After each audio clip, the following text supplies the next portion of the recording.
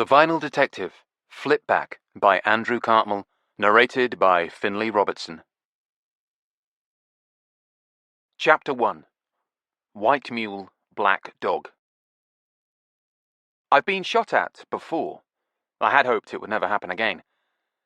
The way it came about this time was, like so many misadventures in my life, largely thanks to the intervention of one Jordan Tinkler. "How long have we been friends?" said Tinkler. "Here it comes," said Nevada from the kitchen. My sweetheart tends towards the cynical. "Am I not your best friend?" continued Tinkler, ignoring her and giving me his finest beseeching look. It made him look like a cute little puppy who just at that very instant has contracted rabies. You can sort of see the mad force of the virus swimming up in those big, moist eyes. I sighed. "What do you want?" "Yes, what are you after this time, Tinkler?" said Nevada. She came in from the kitchen carrying a bottle of wine by the neck in one hand, and in the other 3 glasses, held by their stems in an untidy but somehow elegant cluster. She set the glasses deftly down on the table without so much as a clink, and then proceeded to pour the wine in a precise, steady stream from a considerable height, standing over the first glass with the bottle neatly aimed. The wine poured in a graceful golden flow, and she didn't spill a drop. "What is this?" said Tinkler. "White wine?" "Don't try and change the subject," said Nevada. She finished filling the glass and started on the next. "But you only ever drink red wine," exclaimed Tinkler, all innocence. Nevada corrected him, frowning with concentration as she poured. "I only ever drink Rhone wine, or Rhone style, and this is from one of my favourite Rhone producers." "But it's white." "Yes, it is. In fact, it's called the White Mule." She finished filling the second glass and moved the bottle over to the third. The pale golden wine glugged softly into the Riedel crystal. "But stop milking it, Tinkler. What kind of favour are you sniffing around for?" As she said the word sniffing, she picked up a glass and held it happily to her nose. "A favour?" said Tinkler. "You wrong me. I just want to hire your boyfriend here to do what he does best." "Find a record." All of a sudden, I was interested. "Yes, I can't believe I'm saying this, but I want to hire the Vinyl Detective. You do realise it was me who first thought up that name?" "No, it wasn't," I said. I remembered getting the idea, standing in front of the machine that printed the business cards, late at night, in an airport, during the grinding, endless red-eye wait between planes. In many ways, it had been a bad idea and had led me to bad places. On the other hand, it had led me to Nevada. Now she stopped sniffing the bouquet of the wine and smiled at me. She knew I was thinking of her, the little minx. She handed me a glass. It was cool in my hand. I gave the honey-coloured liquid a tentative sniff. It smelled good. That was about the extent of my expertise. "What about me?" demanded Tinkler, and she handed him a glass. I took a sip from mine. It was creamy and complex, and some other adjectives I had learned from Nevada. "So," she said, turning to Tinkler, "how much are you going to pay him to find this record that you want so badly?" "Jesus, you are so mercenary." "I'm his business manager," said Nevada. "It's my job." "Don't worry, I'll pay you." "You'll get paid?" "You'd better. We'd better. How much?" "A fair amount." Nevada sighed. "That doesn't sound very promising, Tinkler. Suddenly, I'm not sure we can even fit you in. As a matter of fact, we were thinking of taking a holiday. A nice, long holiday." "You can't go on holiday. Your cats are too neurotic to be safely left on their own." "We have friends who will look after them. Proper friends. Not like you." Tinkler turned to me imploringly with his big, but slightly crazed puppy eyes. "Oh, come on! Find my record. For me." "How much are you going to pay us?" Nevada was remorseless. A look of glum resignation came over Tinkler's face. He realized, despite all his attempts at evasion, he was going to have to talk turkey. "Depends on the condition, obviously, but let's say," his forehead furrowed with simian calculation, 50% of the median record collector guide price. 75%, said Nevada, instantly, despite not having any idea what the median record collector guide price might be. "Oh, for Christ's sake," said Tinkler. "Don't I get the friends and family rate? Don't I rate it? Don't I rate the rate?" "What is it?" I said. They could thrash out the gory financial details later. They both looked at me blankly. "What are you after?" I said, patiently. "What is the record?" Of course, nothing can ever be straightforward. And it all began to get a lot more complicated on the very first day I started working for Tinkler. It was a bright, winter morning with a cold bite in the air. I caught the bus across Hammersmith Bridge in the low, streaming sunlight, and then took the tube to Shepherd's Bush. From here, I worked the charity shops eastwards towards Holland Park. It is still possible to find astonishingly rare records at bargain prices in charity shops. Of course, most of these shops have resident experts to sift through their stock and pull out any choice items for premium pricing. In practice, this means anything by the Beatles or Elvis being assigned astronomical price tags, regardless of their scarcity or collectability. But the same chump who thinks a digitally remastered reissue of the King's greatest hits on wafer-thin late 1980s vinyl is worth a small fortune might well let a British Vogue yellow label release of a Sonny Rollins contemporary slip through for a pittance. And these treasures do turn up, going for a song, to be seized on by someone like yours truly, with trembling hands and a corresponding song of gratitude in their heart. Today, however, the god of charity shops didn't smile, and my search had yielded nothing, or rather, it had yielded a nice early Stan Getz on a French Verve reissue, but no trace of what Tinkler was after. I wasn't worried. It was early days yet, and checking the charity shops was just part of my strategy. I was also going to be visiting the record dealers. I started with Lenny at the Vinyl Crypt. I endured his questions about Nevada, questions that were transparently designed to run a health check on our relationship. Lenny was smitten with Nevada and was just waiting for the first sign of trouble between us, at which point he planned to swoop, insofar as someone like Lenny is capable of swooping. But while he was picking my brains about Nevada, I was picking his brains about a record label called Hexagon. "Hexagon," said Lenny. "Hex-a-gon. Like they once had a hex, but now it's gone." "Oh, yeah. They had a picture of a hexagon on their label, didn't they?" Yes, it was a multi-layered piece of wordplay. But Lenny wasn't listening to me. I had pushed his buttons, and now he was like a computer, helplessly and automatically disgorging facts. "Late 1960s folk label, which was absorbed by one of the majors. Was it Atlantic? Anyway, their stuff is very rare, very collectible, expensive." This last bit was just a boilerplate, so to speak, and Lenny would have added it in response to any inquiry, in an attempt to soften his customer up for whatever price outrage he was planning to perpetrate.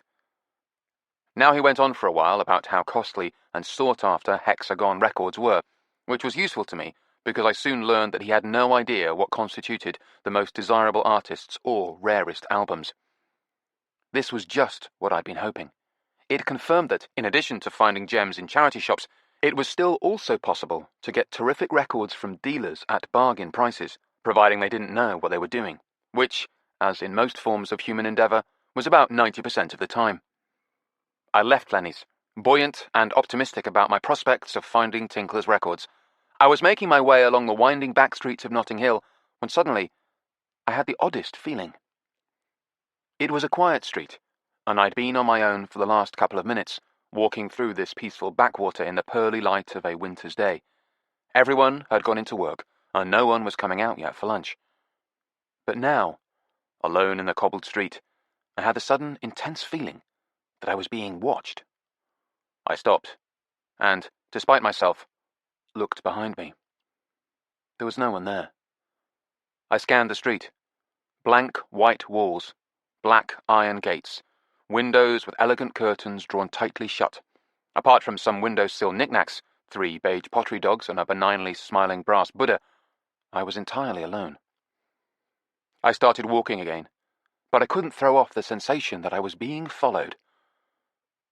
I've begun to regard paranoia as an inevitable consequence of what I do for a living, or, at the very least, an occupational hazard.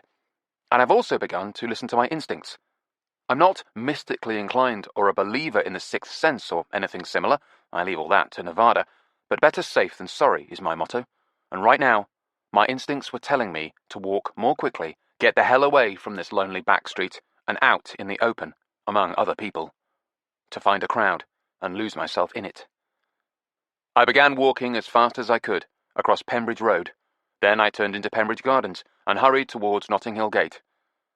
I kept up the pace, even though I couldn't see anyone following me. At least there were other people around now. I began to relax. But as I was crossing the street towards the tube station, a big, black cab came rumbling out of nowhere, loudly blaring its horn. The noise spooked me, and I turned, angry, ready to curse the driver. But behind the steering wheel of the taxi, smiling at me, was Agatha Dubois-Keynes. Better known to her friends as Cleanhead, Agatha must be London's most stylish black cab driver. "Careful how you parse that sentence," was her standard comment at this observation, because she is, if not black, then at least mixed race, a sort of beautiful blend of esoteric genes which argues for the total enthusiastic mongrelization of the human race, and the sooner the better. She also has a shaved head, which is why we call her Cleanhead. It was warm and snug sitting behind her, on the big, comfortable leather seat in the back of her taxi, as we drove along the A402 towards Bayswater. And safe. The sense of being watched had abated as soon as I climbed into the cab. "Thanks for giving me a lift," I said. Cleanhead didn't reply. The intercom was on, but she was concentrating on the traffic and wouldn't speak until she deemed it safe to relinquish her full attention from the task at hand. It was a reassuring trait in a driver. Despite everything London's world-class vehicular congestion was throwing at her, we were rapidly approaching the corner of Queensway. This would be a good place for me to catch the tube. The thing was, I couldn't at the moment afford a cab ride all the way into the West End, particularly in the slow-motion traffic currently on display. Any spare funds I had were earmarked for our supper, the cat supper, and, naturally, records. Of course, Cleanhead wouldn't necessarily charge me for the ride, but I didn't feel I could deprive her of a paying customer, of which there were plenty, judging by the number of people leaning out to hail our taxi, then seeing the dim taxi sign and subsiding in disappointment. "Anywhere up here would be good," I said, reaching for the door. "I can hop out." "Just sit back and chill," Cleanhead said in a relaxed, droll voice that told me the traffic pattern no longer required her undivided attention. "You're not hopping anywhere." "But you could get a paying fare." "You are a paying fare," she glanced back in response to my startled silence. Her eyes were amused. "It wasn't just a coincidence that I picked you up. I was looking for you." "Looking for me?" "Your Tootsie sent me. She said you'd be around here." "My Tootsie?" "Nevada," said Cleanhead in exasperation. Then, by way of explanation, "I've been reading Damon Runyon."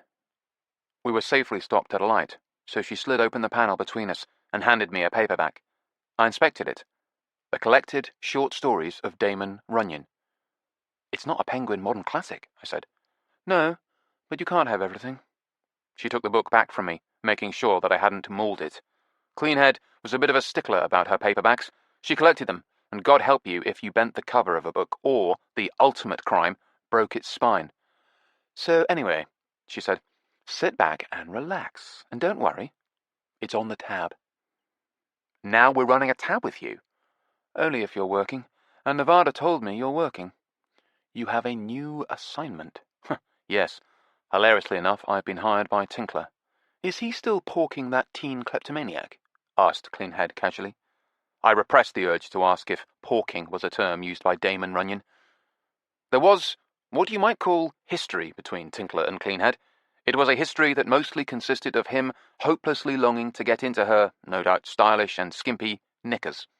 It had persisted thus until a pretty but predatory young woman called Opal had fallen into our orbit, and, to the astonishment of us all, including Tinkler, Tinkler had had a brief and passionate fling with her. Opal had parlayed this encounter into a well-received university dissertation and, potentially, a thriving career in the media.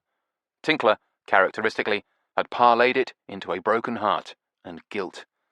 Guilt because he felt, in some obscure way, that he had betrayed Cleanhead and ruined his chances with her, which was weird, especially since Cleanhead did indeed behave exactly as if this is what had happened. "In fairness," I said, "the teenage kleptomaniac never actually stole anything." "We're not interested in fairness around here," said Cleanhead. After the Vinyl Crypt, the next record dealer I was visiting was Styley, which is located north of Oxford Street in London's West End.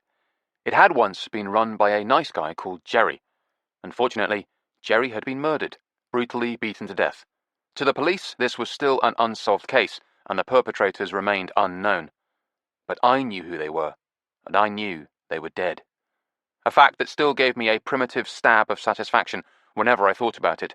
They deserved it for what they did to him. I had liked Jerry. He'd certainly known how to run a record store, which was more than I could say for Glenallen and Kempton, his two former stooges who were in charge now. It wasn't that Styley had become a bad place, it was just that it had somehow lost its soul, and whatever had once made it special, it had turned into a strictly commercial venture, like so many others. It had also been recently redecorated, giving the whole operation the usual soulless glass and chrome look that the corporate mindset deems modern. And they had added racks of CDs and DVDs, embracing these digital formats just in time for their extinction.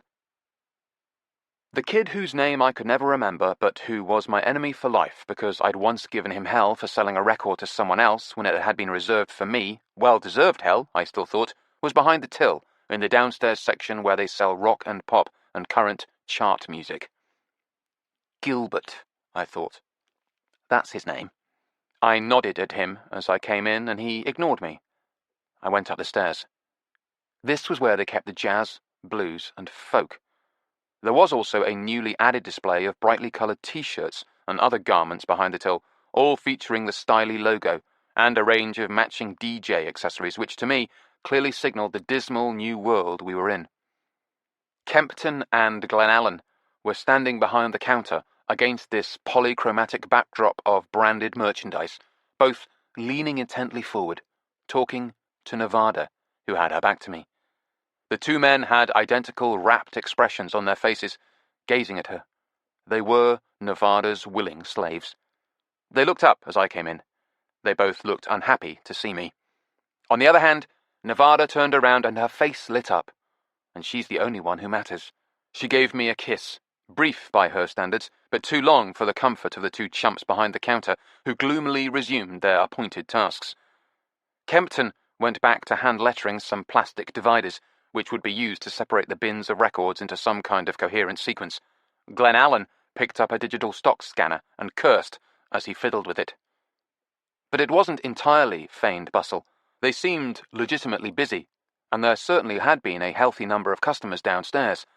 So evidently, the tacky new tactics were working, and business was booming. They were going to have to take on a fourth staff member soon. Glenallen hurried out with his scanner, and Kempton grunted and abandoned the section dividers on the counter, disappearing into the stockroom. Nevada released me. We were all alone. "I suppose you'll be wanting to look through the records now," she said. "You know me so well." She followed me into the folk section and took out her smartphone to peruse while I flipped through the racks of vinyl. It was peaceful up here, just Nevada and me, with all these records to look through. Presumably Glenallen and Kempton had made themselves scarce in case we started kissing again. It was too good to last, though. A young guy hurried in, clad in the regulation Styley hoodie. He had the hood up over his head and was wearing a pair of enormous retro sunglasses, indoors in the middle of winter, mind you. He mistakenly seemed to believe he was being hip. But the dark lenses merely rendered his pale face anonymous, hovering unconvincingly above his weak mouth and lack of chin.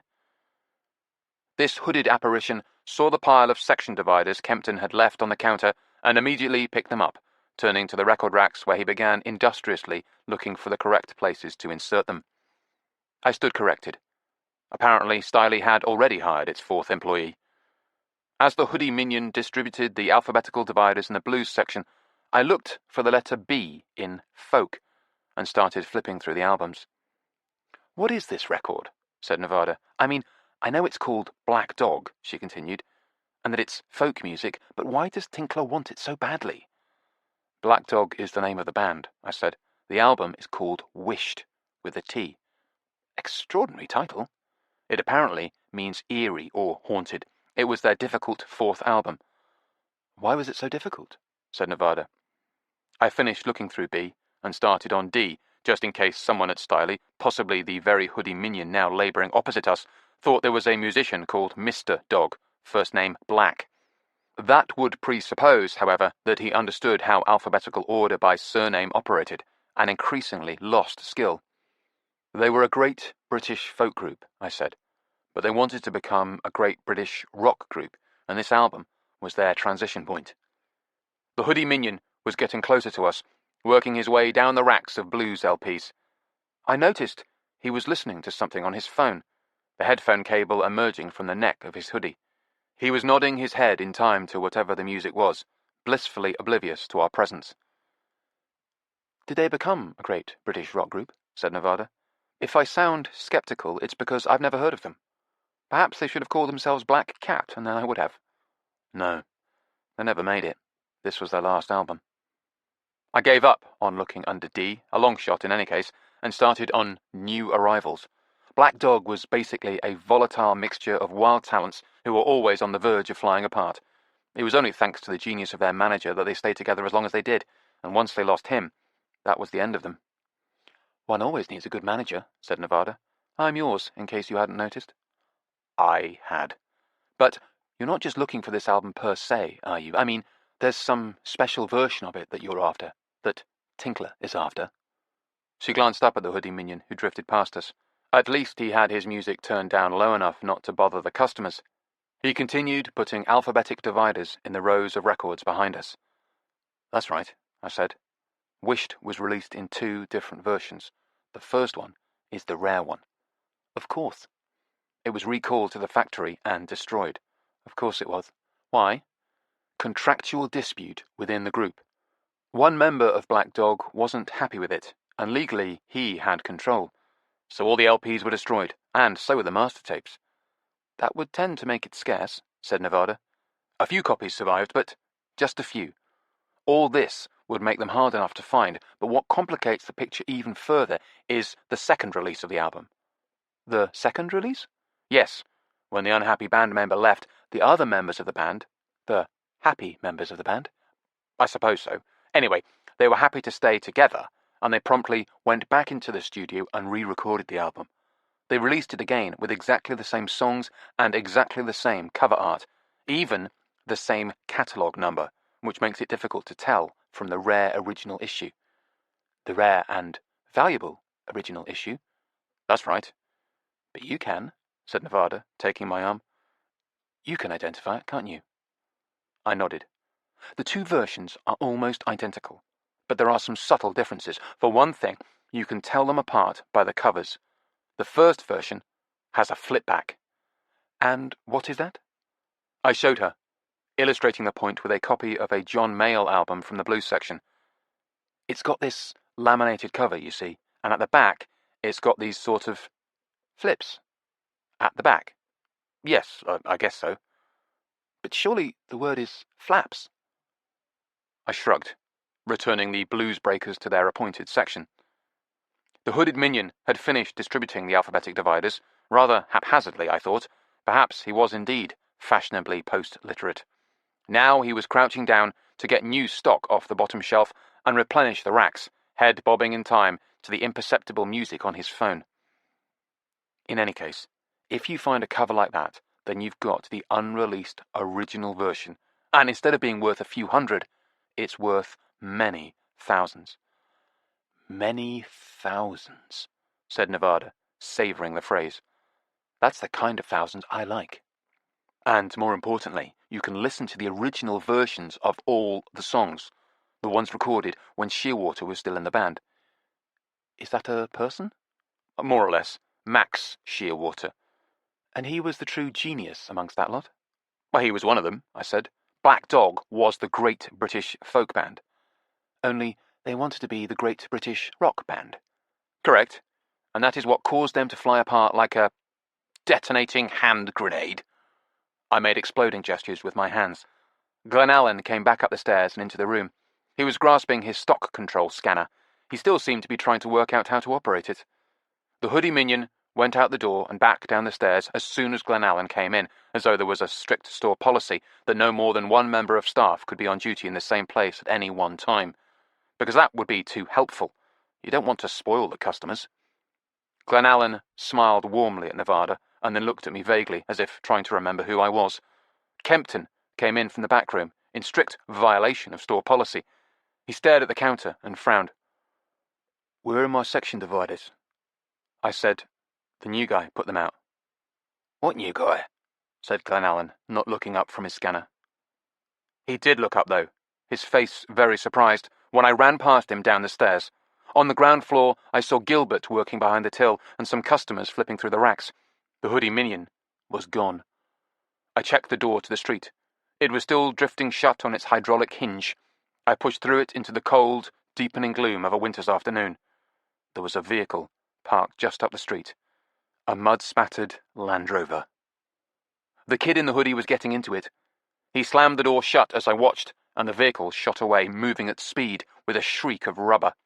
I watched them go, and the uneasiness I'd been feeling all day drained away to be replaced by a chill, sick feeling of certainty. I had been playing catch-up. I'd been missing vital clues and failing to read the signs. And I felt a cold premonition that I was going to pay for it. I heard the door of the shop open behind me and turned to see that Nevada had followed me out into the street. "He doesn't work here," she said. "And when he was skulking around up there, skulking around us, he wasn't listening to his phone." "No," I said. "He was listening to us." A black taxi eased out of the traffic stream and pulled in beside us. It was Cleanhead. She opened the window and looked at me. "We were being followed. I should have spotted them sooner, but I only noticed them when I was circling the block waiting for you, and I realized they were circling too." "In a muddy Land Rover," I said. "You've seen them?" I nodded. Nevada took my arm. "Someone's got a lot of questions to answer," she said. We got into the taxi, and Cleanhead accelerated away. We searched for the Land Rover, but there was no sign. It was long gone. A night was falling rapidly, plunging London into winter darkness. I was thinking about the figure who had gone scrambling into that mud-spattered vehicle, the hoodie minion. There was something familiar about him, his posture, the way he moved. Once again, I had the unpleasant sensation that I was missing something important, and it was going to come back to bite us. We crossed the river at Battersea Bridge, heading towards Putney. Nevada sat close beside me, peering at her phone. She grunted softly with satisfaction. "I looked up the dictionary definition," she said, switching it off. "Of what?" "A word I'd never heard before. Wished." She looked at me, her face glowing in the passing streetlights. "It means to invoke evil upon, to bewitch." We drove across the dark, glittering river, heading south. Chapter 2. Love or Money. "Tinkler, what have you got us into?" Nevada jabbed her finger at him, and Tinkler flinched. We'd collected him at his house in Putney, and now we were sitting either side of him in the back of Cleanhead's cab as she drove us along the upper Richmond Road as swiftly and smoothly as the savage and chaotic evening traffic would permit. Tinkler thought we were on our way to supper, which we were, but en route we intended to interrogate him about what the hell was going on. "Got you into?" he said, looking back and forth at us. "Nothing! What are you talking about? What have I done now?" We told him about being followed. He stared at us, a convincing picture of innocence, or at least bafflement, and shrugged. "So you have no idea why anyone would be keenly interested in our business?" I said. "No." "And you don't know of anyone else, perhaps someone rather dangerous, who is currently looking for this very same record?" He shrugged again. "No." I said, "Why are you after it?" "What do you mean?" "Yes, what do you mean?" said Nevada, looking at me. "He's a record nut. Why wouldn't he be looking for a record?" I indicated Tinkler. "He doesn't listen to folk music." "Yes, I do. Or, at least I listen to rock, and Black Dog are folk rock, so I listen to the rock part."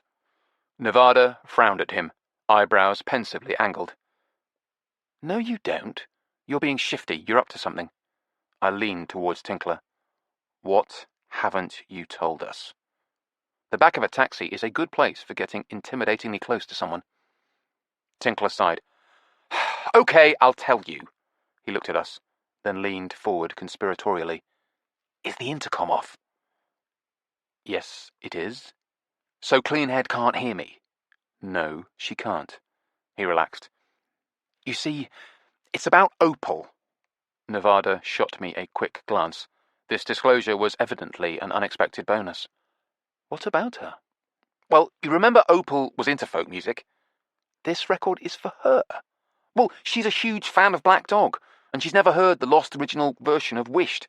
I thought if I got a copy, it might, win me a way back into her heart. Back into her knickers, you mean? Said Nevada. I said, wait, if I find a copy of the record, you're going to give it to Opal? Tinkler snorted. Of course not! No, I'll make her a sacrilegious digital copy, which will be more than adequate for whatever pitiful MP3 device she's using, and the lovely, lovely analog original vinyl I will keep for myself, in my own collection, forever, or at least until I can sell it for a thumping and obscene profit. That sounds more like it, I said. But that's all I'm guilty of, being pathetic and grovelling and trying to get my ex-girlfriend back. I don't know anything about weird people following you around and eavesdropping on your conversations. Nevada nodded. Okay, we believe you. But why didn't you tell us this in the first place? Because I was embarrassed. It was humiliating. He looked at me. But you're still going to find the record for me? I nodded. Of course, said Nevada. We have a business agreement. Good. But just so we're clear, she said, we're doing this because you're sad and lonely and a sexually desperate loser. Yes. Okay, all right. On an ill-fated quest, an obviously doomed bid, to reawaken the affections of a frankly unsuitable girlfriend who is gone for good. How many times do I have to say yes? Okay, that's settled, said Nevada. But still, you should have been totally on the level with us, up front. You're saying I wasn't up front or on the level? No, not sufficiently so. You have transgressed, and so you deserve mild punishment. What kind of punishment? How mild? Nevada leaned towards him. You know when I said the intercom was off and Cleanhead couldn't hear you? Oh, shit, said Tinkler. Tinkler had the good grace to offer to pay for dinner at Albert's, our local gastropub. Cleanhead dropped us off by the railway crossing because the pub was in a narrow little alley where she couldn't drive the taxi. I asked her to join us, but she said she had to work. Tinkler was bereft. We hurried down the winding Dickensian alley to Albert's, braving the winter wind until we were gratefully pushing through the stained glass door. It was warm and cosy in the pub, and smelled of good cooking and beer. Albert himself wasn't immediately in evidence behind the bar, which in many ways was a bonus. He was probably in the kitchen, second-guessing whatever new expert chef he'd hired. They were always new, because they were always leaving, because Albert was always second-guessing them. He fancied himself a gifted cook, which indeed he was, but far too lazy to run a busy kitchen in even this tiny pub, so he had to hire someone else to do the cooking for him, while he constantly looked over their shoulder. We found our favourite table. Albert took a brief break from chef bothering and came out of the miniature galley kitchen at the back of the pub to tell us about today's specials. We ordered food and, after a microscopic examination of the wine list by Nevada, drinks. Albert returned to the kitchen and harassing his new chef. The Australian girl behind the bar was also new, which explained why soon after we arrived she checked her watch and went to the radio at the back of the bar and switched it on. An annoying and all too familiar piece of theme music started up, followed by an unctuous announcer's voice declaring, "And now for Stinky's Stellar Stars." Nevada winced. "Stellar Stars," she said. "Jesus Christ." "The series in which Stinky Stamner profiles the music stars of past, present, and future," continued the announcer smoothly, or with what passed for smoothness in the realm of Stanmer. Tinkler was looking at me as though he expected me to explode. I didn't feel like exploding. I just felt weary. But I got to my feet and started for the bar. Before I could get there, Albert came hurrying out of the back of the pub. "Janine," he said. "Yes," said the Australian barmaid. "Could you turn the radio off, please?" "But we always play the Stinky Stamner show," said Janine. Her willingness to argue with him suggested that Albert had once again fallen into the trap of sleeping with the help. Or maybe it was just because she was Australian. "This week a half-forgotten legend of the British music scene," continued the announcer. "We don't play the radio," said Albert. when he is in here?" He nodded at me. "Not the Stinky Stamner show, anyway." "Why not?" said the barmaid pugnaciously. I decided it was both because she was Australian and she was sleeping with him. He gestured vaguely towards me. "We have an agreement." "What kind of agreement? Why?" During this Socratic dialogue, the radio kept right on playing, and now the oleaginous tones of the announcer had yielded to something even more awful. "Good evening, Space Cadets," chirped Stinky. Even though he was safely many miles away and only a digital transmission, it was horribly as if he were in the room with us. Albert gave me a helpless glance and then turned back to Janine, who was standing, slim, sun-tanned arms determinedly folded, right in front of the radio. Nobody was getting past her, evidently a Stanmer fan. But I had once helped Albert out of a rather tricky situation, and in return he had promised a moratorium on playing the radio whenever I was in his establishment, with special reference to Stinky Stamner. Albert moved closer to Janine and lowered his voice. I was nonetheless able to make out the words, "At university together, based his whole career on imitating him. Stinky is rich and famous, always steals his ideas, gets more rich and more famous, while he hasn't got a pot to piss in."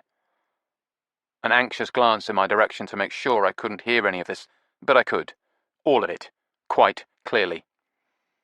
I think Albert's hearing had been damaged by years of standing behind the bar with his head beside the radio. Stinky was still running through his repertoire of wooden catchphrases and stilted patter. The Australian girl's face was darkly angry in a way that suggested trouble for Albert later, and possibly also sooner. But he leaned past her and switched off the radio. As he did so, Stinky was saying, "The great, lost British folk band." The radio went off, and there was suddenly silence in the pub. I was on my way back towards the table where Tinkler and Nevada were sitting, when suddenly I spun around on my heel and went back to the bar, my heart thumping. "Could you turn it on again, please?" Janine looked at me truculently. Albert with astonishment. "Turn what back on?" "The radio, please." Janine turned to look at Albert. "You said, 'Please,'" I said. I guess the note of urgency in my voice cut through all the usual crap, because Albert turned the radio back on. Stinky was saying, "A legendary British folk group, some would say folk rock group. Black Dog was basically a volatile mixture of wild talents who were always on the verge of flying apart, like a detonating hand grenade. It was only thanks to the genius of their manager that they stayed together as long as they did, and once they lost him, that was the end of them." I remembered, with glum vividness, a hooded figure scrambling into a muddy Land Rover. "Their last album, Wished, was released in 2 different versions. The first one is the rare one. It was recalled to the factory and destroyed because of a contractual dispute within the group. The band's co-leader and accordion player, Max Shearwater, wasn't happy with the record, and legally he had control, so all the LPs were destroyed, and so were the master tapes. A few copies survived, but just a few. That would make them hard enough to find." I remembered the same figure, crouching over the record racks, virtually at our elbow while I talked to Nevada. "But what complicates the picture even more," continued Stinky, "is the second release of the album. When the unhappy Max Shearwater left, the other members of the band went back into the studio and re-recorded the album. They released it again." Now I knew why he'd looked so familiar. "With exactly the same songs, the same cover art, which makes it difficult to tell from the rare and valuable original issue. The 2 versions are almost identical, but there are some subtle differences. You can tell them apart by the covers. The first version has a flip back." "Okay, you can turn it off now," I said. Once again, there must have been something in my voice, because Janine turned it off without an argument. Albert took one look at me, then fled back into the kitchen. I returned to our table. I looked at Nevada and Tinkler. I wondered if my face was as pale as theirs. Probably. "That evil fucking little shit," said Nevada. "How did he know?" said Tinkler. "The fucking fucker eavesdropped on us." Tinkler shook his head. He looked like he'd been hit with a baseball bat. "Now he's told everyone." "At least it wasn't a TV show," I said. Only radio. He doesn't have a single original idea in his head, does he? Said Nevada. He's told everyone about the flipback version, said Tinkler. I thought he was going to cry. I knew how he felt. If there are any copies out there, prices will go through the roof. There are copies out there, I said. I know there are. I could feel it, but I didn't add that, because I'm supposed to be the rational one. Maybe, said Tinkler. Maybe, but now we won't be able to get one for love or money. Our drinks came, and we proceeded to all get drunk. Once again, Stinky had fucked things up for us. Little did I realize, this was going to be the least of our problems. Chapter 3. The House with the Moat. Nevada was curled up in one of our armchairs, reading a Patricia Highsmith novel, in French, of course. She looked up at me with those disquieting blue eyes and said, Honestly, what's wrong with you? I was sitting on the sofa, hunched over the laptop. I sighed. She could read me as easily as that book. I said, I wasn't aware I was radiating disquiet. Stroppiness, she corrected me. Or that. It's perfectly obvious from the way you're ignoring poor Turk. It was true. Our cat, Turk, short for turquoise, was standing on the coffee table, peering over the computer screen at me. I hadn't even noticed that she was there.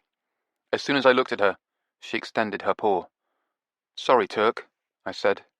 I knuckle-bumped her, which is what she had been waiting for. She then subsided contentedly into a sprawled heap on the coffee table and resumed licking herself shamelessly. I looked at Nevada. I'm preoccupied, I said. I know, I noticed. She put a bookmark into her Patricia Highsmith and came over and sat beside me on the sofa. I like a man who takes his work seriously. She kissed me. But you shouldn't let it gnaw at you. I can't help it. When I started this project, a first pressing of Wished by Black Dog, a presumptive first pressing, that is, I love the use of the word presumptive. Because, in theory, the original version has been completely suppressed. In theory. I sighed. You see, when we started looking for that record, copies were cheap, and any one of those copies might have turned out to be a true original. Despite the theoretical complete suppression, several hundred of the originals had escaped into the wild, so to speak. Because most people didn't know about the flipback, right? Said Nevada. I still want to call it a flapback, you know? I think that would be a much better name. Anyway, most people didn't know about it. That's right, I said. Unless you really knew what you were looking for, a rare original could easily be mistaken for one of the common ones, and pass unnoticed by whatever fool was selling it. Yes, I said. And we, by which I mean you, but actually, of course, I mean both of us, and the cats, would have scooped it up. Yes, for a bargain sum. And then we could have sold it to Tinkler at a hugely inflated price. The friends and family hugely inflated price, I said. And everyone would have been happy. In Tinkler's case, happy meaning miserably and hopelessly pursuing a sexual lost cause. Yes, I said. It was a pretty fair summary. But then Stinky went on the radio. Yes. And he got everybody stirred up. By everybody, I mean his small audience of listeners. Nevada shook her head. In fact, almost 1 million. I checked. Unimaginable, I know, but that must also include all the radios that are on all over the country, playing in the background, unheard, while people are doing better things. No doubt, I said. Anyway, now suddenly everyone is interested in the original version of Wished, and on the lookout for it. So prices are soaring. Yes. Copies are selling for about 10 times what they cost just a week ago. I'd just been on Discogs, and I was still trying to get my blood pressure back down. Nevada winced. Ouch. And Stinky has also got everybody confused about what the hell a flipback version is. In other words, said Nevada, people don't know if they've got an original copy or not. Everybody is mixed up now. Everybody was mixed up before, I said, but back then it was to our advantage. It gave us the chance of finding a rare version of Wished being sold as a common one. And getting a bargain, said Nevada avidly. She really liked the idea of a bargain. So did I, for that matter. I shrugged. We could forget about that now. Unfortunately, now it's all flipped around with even the cheap version being mistakenly priced into the stratosphere. All thanks to flipping Stinky, said Nevada. I thought she was being the model of restraint. I said, "I've begun to resign myself to the fact that we're never going to find this record. I understand your despair, but it's still no justification for ignoring Turk." True. The cat watched us from the coffee table with her strange, pale eyes. She looked from one of us to the other. She might have been aware that we were talking about her and closely following our conversation, or she might equally have been thinking about that satisfying crunching sound a mouse skull makes when you sink your teeth in. What I'm really dreading is telling Tinkler. Tell him what? That you're going to quit? You're not going to quit, are you? I shrugged. It isn't fair to go on charging him expenses if we're never going to find a bloody record for him. I looked at the computer. Anyway, he knows something's up. He's been trying to reach me all evening. I indicated an annoying little flashing icon on the corner of the screen. No point postponing it. I'll tell him now. But he's paid us until the end of the month. We'll give him his money back. The hell we will. We'll think of something. You'll think of something. Nevada put her arm around me. You'll find it. I have a feeling I'm being wheedled. I am a world-class wheedler. I clicked the icon, and Tinkler's petulant, chubby face appeared on the screen. Where have you been? I've been trying to... Suddenly, the image froze and the sound went dead. This wasn't unusual. For some reason, we'd been having trouble with the broadband lately. Digital technology at its finest. The frozen image of Tinkler's face had caught him looming at the camera in a grotesque mid-expression. My God, he looks ugly, said Nevada. And that livid illumination doesn't help. He seems to be in a shoestring production of Dante's Inferno. He's using his lava lamp, I said, and no doubt destroying his brain by smoking pot. The image suddenly unfroze, and Tinkler leered at us. I heard all that, he said, but I'll give you hell later. Why haven't you been answering? I've been trying to reach you all evening. Where have you been? Avoiding you, I said. Avoiding you and brooding, added Nevada. You should see him brood. He's even been ignoring the cats. My God, said Tinkler. He tut-tutted, while his stoned brain tried to remember the reason for his call. While he was doing that, I got on with business. Tinkler, look, I don't think we're going to be able to find this record of yours. Because of fucking Stinky and his fucking shenanigans. Yes. Well, fuck fucking Stinky and fuck his fucking shenanigans, said Tinkler. I have a great idea. That's what I wanted to tell you. I've thought of something. What he had thought of was Eric Makeloud, the rock guitarist and now Tinkler's bosom buddy. It still seemed odd to think of him as that. Eric with a K, formerly Eric with a C, had enjoyed semi-legendary status in the 1960s as the member of the psychedelic band Valerian. He was the only famous person Tinkler knew, unless you wanted to count Stinky, and nobody wanted to do that. Anyway, Eric was quite an anomaly in Tinkler's life. But the two seemed to have become genuinely friendly. Of course, they had cannabis in common, and, to be fair, a genuine love of music. I arrived at Eric Makeloud's house by the river in Barnes promptly at 11 o'clock on a bright winter's morning. I was alone on the pavement. I'd got here before Tinkler. Or, to put it differently, Tinkler was late. Late for our carefully arranged and painstakingly negotiated meeting. When you have 3 or more parties involved in agreeing a common time for anything, it becomes almost impossible. And when one of the parties is convinced he is a rock god, as was Eric, that impossibility is greatly magnified. So it wasn't as if Tinkler was unaware of the exact day and time we'd agreed. It had, God knows, taken us long enough to negotiate it. I sighed, breathing in an exasperated lungful of cold London air. Then I tried phoning Tinkler. No answer. I waited outside Eric's large white house in the freezing morning as long as I could, pacing up and down the footpath by the river. My temper wasn't improved by the fact that one of Eric's near neighbours was having extensive renovations. Basically, their whole house was being gutted, and the noise of hammers, drills, and indeed hammer drills was so loud that I felt my hearing was imperilled. So finally, I decided I'd had enough. It was time to go in on my own. There was an intercom on the locked iron gate outside Eric's. I pushed the button, and in response, there came an immediate buzz and the lock clicked open. The gate creaked complainingly as I pushed it inwards and stepped through onto the short section of iron footbridge that led to the front door. Eric called this his drawbridge, although it didn't draw. I suppose the name made some kind of sense because it ran above what he called the moat. This was a kind of deep rectangular trench in the concrete around the house. Big enough to stroll about in, it surrounded the house at basement level. This basement contained Eric's guitar room, his pride and joy. Indeed, Eric had the moat built in event of flooding, because he thought it would protect his guitars. It had been pointed out to him that, to do any good in terms of sparing his house from the attentions of an angry River Thames, the moat would need to be around 10,000 times its current size. Tinkler had told me his only response to this was to say that, in event of any such watery catastrophe, Bong Cha had firm orders to carry all the guitars upstairs to the attic. When asked why he hadn't built the guitar room upstairs in the attic in the first place, Eric's only response had been angry laughter. He might well laugh. His basement was the most vulnerable place he could have chosen for his precious collection.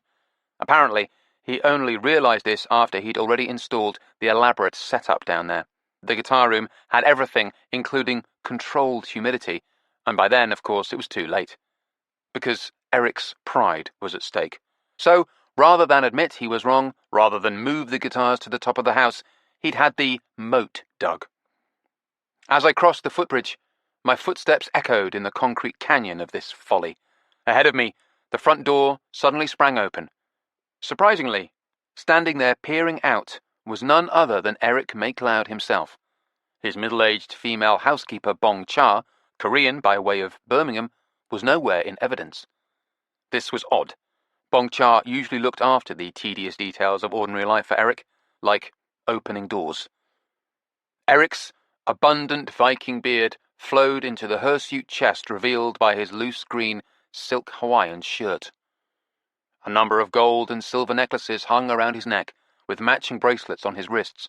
His long hair, profusely streaked with grey, was secured by a black scrunchie. His chest and shoulders were powerful, but his legs looked absurdly long and skinny in tight black drainpipe jeans. He was wearing a pair of rose-tinted granny glasses, and was grinning broadly. The grin faded as soon as he saw me, or rather as soon as he realized that I wasn't Tinkler. For a moment I thought he was going to shut the door again. But instead, he opened it just wide enough to allow me grudging entrance. Things would have been different if I'd been with Nevada. Eric closed the door behind us, and we stood in the entrance hall, pale and clean in the calm winter daylight that came through the window. There were big black and white tiles on the floor, brightly coloured vintage rock posters framed on the wall, and a gleaming antique mahogany bookshelf full of titles about military history. It was a pleasant, warm, well-lighted space, and I could have quite enjoyed the peaceful order of it if Eric MacLeod, born Eric MacLeod, hadn't been looming over me. He removed his tinted glasses, perhaps so as to loom more effectively. He examined me with thorough and varied disapproval, and in doing so revealed his extravagantly dilated pupils. They were the big, dark, gaping bullet-hole eyes of someone who has smoked lots of weed. Suddenly, I was aware of the sharp tang of cannabis, detectable despite the musky and no doubt expensive aftershave he was wearing. Evidently, Eric had been smoking dope all morning. When Tinkler arrived, the two of them would probably smoke dope all afternoon. It began to look to me like a very long and very tedious day. My only drug is coffee, and I probably wouldn't even get a decent cup of that. Once again, I wished Nevada was with me. As if by some stone telepathy, Eric said, "Where's your girlfriend?" "She can't make it today." "Pity." It was, but Nevada had found a whole new string of charity shops just south of Wimbledon. The most recent hiccup in our economy had slain any number of struggling small businesses, and, as these premises were abandoned, the charity shops moved in. "It's an ill wind that blows no good," Nevada had said. Have I got that right? I knew what she meant. She meant that there were new opportunities for high fashion acquisitions at low, low prices, and she needed fresh stock. Nevada had discovered charity shops through hanging out with me, and she'd begun by snapping up bargains for her own wardrobe, and then had expanded to selling fashion items to others. Now, thanks to a combination of her own innate good taste and cutthroat business sense, she was in danger of becoming a thriving business. And of course, the internet had helped. There was a sound on the staircase, and Eric and I looked up to see Bong Cha peering down at us. She was standing on the floor above and looked over the banister rail. Only a segment of her face was visible, but it was enough to show she was unhappy to see me. If she'd been a cat, she would have hissed. She withdrew. "Come on downstairs," said Eric, raising his hand, as though he were about to slap me on the shoulder, but thought better of it, and ended up instead gesturing vaguely in mid-air. These gestures indicated a door in the wall, which might have led into a closet. I knew instead it led to the basement and the guitar room. We opened it and walked down a concrete stairwell. The walls here were smooth white plaster, and there was a high oblong window with black iron bars set in the long wall above us, the outside wall of the house. It provided enough thin winter daylight for us to see by. At the bottom of the stairs, another tall barred window peered outwards, but here it was dimmer because the window faced out into the moat. We turned to the left and down the corridor to the guitar room. It was a large room, which must have occupied fully half of the basement. Again, high barred windows provided as much daylight as the moat outside allowed. Enough illumination for Eric to save on his electricity bills. At least I assumed that was his reason for ignoring the light switch. The guitars gleamed in the cold, pearly light of day. I didn't know anything about guitars, but I recognized some Fenders. They all looked like rare and valuable vintage instruments. Eric gestured towards a long, black leather sofa. "Have a seat. Don't touch the guitars, or the chord books, or the sheet music. In fact, just don't touch anything, to be on the safe side." I sat down on the sofa. He looked at me for a moment, then went out. I expected him to return momentarily, but I gradually came to realize that I'd been parked in here. I didn't touch the guitars, chord books, or sheet music. I didn't even look at them. I just sat there being mindlessly bored. It was peaceful and quiet in this room, but I was too much on edge to enjoy it. I didn't feel comfortable here. Eric might come back at any minute, or, on the other hand, he might have slipped out the back door and got a taxi into town. But he wouldn't do that to Tinkler, I told myself. So I sat there listening to the subtle, distant whisper of sophisticated air conditioning. I wondered if the ideal humidity for guitars was the same as for human beings. I certainly didn't feel that I was being best served by my environment. The air was dry and caused my throat to itch. Eric strolled in again about a quarter of an hour after he had first withdrawn and briefly stared at me. He looked disappointed that I hadn't undergone an interesting transformation during his absence. I thought I heard a sigh as he withdrew again. I leaned back on the sofa, trying to adopt a zen-like acceptance of the wave of boredom that I expected to wash over me. I anticipated it being a long, long day. I didn't know that in less than an hour someone was going to try and kill me. And not just me. Chapter 4. Money to Burn. I settled in for the long haul on the sofa in the guitar room. In fact, I started wondering if I could put my legs up on one of the nice chocolate-coloured cushions made of expensive, butter-soft leather and maybe snatch a nap. I'd take my shoes off first, of course. Almost at the same moment I conceived this scheme, and in what some soft-minded souls would take to be a verification of telepathy, Eric stepped through the door and gave me a suspicious look over his ridiculous pink glasses. His pupils were still dark, huge, stoned. Perhaps he was trying to work out if I had stolen one or more of his guitars, having used some kind of miniaturizing ray and then concealed them in my pocket. But, in fairness to my host, he was also carrying a tray. He set it down on a table beside the sofa and sat down in a chair nearby. On the white tray were 2 black cups with gold rims set either side of a chunky black ceramic pot with a contorted spout. From the spout came a warm, perfumed fragrance. Tea. Didn't he know I was a coffee drinker? Surely Bong Cha, whom I assumed was the only one who was capable of making a pot of tea in this household, would at least have remembered that. Was it intended as a deliberate insult? I decided not to be paranoid and politely accepted a cup of the insipid stuff. Maybe I was wrong about Eric not being able to make a pot of tea. He certainly succeeded in pouring out the 2 cups expertly, despite the fact that the spout on the pot was as convoluted as a model of the human digestive system. Thankfully, I was spared the necessity of pretending to drink the tea because, as soon as he'd finished filling the cups, Eric got up again and walked across the room. He looked at the guitars there. Some of these were standing upright on the floor on special mounts, while others hung on the wall. Some particularly notable specimens were in display cases. He selected one of the guitars from the wall, an acoustic model of beautiful polished wood, and brought it back with him. He sat down in his chair, with it cradled in his lap. Since he made no move to touch his cup of tea, I felt at liberty to also ignore mine. We sat there, while Eric endlessly tuned the guitar, and the tea gradually got cold.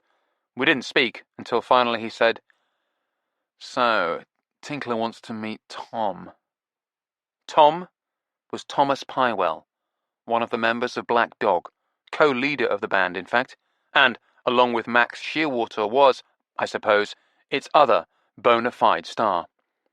It turned out that Tom and Eric were friends, so Eric was in a position to arrange an introduction. Anyway, that was Tinkler's big plan. I said, "Tinkler only wants to meet this guy because he thinks he might have a copy of that record, you know. The guy, I mean, Tom Pywell. Tinkler thinks he might have a copy of Wished." "Wished?" said Eric, strumming slowly and softly on the guitar. "Great album. Fucking great album." "Tinkler wants the original version." "Even better." Eric strummed away happily. "Even better." "The one with the flip-back cover?" "That's right." He nodded as he played softly, at the edge of hearing. "He thinks your mate Tom has got a copy." "Well, if anybody's got a copy, Tom has." "You do realize that if he does have one, Tinkler will pester you until he gets his hands on it?" Eric, head bent over his guitar, didn't answer me directly. Instead, he said, "What do you know about Black Dog?" I started to outline what I gleaned about the band, from books and magazines, and of course the internet, but he interrupted me almost immediately. "Do you know why they were called Black Dog?" No idea. The music he was playing became a little louder. It was now just audible, a slow, mournful folk air. "They named themselves after the Barghest, a ghostly black dog in folk legends that is said to haunt wild places, prey on lonely travellers, and foretell deaths." Busy dog. He continued to strum the guitar. I was amazed at the way he just seemed to conjure music from the strings with the most trifling of movements. He didn't appear to be doing anything, but he was doing everything. He played more loudly, and eerie chords filled the room. The sun went behind a cloud, and the basement was suddenly flooded with darkness. "He was a busy dog," said Eric, "also known as a wished hound." He took off his glasses and looked at me bleakly. Somehow, he managed to do this without interrupting his playing. The folk strain he'd been strumming had transformed to a blues, haunting and mournful and repetitive. He said, "I thought I saw some weird shit when I was with Valerian. I mean, John Blacklock and all his Aleister Crowley crap and all that. Everybody was mucking about with the dark arts in those days. It was very much the done thing." The daylight seemed to have been completely extinguished, as though the apocalypse had silently arrived and was politely waiting to announce itself. I wondered why my host didn't turn some lights on. Maybe it was Bong Cha's job. "But Black Dog," he said, "they really got into it. All kinds of really weird shit. There's even a story they tried to manifest the devil." He seemed to expect a response from me. When none was forthcoming, he just kept playing his tremulous, eerie blues. "That's right," he said, as if agreeing with me, although I hadn't said anything. "They tried to summon him up on stage one night while they were playing." "Why?" Why? To join them, I suppose. To join in. To join in the concert. Yes. I thought, opening act, Satan. I said, did he bring a pickup band? The old gentleman didn't show, but at least they tried. He played, thoughtfully, the guitar giving voice to an endless cascade of chill, rolling chords. It was starting to get a bit repetitive. That's the trouble with the blues, if you ask me. A black dog is also called a wished hound, he said for the second time. Then, perhaps sensing that I was losing interest in his performance and his monologue, he added, The Hound of the Baskervilles was one. Only he wasn't real, was he? I said. I mean, even in the story, the evil dog wasn't real. Sherlock Holmes unmasked him. One of the few occasions when anybody's had the opportunity to unmask a dog. He shook his head. Joke if you like, but some people take this sort of thing very seriously. Ever so seriously. I was saved from having to reply by the doorbell. My host's face lit up. Tinkler! He was overjoyed. I knew how he felt. Eric stared up at the ceiling. Bongcha will let him in. Indeed, there came a rattle of impatient footsteps descending a staircase, then a pause, and then the sound of a door opening. Indistinct voices echoed, just about identifiable as Tinkler and the reluctant housekeeper. More descending footsteps, then the door of the guitar room opened, and Tinkler came in, beaming.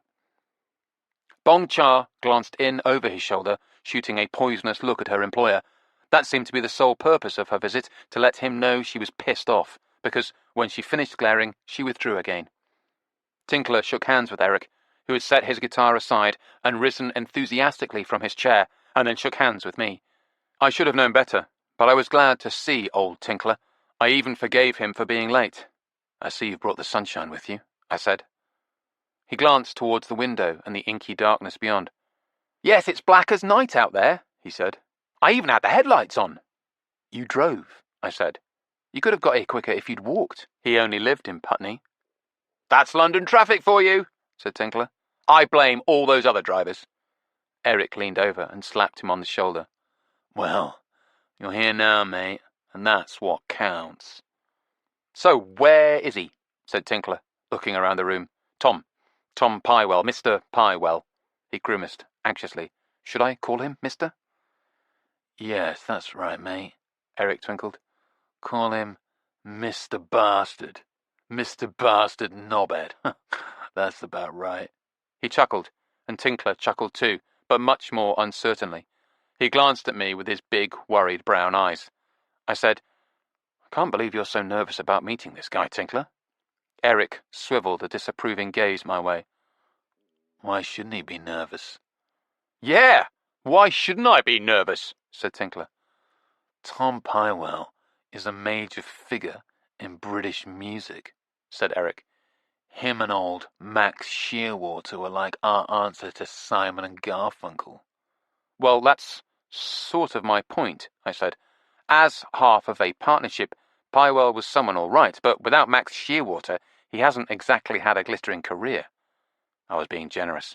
Shearwater had been the presiding genius of Black Dog. After he decided to split with the band, it had been pretty much downhill to oblivion for all the others. Eric pretended he hadn't heard me. He turned to Tinkler. Anyway, how you been keeping, mate? But Tinkler wouldn't let it go. I'd got him worried. No talk about creative decline when Mr. Pywell arrives, all right? No suggestion that he is any less of a rock god than he used to be. He eyed me nervously. Folk god, I said. Whatever! Folk rock god. Eric deigned to join the conversation. And whatever you do, don't mention Max Shearwater when he gets it. He'll go spare if you do. I didn't point out that he was the only one who'd brought up Shearwater's name so far.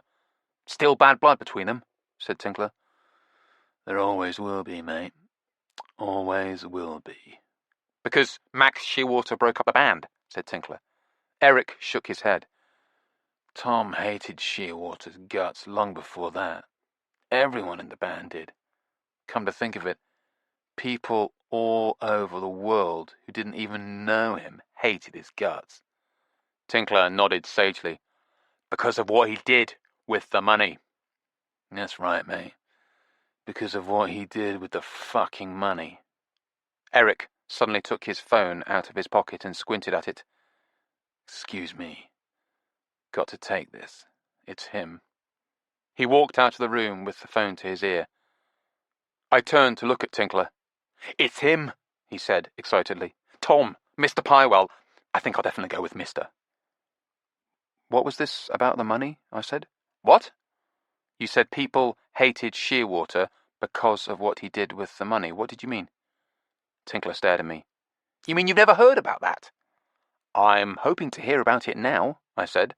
Well, you know how there were all kinds of artistic differences in the band? Tinkler made heavy quotation mark gestures in the air, which is what ultimately led to them breaking up. Well, these differences were because Shearwater was totally avant-garde. Nevada would have picked him up on his pronunciation. In fact, that's a polite name for what he was. But it wasn't just a matter of Max making weird sound recordings. At the same time, he abandoned conventional music. He began a series of other goofy art projects and conceptual happenings, as they used to say in the 1960s. Each one stranger and more far out than the last. I thought of the alleged attempt to raise the devil on stage and wondered if this had been one of those, but I didn't want to interrupt Tinkler. He looked at me. These came to their, if you'll excuse the expression, climax when one day he announced he was going to burn $1 million. Jesus, I said. Burn? Yes, burn, baby, burn. Make a big pile of banknotes and just set fire to them. Whoosh. You mean in a kind of anarchistic gesture? In an artistic gesture, Tinkler corrected me. In other words, basically just for the hell of it.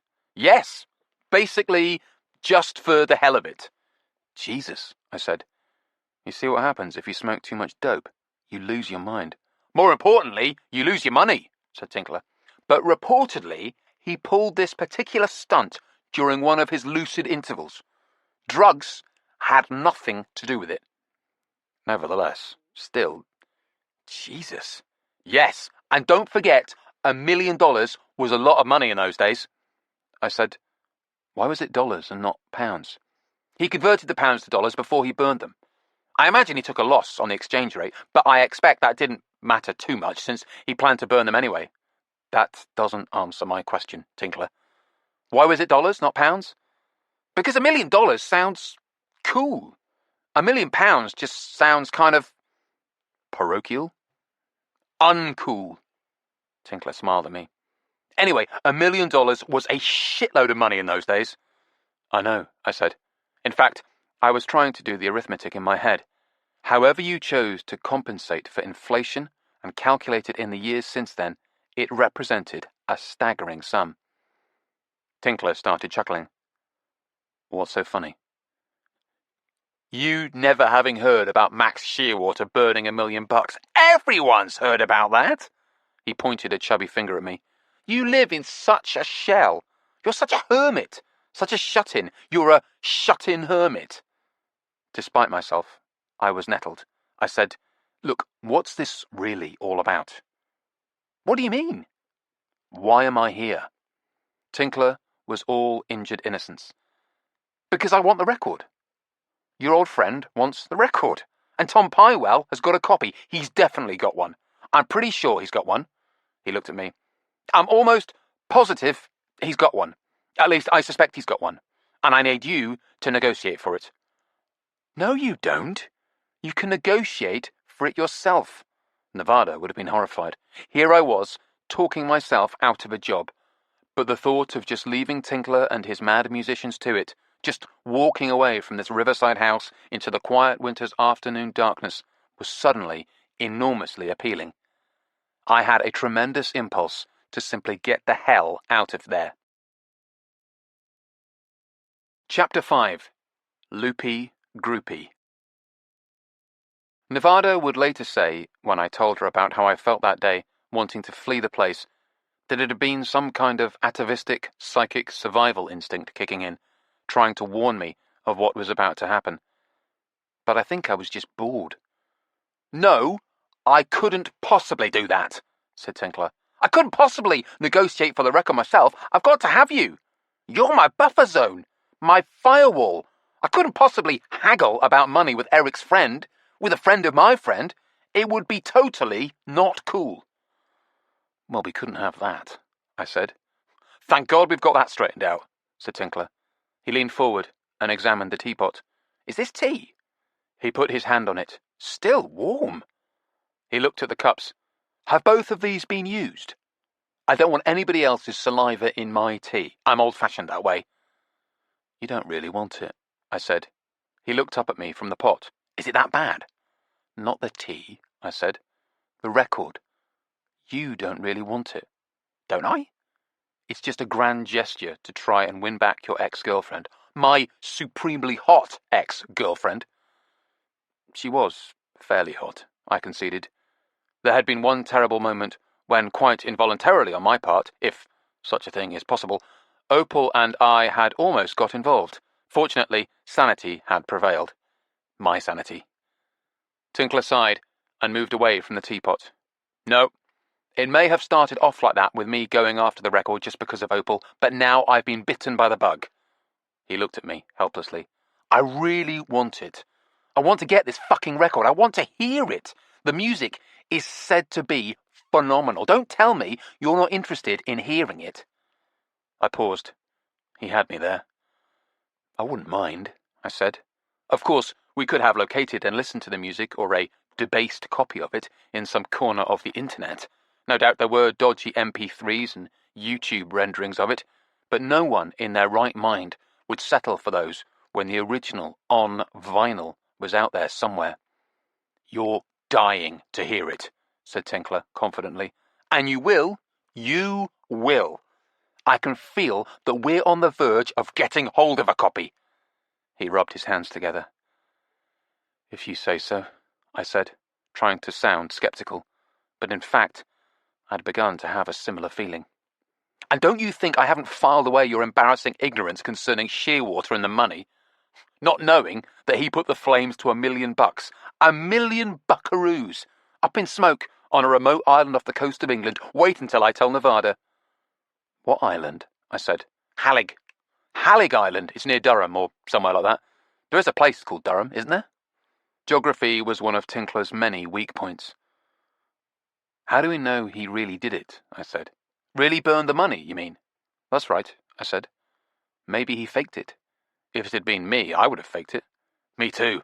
But there was official verification of the conflagration. There was conflagration verification. I still wasn't convinced. What form did this official verification take?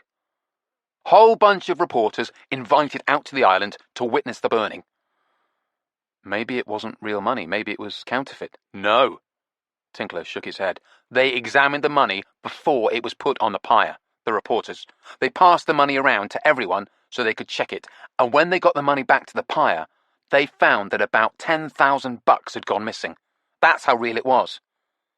By missing, you mean stolen? Yep. By the reporters. By some of the reporters, but they didn't know which ones, and it was too embarrassing to search everybody. There were maybe 100 journalists there from all over the world. I said, the cream of the global media. Don't be so hard on them. They only stole about 10 grand. That averages out to just $100 a head. That's getting off lightly where journalists are concerned. That's a journalistic cheap date. So anyway, Max Shearwater went ahead and burned the remaining $990,000. Not quite as impressive as around $1 million. True, but the press agreed to tell everybody it was $1 million. Further high-caliber honesty from the Fourth Estate. I don't see how you could have missed this colourful anecdote during your scrupulous research.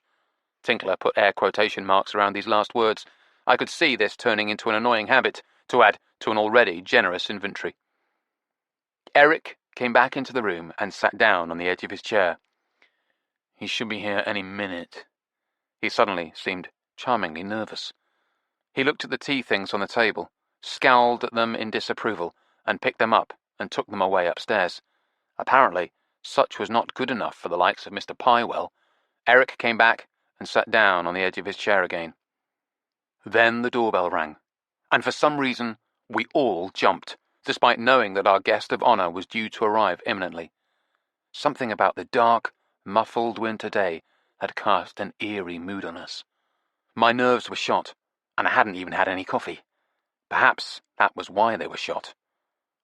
There was no long delay with Bong Cha this time. We heard her answer the door immediately. Perhaps she had been briefed on the importance of this visitor. Eric certainly surged to his feet and stood there expectantly, like a dog waiting to be taken for a walk. There were distant voices, then the confident clunking of male feet coming down the stairs. Eric hurried to the doorway just as a man came down the corridor.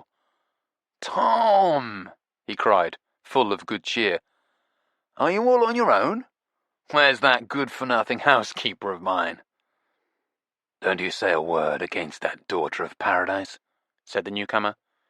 "She is even now preparing some divine snacks to bring down to us, to bring down from the heavens." "Good to see you again, mate." The two men embraced tightly in a clatter of male jewellery. They pounded each other on the back, then shoved each other apart, gazing fondly into one another's face. "Good to see you," said Thomas Pywell. He was very pale, tall and rake-thin, wearing what at first looked like a chunky black silk suit. But from the way it creaked when he moved, I realized it must be leather. Under it, he wore a lacy white shirt and a thin black tie, also leather. On his wrists, a variety of bracelets jangled. Draped over his shoulders was a tasselled black and white Middle Eastern scarf, more suitable to the desert than our English winter. His Ray-Ban sunglasses were equally inappropriate, given that the day outside remained as black as a coal sack. No rays to be banned. If he'd been wearing those while he was driving, it was no wonder he found the traffic a challenge. The dark glasses gave him a distinctly sinister look, amplified by his smooth, shaven skull.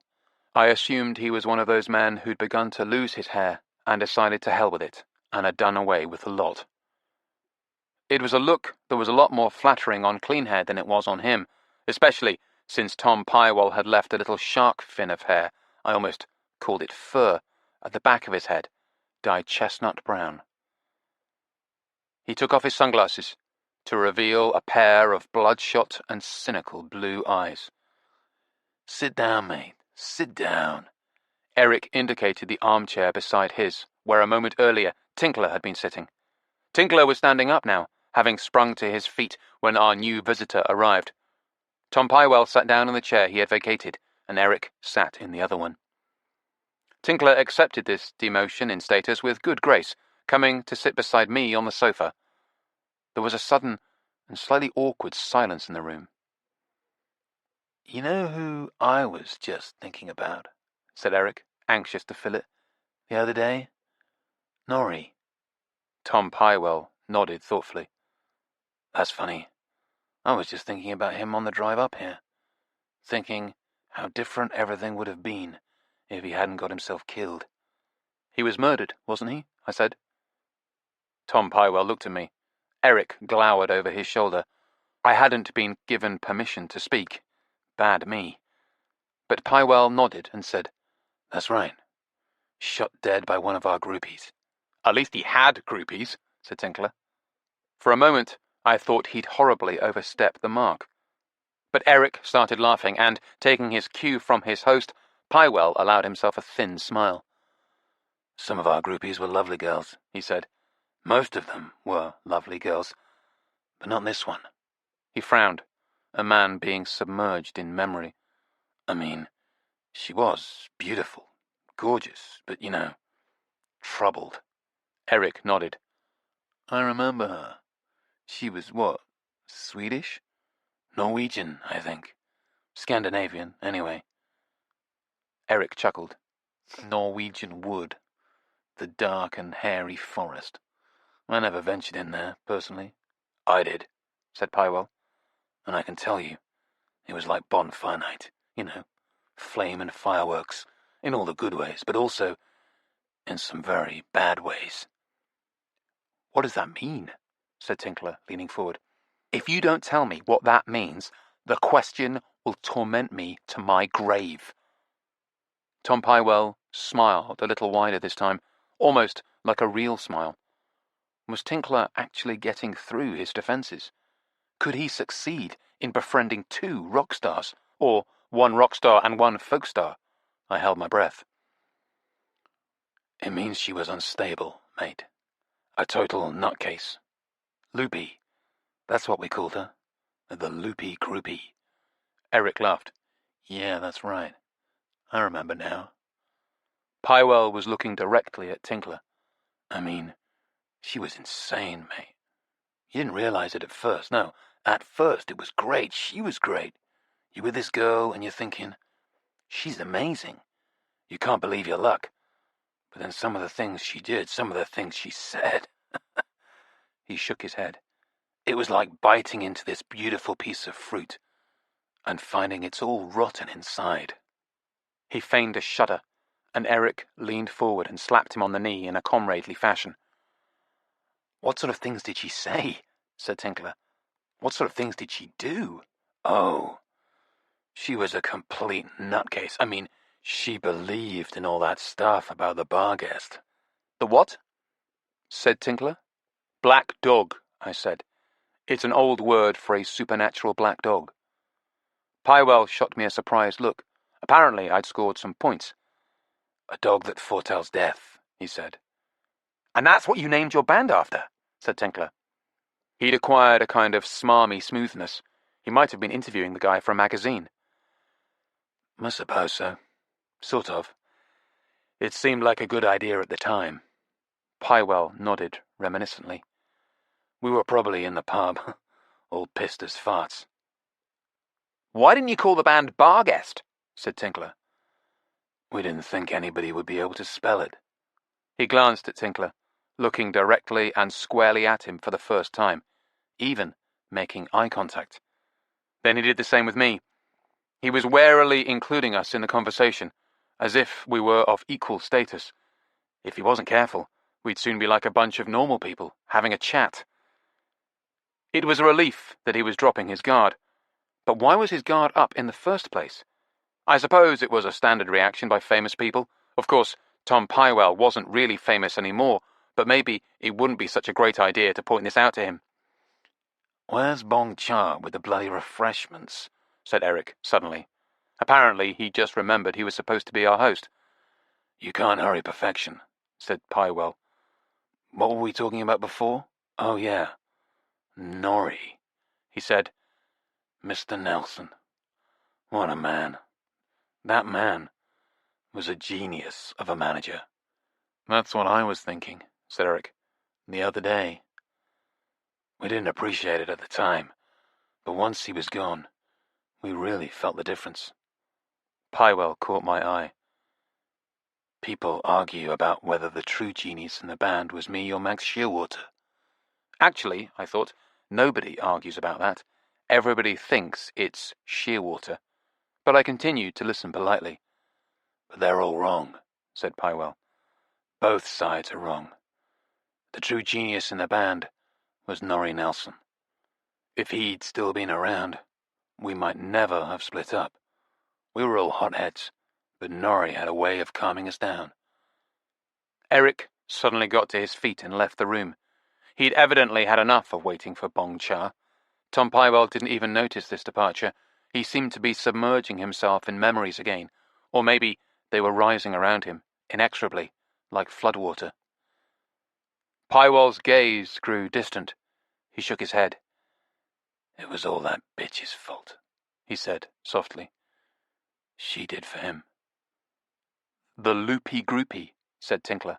I could tell he just wanted to say the name. That's right. Her real name was Berit Barsness. We used to call her Merit Mare's Nest because she was always so bloody mixed up. But it turns out she was organized enough to do for poor Norrie. Pywell shook his head. What happened? I said. Pywell shrugged. He suddenly seemed morose and withdrawn. Oh, well, you know. There was a long pause, and I wondered if that was all we were getting. Then he said, She got hold of a gun from somewhere. Shot him. and shot herself. It was as though he was sending a message by telegram and paying by the word. Why? I said. Pywell gave a long sigh and then fell so profoundly silent that I thought this time we really weren't going to get an answer. I looked at Tinkler, and he stared worriedly back at me. Had I overstepped the mark and somehow offended the man? But then, as if some kind of blockage had abruptly melted away, Pywell started talking again.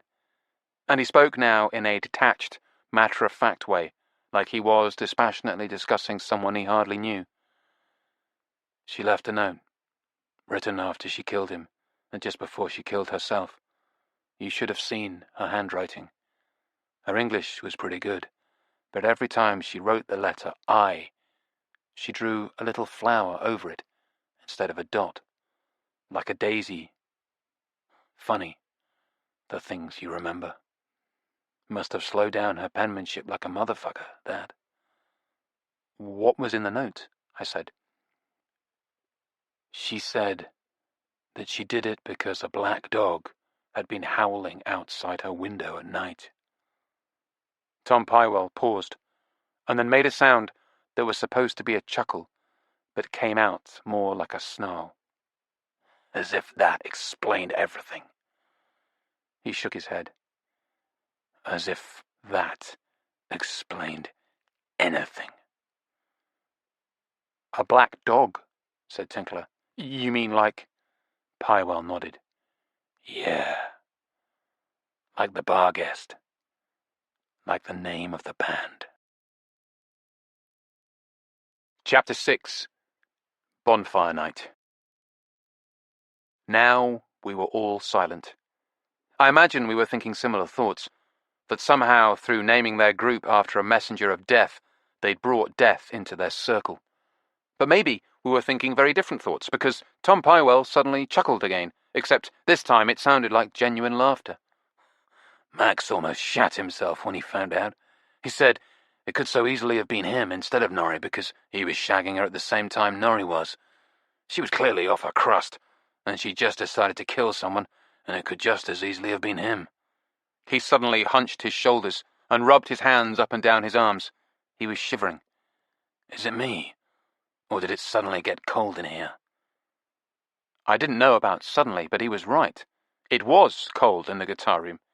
Maybe our host had decided to economize on the central heating, as well as the lighting, so he could channel his funds into more important areas, like recreational drugs and guitars. Or maybe it was just the power of suggestion. Anyway, now I was shivering too.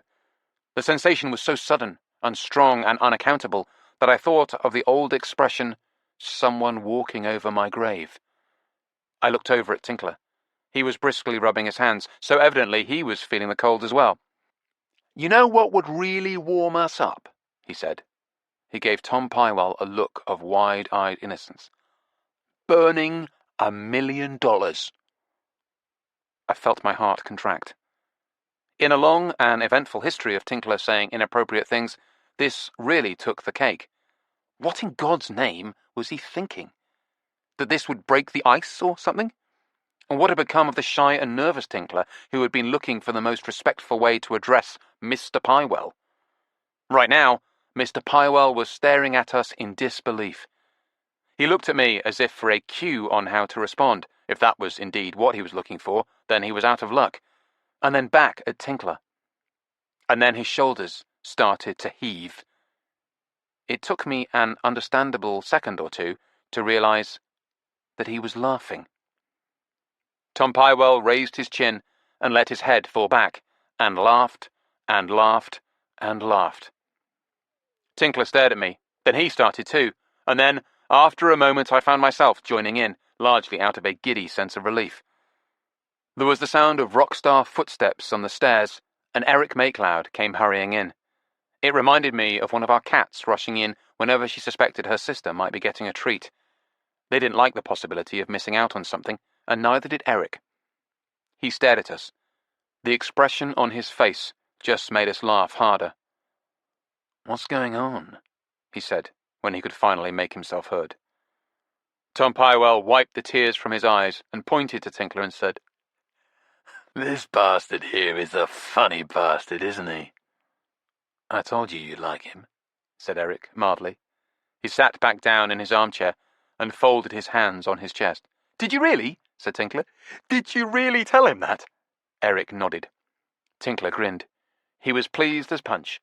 I could see that getting away with this would make him insufferable, or more insufferable. "This bastard was talking about the money," said Tom Pywell. Eric swiveled his head to Tinkler and gave him a look that was somewhere between horror and admiration. "The money, you mean?" "Burning the money," said Pywell unequivocally. "I told them not to bring that up," said Eric. "No, you didn't," I said. "Well, I meant to." Pywell was shaking his head. "It doesn't matter. I mean, it mattered at the time. You can bet it bloody well mattered. Fucking Max fucking Shearwater. We'd all worked so hard for that money, and we didn't have as much of it as he did." Max Shearwater had written most of the band's material, so most of the composing royalties went to him, making him the richest member of the group. I said, "Does that mean he contributed more to the "Bonfire?" said Pywell, thoughtfully helping me out with the word. "Nope. We all donated equal shares. It just meant that he was better able to absorb the loss afterwards." "Equal shares," said Eric. He shook his head. "Yeah," said Pywell. He was grinning wryly. He seemed perversely proud. "Why did you do it?" I said. He shrugged. "It seemed like a good idea at the time." "Did you regret it?" I said. "Oh, yeah. Right away." Pywell twisted around in his chair, the better to look me in the eye. "It was bad. It was bad in the way that you'd expect. We just burned $1 million fucking dollars. Gone from our wallets, right? But it was also bad in a way you wouldn't expect, or at least in a way that we didn't expect. People just hated us, just hated us. They took it personally. I mean, it was like we'd burned their money instead of our own. I guess it was because people worked so hard all their lives and never earned a fraction of what we did." I was impressed with this level of empathy coming from a wealthy musician, or a formerly wealthy musician. Maybe that was what made the difference. "So when we burned it, it was as if we were saying that none of it meant anything. None of it mattered. They slaved their guts out and could hardly make ends meet, and there we were, burning $1 million with gay abandon. It was like a big fuck off," said Eric. "Yeah, exactly, which I suppose is exactly what Max intended. He was always the big provocateur, and it was Max's idea, but we went along with it. I must admit that. We were all willing participants. Except for Norrie. It drove Norrie nuts. But in the end, when he saw that Max was serious about doing it, and so were we, he went along with it too. He organized the press coverage and everything." Pywell grinned. "He used to like to say he got $10 million worth of publicity out of it." I said, "So, according to Norrie, the band made a handsome profit from Max's bonfire." Pywell shook his head, frowning. "It certainly didn't feel that way at the time." Then he smiled and turned to Tinkler. "Have you got anything else controversial you want to talk about?" Tinkler nodded happily. "Yes, is it true that you and Max Shearwater are both broke?" Eric's eyes widened and he flushed bright red. Tinkler's done it now, I thought. But Tom Pywell didn't miss a beat. He just shrugged affably and said, "Nope. I'm doing quite well, thank you. Thank goodness. And old Max is rolling in it. But he always was rich. Comes from a wealthy family, don't you know? Bugger never had to do a day's honest work in his life." "So I guess that means the band isn't getting back together," said Tinkler, "since you're not hurting for money." Pywell shrugged again. "Well, never say never, as they say. And we're all still talking to each other. But we're not talking about that. Not at the moment." He smiled. He seemed entirely at ease now, in fact, genuinely friendly. As if sensing the profound change of mood, Bong Cha chose this exact moment to join us. She came into the guitar room carrying a white oval tray which looked like a miniature surfboard. It was almost as long as she was tall, and she carried it with her widely spaced hands palms up on the underside. It was a masterpiece of finely judged balancing. The contents of the tray suggested that she'd recently organised a ram raid on a seafood wholesaler. There were blinis piled with curls of reddish smoked salmon and tiny wedges of bright yellow lemon, all sitting on clusters of green rocket leaves. Dark brown triangular slices of rye bread had formations of fat pink prawns resting on them, embedded in some kind of pale green sauce and decorated with crescents of lime. Arrayed on a large circular black plate with a gold rim was a radiating formation of creamy green halved avocados, their hollows filled with what looked like sour cream, and alternating dollops of red and black fish roe. In a silver ice bucket there was the traditional bottle of blueberry vodka, nestling in a white jacket of frosted chips, plus plates, glasses, cutlery, napkins. Besides being an impressive balancing act, carrying all this stuff was a considerable feat of strength. Tom Pywell's face lit up at the sight of Bong Cha. "Oh, celestial princess," he cried. "Don't any of you boogers bother helping me," snarled Bong Cha in her best Brummy accent. Cue 4 grown men scrambling to their feet like frightened children. The low glass and chrome coffee table was in front of the sofa where Tinkler and I had been sitting, and now a path was cleared to it by a swift rearrangement of chairs, and the table itself was cleared of clutter. Bong Cha lowered the tray onto the table, while Eric displayed a rare example of making himself useful by dragging over another armchair so Bong Cha could join us. There was clearly no question of her disappearing back upstairs without partaking of the food and drink. In this respect, at least, the Maycloud household was commendably egalitarian, and Eric garnered some extra brownie points from me at least by pouring drinks for everyone. We began to eat and drink, and the mood in the room became even more relaxed. I decided now was the time. I leaned forward, and I guess my whole manner suggested getting down to business because Tinkler immediately realised what was afoot, and he took it so seriously he even set down his plate of food, watching me with his big, eager eyes. I tried not to let them put me off. I cleared my throat and said, "Tom." I decided to take a chance on first names. Mr. Pywell sounded both ridiculously formal and like someone in a nursery rhyme. He looked at me. "I was wondering," I said, "if you might have a copy of one of your old records, which you might be willing to part with." "Part with?" he said, thoughtfully gnawing at a salmon blini. "To sell to us. We're looking for an original pressing of the first release." "With the flip-back cover," added Tinkler, who, despite extensive assertions of how he couldn't be involved in the negotiations, now couldn't resist sticking his nose in. "Ah," said Tom Pywell. "Wished." And, at that very moment, as if to accompany the name of the album, there was a loud metallic cracking, which changed instantly into a sort of crystalline spattering, transmuting just as quickly into a thick, low thud of impact. I turned my head and saw that a dark hole had appeared in the white wall on the far side of the room. I looked the other way and saw that one of the tall, barred windows now had a small, irregular hole in its glass, surrounded by a milky halo with a complex web of cracks spraying outwards from it. It was a bullet hole. Chapter 7. Red and Green. I was the first to realize what was happening, because I was the only one who'd been in a situation like this before. "Someone's shooting at us," I said. Everybody was busy either looking with puzzlement at the hole in the wall or at the hole in the window. Now they all turned to look at me. My voice had been calm, matter-of-fact, even conversational, but now it cracked with tension. "Get down!" I said. I slid off the sofa and dragged Tinkler onto the floor with me. The others didn't move, just stared at the two of us, lying there face down in the dusty carpet. Tom Pywell looked puzzled. Eric irritated, Bong Cha thoughtful.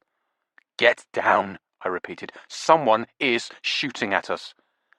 "Don't be bloody silly," said Eric, and, instead of getting down, he stood up. Immediately, there was the metallic report of the gun, the crystalline rupture of the window glass, and another thud as, thank God, a bullet again dug into the wall instead of flesh. But it must have passed so close to Eric that he heard its flight, because he lifted his hand protectively to his ear, like a man who'd been buzzed by a wasp. "You fucking fool," said Bong Cha. "Get down!" I realized she was on the floor now beside Tinkler and me. She lunged across the carpet in a sort of slithering, high-speed crawl and grabbed Eric around the legs, toppling him with a low rugby tackle. He collapsed among us, narrowly missing both the coffee table and Tom Pywell, who had joined us on the floor a fraction of a second after Bong Cha. We all lay there, or crouched, staring at each other through a tangle of disarrayed limbs and the legs of the coffee table. "Someone's shooting at us," said Eric. He sounded both puzzled and pissed off, but at least now he was up to speed. "There he is," said Tinkler, in a voice so altered by fear that I hardly recognized it. We all turned and saw, standing outside the window, beyond the black iron bars, something from a nightmare. It was a tall, forbidding figure.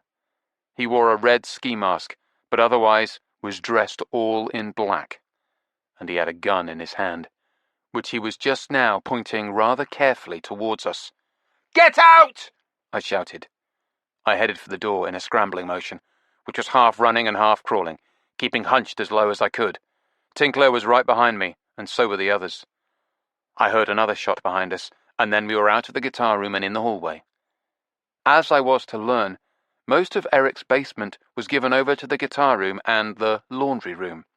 They were divided by a long white corridor which ran the entire width of the house, and that was where we emerged now in a frightened cluster. Without any need for discussion, we all turned to our left and ran towards the staircase that was set in the far rear corner of the basement. Directly in front of us as we ran was the barred window placed to the left of the staircase, which let a cold grey light into the corridor. That light was abruptly interrupted as a shape reared up outside the window. It was another tall figure, also dressed all in black, but the ski mask on this one was bright green, and he had a tiny, dandified flash of scarlet emerging from a pocket on his chest, a coloured handkerchief. He was holding a gun, which he now lifted and aimed. We all turned and ran the other way. "The laundry room!" yelled Bong Cha. "In here!" She dodged through a doorway to her left. We all followed. Because I'd been the first out of the guitar room, closely followed by Tinkler, and because we had reversed the direction in which we'd been fleeing, I was now the last in our short line of terrified fugitives. I was acutely aware I had a maniac with a gun at my back, so I crouched low, leaning forward as I ran, which was just as well, because there was a sudden cracking noise behind me, and then the sickeningly familiar sound of a window being broken by gunshot. I thought I heard something hum over my head, and I definitely heard something smack into the wall at the far end of the corridor. But then I was through the door on the left, and in the laundry room with the others. We all stood there, panting, looking at each other. The laundry room was a long, rectangular space. To my left, at the far end, was a wall with a door in it, which led to what looked like a small toilet area. In front of us, the long back wall of the room had a built-in drying rack for clothes and a counter with a sink running along it. More to the point, this wall was blank and windowless, a very welcome sight. It must have been the rear of the property, and presumably the structure behind it cut off any light, so windows were a waste of time from the point of view of daylight. Though, of course, they would still have allowed a scenic view of the concrete moat that extended around all four sides of the building to more than head height. To my right was the other short wall of the room. This did look out onto the moat, with a single barred window set into it. That was one window too many for me. Immediately to my right were the large white metallic cubes of a clothes washer and matching dryer.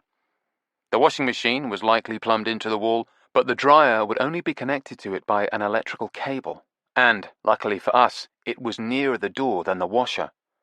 I grabbed the rear corner of it and began to shove it away from the wall. "Give me a hand," I said. I didn't say please. Good manners had gone by the board. Tinkler, very much to his credit, immediately leapt to my assistance. He got on the other side of the dryer and managed to rock it forward. "What are you doing?" said Bong Cha. "Leave that alone," said Eric, the scandalized property owner. We ignored both of them. There was now enough space between the back of the dryer and the wall that I could step between them. I insinuated myself into the gap, unplugged the red rubberized power cable, and threw it, clanking on the top of the machine. Then I wedged myself against the dryer and pushed. Tinkler was instantly at my side, helping me, and both Bong Cha and Tom Pywell were grabbing the dryer at the front and manhandling it towards them. Eric was still watching with a petulant look on his face. "What are you all doing?" he said.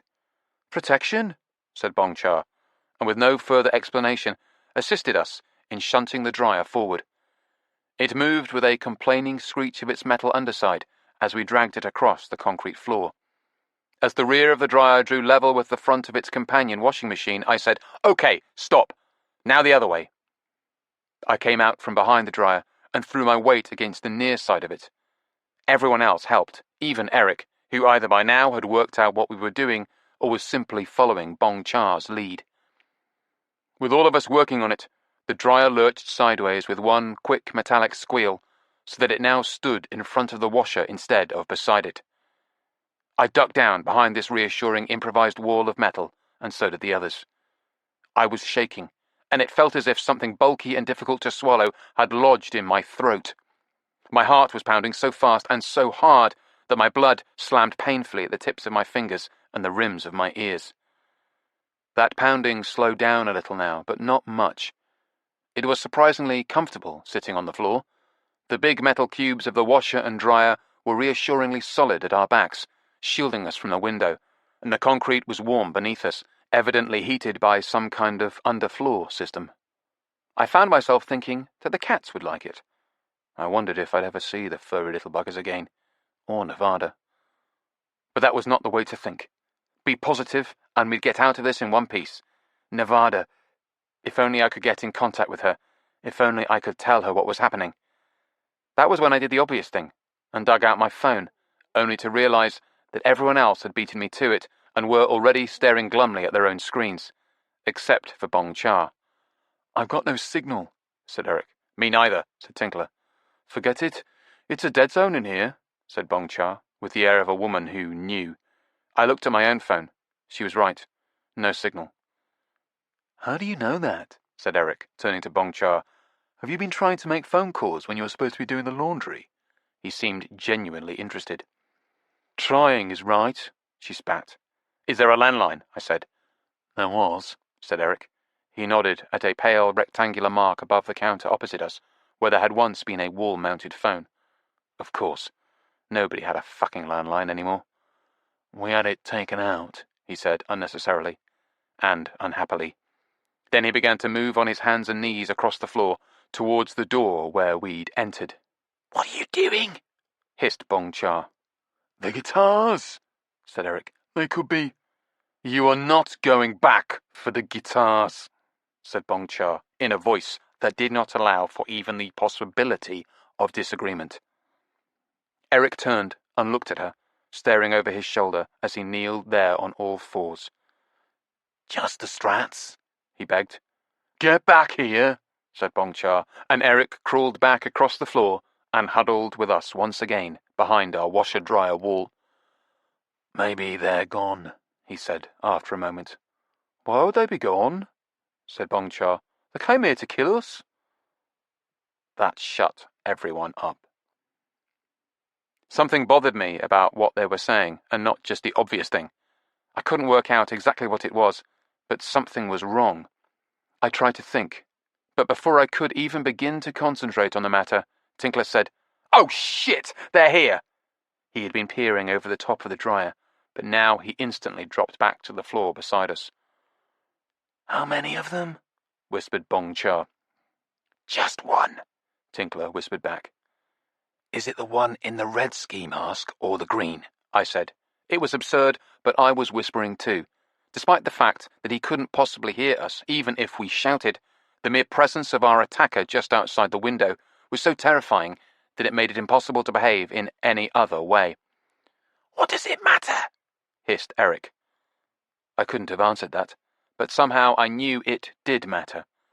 There was something here that I was missing, that we were all missing. But any chance of focusing on the problem was destroyed by the sound of a gunshot shattering a window. Then there was a metallic chunking sound, and the dryer at our back shuddered with the impact of the bullet. Another gunshot. This time, the bullet ricocheted within the metal bowels of the machine, making a complicated and almost musical noise. A third shot. This one caused the drum inside to spin, giving a low, whirring sound. It was as if the dryer was making a muttering growl of disapproval. "These appliances had better be solid," said Tom Pywell. He spoke at a normal level. The gunfire had ended any compulsion to whisper, but in a tight, colourless voice. "They ought to be," said Eric. "They cost enough." "They're the finest Swedish models," said Bongchar. "Bought at John Lewis." Evidently our assailant, at least, was suitably impressed by them, because he'd stopped shooting for the time being. I stared around the room to reassure myself of what I already knew, that there was no other window that he could get to that would allow him to fire on us in our sheltered hiding place. The long wall didn't have any windows. The short wall at the far end of the room only had the door in it, leading to the washroom. The long wall behind us only had the doorway to the corridor. My mind raced to a conclusion, and Tinkler's converged telepathically at the same point. "Can he get in the front door?" said Tinkler. "No," said Bongchar firmly. "It's locked and it's secure. It's a high-quality door." I said, "And do all the windows have bars in them?" "Yes." Bongchar's rock-solid certainty was very reassuring. "How did he get in the first place?" muttered Eric. "That's why I installed the gate." "He just climbed over the railings," said Bongchar wearily. "Anybody could climb over those damned railings. I told you that when we had the damn gate installed." "I thought we were 100% secure," said Eric wonderingly. Now didn't seem the time to point out that he was the man who'd built his guitar room in a flood zone. And anyway, I'd realised what had been bothering me. "His handkerchief," I said. "What?" said Bongchar. "The gunman. When we were running towards the stairs, he had a red handkerchief in his breast pocket." "That's right," said Tinkler. "I didn't see," said Tom Pywell, "because I was behind you." "And we didn't see," said Bongchar, "because we were behind him." "So what?" said Eric.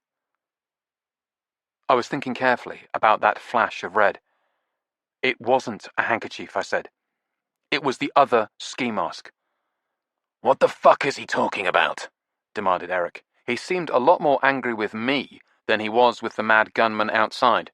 But then, I was close at hand and not a threat, an ideal candidate for him to vent his anguished fury on. I looked him in the eye and said, "It's just one guy."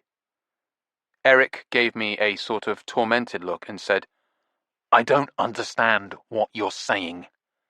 "It's just one guy. He just took off the red ski mask and put the green one on. Then he stuffed the red mask in his pocket. That's what I saw sticking out." Eric stared at me. "And he did all this while he was running from the window in the guitar room to the window in the hallway?" "Yes! He was in a hurry. That's why he didn't do such a great job at concealing the red ski mask. Just jammed it in his pocket." "So he's running from window to window, shooting at us, and changing his ski mask?" "Yes," I said. "It was red again just now," said Tinker helpfully. "The ski mask he was wearing." "Why? Why would he do that?" demanded Eric, looking at me. "Why would he change his fucking mask?" "I have no idea," I said, "but it's just one guy." Eric gave a little moan of disgust and turned away from me. "You're out of your mind," he said. No, said Tom Pywell excitedly. "I think he's right." "Nonsense," said Eric. "There are two of them. One was shooting at us in the guitar room, and the other guy was already waiting for us when we got to the stairs. No one could have got there that quickly from the guitar room." "We got there," that quickly, I pointed out. You're crazy, said Eric. No, he's right, said Tom Pywell. Red and green. Then he began to hum a tune, gesturing eagerly at Eric as he did so, as if he expected Eric to join in and hum along. Eric didn't. Instead, now he was staring at Pywell like he was crazy. Pywell kept gamely on, though, humming several more bars. I realized he must be a hell of a singer, because even when making this wordless noise, his voice was effortlessly musical. He kept humming as Eric stared at him blankly, until finally Pywell faltered and fell silent. Don't you recognize that song? He said, a little forlornly. I don't know all of your songs, said Eric. He was suddenly defensive. Pywell shook his head in disbelief. It would take too long to explain to you, he said, dismissing Eric. Then he turned to look at me. He smiled, a rather shy smile. But suffice to say, I believe you. Good, I said. Thank you. Why? Because that song I was humming, that was one of our numbers. One that we used to play in the band. It's a traditional song. Very ancient, what they call a murder ballad. Oh, great, said Tinkler. But the point is, it's about a killer who wears two coats, one red and one green. So people think there are two killers, but there's just one. The explanation hadn't taken so long after all. There was silence while it sank in. Pywell was smiling eagerly. It's on Wished, he added, as if we might like to go and have a listen to the song right now. But these aren't coats, said Eric. They're ski masks. Now isn't the time to be literal, Eric, said Bongchar. Eric turned and gazed at me. He looked scared, all right, but also strangely exalted.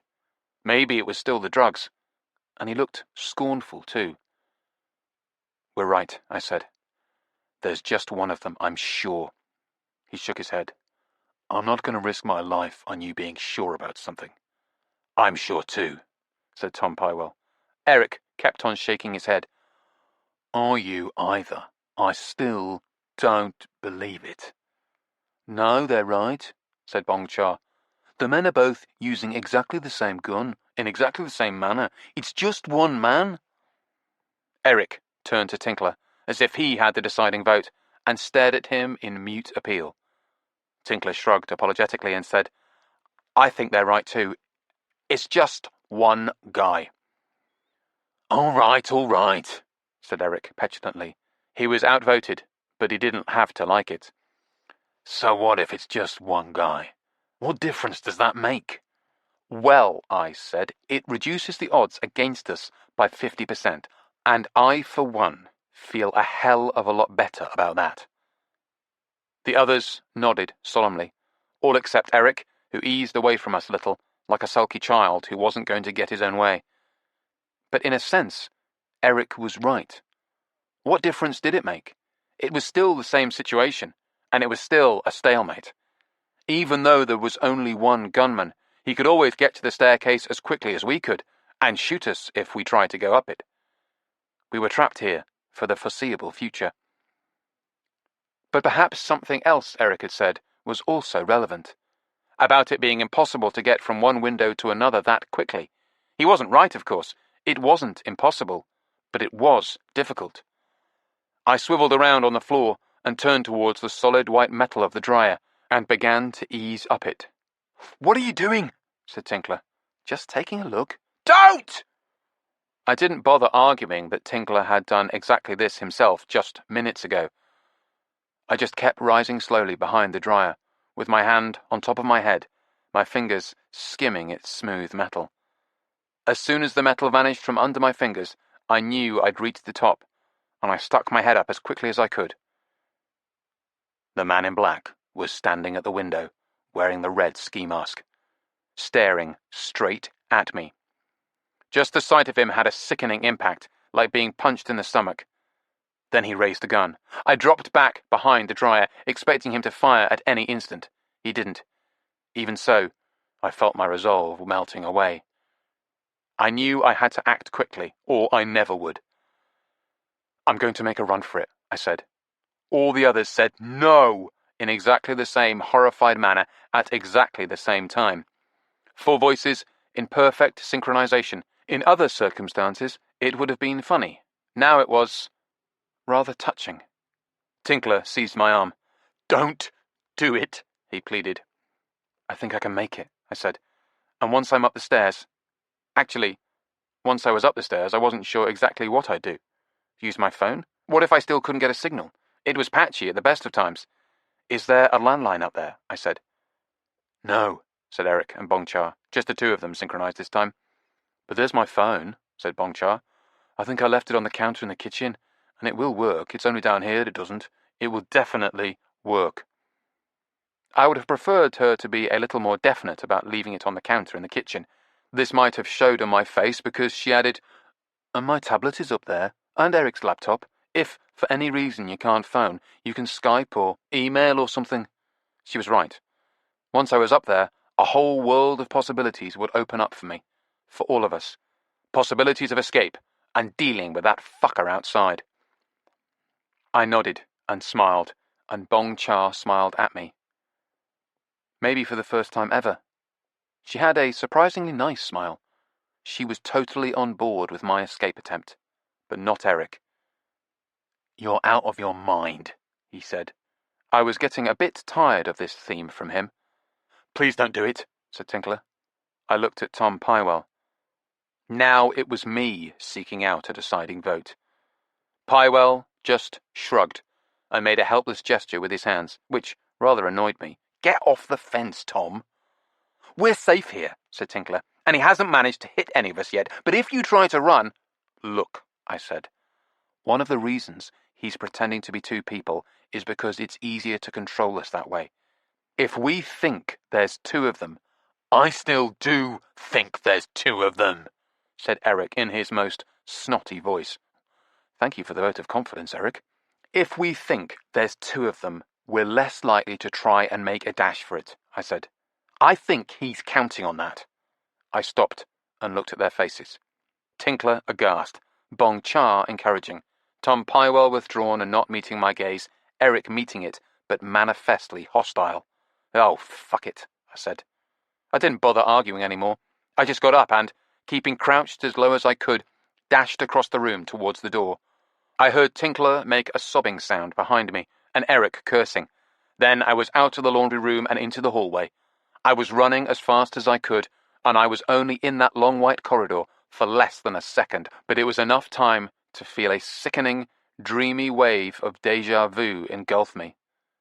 There was the same barred window at the end of the hallway, beside the staircase, the same grey daylight streaming through it, and, as I reached the end of the hallway, the same black-clad figure appearing at that window.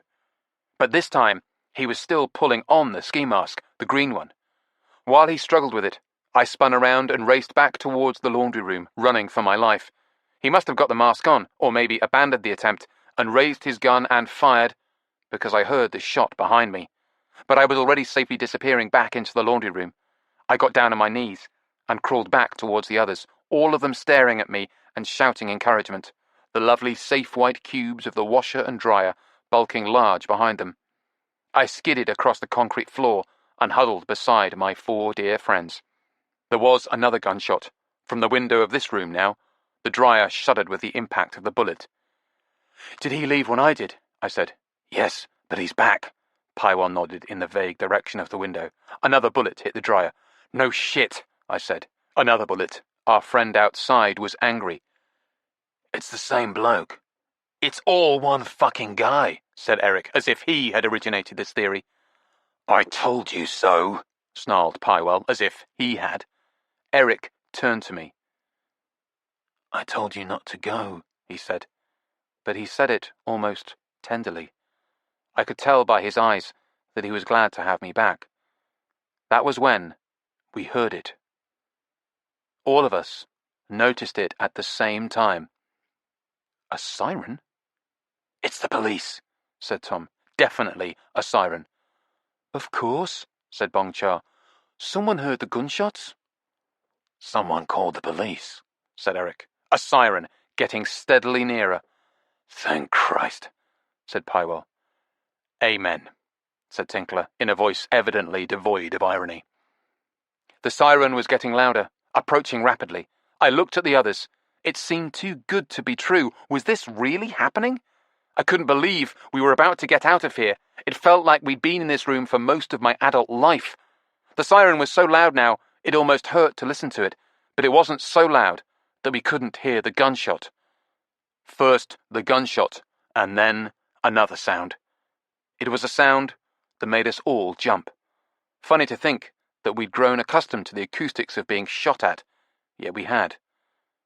But this new sound was oddly horrible.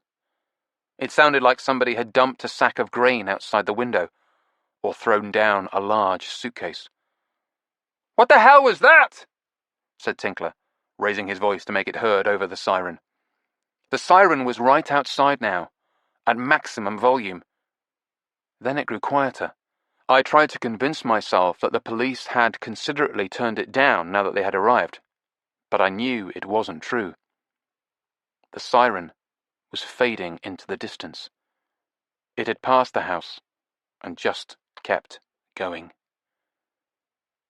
We were all staring at each other again, but now in horror instead of hope. "They're not coming here," said Tom Pywell. "I don't think it was even the police," said Bong Cha. "I think it was a fire engine." "Why wasn't it the police?" said Eric. "Why aren't they coming here?" His was the tormented disappointment of a hurt child, and we all felt it. But it was the other noise that I was thinking of. "What was that sound?" I said. "After the gunshot." Tinkler was staring at me. "Something falling," he said. "Someone falling," I said. Tom Pywell was staring at us. "You think he shot someone out there?" he said. "No," said Bong Cha thoughtfully. "They think he shot himself." "Shot himself?" said Eric. He seemed to be having trouble wrapping his head around the concept. I didn't necessarily blame him. "That's what it sounded like," I said. "First the gunshot, and then, right away, thump," said Tinkler. As he said it, he hit the side of the dryer, and we all flinched. "Why would he have shot himself?" said Eric. "Because the police were coming to get him," I said. "But they weren't coming to get him. They weren't even the police." He didn't know that. Eric shook his head stubbornly. "No. Nope. Yes. He must have thought we called the police." But we didn't," said Eric. "We couldn't call anyone." He didn't know that. He had no way of knowing that our mobiles wouldn't work or that we didn't have a landline. Eric thought about this for a while. "So you think he thought the cops were on the way, and what he topped himself?" said Tom Pywell. I nodded.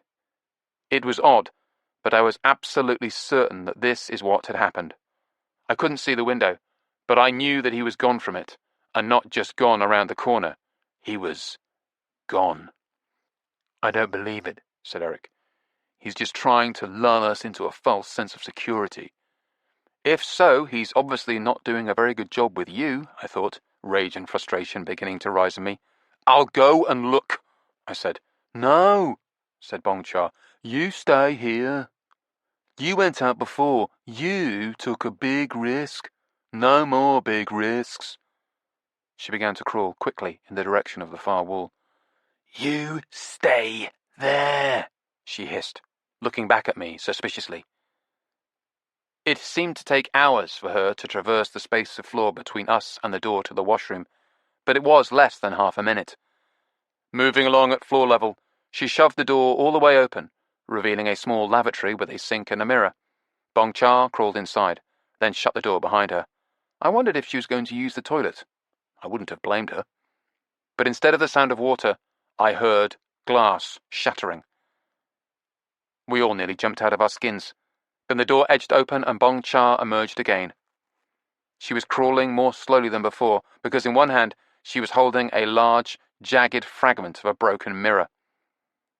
The milky daylight flared across it in a pearly flash, and I saw my face fleetingly reflected in it as she crawled towards us, and then Eric's, which had a bemused expression on it.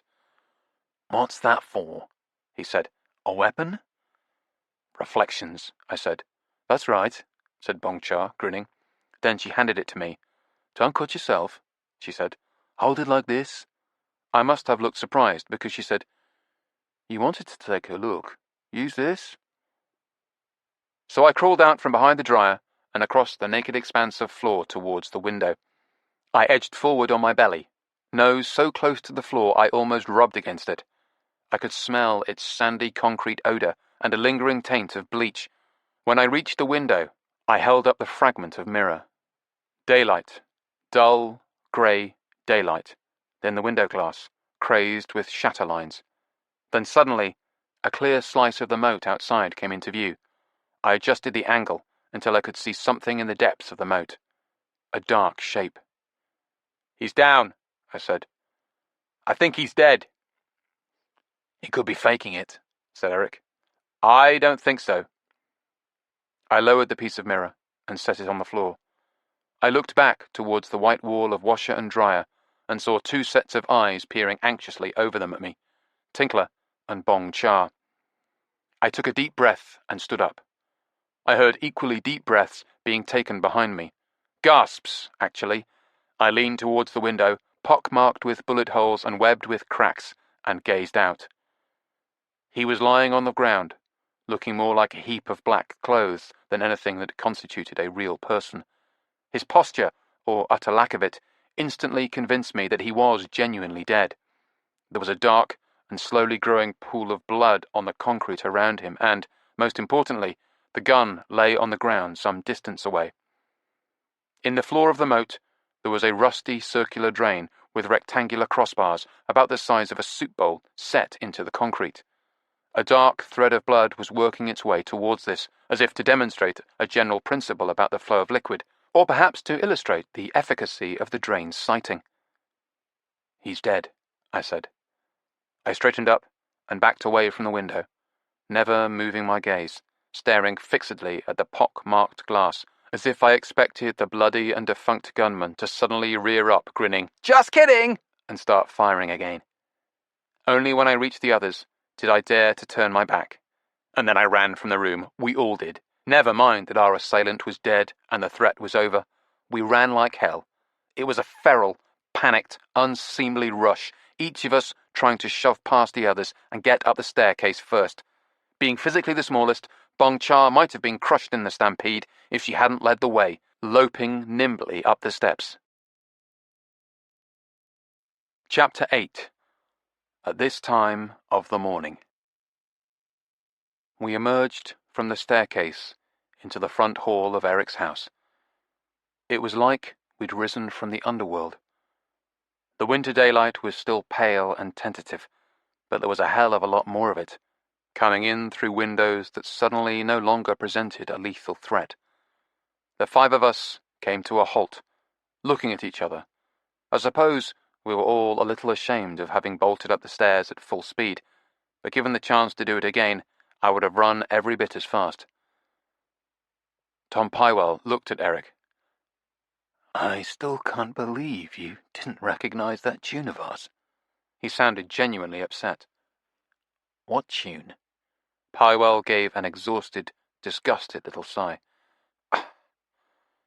"Our song about the killer with two coats, one red and one green." "I'm sorry, mate. I'll be sure to have a listen to it soon." "So will I," said Tinkler. "What's it called?" "The Killer with Two Coats," said Tom Pywell. "That's a lousy title," said Tinkler. "It gives the whole game away immediately, and it completely spoils the twist at the end." He was grinning now, giddy with relief. I felt the same way. "We better call the police," said Bong Cha, all business. No, hang on a minute," said Eric. "We have to call them?" Yeah, but just hang on a minute. Let's get our stories straight first." Eric looked at us. "I always find that, where the filth is concerned, it's best to have your stories straight." I expected Bong Cha to argue, but instead she was nodding. "The simplest story is always best for the police," she said. "Right," said Eric. "Madman turns up, shoots a bunch of holes in the house, and finally, fortunately, shoots himself. He nodded at us. No one else was hurt. No one else was even here. You don't want to sit through a police questioning if you don't have to. I must have looked surprised because he paused and gave me a hard stare.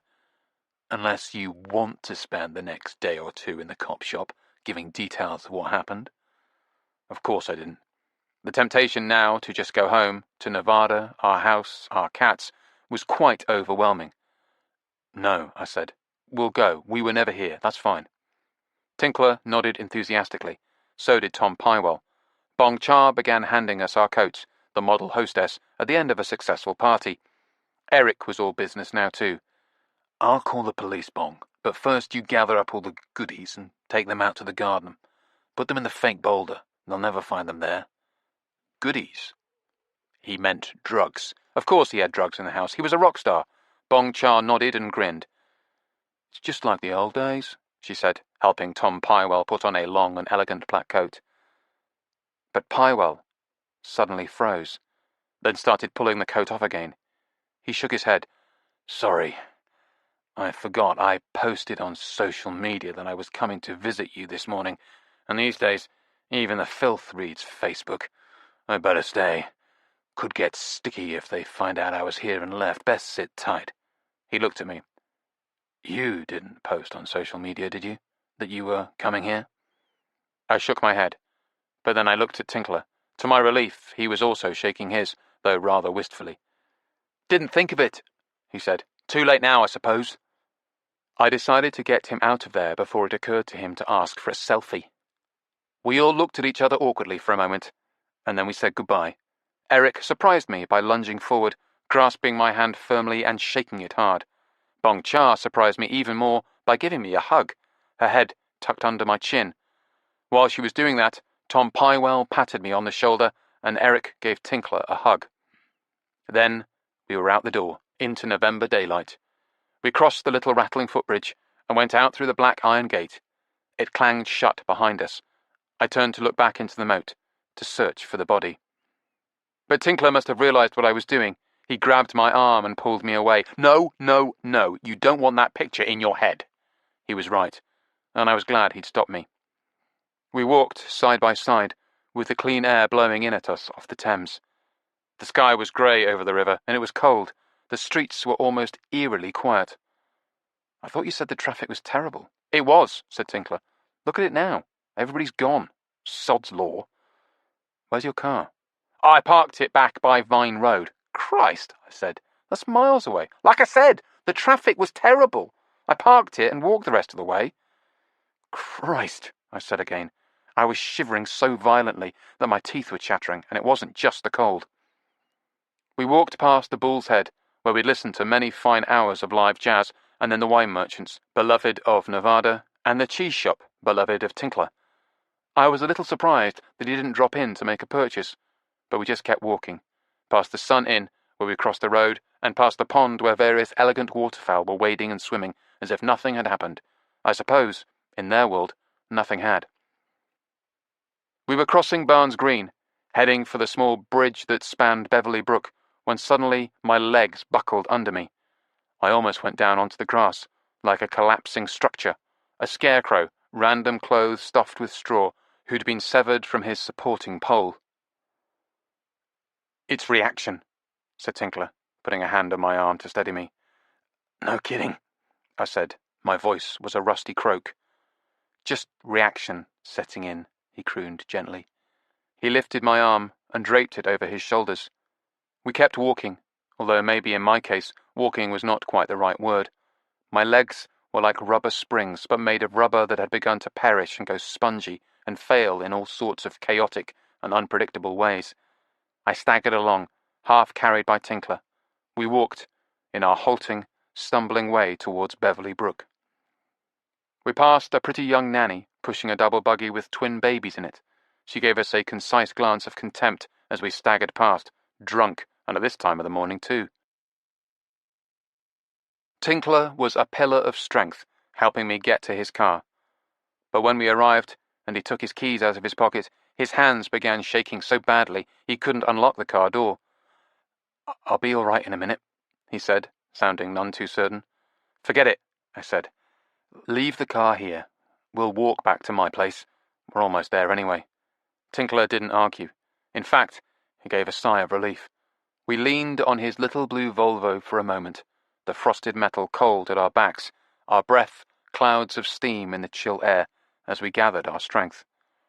Then, as we started walking, I phoned Nevada and told her what had happened, or rather, I got about halfway through telling her what had happened, and then she said she was coming to meet us, and hung up.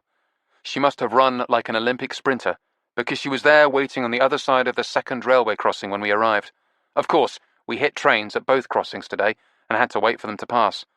We stood there, impatiently, waving to each other, and I repressed an urge to scramble over the barrier and run across the tracks towards Nevada. It would have been particularly stupid to have survived everything we'd been through today and then get run over by a train. A train streaked past. Then another one. Then another one. Jesus Christ, I snarled. Easy, big fella, said Tinkler. Then another one. Then the trains finally stopped coming, and the barriers on either side rattled open, and I was running towards Nevada, and she was running towards me. The impact, as she flung her arms around me, almost knocked my breath out. A teenage couple and a woman with a bicycle all stared at us. No public displays of affection, please, said Tinkler. We're all British around here. We walked past Barnes Common, across the South Circular, and then we were on Abbey Avenue. We turned off into our housing estate, and we were home in a couple of minutes. Nevada's dramatic departure must have cued the cats that something was up, because they surged towards us the instant the door was opened. Even Uncle Tinkler was made a big fuss of. I poured both of them a large bowl of biscuits, rejoicing in this most prosaic of domestic actions, at the fact that I was still alive and able to do it, and do it without my hands trembling either, I noticed. Things were returning to normal. Meanwhile, as if to illustrate this point, Nevada pulled a bottle of wine off our rocket-shaped wine rack and opened it. I was touched to see that it was the Paul Gebelet Iné Condrieu, Les Cassines, the most expensive wine in the house. Tinkler recognized it too. Shouldn't you be saving that for a special occasion? He said. Nevada ignored him, inserted the corkscrew, and pulled the cork with a few deft movements and a most satisfying popping sound. She poured us each a glass. We stood there in our little kitchen, the cats busy crunching on their dry food, and the three of us clinked glasses. Long life, said Nevada. Then she began to sob. I set my glass down and put my arms around her. I knew something was wrong, she said. I've been on edge all day. I just thought it was my period coming on. Just, said Tinkler, sipping his Condrieu. Nevada wiped her face on her sleeve and gave him a narrow-eyed look. Do you want to drink that wine or wear it, Tinkler? Oh, I'll drink it. I'll drink it. We polished off the bottle in record time, and then another one, this time a lesser Condrieu, then a third one, a good Viognier but not a Condrieu, then rang for a taxi for Tinkler. He could collect his car another day. He wasn't going to be driving anywhere for a while, even if he didn't have the better part of a bottle of wine in him. We said our farewells. He tottered drunkenly off, and then Nevada and I collapsed on the sofa. Turk jumped up on the coffee table beside us and proceeded to give herself a thorough wash, gnawing and licking at the fur on one elegantly extended leg while keeping a careful eye on us. Fanny jumped up on the sofa to join us and scrambled up my chest, putting her little pink nose close to my mouth and carefully sniffing at my breath, presumably to make sure that I hadn't been drinking any inferior wine. Nevada lovingly kneaded the little cat's fur. She said, This morning, around about the time it all must have been happening to you at Eric's, Fanny ran to the front door and stood there staring and crying out. Such heartfelt little cries. It was the most extraordinary thing. Personally, I suspected that at that moment somebody had been walking past our front door with a roast chicken, but I was too weary to argue the point. I lay there on the sofa with Nevada and the cats, all in easy stroking distance, for a long, timeless while. Then I gradually became aware of the smell of fear on me and my clothes. I went into the bathroom and stripped off while Nevada ran me a hot bath. I lay soaking in the tub, with her sitting on the corner of it, chatting idly. It was as if she didn't want to let me out of her sight. The cats kept peering in too, to check on us. Nevada handed me a towel as I got out. I dried myself, and walked back towards the bedroom with her. "Don't bother getting dressed," she said, as she began pulling off her clothes. There was the rhythmic thud of small feet on a hard floor, and then our cats were peering around the bedroom door, checking that it was safe to come in after the earlier commotion. It was. Nevada and I had sunk back on the bed, gainfully exhausted, our sweat cooling, our heartbeat slowing. I said, "The near-death experience certainly perks up one's sex life." "We can find other ways of perking it up," murmured Nevada. "Just don't have any more near-death experiences, all right?" She wrapped her arms around me as the cats jumped up on the bed, each taking their preferred place beside us. Nevada's breathing and my breathing settled into a hypnotic rhythm. The cats were already asleep. We all lay there together, myself at least still hovering on the edge of consciousness, in a moment that promised to expand to be timeless, when the phone rang. The cats jumped off the bed, synchronized and scandalized, and I raised myself up on one elbow, staring towards the bedroom door. The phone continued to ring.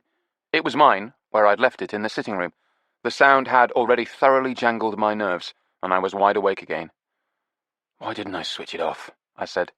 "As I recall, we were in rather a rush," said Nevada. I sighed, kissed her, and got out of bed, grabbing a dressing gown.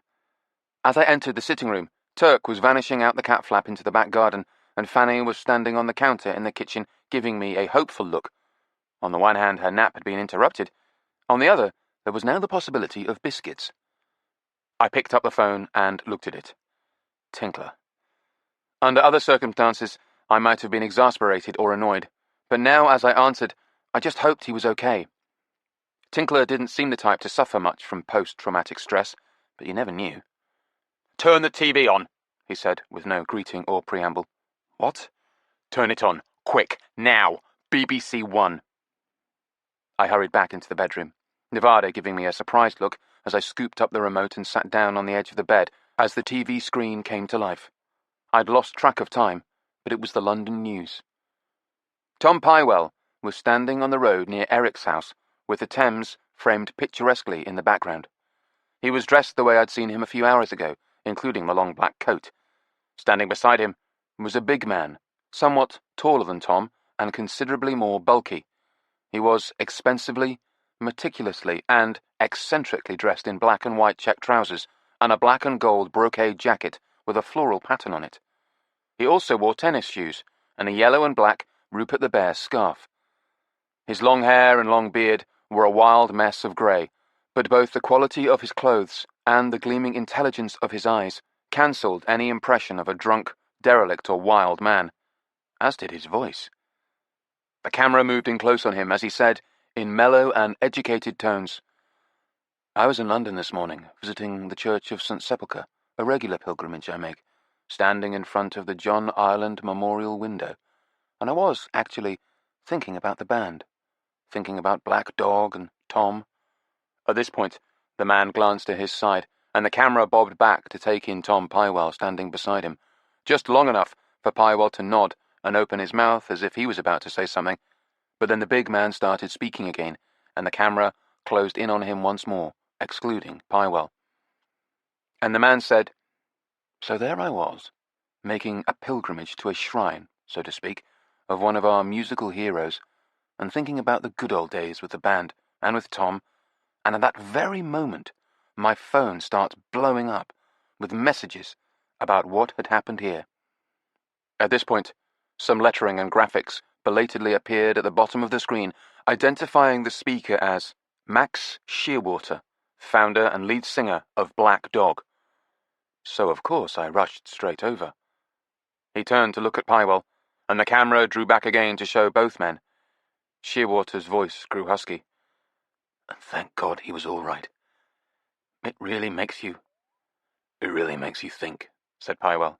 Shearwater nodded eagerly. "It makes you realize that all of our differences and petty arguments, all of that just ultimately doesn't matter," said Pywell. "What matters is that you're alive," said Shearwater. "And you are too. And life is just too precious, too short, too precious and too short For any bad blood or differences, said Shearwater. For any silly grudges or stupid feuds. So we're going to be getting back together, said Shearwater.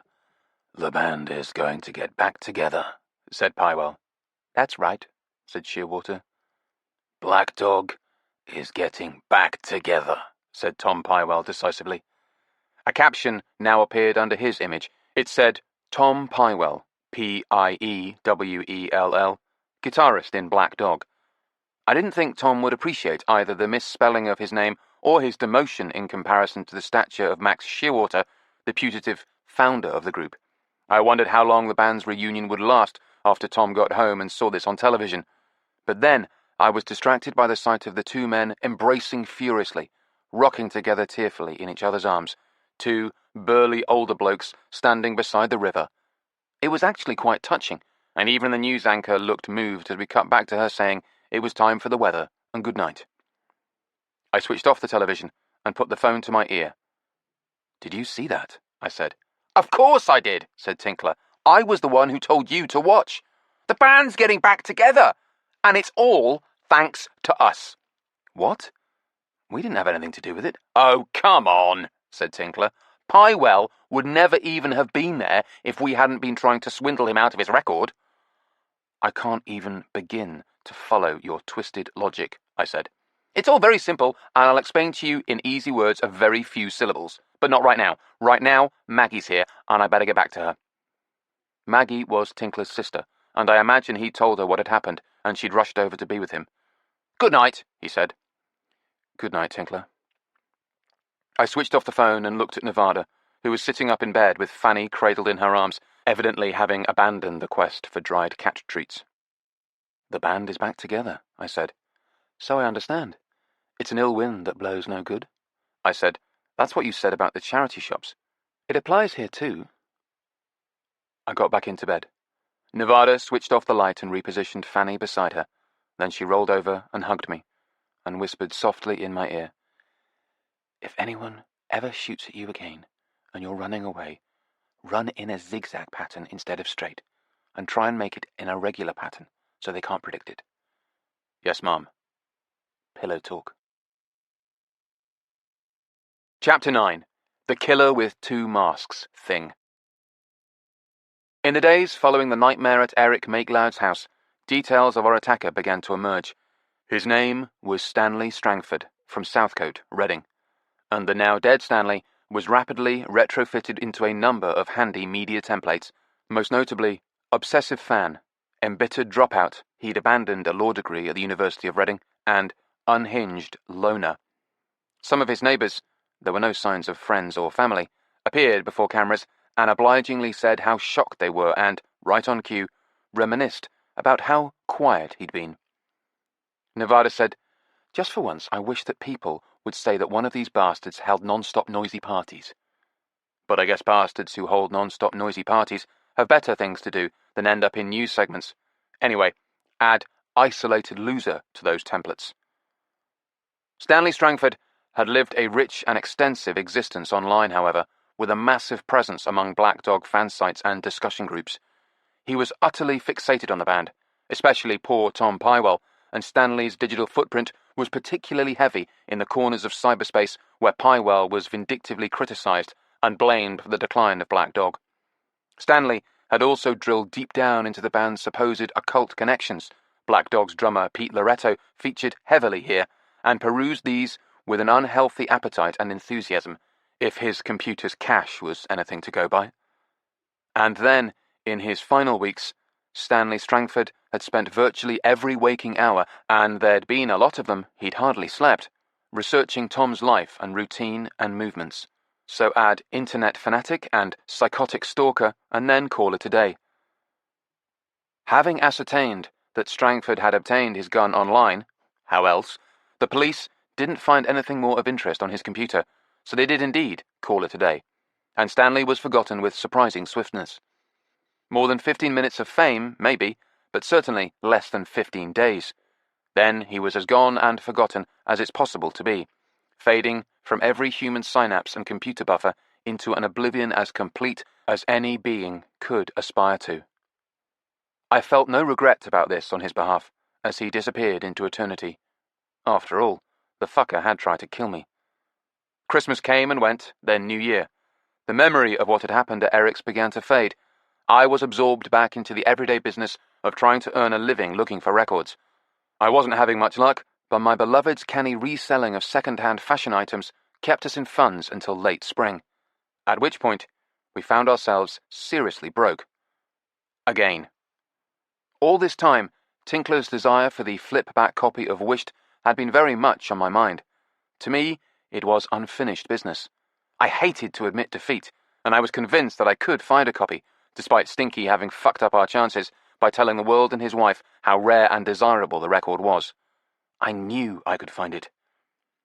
What I didn't know was whether Tinkler still wanted to buy a copy for a very large sum of money, and, more importantly, whether he'd front the funds to provide us with expenses, living and otherwise, while I searched for it again. He'd gone silent about the subject of the record, and I couldn't blame him for that, or for changing his mind about wanting it, if indeed that is what had happened. And, though we had the sort of friendship where we could talk about virtually anything, including the most sensitive subjects, indeed try shutting Tinkler up about such things, this was a little bit different. Neither of us particularly wanted to bring up what had happened to us, or almost happened to us, at Eric's that day. And of course, the record was all tied up with this. It was the reason we'd been there, and the reason we'd been in harm's way. So, we avoided the subject. But we didn't avoid the subject of Black Dog, or at least Tinkler didn't. He never got tired of claiming that we were responsible for the band getting back together, and there was a modest but steady and growing excitement about this reformation among fans old and new, fed by a steady string of announcements, rumours, and speculations concerning new songs, new albums, and a tour, first of the UK and then the world. All of which came to a screeching halt in mid-May when the sudden death of Black Dog's drummer Pete Loretto was announced. And it wasn't just any old death, so to speak. His wife Sarita had killed him, and then killed herself. I felt a distinct cold chill when I heard this, and not just for any of the usual reasons. I went to Nevada to talk to her about it. She was sitting out in the garden with Fanny, only to find her on her way inside to talk to me about the same thing. She had the news feed about the incident on her phone. She held it up. "Does this remind you of something?" she said. "Yes," I said, delighted that she was one step ahead. "What happened to Norrie, the manager of the band?" Nevada frowned and shook her head. "No. What almost happened to you." Sarita Loretto had killed her husband and herself using a firearm. Now, in some parts of the world this wouldn't have raised an eyebrow, but in Britain, gun crime was still a thankful rarity. Of course, inner-city gangs were known to shoot each other up, but the Lorettos had lived on the idyllic, rural Hallig Island. "Isn't that where the band burned their money?" said Nevada. I had told her about the $1 million bonfire, and it had made a very deep and vivid impression on her, as well it might. You'd have to sell a lot of second-hand clothes, not to mention records, to have that kind of money in your hands. And then to burn it. "Yes," I said. "That's the place.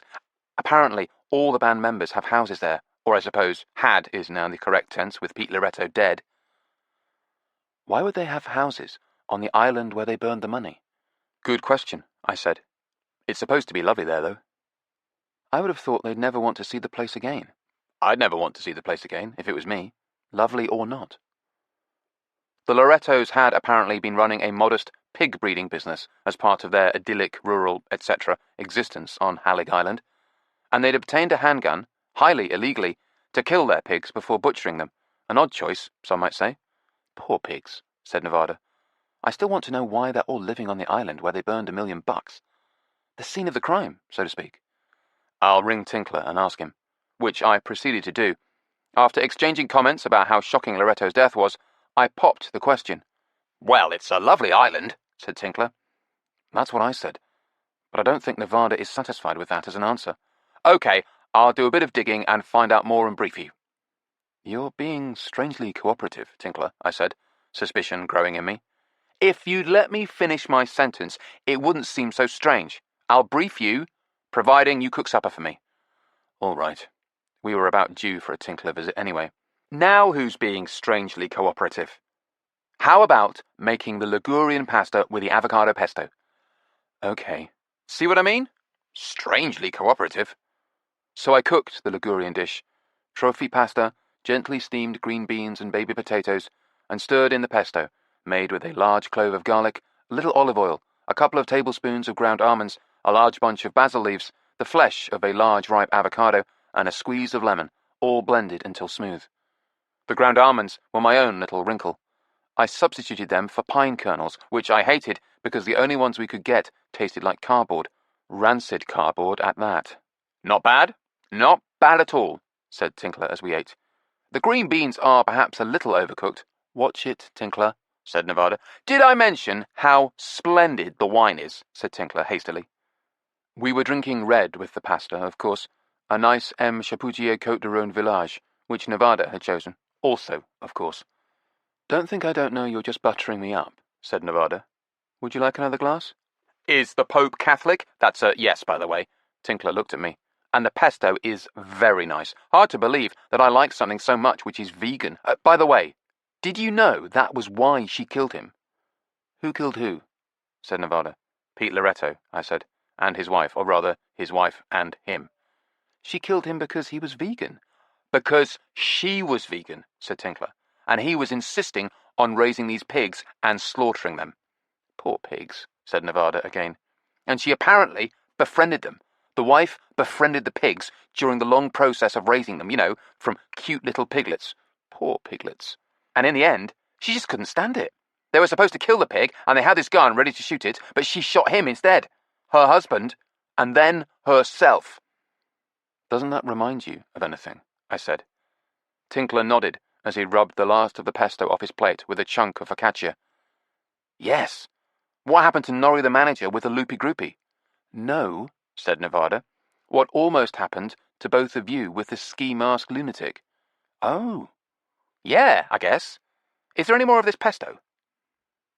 When we were finished eating, and the cats had taken turns coming in and clamouring for attention, read biscuits, I said to Tinkler, Okay, time to sing for your supper. Sing for my... Oh, I get it.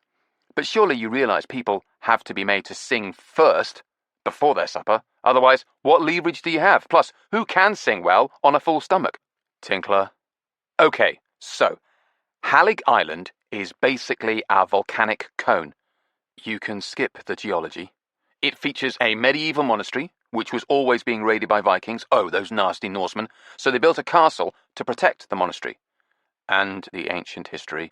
Oh, okay, right, well, so Max Shearwater was the first to buy a place there. And then, not to be outdone, Tom Pywell got a house on the island too. And apparently he loved it, loved the place. In fact, it was Pywell who suggested they burn the money there.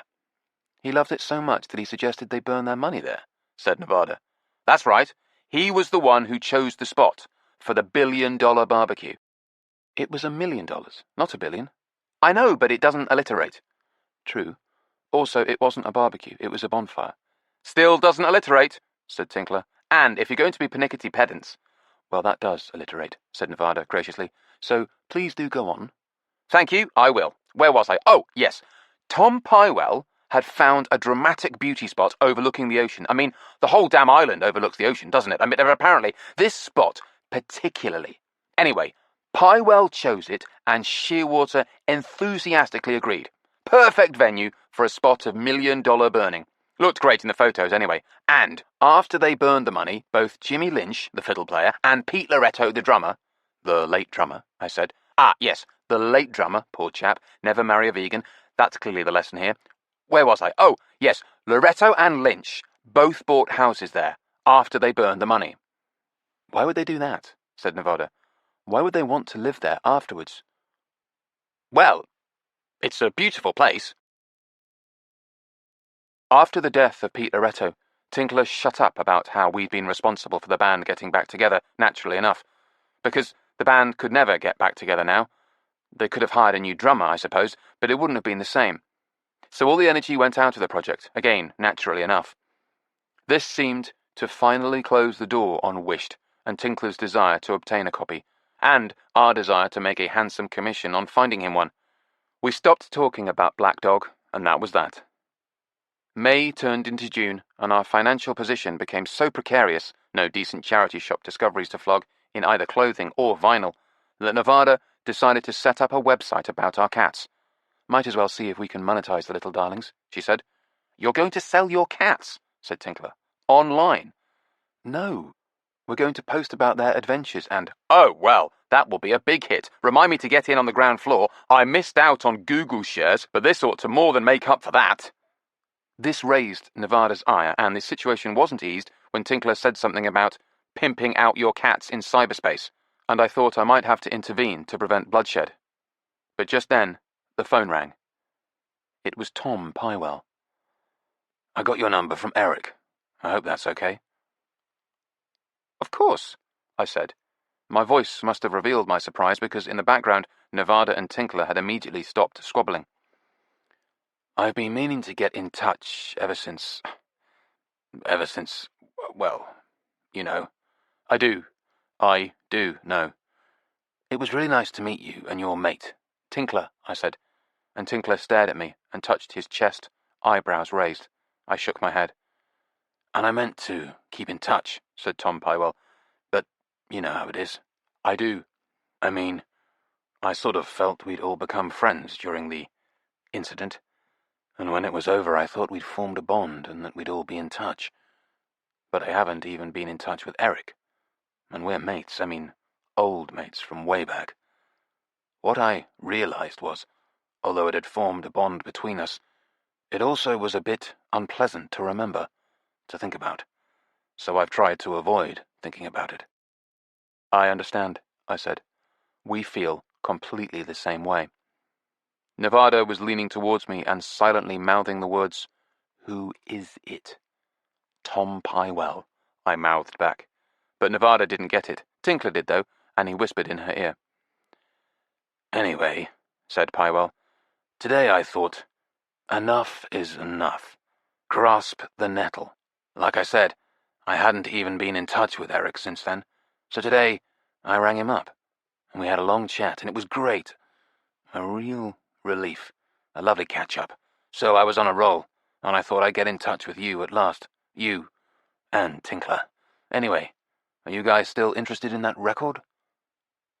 Yes, I said, trying not to actually yell the word. The original version of our album, Wished? Yes. The one with the original version of the songs, before Max made us scrap them all? Yes, I said. I wasn't sure my blood pressure could take this conversation by installments. Absolutely. I remember you were asking me about it just when the crazed Stanley Strangford started shooting at us, I didn't say. Yes, that's right, I said. Anyway, I didn't think about it for quite a while. Entirely understandable, I said. But then I remembered. Just before I got back in touch with Eric, I remembered what you said, and I decided to have a look for it. That was very good of you. Not at all. But I have a lot of records, and they aren't as organized as they might be. I know the feeling, I said, and we both laughed politely. So I had a good look through my record collection. Yes? And I can't find it. There then ensued a brief silence, during which I had the unworthy fantasy of crawling up the telephone cable to wherever Tom Pywell was and strangling him with it at the other end. Perhaps he was waiting for me to say something, but I couldn't think of anything to say. So finally he said, "But I know I've got a copy somewhere." He sounded very certain, and my hopes began to rise again. Or at least, I did have one. My hopes sank. I think someone might have borrowed it. Oh well, I began to say. Tom Pywell broke in hastily. But if someone did borrow it, it was only one of the fellows in the band. So if it's not among my records, it will be among theirs. And even if I don't have a copy, I know that one of them does. I'm certain of it. I know I saw one not so long ago. He finished on a triumphant note, and I found myself back in the position, despite myself, of believing that we might actually be onto something here. So I have a suggestion, said Tom Pywell. Yes? Why don't you come to the green ceremony? Chapter 10. The Green Ceremony. The Green Ceremony was a midsummer folk music festival in Ashington, West Sussex. The most highly regarded event in the annual folk music calendar, and Jimmy Lynch, one of the surviving members of Black Dog, had a house nearby, in addition to his one on Halleck Island. It was Tom Pywell's opinion that either Jimmy might have a copy of Wisht or, rather more likely, that I'd find one at the record fair that took place at the festival. A huge tent full of records, he told me. Lots of dealers. It's the biggest folk music record market in Europe. New stuff, but also lots of old stuff. Old and rare records. It's the #1 event for the folk music collector. Other than the mention of dealers, I liked the sound of this a lot. Nevada immediately put the Green Ceremony in our diary. We set off on the appointed Friday in the teeth of a midsummer heatwave, driving south with the windows cracked open in Tinkler's eccentric little Volvo, known affectionately as Kind of Blue, both in tribute to Miles Davis's great album and to the vehicle's slightly odd paint job. I did the driving, since Tinkler never knowingly missed an opportunity to be a passenger in his own car. Nevada was beside me in the front, peeling oranges and fretting about the cats. I wonder if Cleanhead would mind me just sending her one more text about looking after them, she mused. Won't that spoil the fun of reading all the notes you left for her on the fridge? Yes, I suppose it would, she sighed. The A24 took us all the way to Ashington, where we took the London road. It was reassuring to know that the way home was so clearly signposted, and then turned onto Rectory Lane. Along here, signs began to appear announcing the Green Ceremony in large green letters on a white background, with arrows pointing straight ahead and then, finally, towards our left. Why the Green Ceremony? Said Nevada. Well, said Tinkler, Black Dog's first album was called White Ceremony, and the second album was called Scarlet Ceremony. So, I said, was Green Ceremony their third one? Nope. The third album was called The Hill of Dreams. The Green Ceremony was just the name of a live music show they did here in 1970 with a load of other bands for support, and it was such a hit that it became an annual festival and has been running ever since. We joined a long line of cars crawling forward to turn right into a field dedicated to parking. Now that we'd slowed down, the car became oppressively hot, even with all the windows wide open. After we finally parked, we walked across the road and joined the long line of people on foot waiting to enter the festival gate. There was a sweet fairground cotton candy smell of vaping on the air, plus a pungent aroma of weed. Looking around at the crowd, I said, We're on the guest list. Shall we jump the queue? I'm not sure I have the temerity, said Nevada. She was looking at her phone with an expression of approval. She showed me what she was watching. It was a video of Fanny crouching in our kitchen sink, lapping at a thin, glinting stream of water running from the tap. This was very much her preferred way of quenching her thirst, though standing in the empty bathtub and drinking from the bath tap was also deemed acceptable. Cleanhead just sent this, said Nevada. She is discharging her duties with distinction. So I see. As the line crawled slowly towards the entry point, a young woman ambled past us. She wore heavy-duty green rubber boots, a puffy chiffon skirt in a green and brown camouflage pattern, and a tie-dyed white and khaki tank top. The tank top revealed that she had a tattoo of a snake rising up the pale skin of her back, circling around her neck and ending in a fork-tongued, beady-eyed and, it has to be said, rather beautifully executed serpent head. The serpent appeared to be whispering in her left ear. Blonde and green-eyed, she was very pretty. But even a passing glance at her showed a sense of entitlement. I suppose a more polite word would be composure, which was rather repellent. She sailed through the crowd, walked to the head of the line, and simply sauntered past the security people, utterly ignoring them. Who the hell is that? Said Nevada. I don't think she expected an answer, but Tinkler said, The Shearwater daughter. Ah, Max Shearwater's offspring. That began to explain things. Daddy's little girl was indeed entitled to nothing but the best, it looked like. What's her name? I said. Max. That's confusing. It's actually Maxine.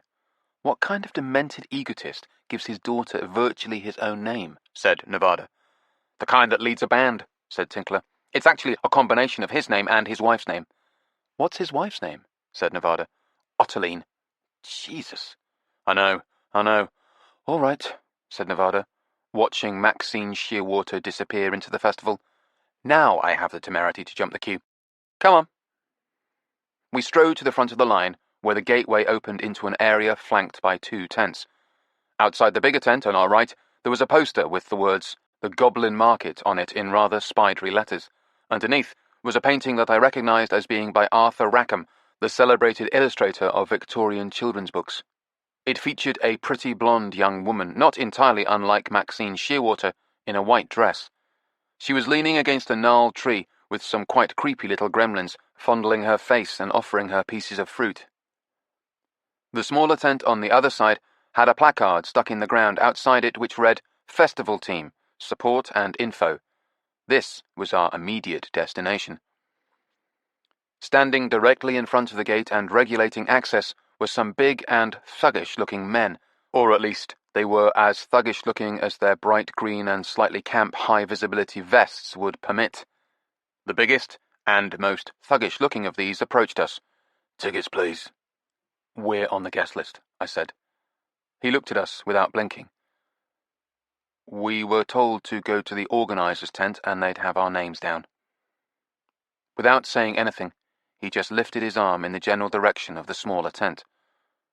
We went inside into the coolness and shade and smell of hot canvas and found that, despite there being a long trestle table with 6 chairs behind it and 6 tablet computers on the table, there was only one harassed-looking woman in the tent. She was apparently running the place, simultaneously using one of the tablets and her phone. When eventually we managed to get her attention, or at least a small percentage of it, she denied we were on any kind of a list. I was firm, Nevada charming, Tinkler sycophantic, but none of it did any good. Finally, she showed us the list, indeed, all the various lists, press, guests, hangers-on, and she was right. We weren't on any of them. We emerged back into the daylight and immediately fell under the mocking gaze of a large thug. He could clearly see that we'd been knocked back. "Not on the list, then?" "No, but listen," I gestured towards the big tent. "The Goblin Market. Is that the record fair in there?" "Yes." "Is it all right if we just go and have a look?" "Of course you can." He lifted his arm again in a generous gesture, and off we went.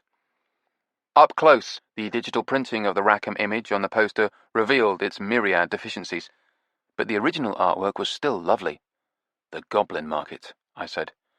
"It's a poem by Christina Rossetti," said Nevada. "It's the ultimate example of volcanic, repressed sexuality." "No," said Tinkler. "That would be me." We went into the tent. This was considerably less cool and quiet than the last one. When Tom Pywell had said there would be dealers here, he hadn't been exaggerating. A quick look around was enough to give me a sinking feeling. The tent was roughly square in shape with an opening in one side. 3 walls were lined with tables, as was the 4th wall on either side of the opening. The tables were stacked with LPs in crates, with the sellers sitting and standing behind them.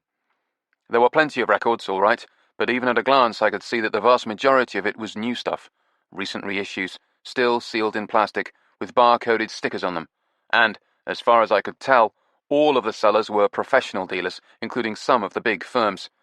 This was bad news, because it precluded the possibility of finding any hidden gems or unexpected treasures.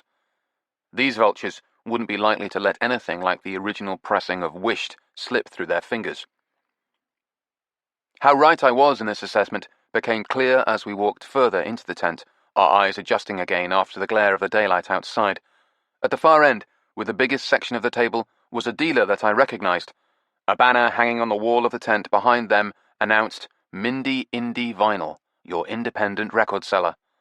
I knew these clowns all too well, as did Tinkler. We called them Mendacious Mindy because they were, not to put too fine a point on it, lying bastards. Their stated policy was that they only sold the finest quality, play-graded rare and second-hand vinyl. Play-graded meant that they actually played the records, listened to them carefully, and noted any faults. If so, they were either using the world's lowest fidelity vinyl system or the world's deafest listener. They also claimed that their records were guaranteed and backed by a 100% no-quibble refund. Tinkler and I had both discovered that there were quibbles aplenty, and neither of us had managed to get the entirety of our money back. That was all on the one hand. On the other, hanging high above us, attached to the Mindy banner, was an image of the Wished album cover and a sign that read, "Original pressing, flip-back version, 1 copy only, super rare." "Well, that was easy," said Tinkler. I went up to the guys manning the Mindy stall. They all combined the trick of being simultaneously heavily bearded and very young. The one in charge seemed to be, perhaps naturally enough, the youngest and most heavily bearded. His hair was long and blonde, as was his beard. Both hair and beard were knotted with ribbons. The ribbons were green, of course. I asked the green ribbon guy if I could see the copy of Wished. "We're only showing it to serious buyers," he said. "I am a serious buyer," I said.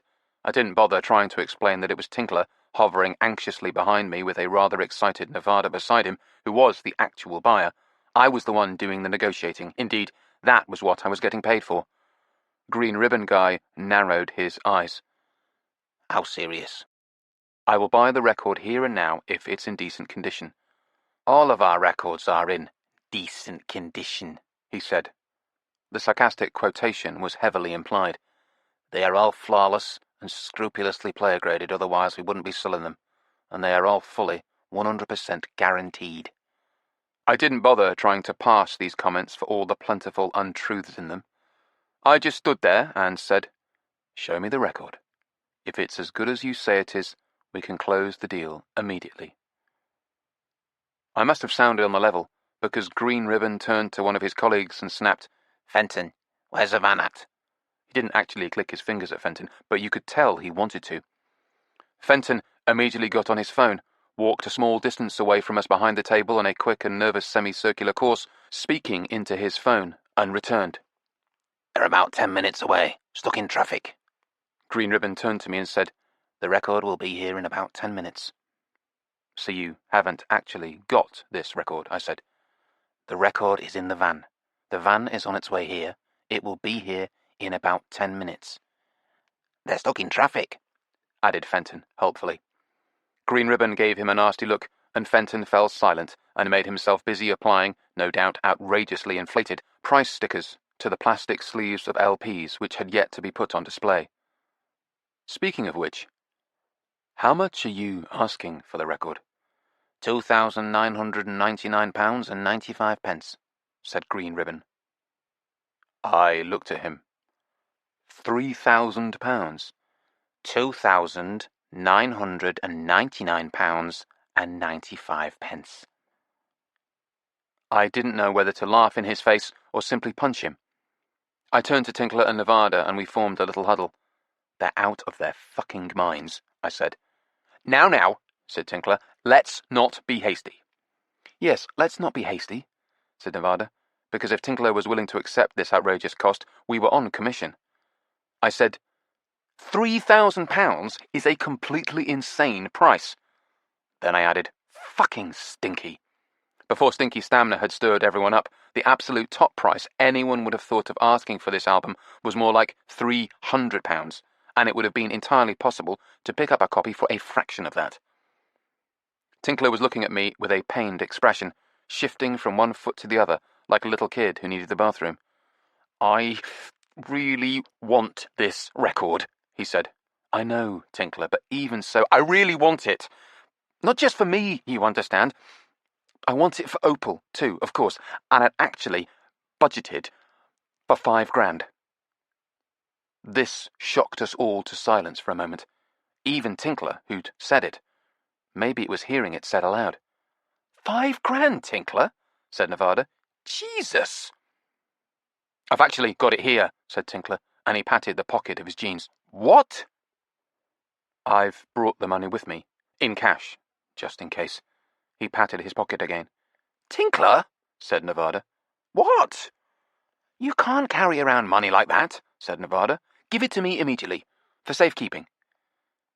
It was a measure of Tinkler's trust in her, and his accurate assessment of which of the two of them was a safer pair of hands, that he did, indeed, immediately reach into the pocket of his jeans and hand over a fat wad of bills. "So you see, 3,000 is actually a snip," he said, as Nevada stashed the money in her shoulder bag. I noticed she shifted the position of the bag. Now, instead of hanging off her right shoulder, she lifted the strap over her head so that it rested on her left shoulder with the bag tight under her right arm. No one was going to get that off her in a hurry. "A snip," repeated Tinkler. He actually looked relieved not to be carrying the cash anymore. "Nevertheless," I said, "I'll see if we can haggle them down. I'm sure we can." "Well, don't lose the record. I mean, we have the fish on the hook, but it isn't fully on the hook, so for Christ's sake, don't lose the fish." It was hard to conceive of two men in the United Kingdom for whom a fishing metaphor was less apt, but I said, "Don't worry, I won't lose the fish."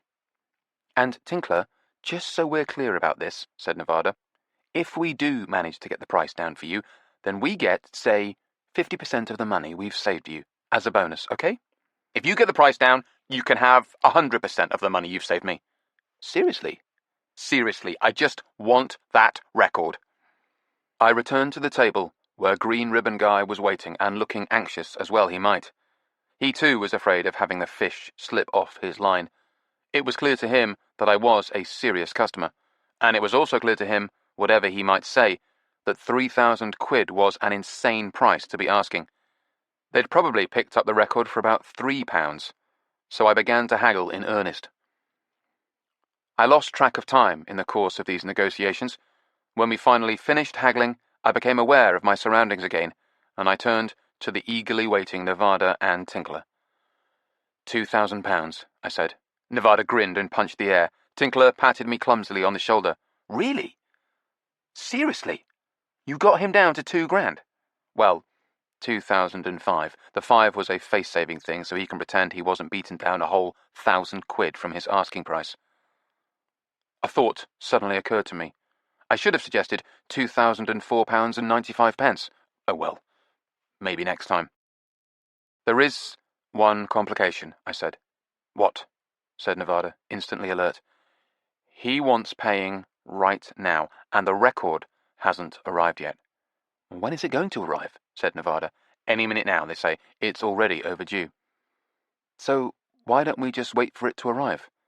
I glanced back at our ribbon-bedecked friend. He was very insistent on payment immediately, if we wanted at that price. I think his street cred is at stake. He has to feel he's imposed a condition. "Oh, for Christ's sake," said Tinkler, "give it to him!" "I'm not so sure," said Nevada.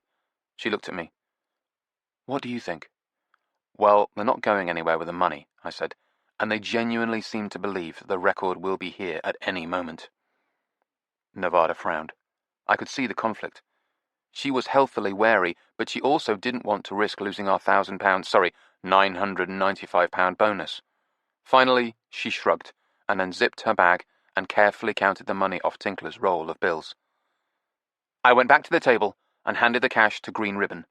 Fenton was watching, and his eyes almost bugged out at the sight of the money. So did Green Ribbon's, which confirmed my theory that they had never expected to sell the record at anything approaching this price. I felt a pang of regret. I wish I'd negotiated a lot harder now. Perhaps I could have got them down to £1,000, or 1,005. Green Ribbon was busy locking the money in a small metal cash box, so small that the lock was pointless, since anybody could have just picked up the entire box and run off with it, when Fenton looked up at something behind me and said, "Here it is." I turned to see a big, paunchy man in bulging jeans and a red and grey checked shirt making his way across the tent towards us. He was clean-shaven and almost entirely bald, but, despite the lack of hair and ribbons, I could see a distinct family resemblance between him and the chief negotiator. I suspected this was Green Ribbon's father, Mr. Ribbon. He was holding a large brown cardboard envelope of the kind almost universally used by cheapskate British dealers to send LPs, rather unsafely, through the post. My heart gave a solid singular thump when I saw it. Here we go, I thought. At last. As the guy joined us, I could see he was sweating heavily and in a foul mood. He looked at Green Ribbon and said, "Where is he, Aubrey?" The wonderfully named Aubrey nodded at me. Aubrey's dad looked at me, but made no move to hand over the record. "Has he paid for it?" He was looking at me, but speaking to his son. "Yes." Aubrey's dad reluctantly handed me the envelope. it had been sealed shut, which I thought was an unnecessary complication, but maybe he felt I wouldn't think I was getting my £2,000 worth if he hadn't made use of the patented adhesive strip. I tore the envelope open and drew the record out. It was Wished, all right. I turned it over, and it was the flip-back sleeve. I began to relax, for the first time in what felt like a very long while. I went to the table where Aubrey and Fenton were standing, and set the now redundant cardboard envelope down on it. Then I returned my attention to Wished.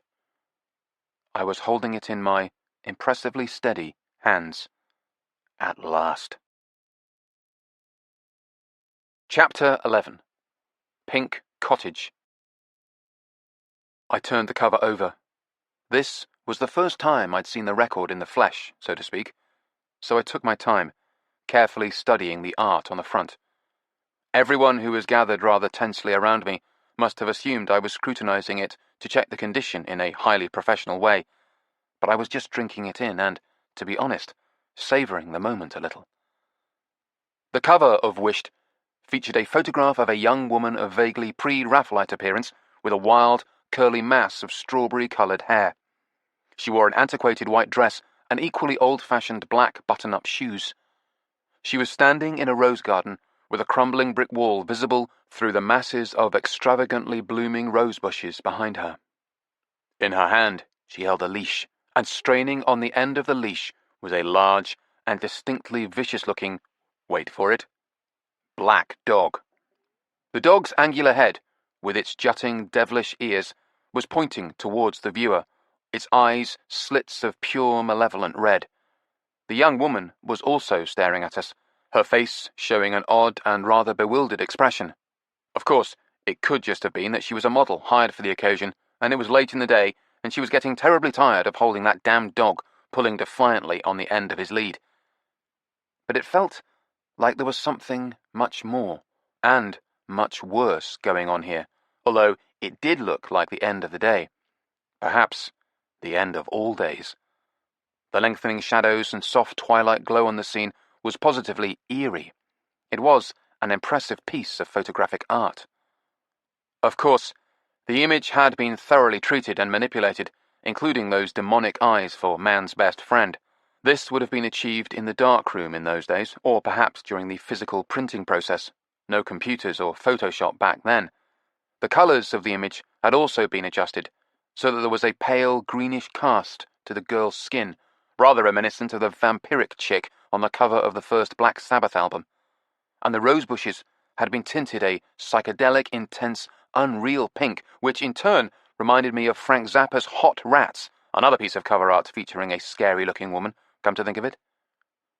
Although the woman on Wished looked as much scared as scary. The way the photographer had caught her, she appeared very pretty, very confused, and utterly lost. I thought again what a great photograph it was. I turned the record over again to see if there was a photo credit on the back cover. There was. When I read it, I felt as though I'd been kicked in the stomach. It was the name of a man who had once tried to kill me and Nevada. The sweat on my body, from the long wait outside in the sunlight and then this hot and crowded tent, and the long strain of haggling over the record, suddenly turned icily cold. I told myself it meant nothing, that it wasn't any kind of an omen, and that I had to get down to business now. I quickly reached inside the flip-back cover and drew out the record.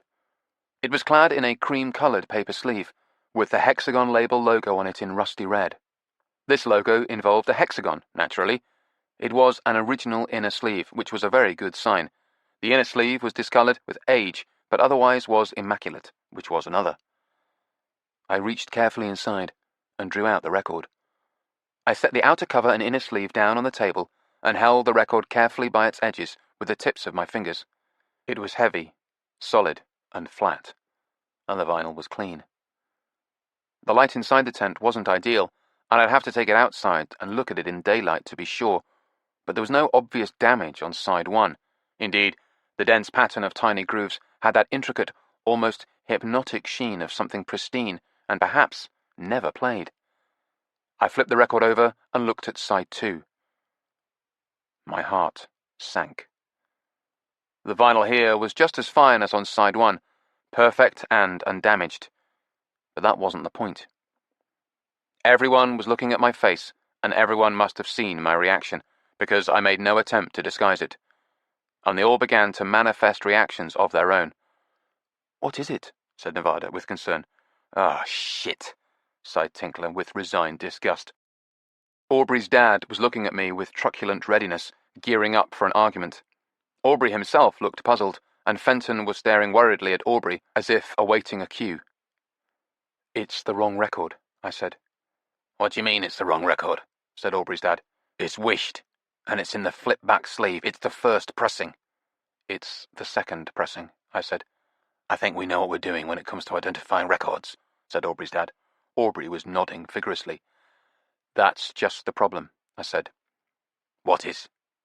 "You think you know what you're doing." "It's in the flip-back sleeve," repeated Aubrey's dad, in case I'd missed that. "The sleeve is just one way of identifying the original pressing," I said. "There's also the matrix numbers in the dead wax." "You're saying you checked the matrix number, and it's the wrong one?" "I didn't have to," I said. I tilted the record so that he could see the surface that I'd been looking at, so that they all could. The first release on vinyl was entirely recalled and destroyed, except for an unknown but small number of copies. The master tapes themselves were completely destroyed.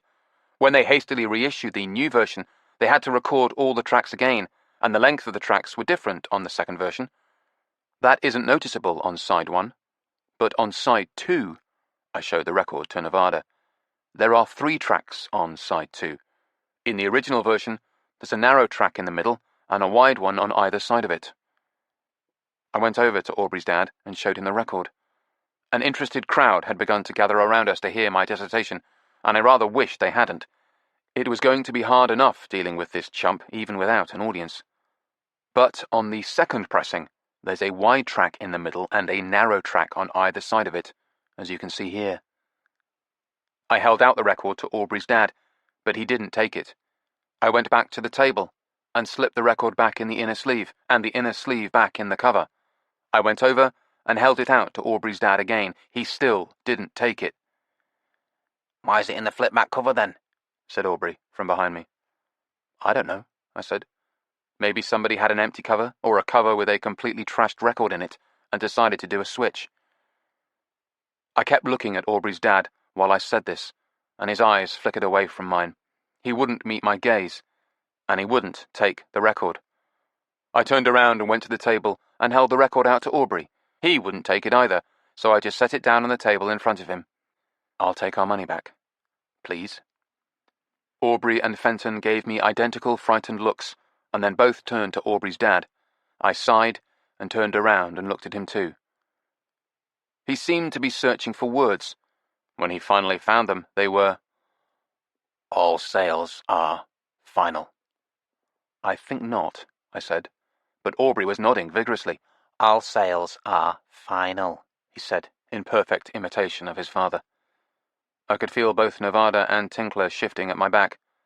"On the contrary," I said, "as your website never gets tired of stating, you provide a 100% no-quibble guarantee." "This wasn't a website sale." I pointed up at the sign hanging from their banner over the table, depicting Wished. "And that isn't the record you're advertising." "It's the flip-back copy." "It's the flip-back cover. It is not the original pressing." Aubrey's dad was shaking his head. "All sales are final, no refunds." "I think you'll find you're wrong about that," I said. I could hear the blood roaring in my ears. "You have tried to sell us goods under false pretenses. Now we have established that, you are going to refund us every penny." Aubrey was looking at his dad. I could see his dad's face tighten. "You can't just change your mind." "I haven't changed my mind. I still want the record you're advertising up on that sign. If you've got it, give it to us and you can keep the money. Otherwise, give the money back." "You've got the record." "It's the wrong record, and now you've got it." I gestured to where it lay on the table. "I've given it back. So give us our money back." I stepped towards Aubrey's dad. I could feel Nevada right behind me. "Call security, Aubrey," said Aubrey's dad. his voice as tight as his face. "No need to do that," said someone. A man stepped out of the circle of onlookers who were avidly following this little drama. He was big, with grey hair and a grey beard, and I knew I should recognize him. He was wearing a white shirt with tiny blue flowers on it, brown corduroy shorts over gnarled pinkish legs, and a white linen jacket with a purple flower in the buttonhole. "No need to call security," said the man. He came and stood at my side and gazed at Aubrey's dad, smiling a mild smile. "Although you can if you like. If you do call them, be sure to ask for Trevor, and tell him Max would like a word."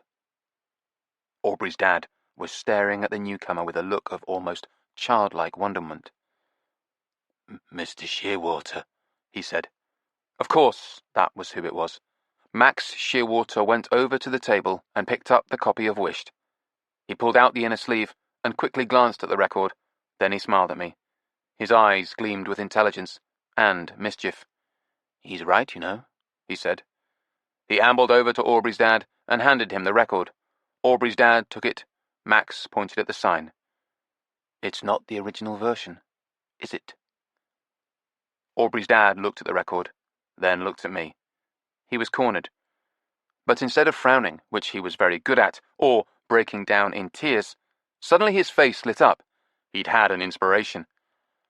"I don't suppose you'd autograph it for us, would you, Mr. Shearwater? Autograph the album cover?" Max Shearwater studied him closely.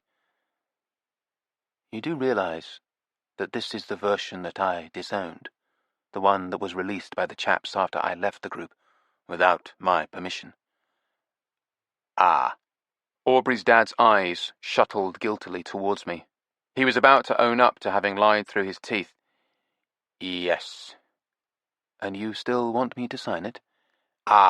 Yes." "Fine." Max Shearwater nodded at me. "Give this man his money back, and I'll sign it for you." Aubrey's dad went over to the table and handed Aubrey the record and gestured impatiently for Fenton to give him the cash box. While Fenton and Aubrey went through a bag of Sharpies and indulged in some swift bickering over which colour would look best for the autograph, Aubrey's dad unlocked the box and took out a roll of bills. Nevada moved quickly to intercept him, her hand out. He put the roll of bills in it, and Nevada counted them with swift and savage precision. "This is £2,000, she said. "Yes, that's right." "And 5, said Nevada. "What?" 2,005. Aubrey's dad quickly handed over another £5. Evidently, he knew what was good for him. While Nevada put the money back in her shoulder bag, Fenton and Aubrey finally settled on a Sharpie, an odd shade of pink, which actually went very well with the colours of the cover. They handed the pen to Max Shearwater along with the album cover, and he flipped it over and signed it in the white space on the back with a flourish. Then he handed it to them with a charming smile. "You'd better change that," he said, pointing up at the sign. "Hadn't you?" "Yes, Mr. Shearwater." Max Shearwater turned away and walked over to us. "Thank you," I said. "Yes, thank you," said Nevada. "I thought we were going to have to give those bastards a hiding." "No violence at the green ceremony, please," said Max Shearwater, smiling. And we walked out of the tent with him. "Do you know if Tom Pywell is here?" I said, as we emerged gratefully into the weed-smelling heat and the dazzling daylight. Max Shearwater shrugged. "He's probably around somewhere." "He invited us to come here," said Nevada bluntly. "He was supposed to leave tickets for us, but he didn't." "Typical Tom. "How is it that you know him?" "We met under rather unusual circumstances." Those intelligent eyes flickered over us again, widening with delight. "At Eric's house?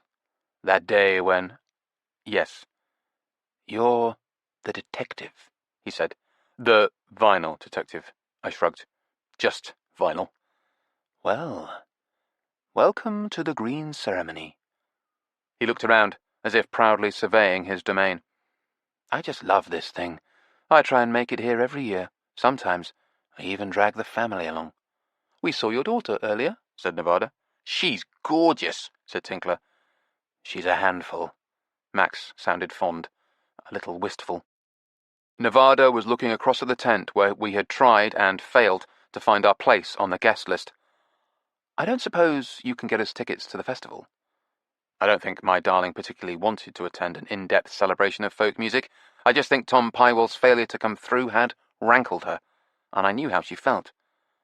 I can do better than that, said Max Shearwater. Follow me. Max led us behind the Goblin Market tent to the wire fence that protected the alley where the band's vehicles and equipment were stationed. There was a pile of black plastic crates, forming a kind of improvised set of steps leading to the top of the fence, and a matching pile on the other side. "Shortcut," said Max Shearwater proudly. He seemed like a man who knew all the shortcuts. As we walked towards the pile of crates, one of the green-vested security guards suddenly appeared and began hurrying towards us. But Max just waved at him, and the guard stopped and smiled at us. He waved back and withdrew. Max went up the staircase of crates with impressive ease for a man of his size and age, and no doubt lifetime drug consumption, and stepped gracefully over the wire fence and started down the other side. We all followed. On the other side of the fence, we had the pleasant feeling of being in a privileged and forbidden zone. We walked past the stacks of sound equipment and the band's vehicles and a remote recording unit with a BBC logo on the side. Fat cables snaked towards it from various points ahead of us. I realized that one of the stages actually backed onto the fence, or rather a gap in the fence, and that this was where Max was leading us. The music ringing out on the hot, clear air grew steadily louder as we approached. Max Shearwater looked back at us, and, raising his voice to be heard, said, "Jimmy!" We had reached the scaffolding at the back of the stage, and Max led us up the steps, proper steps this time, and we found ourselves standing in the wings in a VIP position where we could see both the audience and the performer. The performer in question, Jimmy Lynch, was a solo act, a man vigorously playing a fiddle. Deeply tanned, he had a wild bush of curly hair, which had once been black but was now mostly grey. His dark eyes were frequently squeezed shut with pleasure, or concentration, as he played. Those eyes, along with the tan, the hair, and a gold ring that glinted in the lobe of his left ear, all combined to give him a gypsy appearance. He stood rather awkwardly on stage, stiff-legged and leaning forward at the waist. He wore the traditional faded blue jeans, a frilly white shirt open halfway to the navel, and, despite the heat, a brown leather jacket and a brightly coloured silk scarf. Even under his leather jacket, the bulk and power of his arms and his shoulders was evident. I wondered if playing fiddle built up the muscles. The audience erupted ecstatically as the song concluded, and Jimmy waved to the crowd and walked off stage, approaching us with a peculiar stiff gait, his scarf swaying from his neck like a pendulum. "These are my friends," said Max. "Hello, friends," said Jimmy, but he was preoccupied with putting his fiddle and bow in a case which stood on top of an amp. It was black and lined with red velvet with picture postcards taped inside the lid.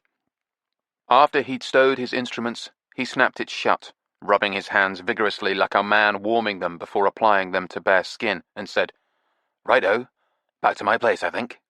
He looked at Max. "Time for a bit of refreshment, wouldn't you say?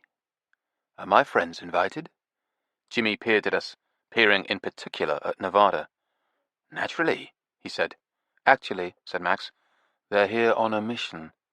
"Aren't we all?" "They're looking for an original copy of Wished." "An original? "Yes." Jimmy gave him an ironic look. You mean the one you forced us to destroy?" Max nodded ruefully. "Ah, happy days," he said. Jimmy Lynch was frowning with thought. "Doesn't Tom have one of those?" "He thinks he might have lent it to one of you," I said. Possible, said Jimmy. "He might even have lent it to me," said Max, "but all my records are at the house on the island." Jimmy shrugged. "I still got some of mine at the cottage here." At these words, I felt the old excitement begin again. He looked at me. "Have you got wheels?" "Yes," I said. Jimmy turned to Max. "What about you, you old fool?" "Maxie drove me here. It would be more than my life's worth to take her car. Well then, you can ride with me, if you reckon your dentures can take the vibration. He grinned at us, eyes alight with mischief. He had a certain piratical charm, but again it was mostly directed at Nevada. Jimmy led us to his mud-spattered yellow Saab, which was parked among the band vehicles, and he and Max got into it. We followed them, no easy task given Jimmy Lynch's high-speed driving, back to Jimmy's house on the far side of Warminghurst. It was a little cottage with stucco walls of an odd pink shade and a black tiled roof, tucked back from the main road behind a tangle of ivy hedges that had long since got out of control, and now scraped against the sides of the car as we eased through the gate and up the gravel drive that led to the house. The drive was overgrown too, with weeds sprouting thickly out of it, high enough to rub against the underside of the car. We got out and walked to the pink cottage. Its colour made me think of something, and I realised what it was. The cover of Wished. Music was coming from the open front door. As we walked towards it, we passed Jimmy's Saab, and I noticed that he had some kind of custom set of hand controls fitted to the dashboard. The house was cool and smelled of patchouli oil. Just inside the front door was a tiled alcove, which had a couple of sheets of yellowing newspaper on the floor, on which rested a miscellany of shoes. All women's, I noticed, and some boots. And Jimmy Lynch's shoes, to which his jean-clad legs were still attached, leaning against the wall. We all looked at each other. There was some flesh-coloured plastic protruding from the open waist of the jeans, and I realised these were prosthetic limbs. "Through here," shouted Jimmy. We went into a sitting room with faded Art Nouveau posters on the wall and big battered floral armchairs and sofas grouped on a thick carpet that had once been white but had long since turned grey. In one corner there was an untidy pile of guitar cases, and, on top of these, 3 or 4 violin cases. Jimmy was sitting on the sofa. He had discarded the leather jacket, but still wore the silk scarf. From under the tails of his white shirt, what was left of his legs protruded. He was wearing black woolen leggings, custom shortened over his stumps, one of which pretty much came down to his knee, the other was considerably shorter. He grinned at us in greeting. "Do you drink malt whiskey?" he said. "Only when I can get it," said Tinkler, and Jimmy laughed in delight. Max was standing at a sideboard on which a hi-fi system stood. It consisted of a creditable Riga planar turntable and some solid-state amps and small speakers. The music coming from them was the Bohemian guitarist Joseph Spence. It was great stuff. Max nodded at me and smiled. He seemed to sense my pleasure in the music and share it.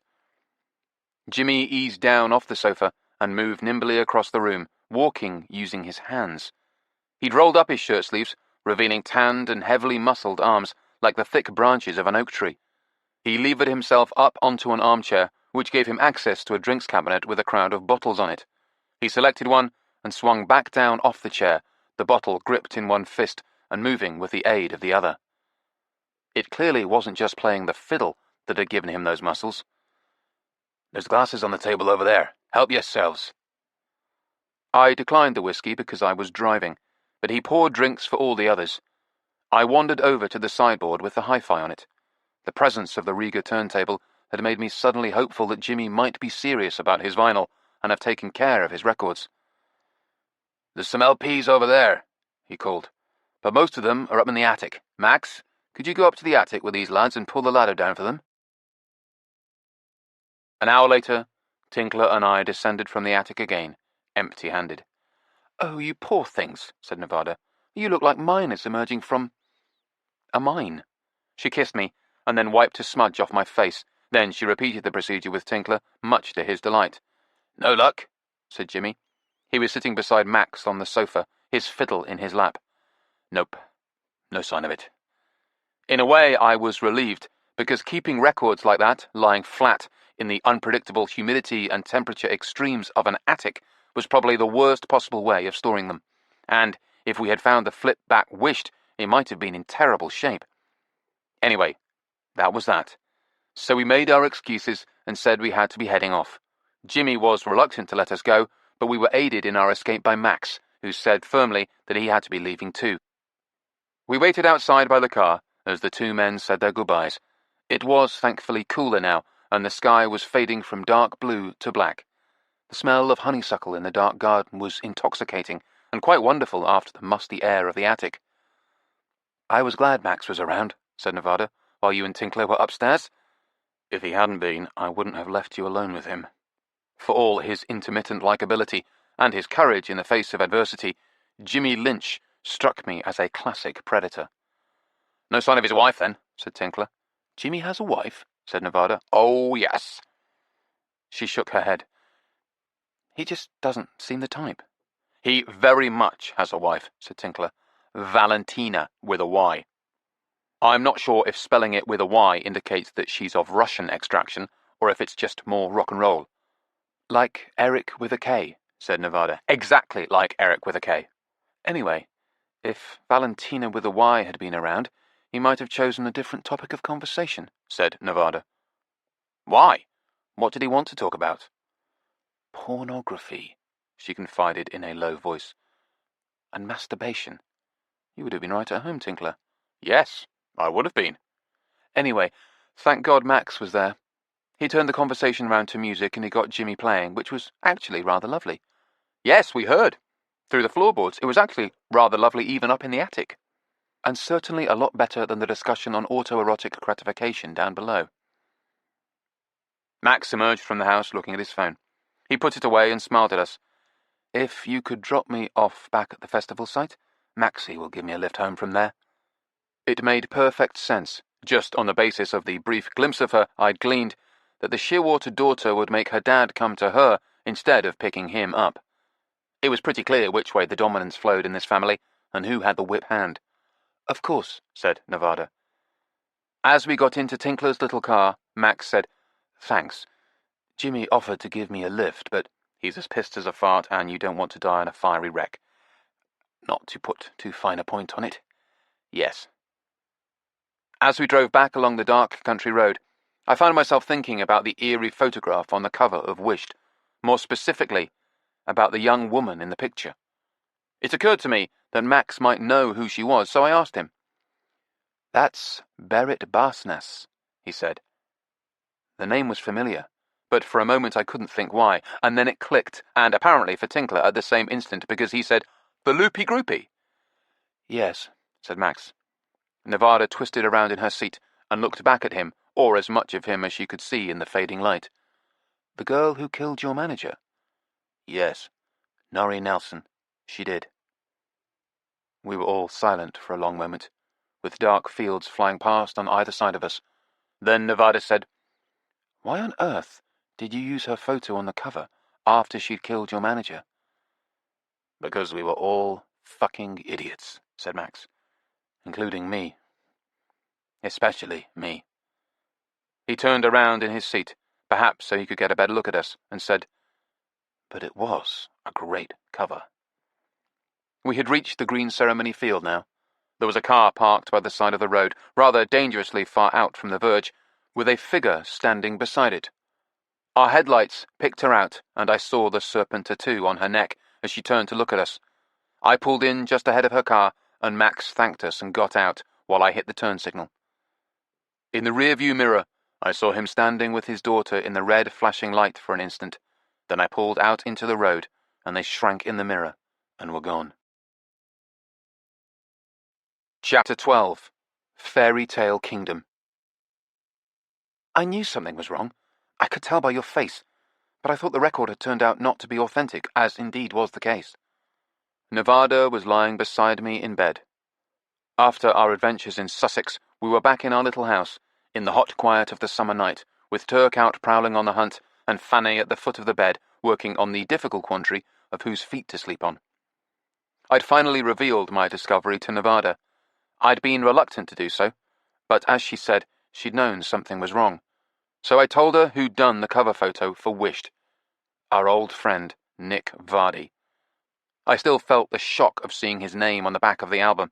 To be honest, the revelation had really thrown me. "That fucker," Nevada said, whispering in my ear. "Forget about him. He's long and thankfully dead. The fucker is good and fucking dead." I couldn't have agreed more. Still, the fact of the dead fucker's involvement combined with the disclosure that the girl on the cover had been Berit Barsness, the murderess who dotted her eyes with flowers. It had, inevitably, given the album an eerie charge. I didn't believe that objects held power, or could carry a curse, but there was no denying that this record, or at least the search for it, had already almost got me and Tinkler killed. I thought about how the name of the band signified the bar guest, the legendary black dog that was said to foretell deaths, and how the title Wished itself meant uncanny or haunted, and the lost expression in Berit's eyes in that photo, the girl who'd killed her lover and then herself because a black dog had been howling outside her window at night. But I didn't believe any of that stuff. So I just rolled over and went to sleep, Nevada close at my side, already in the land of Nod, quietly breathing, and Fanny having decided to grant me the privilege of using my foot as a pillow, a small and reassuring weight that made her own reedy little breathing sounds. Like I said, though, it had thrown me. So I was quietly relieved that the search for the record had come to a dead end. Still, that left us with the question of how to earn a living. The record-breaking hot weather continued without pause, and the heat seemed to have an effect on our usual sources of income, vintage records and vintage clothing. Nothing was turning up through the usual channels. Charity shops, boot fairs, the internet, all were a bust. Maybe everybody was away on their summer holidays. We could still have got money from Tinkler for expenses, but I didn't want to do that if I wasn't actively looking for his record, and there weren't any leads for me to pursue. So things were in a slightly worrying stalemate when we got the phone call from Tom Pywell. He started in apologizing without any preamble. "I'm so sorry about what happened. Belinda finally told me about it. She was the woman working in the tent that day, at the green ceremony, you remember? She told me about how you turned up expecting to be on the list." "Yes," I said. "That's right, we did." "Oh, mate. What a mess. I am so sorry. When I heard, I felt so guilty." "It was no problem," I found myself saying. "We ran into Max, and he got us in anyway." "He did he? Old Max. The old bastard got you in, did he? Well, good for him. Good old Max. Which acts did you see?" Now, ridiculously, the shoe was on the other foot, and I felt guilty, because we hadn't bothered seeing any acts. After that brief backstage visit during Jimmy Lynch's set, we'd never gone back to the green ceremony. It had been off to Jimmy's cottage, or rather up to Jimmy's attic, then back home. We'd seen less than half of one song from the entire music festival. Well," I said, "we saw Jimmy Lynch." "You saw Jimmy play? Isn't he great? Good old Jimmy. He's amazing. Great bloody fiddler. I've known him forever. Isn't he great?" "Yes, and we had no idea about—" "What?" "The, fact that—" "Oh, his legs. Yeah. Christ, what a bloody mess that was. Smoking. That's what did it. He's knocked the smoking on the head now, of course, now that it's too late. But he bounced back, good old Jimmy. You can't keep Jimmy down. You can't keep a good man down, and it hasn't slowed him down at all." "No, so we gathered." "So, who else did you see?" "Well," I said, resisting the urge to hastily Google a list of the performers at the festival and lie through my teeth. "As you know, we were primarily there looking for the record, the original pressing of—" "Of Wished. Oh, yeah, of course. Of course you were. How did that go? Wasn't that tent amazing? What do they call it? The troll stall?" "The Goblin Market." "Oh, yeah. Isn't it amazing? Huge selection of vinyl there. Huge." "Yes, but unfortunately, not the one we were looking for." "You didn't find it then? Wished?" "No," I said. "Well, that's what I was ringing you about. That's primarily what I was ringing you about. I thought, if you hadn't found a copy at the green ceremony—" He fell silent for so long that finally I felt I had to say something. "Yes?" "Sorry, I was just checking my diary. As I was saying, if you hadn't found a copy of Wished yet, I wanted to invite you to the island." "To the island?" I said. "Hallig Island." "Yes. Absolutely. You must come to the island. You're bound to find the record there. This was the man who told me I was bound to find the record at the music festival, and, although it would have been churlish, I very nearly said as much. But it turned out I didn't need to. I know I said you'd find a copy at the green ceremony, but I know you'll be lucky on the island.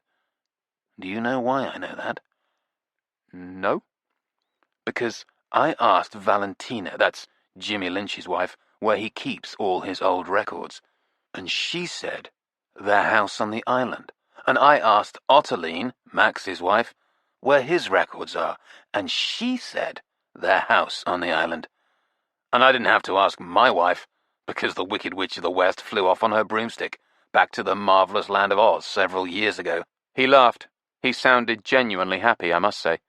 And so I didn't need to ask her, because I know that all my vinyl is in my house on the island. And on top of that, I know there is a copy of Wish knocking about. The original first edition. I know because I remember seeing it. I remember playing it. I just don't remember who ended up with it. But since everybody's record collection is on the island... He had me convinced. Okay, I said. Maybe you can provide me with introductions to Valentina and Ottoline. Oh, I can do better than that, mate. A lot better than that. I can take you around to see them in person. When you come out to the island, and you're going to stay there as my guests, you and Jordan and your girlfriend. Come and stay at my place. There's plenty of room, plenty of guest rooms. We've got a swimming pool. I have to remember to have the pool cleaning bloke come and clean it. I could hear him drifting off into pool cleaning logistics, so I quickly said, We'd love to. Eh? We'd love to come. Thank you for the invitation. Oh, that's great, man. That's great. You'll love it. The island is just beautiful, just magical. My mind was whirling with logistics of my own. We'd have to drive up. Tinkler's car was probably the easiest option, but it would be a long drive, and we probably couldn't do it all in one hit. And it would be very helpful to have someone spell me at the wheel. Nevada was perfectly capable of doing that, but it could be fun to enlist Cleanhead, and if the island was as beautiful as Tom Pywell claimed, she might well welcome a holiday break. Listen, I said, there may actually be 4 of us coming. No worries, my friend. The more the merrier. We agreed dates, arrival on a Saturday morning, departure open-ended, and finished the conversation on a note of mutual cheer. After he'd rung off, I called Nevada, who was busy scouring the charity shops of Barnes for high-fashion bargains, and she said she'd get in touch with Cleanhead while I enlisted Tinkler. Tinkler took no persuading at all, and when Nevada got home, I asked her about Cleanhead. She showed me the text she'd received in reply to her query. 2 words. Road trip!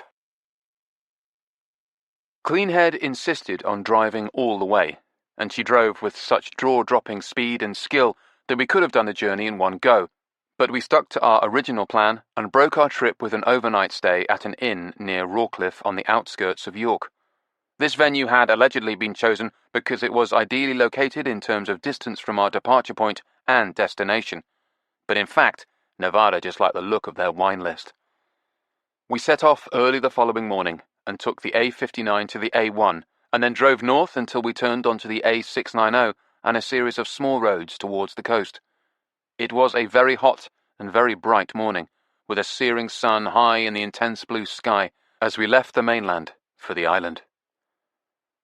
We drove down towards the beach, past a sign announcing dangerous tides and giving a list of safe crossing times, which we were well within. Cleanhead steered us down the slope towards the beach and onto the road that led in a straight line towards the island in the distance. Although, of course, it wasn't an island at the moment, but rather a headland or peninsula connected to the shore by a narrow neck of dry land. Well, relatively dry. It gleamed around us, the sand a brilliant gold, lambent with residual water. The causeway was a black tarmac road with a white broken line along the centre, which ran absolutely straight through the centre of the spit of land towards the rising mound of Hallig Island. The soft colours of that place, the green of trees and pink and white of house fronts, and the red, blue and yellow of tiled roofs, were all turned into pastels at this distance, and the impressive half-shattered castle on top of the heaped shape gave the once and future island the look of a kingdom in a fairy tale. The dreamlike feeling it conjured up was strengthened by our awareness that we were now effectively driving across the ocean floor. In a few hours, all this would be underwater. I have to admit, the thought made me a little uneasy, and I had to repress an urge to ask Cleanhead to speed up. Our tires hummed along the damp tarmac, and on either side of us we could see the pale green water of the ocean reflecting hard sheets of light as the sun broke through the clouds. The sea was much closer on our left than our right. "Now, remember," said Tinkler, squinting towards the island ahead, "no interbreeding with the locals, not unless you want idiot children."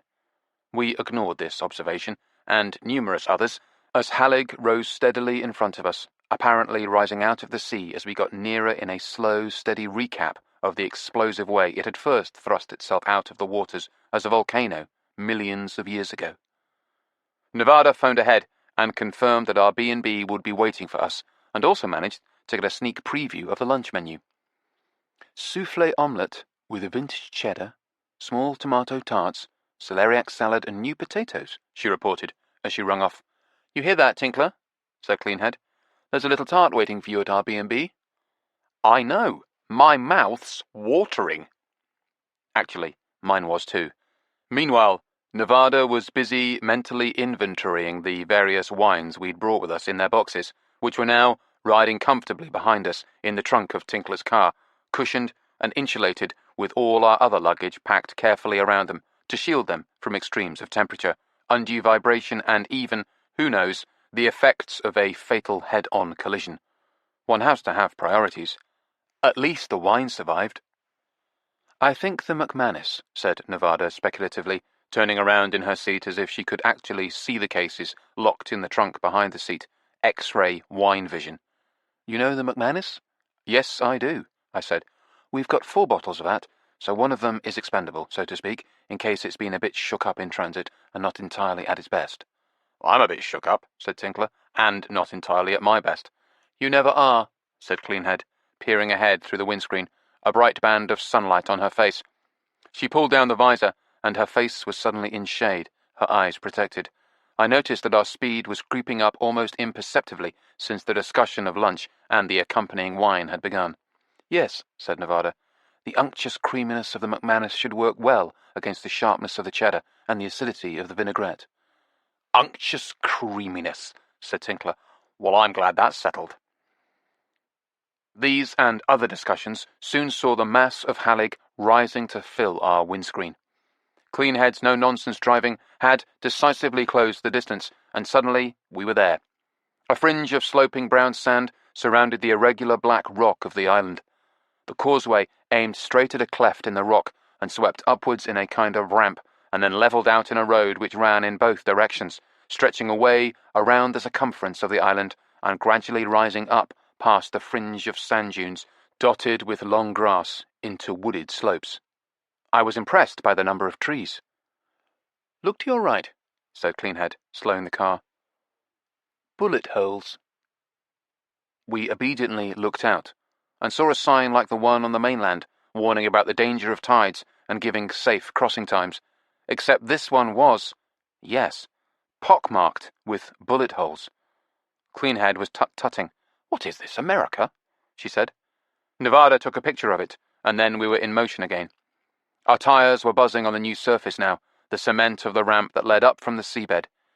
It divided into a generous, angular Y shape, and Cleanhead took the bend on the right.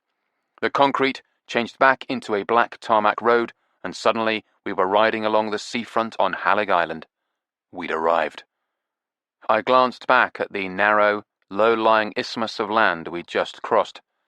The black line of the causeway ran straight and unwavering across the gleaming tan sand, but was the water suddenly a little closer on either side?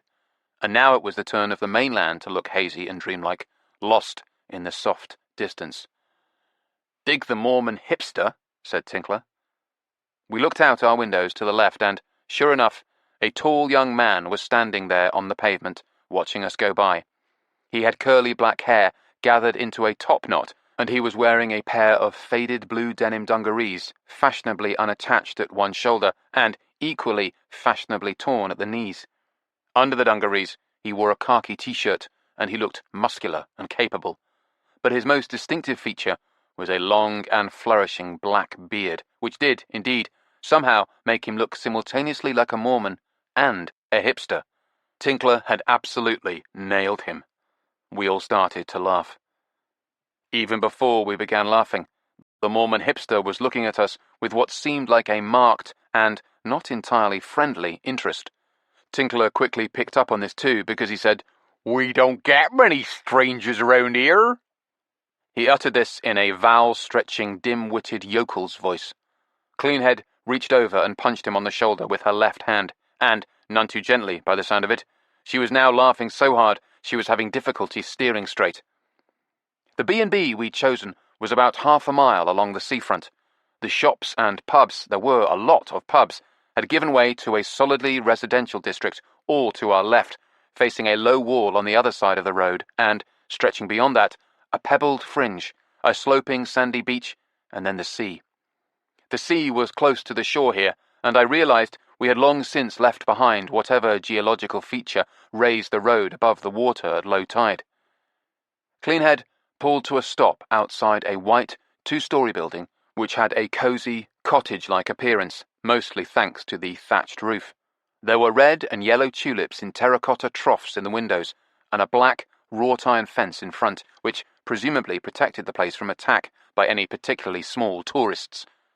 There were several bike locks attached to the fence, and a sign that read, "The B&B, B&B, BYOB."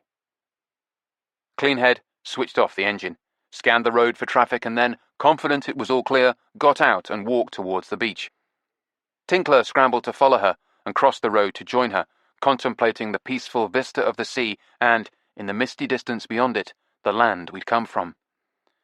Nevada was also out of the car promptly, opening the boot and checking on our precious cargo of wine. I joined her, glancing at our companions on the far side of the road. I certainly didn't begrudge Cleanhead stretching her legs after the drive, but I was a little less pleased with Tinkler taking off like that. Of course, he would tag along with Cleanhead at every opportunity anyway, but on this occasion it had the bonus function of getting him out of the danger zone for unloading the luggage and any other physical labour that might ensue. Having checked to her satisfaction that our wine had survived the journey, Nevada was now up the steps and at the front door of the B&B, knocking. We waited together. She looked at me. "No one in?" I said. I felt the first faint stirring of alarm. Nevada must have read this in my expression, because she put a hand on my chest and rubbed gently over my heart. "The woman said she might have to pop out, but she'd be back in 5 minutes or so, and we can wait out back in the garden. She said to make ourselves at home." At home in the garden? Isn't that a contradiction in terms? It looks like a very nice garden. Nevada turned to look at Cleanhead and Tinkler over on the sea wall. "I saw photographs on her website. Anyway, let's muster the troops." We walked across the quiet road. Not a single car had passed us since we'd arrived, and this was the main seafront thoroughfare.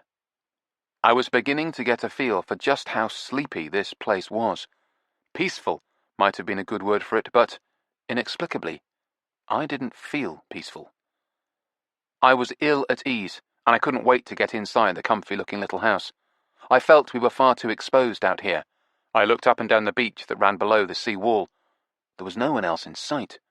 Out on the water, shimmering in the distance, a sailboat floated above the unstable mirage of its own reflection. A gentle breeze ruffled the water.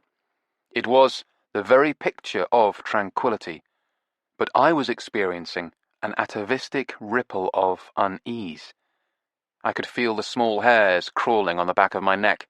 Our little group seemed very small here on the edge of the island, looking out at the expanding vastness of the sea. For some reason, I thought about the bullet holes on the sign we'd seen. The sailboat drifted by in the distance. "Nobody at home?" said Cleanhead, looking across the road at the house. "Back in a minute," said Nevada confidently. "How long are we staying here, anyway?" said Tinkler. "Well, we were going to book for 3 nights or perhaps 4, said Nevada, but the deal on a week's stay was so good I upgraded us all to that at virtually no extra charge." A week? Tinkler turned to me. I thought we were going to stay at Tom Pywell's house. I thought he'd invited us. He did, I said, but I've been trying to reach him on the phone since yesterday and I've heard nothing back. And let's not forget, this is the man who promised to leave tickets for us at the festival and failed spectacularly to do so. Oh, said Tinkler. So, just as well that someone well-organised and thoughtful booked us a week's stay at a nice little bed and breakfast, said Nevada. We all turned and gazed at the small house with its thatched roof and window boxes full of flowers. It did look nice. Do you really think we're going to be here for a week? Said Tinkler. As long as it takes to find the record. That got his attention.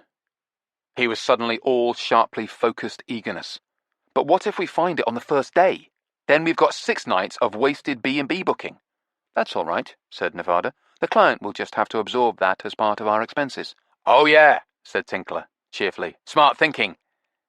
You do realise that you are the client, Tinkler? Oh, shit! Oh, yeah. He turned to me. Well, maybe it will take a week.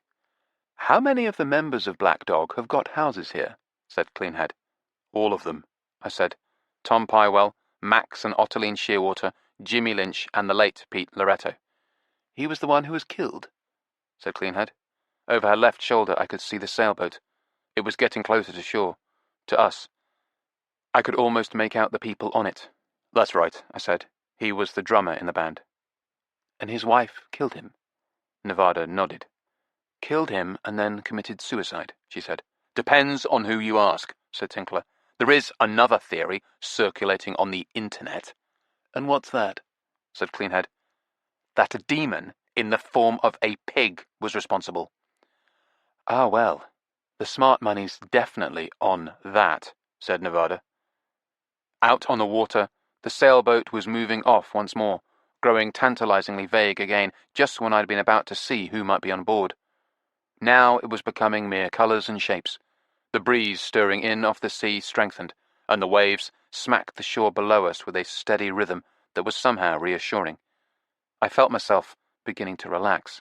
Okay, so setting demonic pigs aside, said Tinkler, who was suddenly all business, the idea is that we search the record collections of Lynch and Pywell and the Shearwaters, with their permission, of course.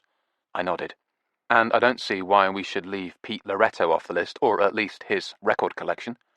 You're actually planning to do that, said Tinkler. Go through a dead man's record collection. I don't see why not, if we can locate it. You have absolutely no morals. He shook his head. I love it. And I guess we won't need his permission. If I find the record at his place, we may need to come to some arrangement with his estate, I said. What estate? Said Tinkler. Him and his wife are both dead, and they didn't have any kids. There may not be anybody to come to an arrangement with. We'll see, I said. I might get the record for nothing, said Tinkler, doing a little jig. He turned happily to Nevada. Dead men don't haggle.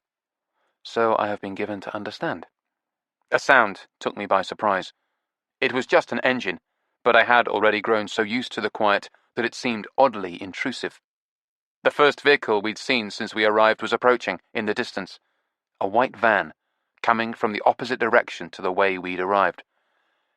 Maybe that's our landlady now, said Cleanhead. If so, she's abandoned her rustic theme, said Nevada. The white van had no lettering or any other form of ornamentation on it, and the windscreen was fashioned of that kind of dark, smoky glass that makes it impossible to see the occupants. It was slowing as it approached us, but then, as it drew level, it accelerated again and gunned its engine and vanished towards the centre of town. So what's the scoop on this B&B? Said Tinkler, staring wistfully across the road at our lodgings. Is it really called the B&B B&B? Said Cleanhead. I know that might seem to indicate a paucity of imagination, said Nevada, but don't forget the BYOB. I wasn't likely to. It was the reasonable corkage, indeed, the concept of corkage at a B&B at all, that had attracted Nevada in the first place. A bed and breakfast where you could bring your own bottle, or, in our case, bottles, plural. But what's the double B&B thing about? Said Tinkler. Have they got a stutter? No, said Nevada. One B&B stands for the name of the owners, Bramwell and Bebbington, or Bebbington and Bramwell, Miss Bebbington and Ms. Bramwell. She was very specific about who was Miss and who was Ms. Miss Bebbington, that is, as in Miss Bebbington's vegetarian B&B, reasonable corkage. Nevada smiled reminiscently. Vegetarian, said Tinkler. You'll eat it and you'll like it, Tinkler. Miss Bebbington seems lovely. An absolute doll. Tinkler frowned. So is this Ms. Bramwell a sleeping partner, if you know what I mean? I fear I'm far from certain, said Nevada, but whatever you mean, the answer would be that she was. She's dead, apparently. So you mean, said Tinkler, that they were... He made an odd gesture with his hands, spreading his fingers so that there was a gap between the middle digits and then interlocking his hands so the gaps met. Do you mean lesbians? Said Nevada. Ah, yes. And what in hell is that business with the hands supposed to signify? Well, was it supposed to signify two enthusiastic women deploying the scissors sexual position to bring their glittering clits into enthusiastic proximity? Yes, it was, said Tinkler, then, fondly and forlornly, glittering clits. Nevada shook her head. How does it feel to have your entire world view informed by cheap pornography? Free pornography, actually, said Tinkler, and, since you ask, it feels like, for once, I'm totally in sync with the youth of today. Is that her now? Said Cleanhead. She nodded in the direction the white van had disappeared. Sure enough, a figure on a bicycle was approaching, pedalling madly. She lifted one hand from the handlebars and waved at us. It looks like it might well be, said Nevada. I'll get that bottle of wine from the car. Chapter 13. No Breaks. The B&B only had 2 bedrooms with ocean views, so, to avoid squabbles, Nevada and I volunteered to take one of the rooms at the back of the house instead. This is actually a plus, said Nevada. It was. Our room was larger and quieter and, crucially, cooler than those at the front, and also had the advantage of looking out over the garden, which was as pretty as promised.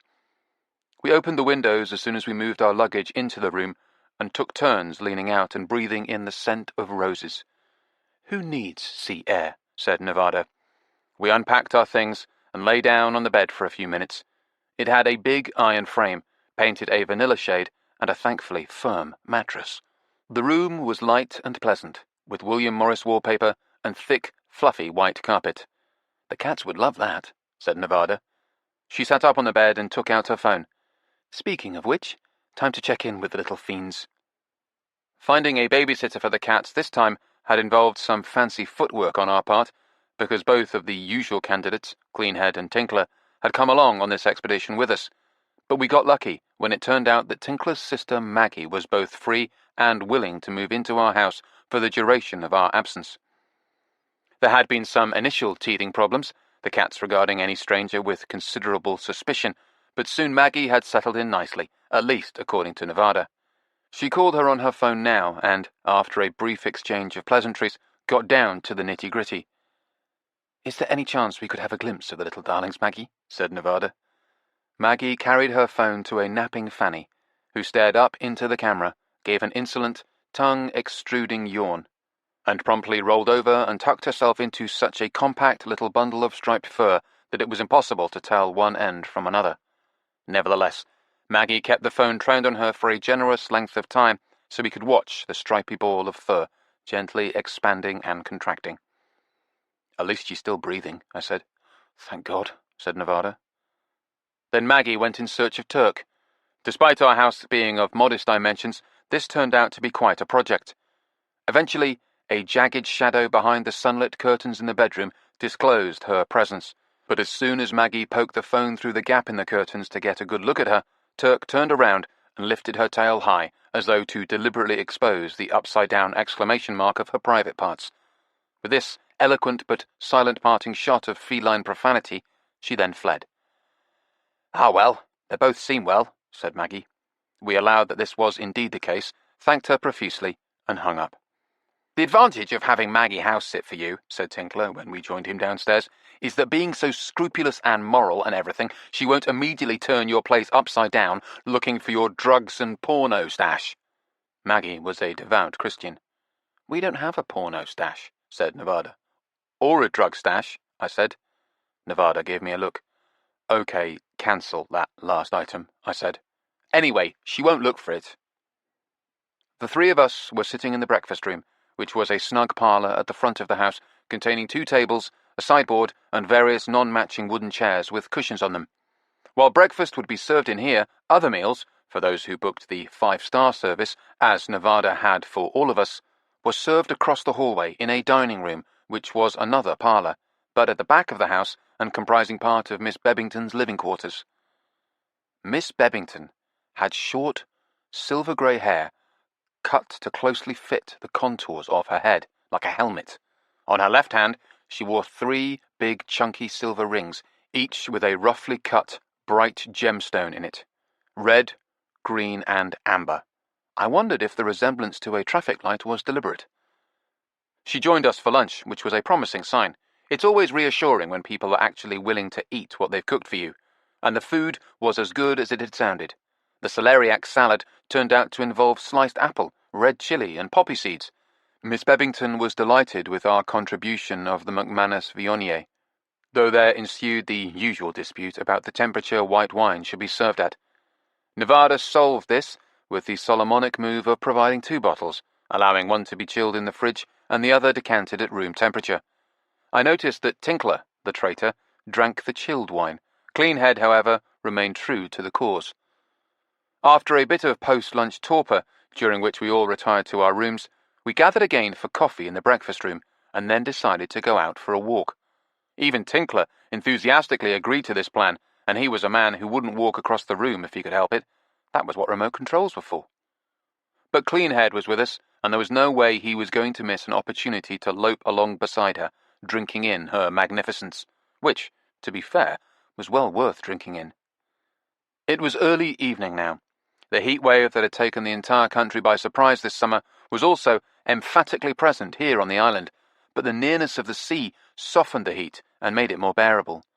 The coolness of the salt-smelling breeze coming in off the water was exquisite, and the haziness of the mainland had increased, heightening the blurring of colours and general resemblance to a fairly competent impressionist canvas.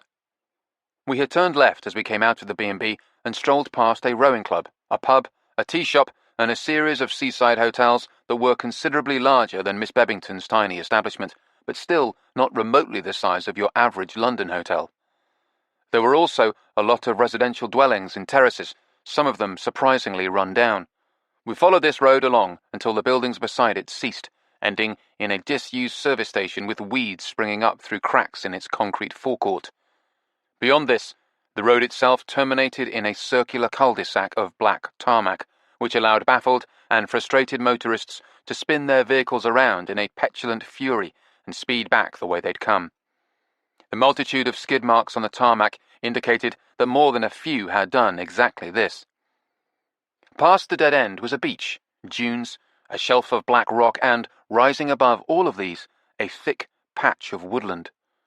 We turned around and walked back the way we'd come. Since we'd only just begun to stretch our legs, we strode past Miss Bebbington's and kept on going. We were now walking back the way we'd driven in, with the sea on our left and houses, shops and more pubs on our right. A lot more pubs. There was the Green Gauge, the Red Lion, the Lifeboat, the Rising Sun, the Bunch of Grapes, the Ship Inn, the Bird in Hand, the Dancing Crab, and the Alexander von Humboldt, all in short order.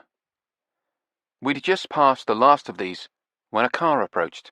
We'd hardly seen any vehicles on our walk, and none for the last 5 or 10 minutes, so this in itself might have singled out the car for attention. But there were plenty of other things that would have distinguished it, like the speed of its approach and its erratic road position. It was a powder blue hatchback, descending the winding road that sloped upwards into the wooded uplands of the island. It was coming fast and weaving wildly from side to side, so wildly that all of us backed hastily away from the road, left the pavement, and moved onto the gravel apron outside the Alexander von Humboldt, where we stood, taking shelter behind some big wooden troughs full of flowers. The pub had 2 parking lots, or 1 parking lot in 2 sections. One was right beside the pub, with the other and larger section across the road towards the sea. Human nature being what it is, the parking lot nearest the pub was crowded with cars, while the one on the other side of the road, a whole 5 or 6 seconds walk away, was virtually empty. Which was just as well, since the approaching car veered off the road and ploughed straight into it, spraying up gravel and narrowly missing the only 2 other cars parked there, as it did an odd maneuver, turning in a tight circle as if chasing its own tail, and finally coming to a complete stop. The car was now more or less facing us, and the first thing I registered was that there was a strip across the top of the windscreen that read Max. The second thing I registered was that the face staring out from under it was Max Shearwater's.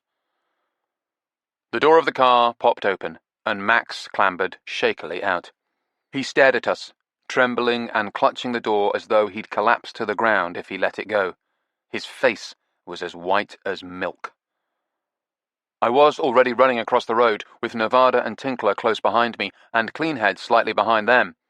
She was the only one of us who hadn't met Max before. Indeed, she didn't know him from Adam, but, to her credit, she was the first one to get her phone out, ready to ring for aid, probably because, like me, she thought the guy must be having a heart attack. I reached Max, who gave me a tight little nod of recognition as he caught his breath. "Are you all right?" I said. "Yes, but only just." He was still shaking and clutching the car door. "What on earth happened?" said Nevada. "I was coming down the hill. Do you know the hill? Just past the Sea View, you know, the pub up by where the Lynches live?" "No," I said. "We've only just got here." "Oh, yes, of course." He nodded, his chin bobbing. His eyes were still frightened. "How stupid of me. You've only just got here." He shook his head, as if trying to clear it of irrelevancies. "I was just driving down the hill, and perhaps I was driving a little faster than I should have been. I don't know." He gazed sulphurly at us, as if looking for answers. "Ottiline is always on at me about that, but she wasn't with me this time, thank God. I mean, because of what just happened." I said, "What did just happen?" "Well, all right. I admit I was going faster than I should, perhaps a little faster than I should, and it was downhill all the way, and I was picking up a fair head of steam, and the road began to curve, and some of those curves are quite sharp, pretty damned sharp, so I began to tap the brakes, just to bring my speed down a little, just to maintain control, and there was nothing there. I mean, nothing." He stared at us, with the expression of a man who had been utterly betrayed. No brakes, none. They'd just gone. "My God," said Nevada. "What did you do?" "Well, I remembered reading something about using the gears." Cleanhead was nodding. "Engine braking," she said. "Yes. So I started shifting down the gears, and that did help, a little. But I was still going a hell of a lot faster than I wanted to be, and no brakes. You've no idea what it's like. You become so used to just having the ability to brake, and then when it's gone, Christ! Sweet Jesus Christ!" He suddenly let go of the car door and hesitantly moved away from it. It was oddly like watching a baby take his first steps, except, in this case, the baby was a big, elderly man, and he was starting to get very angry. "Christ! Christ! Christ!" he said, and moved back to the car door and slammed it violently shut. Then he began to walk around the car, circling it. He watched it warily as he moved, as if it were an enemy that might still do him harm. I half expected him to lunge at the car and start attacking it, Basil Fawlty style. "My daughter Maxie has got this same car," he said. He was starting to sound calmer now. "The exact same model. I'm going to tell her to get it checked out." "That's a good idea," said Nevada. "Although what good that will do, I don't know. Mine was only just serviced. You really think they would have spotted something like that? That the fucking brakes didn't fucking work?" Having now assessed that there was no need to summon medical aid, Cleanhead was using her phone to find the nearest garage. She walked off a short distance and came back and said, "Just leave the car here. Someone will come with a tow truck and take it away." She smiled at Max. "Don't be tempted to drive it anywhere." "I won't be so tempted," said Max, smiling back at her. "Thank you. Very, very much." He held out his hand. Max Shearwater. Agatha Dubois Keynes. Cleanhead took his hand and shook it. Max looked around at the rest of us. And thanks to all of you. We haven't done anything, said Nevada. Max shook his head. Oh, yes, you did. I saw you running across the road. His voice grew tight with emotion, and his sentences became shorter and more clipped. Rushing to my aid. And I appreciate it. Thanks. The chap with the tow truck is called Gareth, said Cleanhead. Max gave rather a strange laugh, and we all stared at him. Oh, he said. He's the dickhead who serviced it in the first place. Sorry, said Cleanhead. Should I try and get someone else? No, don't worry. Of course it's Gareth. Max gave a chagrined smile. Who else is there? It's a small island. He took a deep breath and looked around, as if fully taking in his surroundings for the first time. Just let me catch my breath, and then I'll ring home and get someone to pick me up. Maxie's got her car. Nevada nodded at the Alexander von Humboldt across the road. Do you want to go into the pub and sit down? No, thanks. I don't feel like being amongst people at the moment, if you don't mind. He gave us a thin smile. Present company accepted, of course. Well then, why don't you come back to our place, said Nevada. Your place? The B&B where we're staying. You can sit down and take it easy, and perhaps have a glass of wine while you wait to be picked up. Max hesitated. It's very good wine, said Cleanhead. This seemed to swing it. That's very kind of you, he said. I will, if you don't mind. It's a bit of a walk, I'm afraid, said Nevada. Oh, don't worry about that. I'd love a walk. In fact, I plan to walk for the rest of my life. He looked at the treacherous baby blue car sitting there. I never want to drive again. Cleanhead volunteered to stay with his vehicle until the tow truck arrived, and of course Tinkler volunteered to stay with her, so Nevada and I escorted Max Shearwater back along the road. When we got to our B&B, the bicycle was gone from the railings again, and Miss Bebbington was out. But we had the front door key, so we let ourselves in and collected a bottle of wine from our room. Since it was now officially evening, we'd moved on to the Reds. We opened the French windows at the back of Miss Bebbington's dining room, as we'd been firmly told we were at liberty to do, and went out in the garden. There we sat in some avocado and white striped canvas chairs that had been right at home at the green ceremony, and sipped the wine and made desultory conversation while we waited for Max's ride. He was utterly exhausted, and I could hardly blame him. When a car arrived outside and a horn sounded, his face lit up. He thanked us as we went in through the French windows, shook hands with me and kissed Nevada on the cheek, then hurried out the front door. We watched from the window in the breakfast room as he crossed the road and got into his daughter's car. It was, indeed, exactly the same model as his. Its colour was hard to determine in the darkness, with nothing but the sulphurous glow of a nearby street lamp to go by, but it definitely wasn't baby blue. He turned and waved in our general direction as the car pulled away. A few minutes later, Cleanhead and Tinkler came back, and we unpacked another bottle of the red, and all went out to the garden. You'll never guess who Gareth the car mechanic is, said Cleanhead. I imagine we won't, said Nevada, as she opened the wine. The Mormon hipster, said Tinkler. You're kidding. No, he gave Cleanhead his business card. Well, no doubt she'll be ringing him up pronto, said Nevada, pouring the wine. No young woman can resist a hip Mormon. He's not actually a Mormon, said Tinkler. No, really? Mormons don't even have beards. You're the one who coined the name. True, true. I sipped my wine and looked at my friends. As night arrived, the sky was slowly changing from the colour of old blue jeans to that of new blue jeans. I said, Is everyone entirely happy with what happened to Max? I mean, of course, none of us are happy with it. You mean, do we find it suspicious? Said Tinkler. Of course we do, said Nevada. His car is a Subaru Impreza 2008, said Cleanhead, and the brakes on that model have a bit of a reputation. Which magazine called them surprisingly poor? I just love it that you know that, said Nevada, but still, they shouldn't just fail completely on a hill, should they? Perhaps that's the surprising bit, said Tinkler. On the other hand, said Nevada, if you were going to sabotage that particular car and you knew about its reputation, targeting the brakes would be an ideal choice. You really have a devious mind, said Cleanhead. I like it. Chapter 14. The Burnt Spot. The next morning at breakfast, Tinkler was uncharacteristically full of energy. "So, when do we begin ransacking people's record collections?" he said. "And by people, I'm referring to former members of Black Dog, so I'm using the term loosely." "I'd rather have Tom Pywell's introduction before we just start knocking on doors," I said. "If he doesn't turn up soon, we'll begin approaching people directly, but let's give him another day or so." "So, what should we do in the meantime?" "I want to see the place where they did it," said Nevada. "Did what?" said Cleanhead. "Burn the money."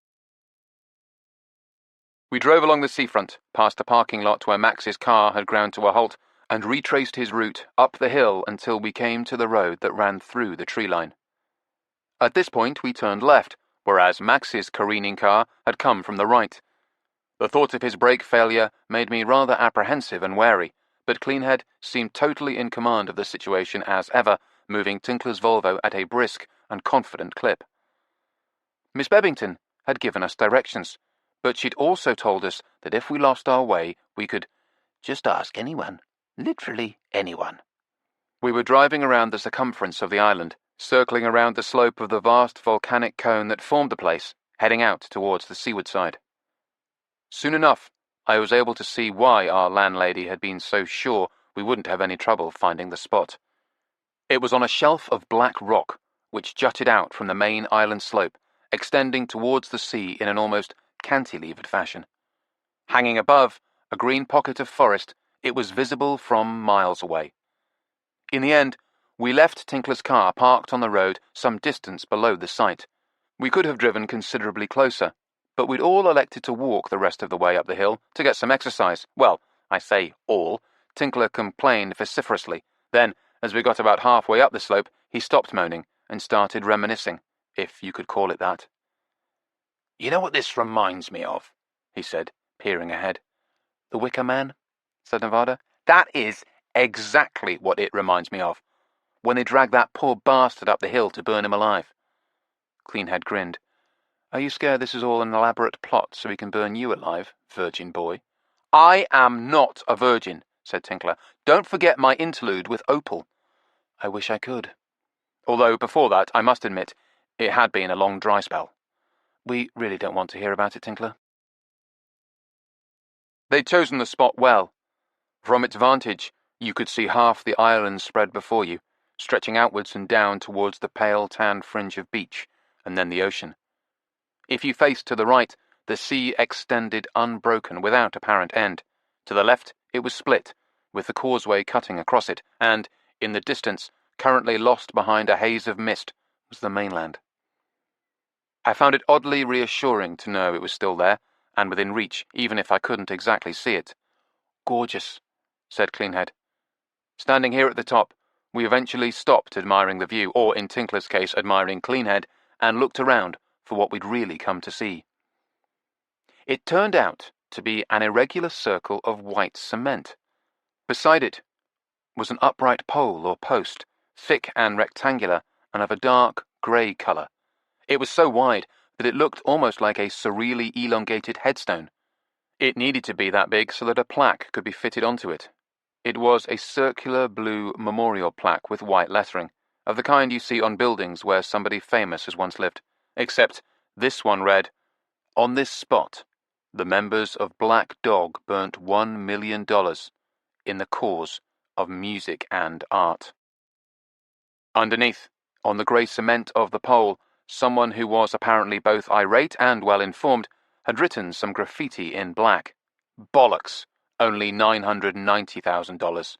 Underneath the word bollocks, someone else had written in red, in brackets, "bullshit," presumably as a helpful translation, possibly by an American, of the profane British idiom to help anyone who didn't understand it. Or were they calling the whole comment into question? I suspected the former because further down the pole, in the same red handwriting, they'd written "burnt equals burned," which supported the American theory and also suggested a very literal mind at work. I turned from the pole to the large circle of white cement on the ground. It was the size of a dinner table, or at least of the dinner table we had at home. Nevada came and stood beside me. She took my hand. Her palm was still warm and damp from the long climb. "So, this is where it happened," she said. "Evidently." She frowned. "What are you thinking? I can see you're thinking something." This comment must have sounded serious, because both Tinkler and Cleanhead abandoned whatever they'd been bickering about and came over to join us. All three of them were now looking at me expectantly, as though I was supposed to pull a rabbit out of a hat. "What's up?" said Cleanhead. I pointed at the slab of white cement on the ground. This was supposed to be a pit. "That's right," said Tinkler, eager to show off his erudition on the subject of all things black dog related. "They dug a big circular pit for the fire where they burned the money. So what?" I nodded at the disc of cement. "So, where's the pit?" "They filled it in. Duh." "Yes, with cement," I said. Nevada was staring at me steadily and patiently. "And?" said Tinkler. "Look at this post," I said, turning to the tall grey rectangle with its plaque and graffiti. "It's cement too." "So what?" said Tinkler, but now he was also paying attention. I touched the cool surface of the post. It was a dark, dirty grey. "But it's a different colour." "Why is that significant?" said Cleanhead. Nevada was looking at the big disc of white cement at our feet. "Because it means this one is newer," she said. "You can't be sure of that," said Tinkler. "Maybe it's just a different composition." "No, he's right," said Cleanhead. She crouched down, sitting on her heels, and reached out to touch the disc. "In fact, this was only put down very recently." "How can you tell?" said Tinkler, quickly squatting beside her. They made an unlikely couple, sitting there like that. "The tracks," said Cleanhead quietly. "Tracks?" Then I noticed them. An animal had sauntered across the cement while it was still wet, leaving an insolent trail of paw prints in the surface. In fact, two animals and two trails, heading in different directions. Nevada was looking at them now too. "You're right," she said. "There's no dirt in the tracks." She put a finger into one of the indentations and rubbed gently, drew her finger out and inspected it. "Clean as a whistle." "So there hasn't even been time for any dirt to accumulate in them," I said. "And, given that we're in the middle of a drought, they won't have been washed clean by rain." Nevada took out her phone and began photographing the cement disc. "What are those?" asked Tinkler. "Dog prints?" "How appropriate," said Nevada, looking at the plaque with its celebration of black dog and their act of Dadaist provocation. "Yes, those were made by a dog," said Cleanhead. "But not those." She pointed at the second set of tracks. "What made those, then?" said Tinkler. We were all silent for a moment, quite possibly all thinking the same thing. Finally, it was Tinkler who said, "A pig?" As is the way with these things, it was a lot quicker walking back to the car. And then it was downhill, too. We just reached the Volvo, and we were all looking forward to heading back to the B&B for some food and a shower, and, in Nevada's case, opening another one of the bottles of wine she'd so lovingly chosen, when my phone pinged to announce the arrival of a text. My face must have betrayed my excitement when I read it, because Nevada immediately came and peered over my shoulder. "Out-fucking-standing," she said, in a delighted voice. "What is it?" Tinkler was staring at us with big, eager eyes. "Alan at Jazz House Records. He's found a copy of the record for us." Alan was an old friend who is the UK's finest jazz dealer, but he also occasionally dealt in other genres, and he was constantly acquiring large collections. So, as a matter of course, I always notified him when I was looking for something, even if, as in this case, it wasn't jazz by any stretch of the imagination. "What?" said Tinkler. "The record?" "Yes."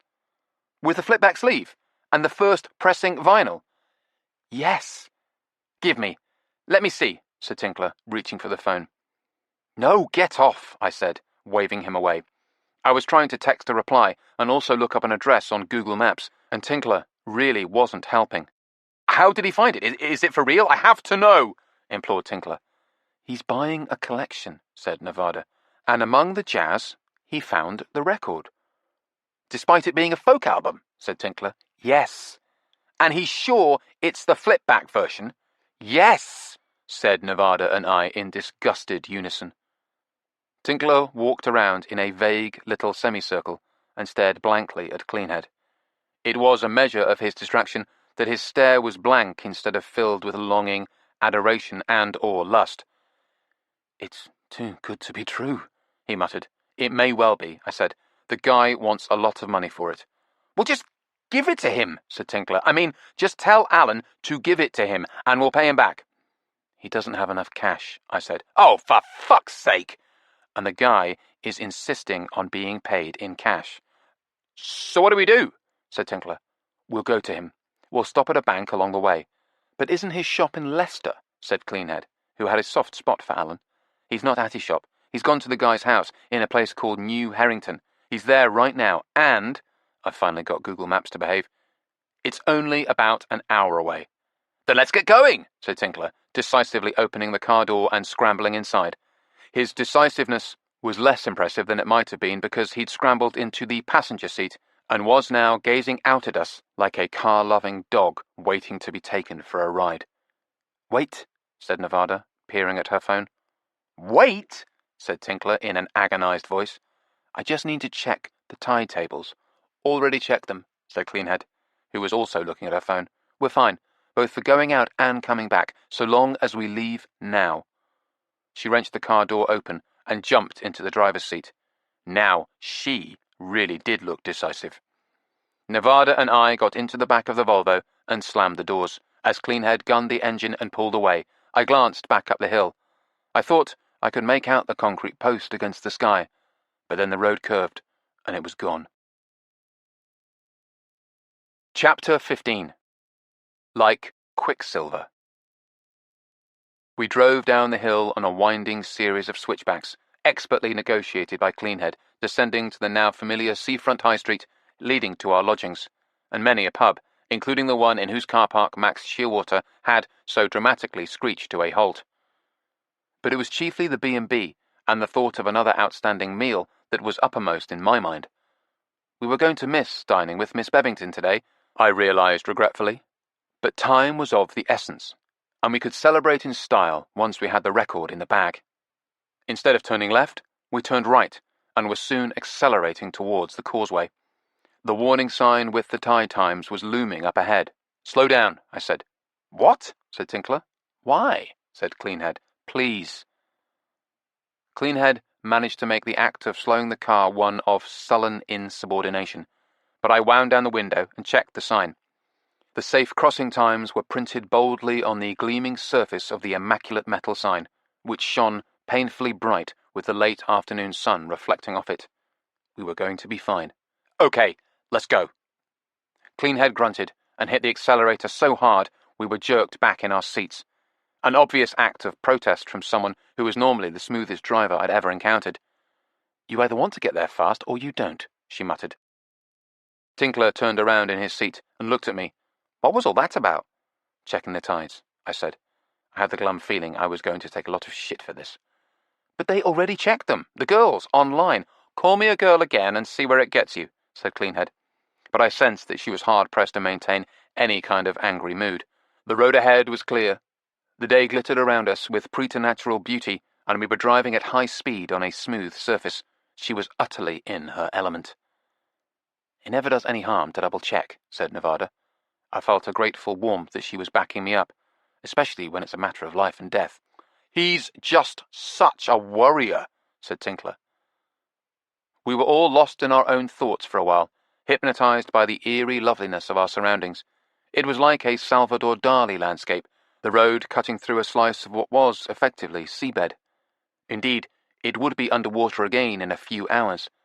The dual nature of the road, sometimes a mundane route to the mainland, sometimes a drowned artifact, seemed singularly eerie. I did some quick calculations.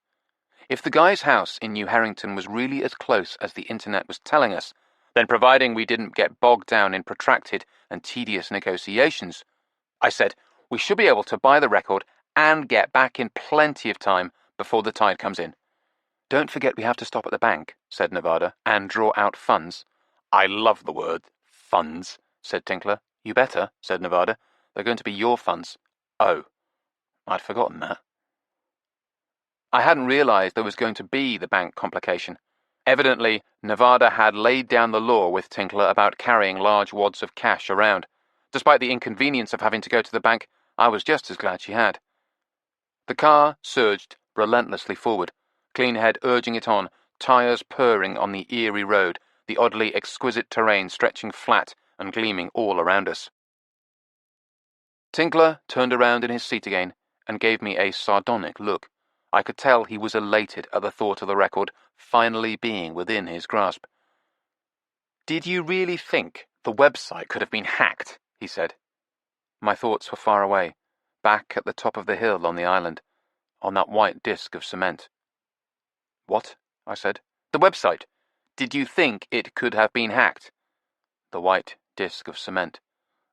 What are you talking about? White cement.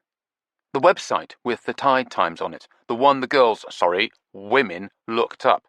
You must have thought it possible that it had been hacked and altered or something. I was only half listening to Tinkler. New cement.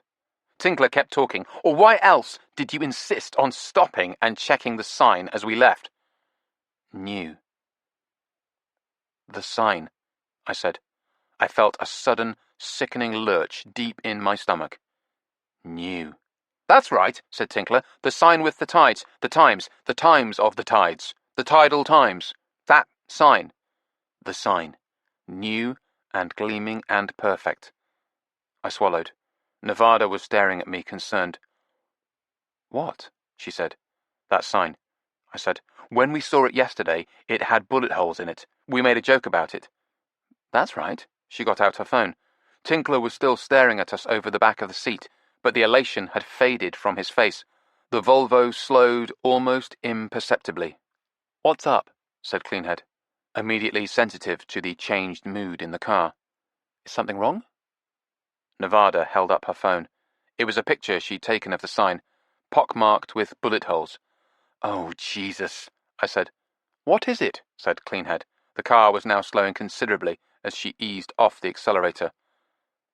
That wasn't the sign you saw just now, said Nevada. No, the one I saw was brand new. Are you sure? Said Cleanhead. Yes. Didn't the rest of you see it? No, said Tinkler. We were all just being impatient and thinking you were... He trailed off. The car coasted to a stop. Cleanhead eased the handbrake on. We all looked around us. The vast expanse of sand stretched away on all sides, gleaming. Did it suddenly look wet?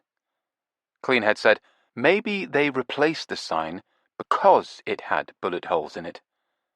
Maybe, I said. Oh, Jesus, oh, Christ, said Tinkler. He was looking at his phone. What? The website with the tides on it, it's gone down. We looked out the windows of the car. Behind us, the island had shrunk to toy proportions. Ahead, the mainland was a distant smudge in the haze. I cleared my throat. Are we closer to the mainland or the island? Hang on, said Cleanhead in a taut voice. Just checking the sat-nav. She nodded her head without looking back at us. The island, just. Then we should. If I thought we'd been flung back in our seats before, it was nothing compared to what happened now, as we were thrown forward. Cleanhead had released the handbrake and was accelerating steeply and without hesitation in reverse. Aren't you going to turn around? Said Tinkler. Number 1, said Cleanhead through clenched teeth, that would take time. Number 2, if you recall, this car of yours goes as fast in reverse as it does forward. Oh, yeah, said Tinkler with an odd note of pride in his voice. The variomatic transmission. I was telling Eric about it. The car was now hurtling towards its top speed, its frame shaking, moving backwards. Cleanhead turned around in her seat and stared, not at us, but through the back window. Her face was grim. Nevada and I instinctively moved apart, without being asked, to clear her view through the window. Cleanhead's gaze was intent.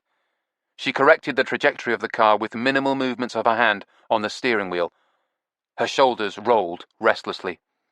I'm going to kill my neck doing this, she said. She turned around again, facing away from us. You guys look out the back. Shout if you see me going off the road. Nevada and I both scooted around in our seats, so we were sitting sideways, and turned to stare out the window. You're doing fine, I said. She was, too. The car was unerringly riding in the middle of the road, despite Cleanhead facing in the opposite direction.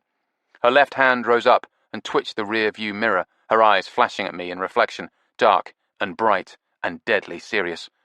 It's okay, she said. I think I can do this using the mirrors. Just shout if you see me going way off course. Is there anything I can do? Said Tinkler.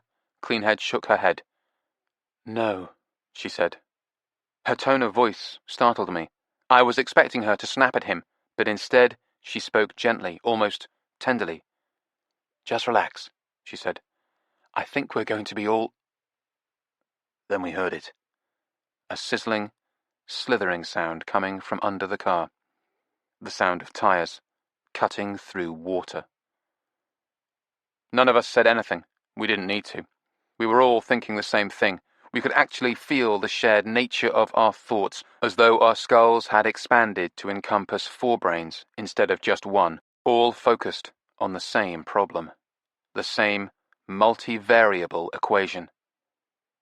The water has started to come up around the tires. How fast will it rise? How fast can we go? Can we get back to the island before... I had once seen a documentary about fire safety. The fact that stuck forever in my mind was the length of time between the first tiny flame breaking out in a house and the entire structure being turned into a blazing inferno. It's about 30 seconds. This was like that. The sound of the water around the tires dropped in pitch and became a deep, clumsy slushing, then a laboured, muffled churning. I tried not to look out the windows, but I had to. So did everyone else. The water was already almost halfway up the doors, and the car was slowing against the immense, lazy force of it as it rose all around us. Then suddenly, Cleanhead eased off the accelerator and let us drift to a complete stop. She snapped the key in the ignition and switched the engine off. No point killing the electrics, she said quietly. All around us, the water gleamed in the silent afternoon, smooth and endless, the flat light shining off it like quicksilver. Wind the windows down, said Nevada. Wind them down, said Tinkler. Cleanhead spoke to him in the same soft voice she'd used before. We can't stay here, she said. And we can't go out through the doors, said Nevada. The weight of the water against them is probably already too much.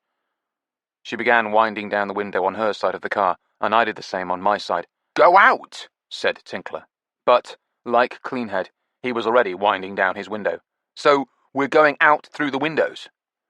As if by way of reply, Cleanhead twisted around in her seat and moved lithely through the window, right arm and shoulder, followed by her head, her other arm and shoulder. Her upper body was out of sight on top of the car. Her lean midriff disappeared out through the window as she clambered up onto the roof. We could hear her up there now. Her legs in skinny jeans disappeared through the window, the toe of one fawn leather shoe just splashing into the water, which was now almost at the door handles. Tinkler, get out, said Nevada. Her voice was urgent. Now! Tinkler stared at us. Do it! He turned clumsily towards his own open window, twisting his body and attempting a sort of mirror image replication of Cleanhead's exit. But where she was lean and sinuous, he was podgy and bulky. I was holding my breath, something I'd be doing a lot more of soon, because I didn't think he'd fit through. He'd get stuck. And then what were we going to do? Because, like Nevada had said, we might not be able to force the doors open against the pressure of the water. Wait until the water flows into the car, I thought, as I tried not to watch Tinkler struggling, straining to shove his unwieldy shape through the little window. Once the water is inside the car, the pressure will equalize, and we'll be able to open the doors. We'll just wait. There was a little cry of triumph. Tinkler began to writhe out through the window in synchronization with a thumping, shifting sound on the roof. I saw a twisting shadow moving across the water on the left-hand side, and I realized Cleanhead was reaching down from the roof to help pull him up. Tinkler's flailing legs were withdrawing through the window, giving a kick to the rearview mirror as he went, twisting it out of alignment. The twisted mirror showed me Nevada's pale face. She turned and looked at me. Our turn now, she said. We stared at each other for a moment, and then each began to writhe out of our respective windows. As I reached up, I felt a warm hand grasp mine, and saw Cleanhead smiling down at me, kneeling on the roof. Tinkler was on the other side, making a hash of trying to help drag Nevada up. I began to haul myself up. The metal of the car roof was hot enough to burn my hands. My legs were still inside the car, and I bruised my right knee on the frame of the window as I dragged myself up. My left foot jerked back and punched down into the cold, wet shock of the water. Nevada was on the roof of the car now, and she grabbed my left arm with both her hands and pulled me fully up to join them on the roof. The left leg of my trousers was cold and heavy and wet, slopping against my leg. My shoe was full of water. We all sat there for a moment, each at one corner of the small car's roof. The metal was hot under my buttocks, heated by the sun. The water all around us was burning with a flat, rippling white glare. Nevada said, "We are trapped on the causeway between Halleck Island and the mainland. The tide's caught us." I turned and saw she was speaking into her phone, and I realized she'd called the emergency services. She looked at me as she spoke, her gaze level and calm and serious. "4 of us. Yes, all adults. I think so. I hope so. In our car. We're on top of it now. No, I know. We're going to have to swim. Back to the island. It's nearer. Yes, I know. I know, I will. I understand." There was a pause. "Thank you," she said. Then she hung up. She looked at the others. "We have to swim," said Tinkler. "Yes." Now it was Nevada's turn to speak to him gently. "You do swim, don't you? I mean, you know how." "Yes. Not for years, but yes, I suppose. I guess. Yes." Well, thank God for that. Nevada and I could both swim. In fact, visiting the Putney Leisure Centre to use the pool there was part of our weekly routine. And Cleanhead? I looked at her. She was gazing out across the water, relaxed and at ease, her body in a posture of dynamic readiness. She turned to me, looked me in the eye and nodded without saying anything. She had probably been the captain of her school swim team. For a long moment, everyone was silent, looking at the water all around. "Are they coming for us?" said Tinkler. "Yes," said Nevada. "They've got boats and a helicopter." "Thank God." "But they can't get to us immediately. It's going to be some time. We have to start swimming." "Can't we just stay sitting here?" "There isn't going to be any here in a minute," said Nevada. Indeed, the water had already reached the level of the open windows, and now it had begun to flood into the car with a slurping gush. As we listened, the sound grew louder, the car filling in an instant, with the sea churning into it from every window. I looked down and saw there was a sizzling, creamy flow of foam fringing the windows, accompanied by a chuckling of bubbles. The water inside the car was at the same level as the water outside, and it was rising fast. The roof of the car creaked as we all shifted around on it. For a moment, I felt a flare of alarm, thinking it might collapse under us. Then I realized the water would soon be high enough to support the roof, and our weight on top of it. And then it hit me that this was all irrelevant, because the water would soon be above the roof. Indeed, the last of the air was already being forced out of the car with a choking, farting sound and a rush of larger bubbles, roiling the water on all sides into a thick white froth, which dissipated into the calm, stony green expanse of ocean. The roof of the car was now just a tiny island, barely raised above the level of the water all around us, and then the water began to creep in on all sides. We stood up, as if all driven by the same instinct, and gathered together in the centre of the roof, a warm little cluster of life, shoulder to shoulder, back to back. "All right," said Nevada, as if we were about to discuss which restaurant to dine at this evening. "We're going to swim back to the island. It's not too far, and we should be able to manage it without any trouble. The danger is the riptides." "Riptides," said Tinkler, like he was memorizing the term for an exam he would have to take. "They're completely unpredictable. They can catch you and carry you out to sea. But listen, this is the most important thing. If you get hit by one, don't fight it. If you do, you will just wear yourself out, and you will drown. So, go with it. Just stay afloat and relax and let it carry you out, because it will eventually weaken, and it should carry you parallel with the shoreline again." Should, I thought. but I said nothing. And then it will sweep you back in towards the shore. Then you swim. Does everyone understand? We all nodded. The water was encroaching on the roof now, flowing towards us in a neat, shrinking circle. One other thing, said Nevada. If someone does get swept out to sea, let them go. If you try and go after them and try to save them, you'll both end up drowning. Understood? We all nodded again. All right then. Can everybody see where we're headed? The island was clothed in a shining haze, once more giving it the spurious look of an enchanted place, a cheap special effect in a low-budget fairy tale. Aim for the castle in the centre as you swim, said Nevada. That should keep you on track. Let's all try and stay together, but like I said, if someone gets swept off, just let them go. She hesitated and looked at me. She'd suddenly run out of things to say, and she looked hesitant and awkward, almost like a child. Let's do it, said Cleanhead. Her voice was harsh, almost a snarl. She pulled her shoes off and stuck them in the pockets of her jacket, then leapt off the roof in a neat dive, smoothly entering the water with the smallest of splashes, and began to cut through the water with a concise, powerful stroke, heading in a beeline towards the island. The rest of us pulled off our shoes, tried to stick them in our pockets, then variously realized we couldn't. Nevada slipped hers inside her blouse. I tied my shoelaces together and hung them around my neck. Tinkler, watching me, also tried knotting his laces together, fumbled with clumsy fingers, then just gave up and threw them away. They splashed into the water and sank. There was no longer anywhere dry left on the roof of the car, so it was less a matter of entering the water now than just letting it roll in over us. Nevertheless, we all dived in, trying to imitate Cleanhead in this as well, with varying degrees of noise and clumsiness. After waiting on the hot roof of the car, the shock of the cold water suddenly made the situation very real. I braced myself and swam, rolling my head with each stroke, through the water and up into the air, taking a breath and moving steadily forward, keeping watch on the island in the distance. I had salt in my nose and in my eyes, and the cold was becoming intense. I swam as hard as I could, and as fast as I could, to get my body heat up. I was in the middle of our little group, with Tinkler on my left and Nevada on my right. Tinkler was attempting a laborious breaststroke, but within a minute or two he began to imitate the front crawl that Nevada and I were using. The three of us moved forward, roughly in line. Nevada remained fixed in the same position on my right, but Tinkler kept lagging back. He was doing a surprisingly good job, though, all things considered, and I began to realize we might all get out of this alive.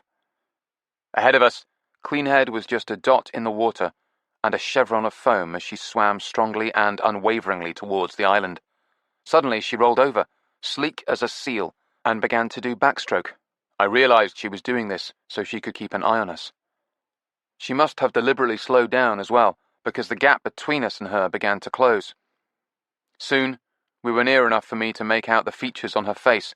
She gave me a white flash of smile, and then rolled over again and began to resume front crawl, pulling effortlessly away from us again. "Show off," said Nevada at my side. And I began to laugh, having to time it with the rolling movements of my head so I wouldn't get water in my mouth. I realized, with a surge of exhilaration, that this really wasn't so bad, swimming strongly through the vast cold water with a huge bright sun beating down on us, the people I loved all around me. It wasn't so bad. It was an ordeal and a trial and a battle, but it was one we were going to win. This island was growing perceptibly closer now. We were going to be there before you knew it. Dry land, blankets, brandy. Ahead of us, Cleanhead did another one of her swift, seal-like maneuvers, this time streaking to her left with amazing speed and suddenness. She really was a show-off. I wondered what she was up to. Was she correcting her course? She was cutting through the water with astonishing velocity. Then I realized her arms weren't moving. Her face was turned towards me, her eyes wide with terror. She streaked away through the water, carried off, dwindling, her figure shrinking, her face a tiny shape, a pinpoint. Nothing. Tinkler gave a tormented cry and began to clumsily lunge off in the direction Cleanhead had gone. "No!" yelled Nevada. "Tinkler, stay!" It was horribly like shouting at a dog, but it worked. He subsided, thrashing for a moment and sobbing, and then he came back in close to us, his arms cutting the water in time with his sobs. There was no sign of Cleanhead, or of the tide that had taken her. It was as if a huge hand had grabbed her underwater and just pulled her away from us, taken her somewhere else. I heard an ugly rasping sound. It had a disturbing edge of hysteria to it, and it frightened me. When I realized it was my own breathing, I grew more frightened still. The island was getting visibly nearer. The phony fairy tale shimmer had dissipated, and instead its outlines were clear and sharp. The muscles in my shoulders were aching, and my legs were heavy as I tried to keep kicking in a steady rhythm. The cold was now becoming intense and worryingly numbing. But I knew I could reach the island. I felt it in my body, the possibility of it, the physical certainty of achieving it. But what did it mean, to reach dry land and walk on it, with our friend gone? Tinkler made a loud noise. It wasn't like the sobbing from before. This wasn't despair. It was savage anger. It was an astonishingly ugly sound. I turned to look at him. His eyes were fixed on mine, and the pure fury in them was shocking, a revelation. But in a moment, I couldn't see them anymore because his face was too small, too far away, as he was dragged away with preternatural speed, the riptide carrying him off. For a moment, I could still hear him yelling. Then he too was gone. No, I said. There was a sound to my right, and water splashed into my face as Nevada came swimming in towards me, closing the gap between us. Her eyes were fixed on mine, lambent and ferocious. Don't go after him, she said.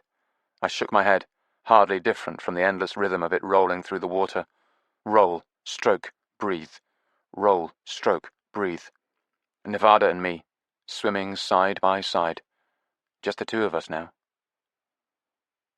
Tears were flooding down my face, indistinguishable from the seawater, but hot where it was cold. Don't go after him, she'd said. But by the time I'd even thought of it, he was gone. You couldn't do anything, called Nevada. She had eased further away from me again. It's not your fault, she called. Her voice was further off still. She had increased the distance between us. Why was she doing that? Then we looked at each other. We both realized it at the same time. She wasn't moving away from me. I was moving away from her. I was being carried away. I wasn't moving. I was motionless, and all the world was shifting around me, like when you look out the window of a train, and the station outside seems to lift itself up, and it begins to lumber off behind you as you gather speed. I was gathering speed. Within a few seconds, Nevada had dwindled to a tiny figure in the distance. Then she ceased to shrink. For a moment, she remained the same size. Then she began getting bigger again. Her arms were chopping at the water with merciless speed. At first I wasn't sure, then I was. She was getting nearer.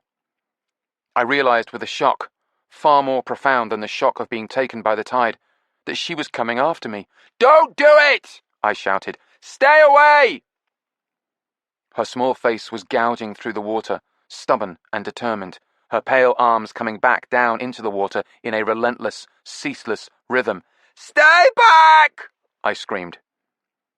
I felt a huge, irrational fury, my pipsqueak emotions utterly dwarfed by the immense mechanism of the ocean that was carrying me away into its anonymous vastness. But, even so, how could she ignore her own advice like this? And she kept getting closer. Nevada was moving with bewildering speed. How could she be swimming so fast? Then she stopped stroking, and just let herself float, and she kept on rocketing towards me, and I realized she wasn't swimming at all. She was caught in the same riptide as me. She loomed closer and closer. The cold green water swept us together. I reached out and caught her hand in mine. I dragged her to me. We were riding the water as if we were sliding down an endless slope together. The cold, stony green waves rose on either side of us, and we were cradled in a trough between them. I held her in my arms, as if we were lying in bed together, in the endless bed of the ocean. Maybe that was what it was. Maybe that's how it would be, us sleeping together endlessly in those limitless cold depths. A wave slapped me in the face, as heavy as a sandbag. We were no longer in a safe, smooth trough. Waves were crashing down on us. I had water in my mouth and nose, and I started to choke. I spat, coughed, cleared my throat and nose. Beside me, Nevada was doing the same. We both began stroking furiously to stay afloat, each using just one hand because our other hands were still locked together. I knew that, whatever was coming, we weren't going to let go. I stared into her eyes, in which I saw that old familiar look of concentration, the look that said she had a goal in mind, and nothing was going to make her quit, a look of primeval, immovable stubbornness. I loved her, with every cell in my body, and I was equally furious with her. "Why did you do it?" I shouted. She said something, but I never heard what it was, because just then something slammed into my back with immense force, knocking the wind out of me. Then the water lifted me again, then slammed me down again. The third time I was slammed down, I let go of Nevada's hand, helpless and beaten. But it didn't matter. I was bouncing against sand. We'd reached the island. I rolled over, put my hands down into the wet sand, dug my fingers in, lifted my shoulders, lifted my head out of the water, and breathed. Beside me, Nevada was doing the same. A wave crashed down on top of us, slamming us to the wet sand again. Water surged into my mouth and nostrils, and I realized how silly and how easy it would be to get this far and still drown. I felt Nevada's hand grip mine again, and together we crawled forward out of the water, using our 4 legs and our 2 free arms, like some strange, clumsy linked creature that had just evolved enough to leave the ocean. When we were beyond the reach of the tide, on a low slope of dirty sand, we let go of one another's hands and collapsed on our backs. I heard her harsh, sharp breathing and my own. Gradually, they both slowed. Above us, tattered white strips of cloud were curled in a strange formation against the hot blue sky. I turned my head and stared past ragged strands of my own hair, now clotted with sand, towards Nevada, who was staring back at me, her own hair pasted tight to her skull on one side and spread out on the sand like strange black seaweed on the other. We just lay there and stared at each other. I felt a savage exultation. We'd survived. And then that mood crashed, and I thought of Tinkler, Agatha.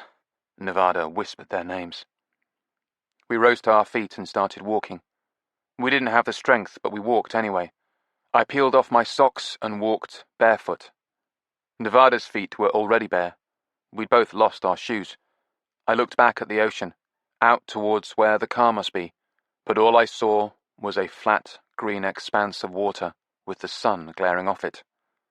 A gull was bobbing lazily in mid-air. It looked utterly peaceful and benign. I shuddered, knelt down and puked my guts out. I told myself I must have swallowed seawater, but I really don't think that was it. Nevada kneeled behind me, her hands on my shoulders, until I finished heaving. Then we resumed walking. I didn't look back towards the water again. As we walked along beside it, I kept my head turned away so I wouldn't see that vast expanse of moving green. The gull gave a mocking cry, as if noting my cowardice. Nevada took out her phone. "It's dead, of course," she said. I checked mine.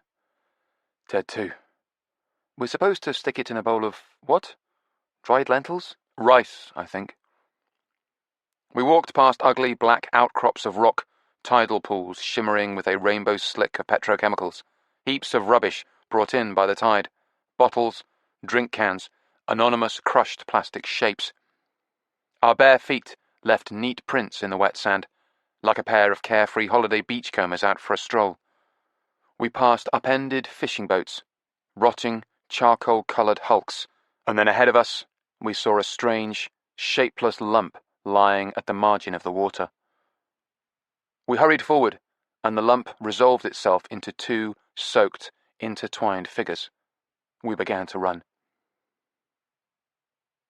When we reached them, Cleanhead looked at us and croaked, "I think your boy copped a feel. I'm going to kick his ass as soon as I get my strength back." She staggered to her feet, and there was an anguished cry from the remaining sodden figure lying there. "I did not cop a feel," said Tinkler. I believed him. Then there was a brief pause. I wish I'd thought of it. Then another pause. You can still kick my ass, though. But Cleanhead was some distance away, sitting on the sand. She reached into the pockets of her jacket and took out her shoes and put them on. She was the only one of us who managed to retain them. "There's posh for you," said Nevada. I kissed Nevada on the ankle as I eased her legs off my shoulders. I slipped out of her and she rolled over, reaching behind herself to draw me close, and we lay in the bed spooning. Warm, late evening sun slanted into our room, lighting up the cream ceiling and the lemon-yellow curtains, stirring in the breeze of the half-open window. Nevada kissed my hand, then hugged it between her breasts. "One good thing about this case," she said. "It's certainly perked up our sex life." "So we're calling it a case now, are we?" She murmured a reply, but, like whatever she'd said to me in the riptide, it was lost forever because I was sliding head first down a dark chute towards sleep and oblivion.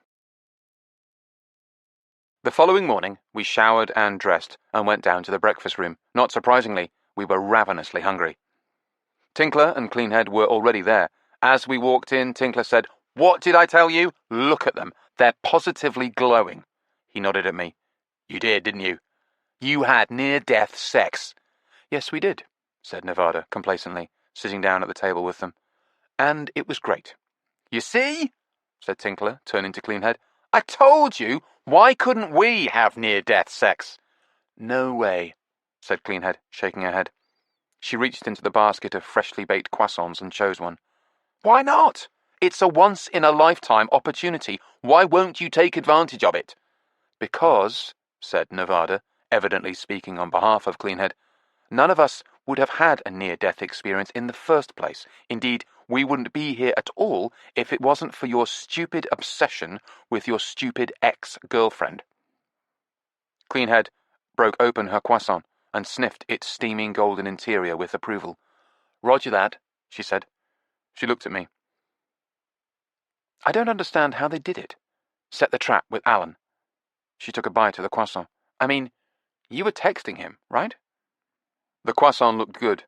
I grabbed one, and so did Nevada. When we'd got back to the B&B yesterday, we'd borrowed Miss Bebbington's phone to make some calls, before using all her hot water in a series of showers and collapsing into bed. I'd rung Alan just to confirm what we already knew, that there never had been a copy of Wished, and also to make sure he was all right. "I haven't bought any record collections for weeks," he told me, "and I've been stuck here in Vulcan House all day sorting out books and magazines. I've got a nice set of Downbeat, if you're interested, from Jean Lee's run as an editor." I told him that yes, I was interested as a matter of fact, but could I get back to him later? I didn't mention the near drowning or anything else. There didn't seem much point. "They spoofed Alan's number," said Tinkler, helping himself to the last two croissants before they all vanished. "That's easy. So it looked like you were getting a text from him, when in fact you were getting a text from them." "Whoever they are," said Nevada. "But what about when I texted him back?" I said. "Can they spoof that too?" "That's not so easy," said Tinkler, "but it's doable." He shrugged. "It must be, since they did it." "But how do they even know that you knew Alan?" said Cleanhead. Then to Tinkler, "Give me one of those croissants." "Can we have near-death—" "No." "Okay." He handed over the croissant. I said, "There are links to Alan and his shop all over my website. That would have been the easy part." "What was the hard part?" "Intercepting his text back to Alan," said Tinkler, "and I suppose hacking the web page for the Tide Times." "And the bullet-riddled sign," said Nevada. "They must have changed that, too." After I had called Alan on Miss Bebbington's phone, Nevada had called the emergency services to tell them that we had survived. Oddly enough, this elicited not congratulations on our tenacity, grit, and luck, but rather a lengthy lecture about how stupid we'd been to ignore the tide tables. As soon as Nevada had finished the call, our landlady felt obliged to deliver much the same lecture. Never one to take criticism easily, Nevada had insisted on dragging Miss Bebbington down to the causeway to look at the sign there, the shiny new sign. I had gone along too. I was utterly exhausted and drained, but no more so than my beloved. Now shoeless, I had slopped along in the old, retired pair of rope-soled espadrilles I'd brought with us, to serve as slippers. Of course, the shiny new sign was gone, and the old, bullet-riddled one was back up in its place. "You see," said Miss Bebbington mildly, somehow managing to convey that she was accustomed to people taking way too many drugs and getting out of their heads and seeing things that weren't there, but, nevertheless, it was wrong to do that, and also mess with the tide tables. Nevada had turned to me, her face framed by the rusted and pockmarked sign, and said, "These fuckers are nothing if not thorough." No amount of rice was going to restore our phones. They were write-offs. "Rice-offs," said Tinkler. More sadly, so was Tinkler's little car. Our local island motor mechanic, Gareth the Mormon hipster, hauled the battered and dripping little vehicle back from the side of its doom once the tides withdrew again, and delivered it to us with the manner of a man who'd done this sort of thing before. He gave us a look that was strangely compounded of affection, contempt, and acceptance. So did everyone else. Suddenly, we felt like part of the island community. People who would have ignored us before now greeted us in the street. We'd apparently hit on the perfect way of breaking the ice. "We're the stupid mainlanders who ignored the tide tables," said Nevada. "Now everyone can look down their noses at us." It was true.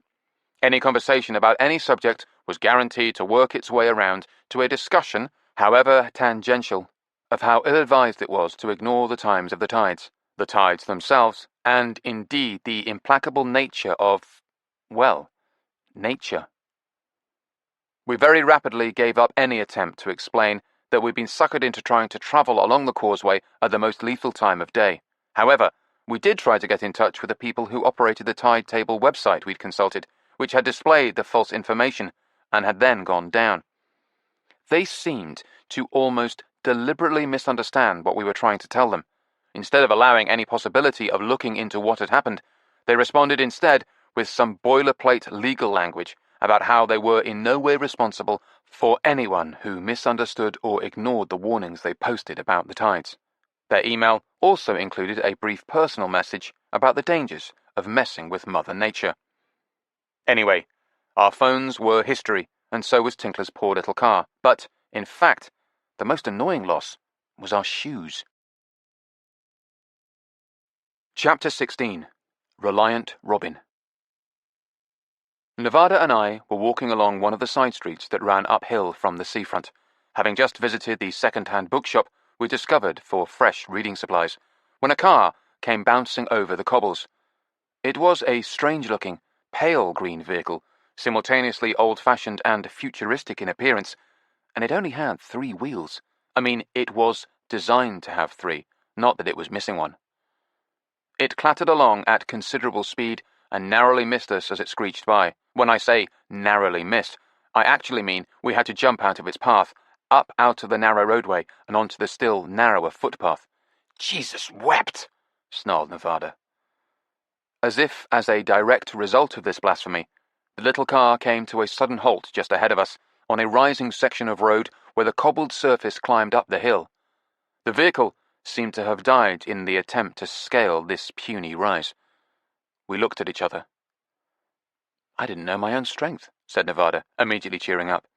But then there was a clashing sound of clumsily engaged gears. Cleanhead would not have been impressed, and the car began to come back down the hill towards us, at first impelled by gravity, and then, apparently thanks to the relevant gear finally being located, with its engine running in reverse. We got the hell back out of the road and flattened ourselves against a shop front. Island Textiles, the fairest of fair-isle pullovers. But the car slowed down to a sedate pace and then braked to a rocking halt immediately opposite us. The window on our side wound down, a surprisingly elaborate procedure, and a woman's face peered out. It was a rather elderly face, but bright-eyed and alert. "Hello," she said. "I'm Valentina." It took me a moment to place the name, perhaps because I was still expecting a disappointed homicidal driver, and Nevada got there first. "Valentina with a Y," she said.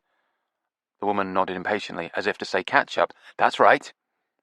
It was Valentina Lynch, wife of Jimmy the Fiddler. She opened the door of the car, evidently to get a better look at us. She was wearing a baggy white dress with a pattern of tiny green shapes on it.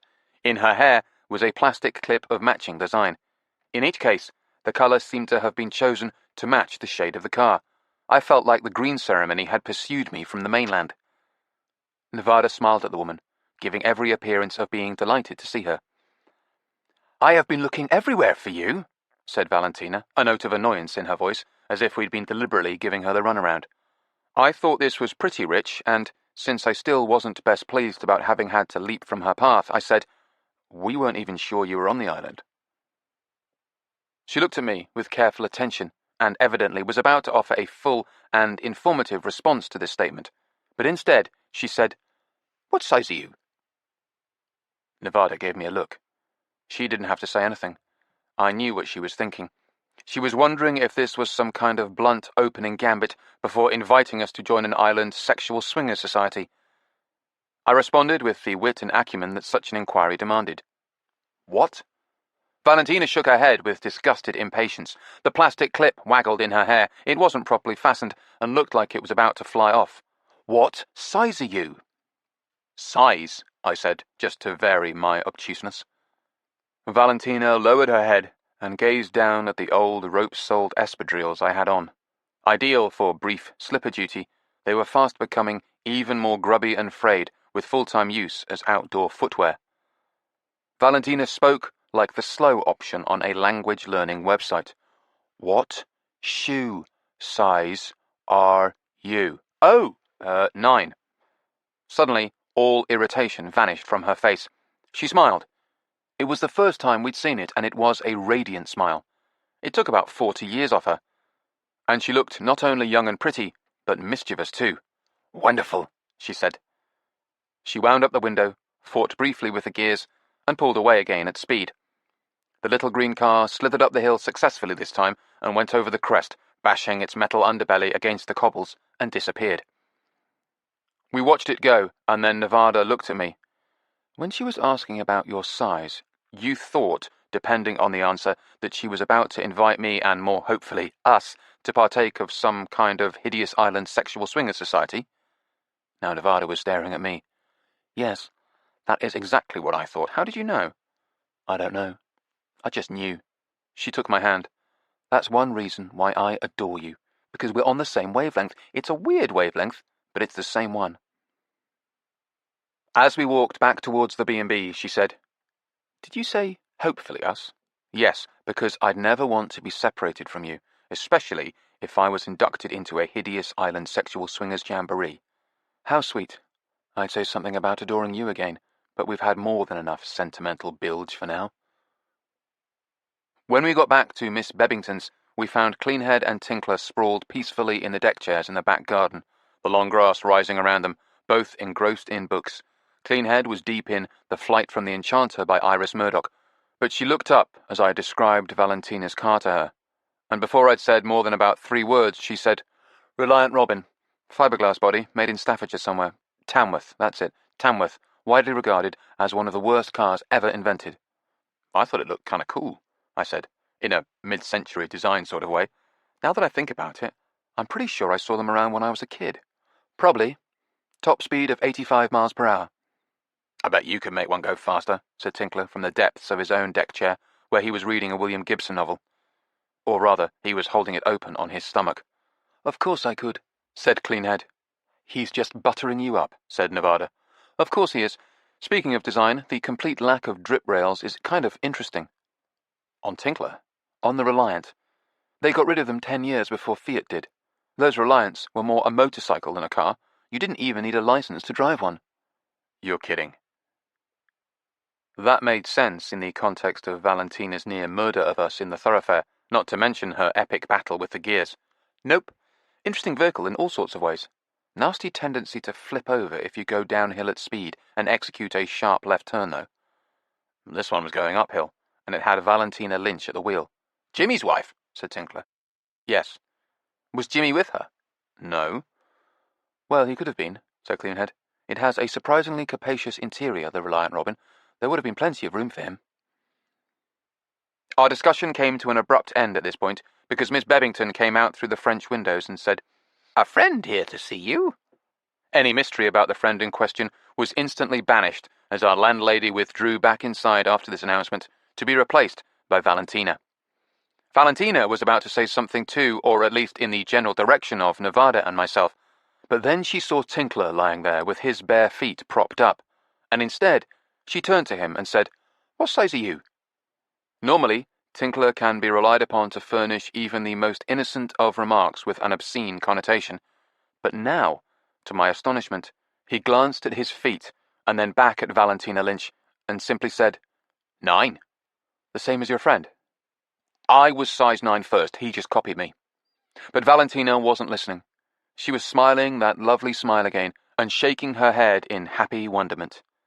"That's so perfect." She clapped her hands and looked at us. "You must come with me immediately." Tinkler sprung up from his chair, or at least sprung half up, and fought the rest of the way out of the canvas embrace. I looked at Nevada. "Go ahead," she said, "but I'm coming too." We glanced back at Cleanhead as we headed for the French windows. Valentina had already vanished inside. Cleanhead had made no move to rise from her chair and had opened her book again. "Aren't you coming with us?" said Tinkler. "Nope." "Why not?" "Only 4 seats in the Reliant Robin," she said, and resumed reading Iris Murdoch. We squeezed into the little car, Tinkler sitting up front and Nevada and me in the back, partly because that was our habitual seating plan when Cleanhead was driving the late lamented kind of blue, but also because, it's shameful to admit, in case there was some kind of head-on crash, Nevada and I would be spared the brunt of it. On the other hand, what would happen if we flipped over after going downhill at speed and executing a sharp left turn was anybody's guess. All that talk of not needing a license to drive this thing had inflamed my apprehension at being a passenger in Valentina's car, already at a fair level based on what we'd witnessed of her driving in the high street earlier. But in fact, after the traditional battle with the gear lever had been surmounted, she proved to be not that bad. We wound upwards out of the village and through a fringe of woodland, up the sloping cone of the island. It was pleasant and leafy up here, the car bursting out of tunnels of green foliage and through sun-dappled openings, then back into cool green shade. The trees opened out on one side, and the view of the sea thus presented would have been ravishing to anyone who hadn't recently been confronted with the likelihood of being underneath all that goddamn water. At first, I thought we'd left the residential part of the island behind at the seafront, but glimpses of houses set back from the woods, surrounded by trees and stone walls, and often protected by elaborate gate systems, made me realize we'd merely left the low-rent housing behind. This was clearly where the rich folk lived. The road took a baffling series of curves and blind turns, and then we were running along what was virtually a tunnel, with high hedges on either side. I began to feel a little claustrophobic just as we burst out into the open again, and sped past a handsome, white-walled pub with a sign reading The Sea View. I remembered Max Shearwater mentioning the name, and felt doubly grateful that Valentina had managed to get us this far intact in her wacky car. The Sea View sign featured the image of a rather retro-futuristic-looking science fiction submarine painted on it. A drinking hole for the Jules Verne fan, I thought, just as another literary allusion loomed into view. An enamelled, metal sign in black and white pointed a slender arm ahead, reading, "To the Lighthouse," with a redundant arrow painted on it. "A Virginia Woolf reference," said Nevada. "Cleanhead would feel right at home," I said. "Only if it was a Penguin Modern Classic edition," said Nevada. "It isn't a real lighthouse," said Valentina from the front seat, raising her voice to make herself heard over the assorted car noises, and causing Tinkler to jump a little, snapping out of the daze he'd been in since we'd set off. "What isn't?" he said. "That," said our driver, giving a redundant turning signal to the empty road behind us, as we veered left onto a gravelled lane that ran through an open gate set into a wooden fence painted dark green and largely overgrown with ivy. She cut the engine, applied the brakes, and we coasted to a stop in front of a very odd building indeed. It did look like a lighthouse. For a start, it was cylindrical, and it was white in the traditional livery of a lighthouse, and it had the same sort of conical roof you'd associate with that kind of structure. But there was no light at the top, just windows, and also it was only 4 stories tall, said Valentina, getting out of the door. She stood, holding the door open while Nevada clambered out of the small car. Tinkler did the same as I got out on my side. "It's a faux lighthouse. Basically, it was a turret.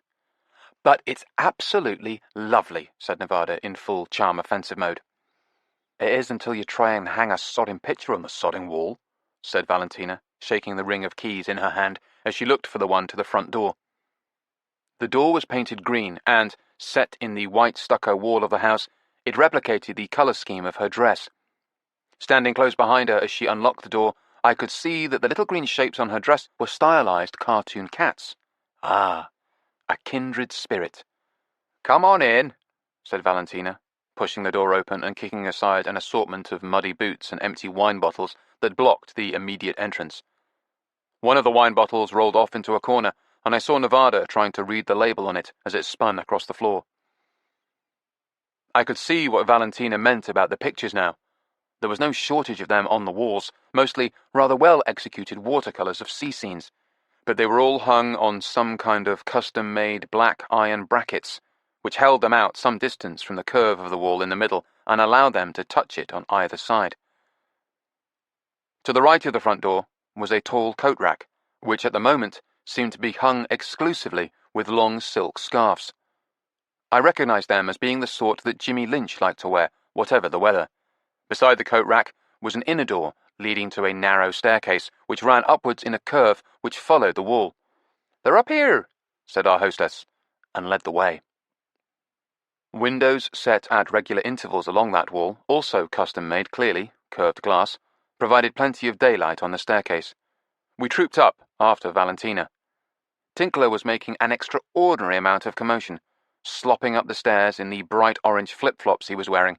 In fairness, they were the only things he'd been able to find to buy in the island shops, it not being a place overburdened with shoe stores. Which was kind of why we were here. We came to the next floor. The staircase continued upwards, but we exited through a door at this point. We found ourselves in a snug, comfortable lounge, but not for long. I just had time to glimpse a large shelf densely packed with LPs before Valentina led us into the next room. Tinkler pressed close to me and whispered. "Records," I said. "I know, I saw." The room we'd now entered was so dim that I couldn't make anything out until Valentina flicked a switch.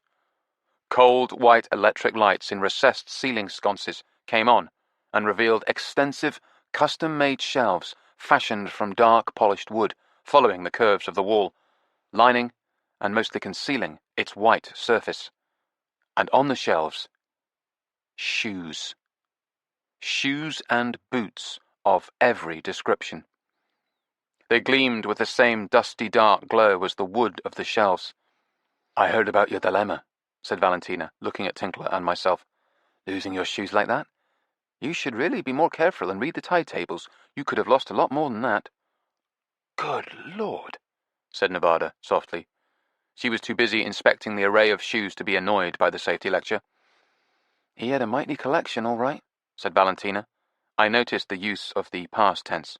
So, apparently, did Nevada. "These all belong to your husband?" Valentina nodded and shrugged. "He just won't get rid of them. But what use are they to him now?" she said. It seemed a cruel statement, though true enough. Then I thought of something. "What about his prosthetics?" I said. "What about them? I mean, doesn't he have to wear shoes on those?" I remembered those artificial legs of his we'd seen at his house on the mainland. I'd actually begun to think of it as the mainland now, with their shoes attached. Valentina gestured at the shelves and shelves of footwear. Most of these won't even fit on the prosthetic. Certainly none of the boot-cut ones, and anything with leather soles would be just lethal for him to shuffle around in. Just lethal.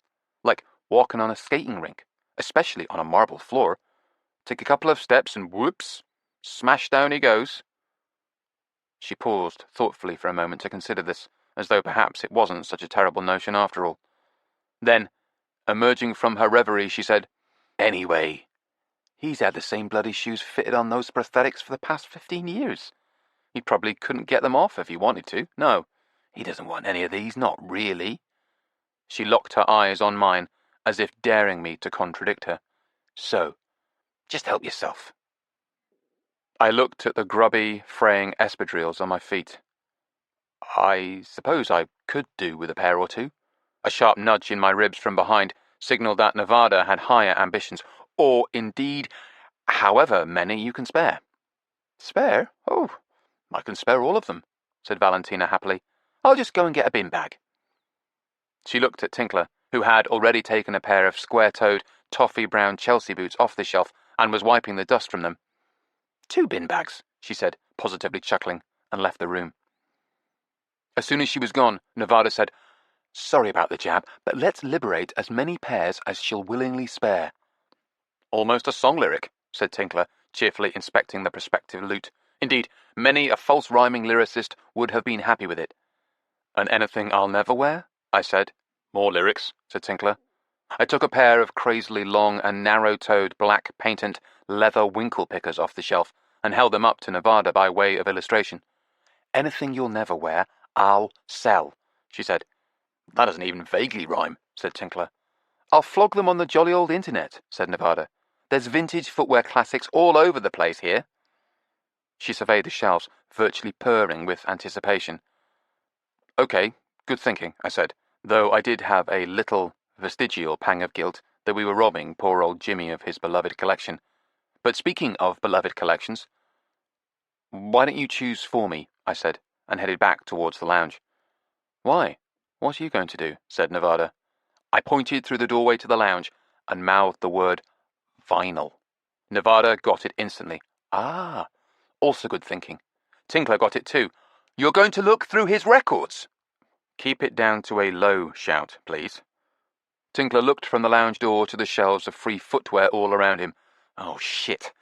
Now I'm conflicted, he said. Don't worry, I said. If I find anything interesting, I'll tell you. I can search for both of us. Okay. Nevada was already briskly inspecting the shoes and making selections as I went through the door. I heard her say, Christ, most of these are handmade. Handmade for the foot, said Tinkler. Their voices became muffled and distant as I moved into the next room. I crossed to the window and looked out. There was a large garden surrounding the house, consisting of flower beds, overgrown with big, shaggy orange roses. By the garden wall was a shed, and Valentina had her head sticking in it and her sizable buttocks jutting out, her white dress tight across them as she searched for something, presumably the 2 bin bags she'd promised. Her search was growing quite impatient, however. For example, she flung a rusty watering can over her shoulder and sent it arcing into a rosebush behind her in a shower of orange petals. While she was thus gainfully occupied, I decided to get on with my own search. The records were in a wooden wall unit, custom built like the shoe shelves next door. There were about 400 or 500 records there, I judged, a decent small collection. Other sections of the wall unit contained a hi-fi system and a television, both relics of an earlier age. I took a quick look at the hi-fi, rather a nice vintage Bang & Olufsen setup with a linear tracking arm, and then I got started on the records. I tugged a bunch of them out of the shelf, about 20 albums, pulling them far enough out so I could see and identify a sufficient portion of the cover on the first album in the bunch. Then I quickly pressed that album back in with my thumb so the cover of the next one was revealed, and so on. In this manner, I got through the first 100 LPs quite rapidly. Then the noises in the garden stopped. I went quickly to the window and looked out.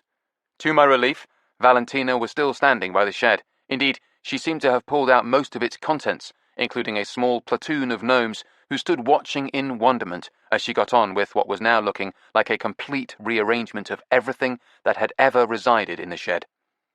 Unable to entirely believe my luck, I opened the window wide to keep an ear on goings-on below and returned to the record collection, pulling out another chunk of it and working my way quickly through the albums.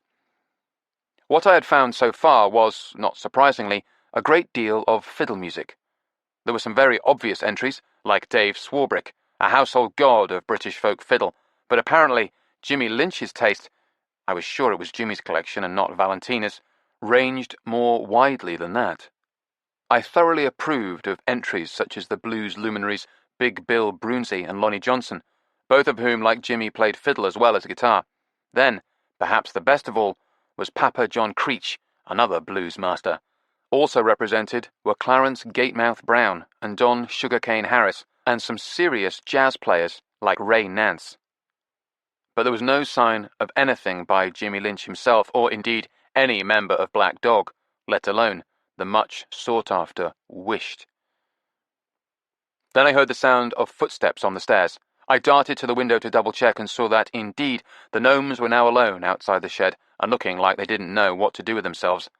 Valentina was coming up the stairs. Nevada and Tinkler were still in the next room. I joined them, just in time to be standing there innocently as Valentina Lynch joined us. She was carrying 2 large black plastic rubbish sacks. "Sorry I took so long," she said.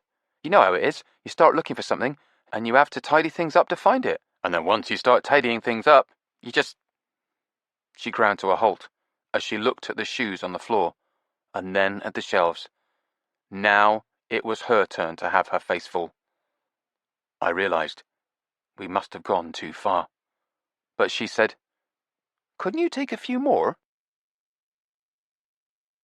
Chapter 17. The Drowning Man. Not content with giving us most of her husband's shoes, Valentina also insisted on making mint tea for us. As she rattled around the kitchen choosing mugs, spoons and teapots, Nevada and Tinkler and I sat quietly and waited, or at least Nevada and I did. Tinkler scraped back in his chair across the tile floor so he could get his legs out from under the table and extended 1 foot to admire his new shoe. He had chosen to wear the brown Chelsea boots right away, despite having no socks. "I love my shoes," he said, with an unaccustomed note of simple sincerity in his voice. Valentina was busy filling the kettle at the sink. "Good, good," she said.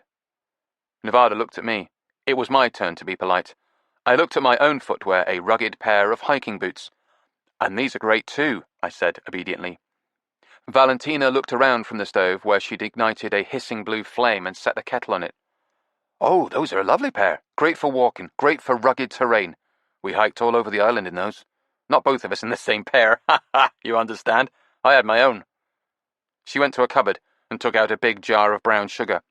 "Now you can explore the island too," she said. "We've already done a bit of that," said Nevada. "Oh, yes. Yes, we've been up to the—" Nevada stopped. She'd been about to say, "the place where they burned the money," but she'd abruptly realized this might be a very sore point, even after all these years.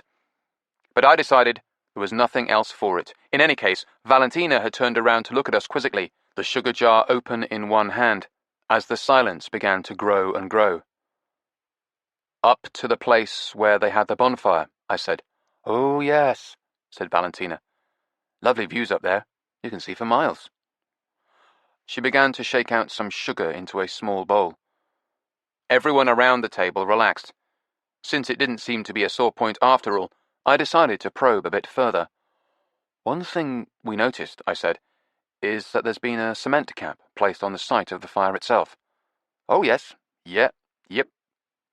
And we, couldn't help noticing that it looked very new."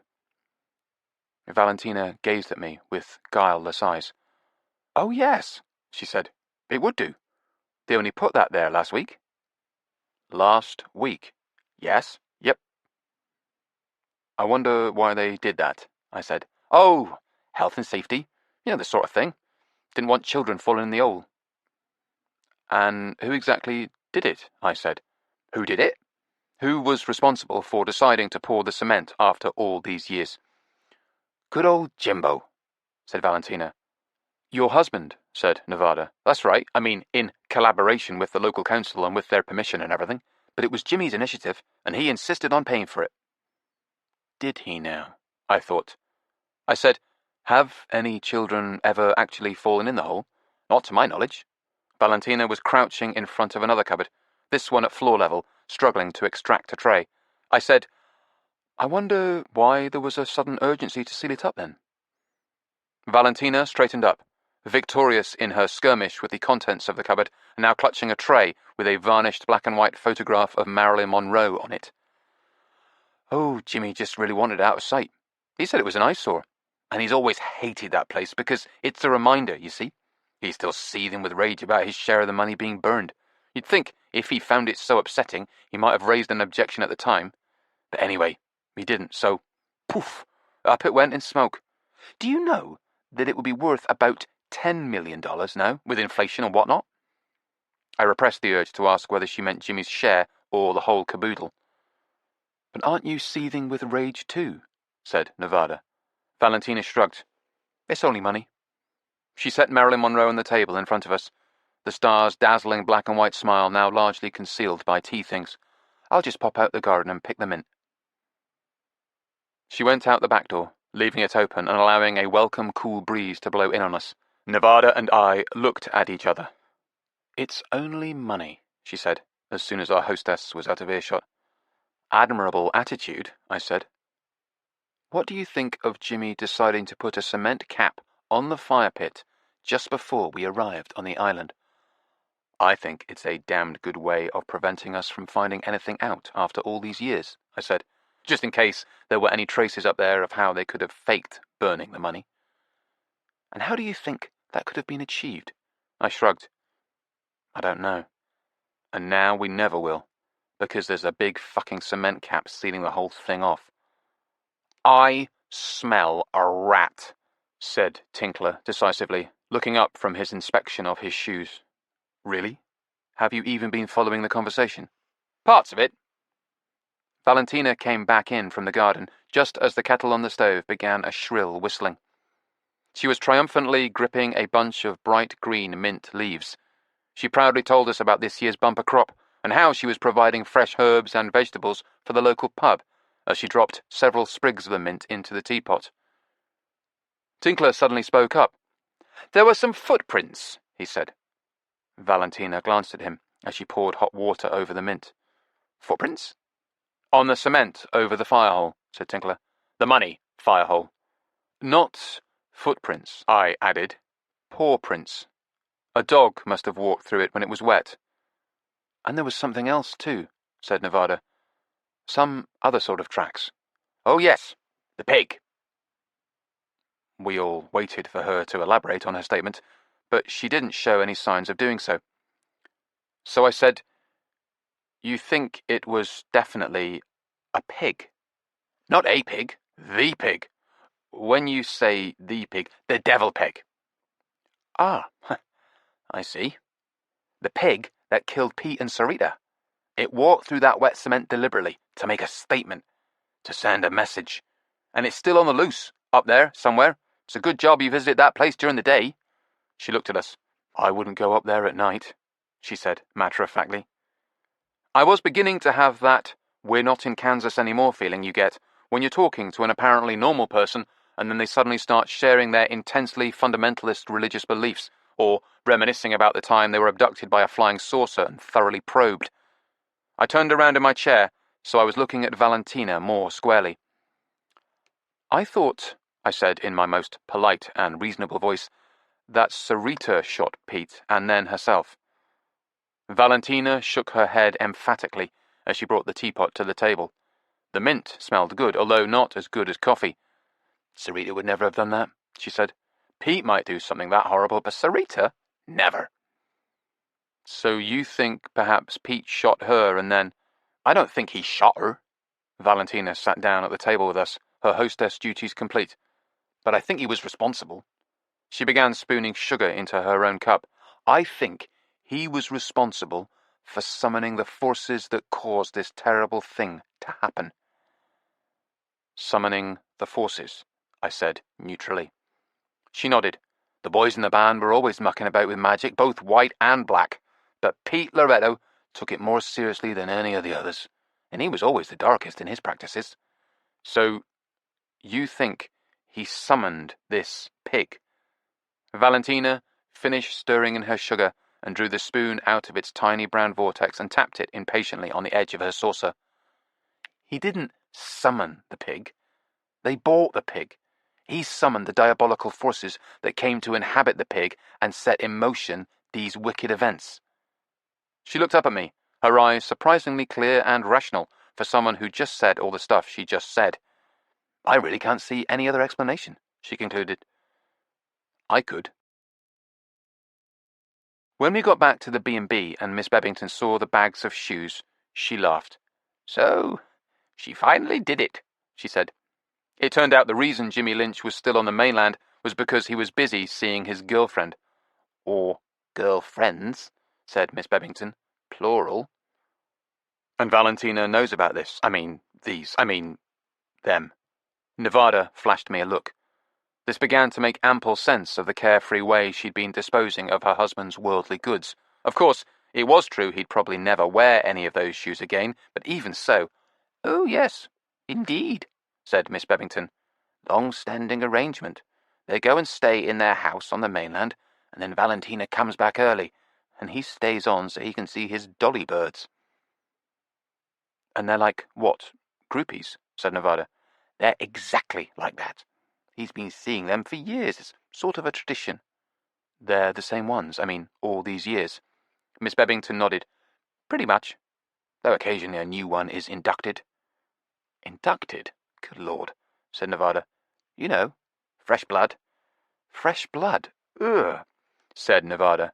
"So, in any event, you can see why Valentina would have plenty of reason for, revenge?" suggested Nevada. "Yes, I suppose. Revenge is not too strong a word."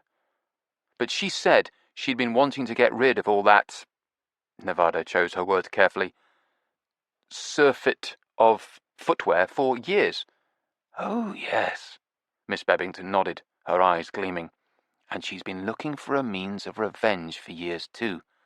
So when she heard about your unfortunate accident—" I could see the effort it cost her not to pause here to reiterate the standard lecture to us mainlanders about the dangers of ignoring the tide tables. But she overcame herself gamely and managed to carry on. "When she heard you lost your shoes, that gave her the perfect opportunity." "Well, always happy to help," said Nevada brightly. Miss Bebington chuckled, and then turned decisively to the kitchen. "Must get on with supper now." Evidently, gossip time was over, and we'd been dismissed. That was fine with me. I had no desire to disrupt the preparation of the evening meal, if it proved to be up to the usual standard.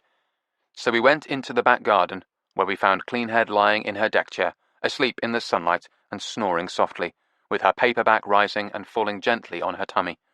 Tinkler was upstairs, also having a nap, possibly dreaming of his new shoes.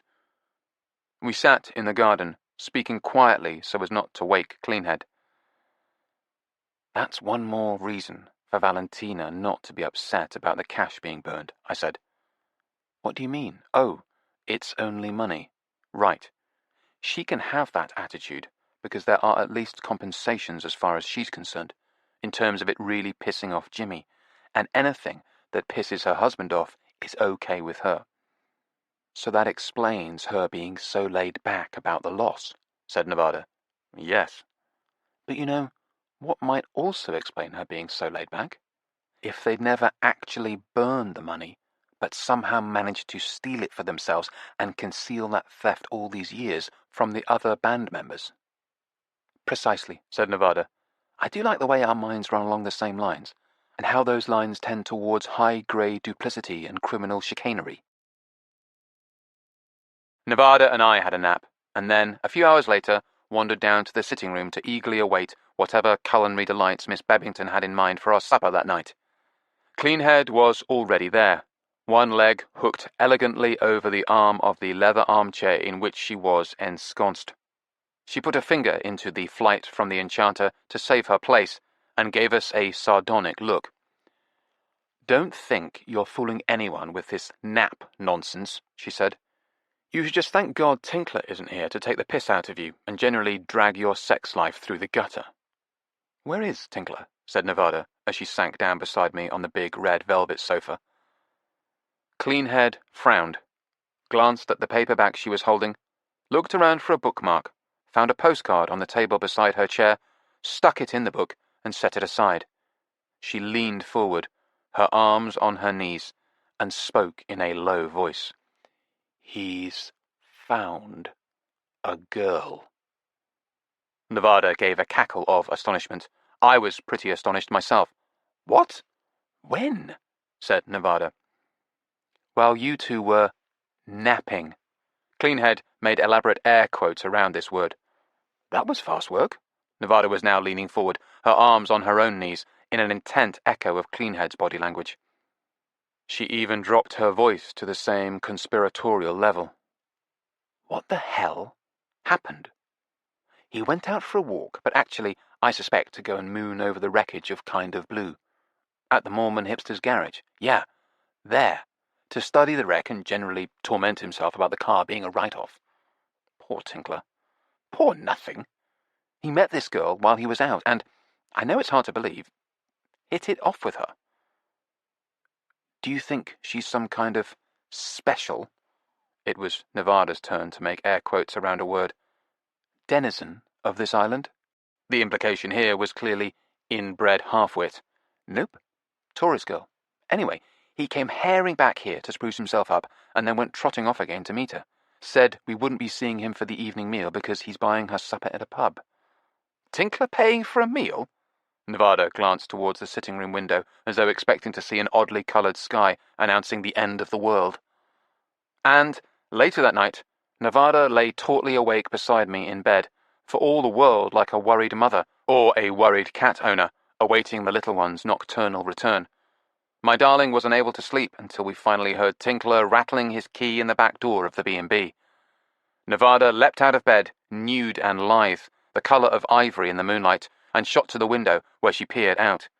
Her shoulders dropped, and she relaxed. Nope, he's on his own.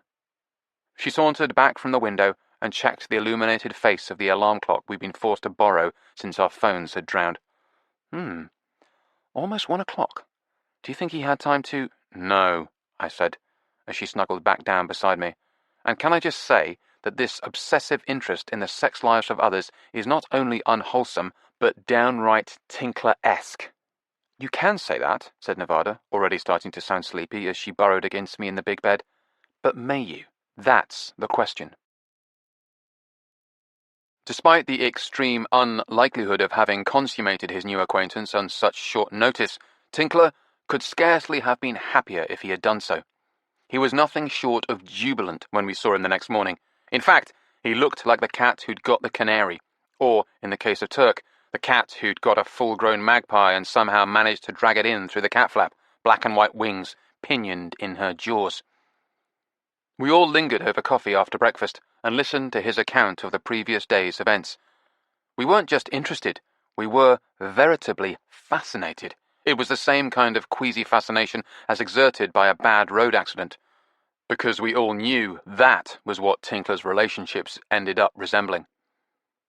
Her name is Alicia, he gushed. Alicia Foxcroft. Foxy Foxcroft, said Nevada, and Cleanhead chuckled, and I got the immediate sense of a nickname that was destined to stick like a cyanoacrylate adhesive, or, if you prefer, superglue.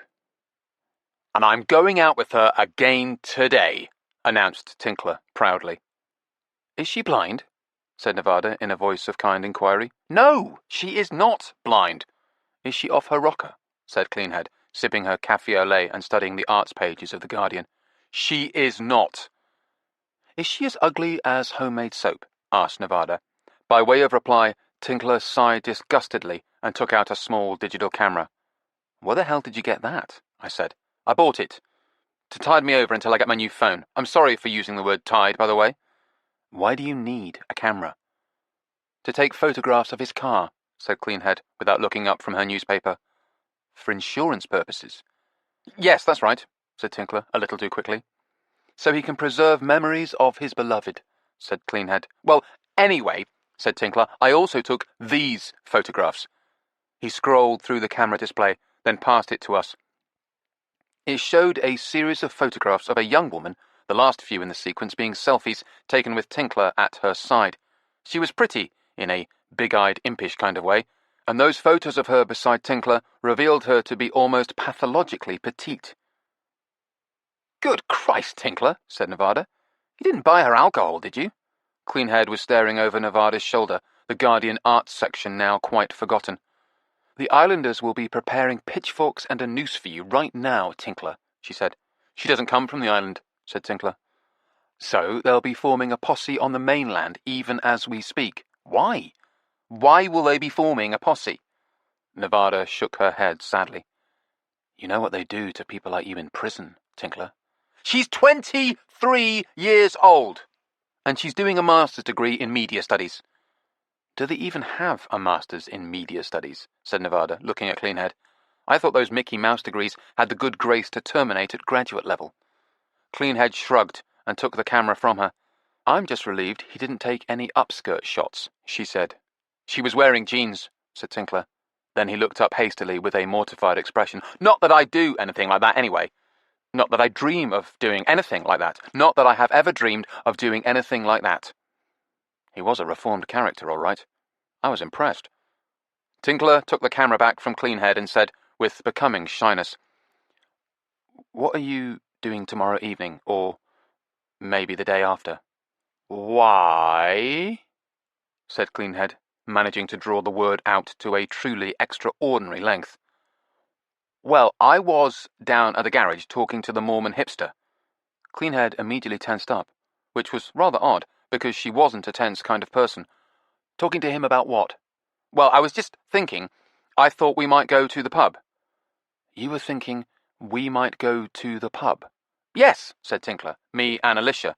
"Foxy," said Nevada and Cleanhead instantly, and in unison. Tinkler nodded. "And you and the Mormon hipster." "What?"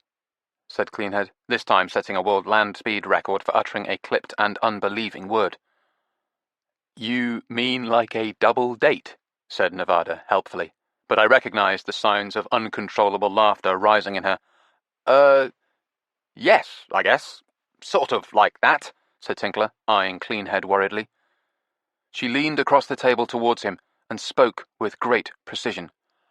"I don't want a double date with the Mormon hipster." "Oh. I don't want a single date with the Mormon hipster." "Oh. I don't fancy the Mormon hipster." "Oh," said Tinkler for the third time, but this time he was unable to conceal his happiness at the turn of events. I realized that, for him, this had been a win-win situation. He either got a double date out of it, or confirmation that Cleanhead had no interest in this other man. Sneaky Tinkler. "But would it be okay if I invited Alicia?" "Foxy," said two voices in accord, "to join us for supper here tonight?" "Oh, yes," said Nevada. "Oh, please," said Cleanhead. Tinkler turned to me, apparently to get my input. "I wouldn't miss it for the world," I said. "You'd better clear it with Miss Bebbington, though," said Nevada. "An extra mouth to feed and all that." "I already have," said Tinkler proudly. "I've already paid her too." Fast work, I thought. Tinkler rose from the table. "Well, if you don't mind." "Going out to meet Foxy?" said Cleanhead, ostensibly engrossed in her newspaper again. Nevada sniggered. Tinkler tried to look dignified. He composed himself, turned to go, then turned back. "Just so you know, and so you don't inadvertently say something when you first see her because you're so shocked. She has freckles. Just remember, she was born that way and can't help it." I said, "Nice to see you back again, old friend. I was worried there for a moment you were gone for good." Tinkler gave me a toothy grin and a rakish salute. The salute was new. Alicia Foxy Foxcroft turned out not to be foxy at all, at least in the sense of crafty, conniving, or vulpine. Indeed, what she mostly projected was an air of wide-eyed innocence. She did have red hair, though, definitely a foxy shade, but not the pale skin normally associated with redheads. In fact, she possessed a handsome and healthy-looking golden tan, which set off strikingly the darker brown of those freckles Tinkler had so thoughtfully warned us about. All in all, she was charming and pertly pretty, with a small, snub-nosed face framed by a genuinely dramatic froth of red curls. She wore jean-style leggings, pink Converse sneakers, and a sort of cowgirl blouse in white, with large red poppies in a symmetrical pattern on the front. Tinkler was obviously very struck with her. To me, she seemed rather quiet, but then the poor thing had come to dinner with 4 virtual strangers who were close friends and who had known each other for years. A brave move in itself, so maybe it wasn't surprising that she didn't exactly dominate the conversation. But she did giggle a lot, signifying her appreciation and approval of what was under discussion. What was under discussion grew increasingly eccentric as the evening progressed, and supper was consumed. A vegetable moussaka with meaty mushrooms accompanied by Nevada's favorite budget red wine, the Jaboulet Parallel 45, rather a lot of the wine. They should have a music festival here, said Nevada at one point. An arts and music festival. It could really be a big money spinner. It's amazing they haven't got one already, but apparently they haven't. It could be like Burning Man, said Cleanhead, nodding enthusiastically. I suddenly felt a rippling thrill of connections being made as I realized, with an almost déjà vu-like inevitability, that the Burning Man festival had been inspired by the film The Wicker Man in the first place. We could call it Drowning Man, I said, and everybody started laughing. We could build a large wooden effigy of a man, Cleanhead was wiping tears of mirth from her eyes, and carry it up onto the cliffs and throw it into the ocean. They could carry it up to that place where they burned the money, said Nevada, and throw it off from there. We all roared with laughter. Alicia Foxy Foxcroft looked at us. She wasn't laughing, but she was smiling broadly, her big eyes sparkling, drinking it all in. And watch it sink into the ocean, said Tinkler happily. What a great idea! He was apparently seeing it all right now in glorious colour in his somewhat drunken mind. It is a great idea, said Alicia politely. Well, they may not have any festivals here, said Cleanhead. Yet, said Tinkler. They may not have any festivals here yet, said Cleanhead, but they do love a party, especially on the beach, and we're all invited to one. Tomorrow night. She looked at Alicia. You too. Thank you, said Alicia. Whose party is it? Said Nevada. Cleanhead suddenly looked thoughtful, or as thoughtful as a young woman could after drinking that much wine. Ours, I suppose. Ours? Well, I helped to arrange it. It's for us. She turned to Tinkler. And especially you. Me? Tinkler was astonished. So, for that matter, was I. For you and Kind of Blue. Cleanhead poured herself another glass of wine and inspected it carefully, perhaps because she didn't want to meet the soulful gaze emanating from Tinkler's big, brown, astonished eyes. I know how much that car meant to you. She sipped her wine, then chanced a glance at him. So we arranged a Viking funeral for it. A Viking funeral, I said. What a great idea, said Tinkler, his voice thick with emotion. Who is we? Said Nevada, always one to keep her eye on the ball. Me and Gareth the Mormon hipster, said Cleanhead. Apparently, he's the man to go to if you want to arrange a Viking funeral around here, or any kind of beach party. Kind of Blue is a car? Said Alicia. That's right, said Tinkler, tearing his gaze away from Cleanhead. What happened to it that it died and needs a funeral? Was it in a wreck or something? No one else seemed in a hurry to recall this particular event, so I said, We got caught up on the causeway with the tide coming in, and we had to abandon it. Alicia's wide eyes grew even wider. But those tides are really dangerous. You could have really got into trouble. She looked around the table at us. You should always check on the times of the tides. They have a sign up with them posted on it. And you can look them up online. Really, said Nevada. We'll have to try and remember that next time. Chapter 18. Viking Funeral. It's a full moon, too, said Nevada the following night. She was leaning out the window of our room, craning her head up to the sky. Perfect party conditions, she announced, coming back in. We'd been instructed to wait until dark before going along the beach to the site of the festivities, and, it being summer, that meant we had to wait until nearly 10 o'clock. At first, I thought that such a late start would have rendered us weary before we even set off, but, in fact, there'd been a growing sense of excitement throughout the day, and now both of us were eager and ready to go. We collected Cleanhead and stepped out into the mild summer night, with the sound of the sea shrugging and throwing itself against the sand in the darkness nearby. We were going to meet up with Tinkler and Alicia when we got there. They'd spent the day together, doing what exactly we didn't know, although it had been the subject of much speculation between Cleanhead and Nevada. Not having sex, anyhow, said Cleanhead. I think we can be fairly certain about that. When we'd asked where the party was, we'd been told in classic Hallig Island fashion that we'd be fine because we couldn't miss it. This proved to be correct because as soon as we emerged from Miss Bebbington's B&B, we became part of a steady stream of people who were walking purposefully along the seafront high street, clearly with some set destination in mind. It reminded me of coming out of a tube station on the way to a gig and falling in with all the other people who were heading to the same venue. There was already a large crowd gathered on the beach. It seemed like the entire population had turned out to say farewell to Kind of Blue. Impressive, I said. Cleanhead nodded. Looks like the Mormon hipster did his bit. We walked across the beach, among the throngs of people.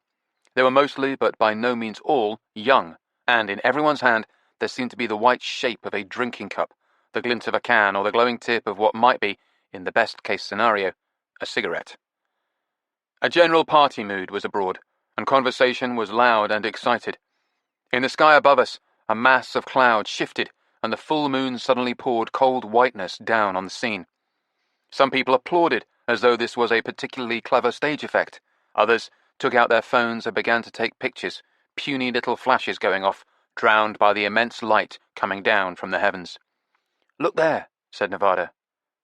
In front of us was a familiar shape, the shadowed contours of Kind of Blue itself.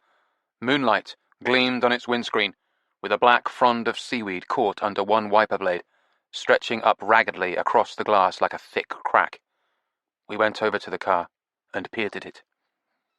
It was very strange and strangely moving to see it like this. Although the car was nominally the focal point of all this activity, we seemed to be the only 3 people on the beach taking any real interest in it. Poor old Kind of Blue. The windows were still open, as we'd left them when we'd scrambled out and climbed onto the roof. I put my head inside, and then pulled it out again quickly. There was a powerful odour of mould in the car. I put my hand on the roof, where we'd stood a few days ago before taking the plunge. I had the ridiculous feeling that I was comforting a great, fatally wounded beast, and that it needed comforting. Nevada put her own hand on my shoulder. I turned to her, and saw that both she and Cleanhead were looking at me with serious expressions. The moonlight sheared my vision in bright, white, angular patterns so that I could hardly see them, and I realized that, ludicrously and shamefully, my eyes had filled with tears. Come on, called a very familiar voice.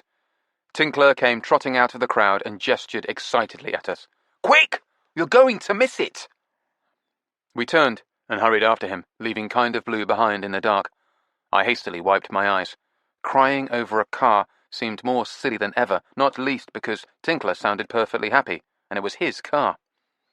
We followed him down to the water, where the crowd had formed a rough semicircle.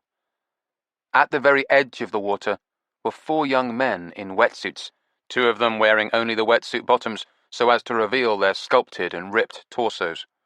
Don't look, Agatha, said Nevada. You'll go blind. It will be worth it, said Cleanhead. On the grounds by the aquatic poses was a miniature raft made of tree branches lashed together.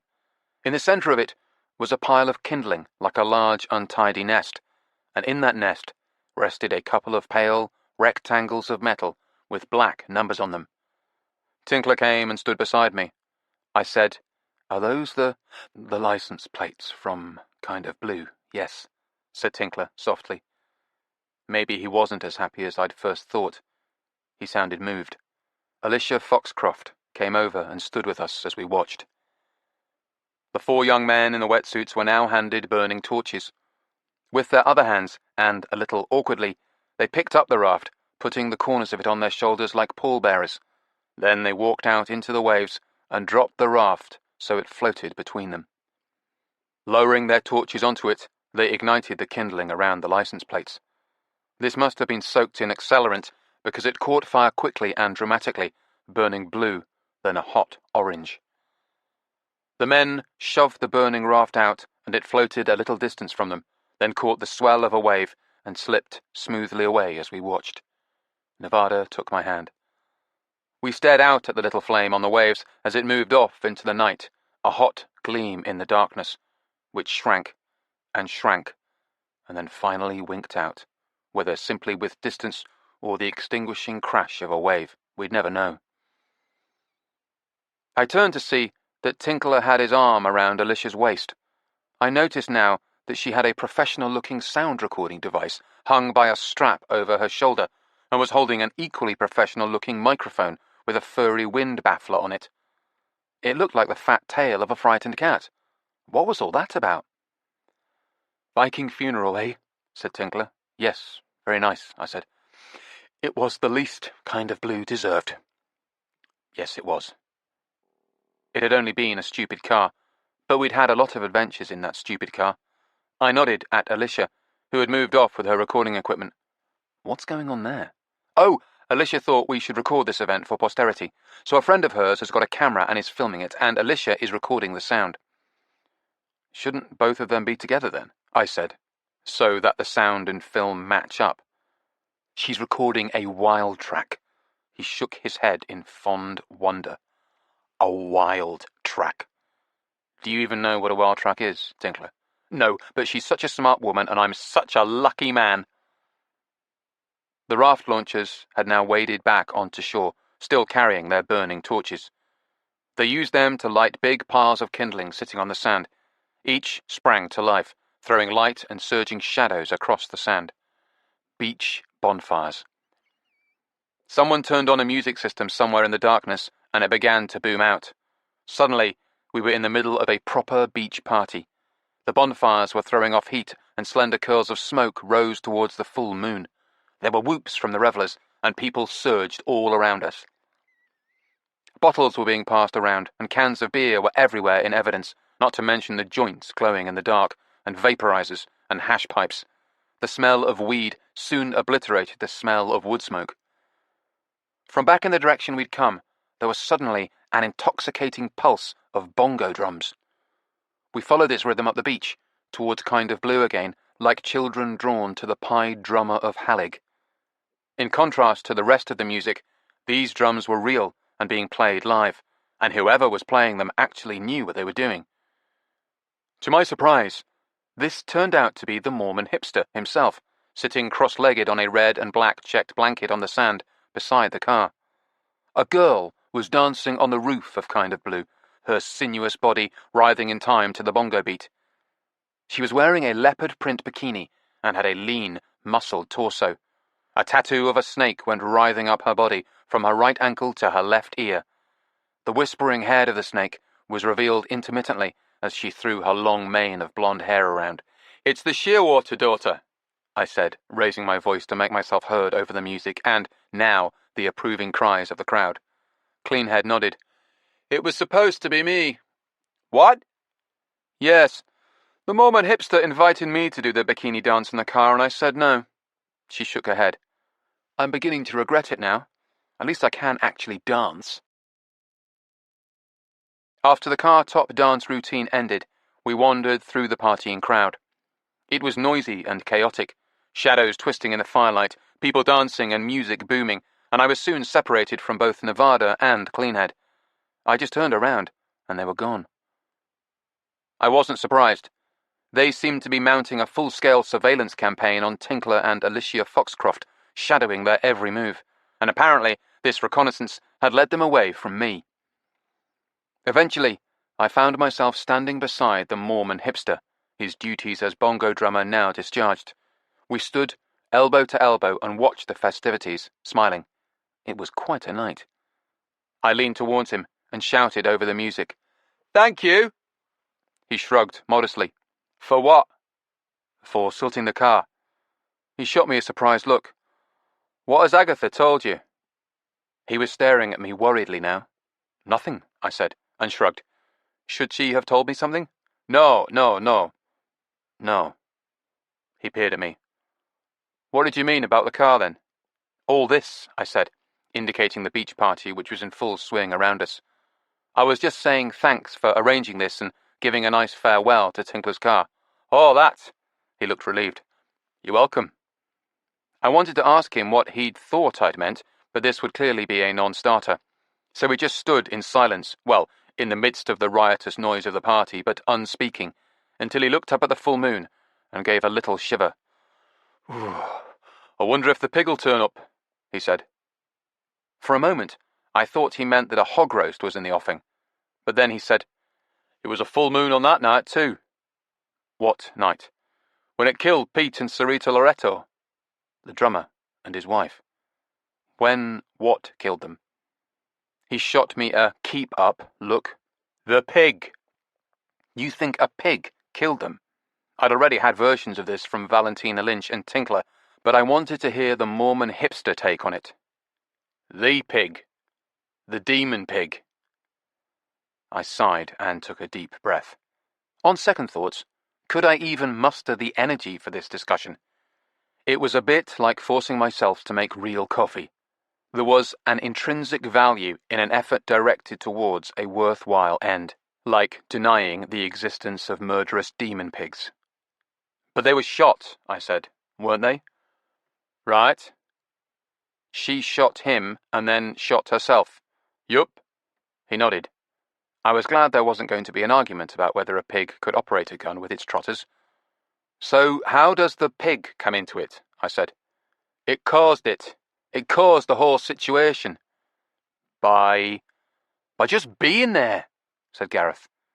He was seeming a lot more Mormon and a lot less hipster as we delved deeper into his intriguing belief system. On the other hand, you couldn't really argue with his position. If the pig hadn't been there, had not been involved at all, then there never would have been a gun in the equation, and the shooting could never have happened. The idea, as I understood it, had been to kill the pig and then set about butchering it, in the wonderful rural manner. Poor pig. He looked at me. They say he's going to come back. The pig? No. Pete Loretto. Come back from the dead? Oh. You know he was practicing black magic? So I understand. They say that's what the pig is all about. Do they?